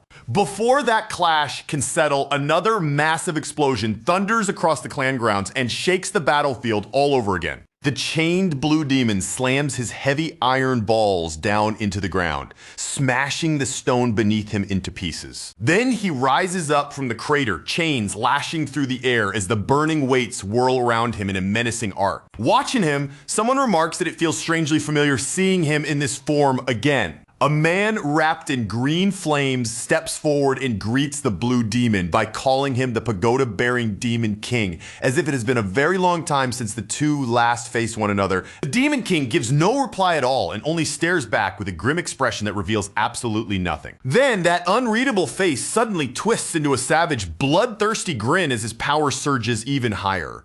Meanwhile, on another front, the Lion Blade King strides down the street toward a cloaked Northern Sea mythos warrior who has been standing there waiting for him. After glancing toward the distant blast, the Lion Blade King remarks that another brutal fight is already breaking out somewhere else inside the clan grounds. The cloaked enemy answers in a cold voice that he should worry about surviving his own battle first. Then, as he draws his weapon, the cloaked foe asks the Lion Blade King to fight him seriously. With a violent kick, he blasts himself straight forward, launching headlong into the fight without the slightest hesitation. His eyes are burning as he calls out to the Blade King, openly demanding to see something truly worthy, his voice sharp with hunger like he's daring him not to hold anything back. On another rooftop entirely, the panic down below has already begun to spill through the city as civilians flood the streets trying to escape.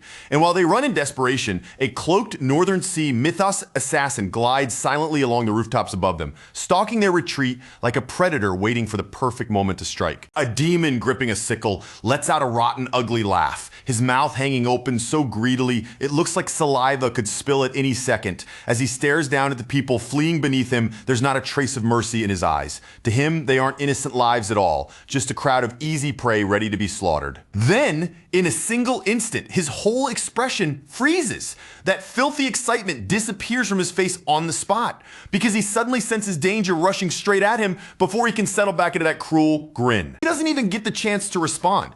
A slash rips across him in midair from Tang Wenwei's side, cutting in from the flank with such speed that it catches him while he's still suspended above the rooftop. Tang Wenwei and his ally waste no time after that and immediately give chase, driving the injured demon across the rooftops in front of them. In the blink of an eye, it turns into a savage rooftop pursuit, with the two of them pressing close behind like hunters refusing to let wounded prey escape. They move to cut off the lecherous old demon and stand directly in his path, confronting him face to face, and with open disgust, they make it perfectly clear that all that revolting giggling of his is going to be the very thing that gets him killed, speaking to him like he's already as good as dead. The old demon only twists his mouth into a sneer and spits back a mocking reply, ridiculing Tang Wunhui for having such a sharp tongue. Even with the pressure on him, he chooses arrogance over fear, answering their contempt with smug disdain. At the same time, the main clash between the Tang side and the Northern Sea mythos leader surges into something even more violent than before, right? In the heart of that swelling chaos, the Tang fighter declares that now, finally, the true battle is beginning. The Northern Sea mythos leader bursts forward with an ice-covered blade in hand, his charge carrying a chilling, murderous force. And as he closes the distance, he mocks his opponent openly, thanking him in advance as though Tang's head is already his to take. The Tang fighter answers by drawing a swirling mass of green energy into his palm,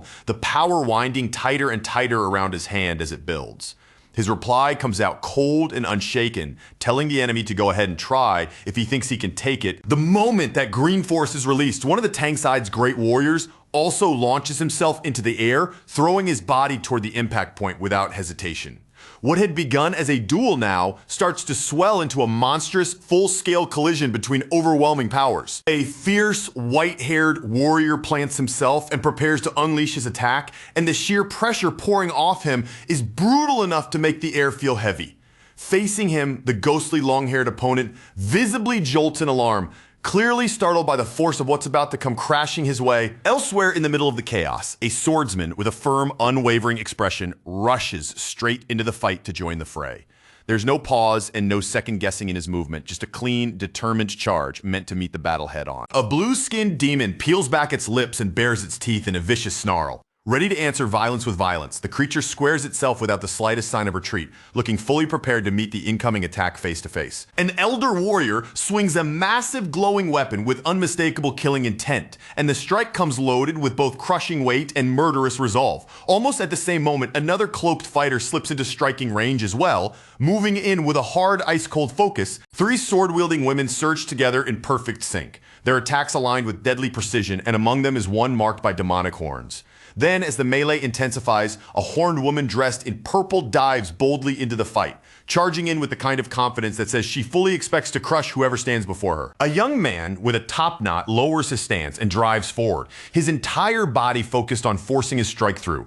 Opposite him, a warped-looking assassin lifts a curved blade with naked, murderous glee, looking almost delighted by the chance to kill. At the center of all that chaos, Tang Wunhui steadies his breathing and draws his concentration inward, gathering power into his sword art with deliberate control. And in the middle of that raging battlefield, that brief pocket of stillness makes one thing clear. He's preparing something precise, dangerous, and devastating.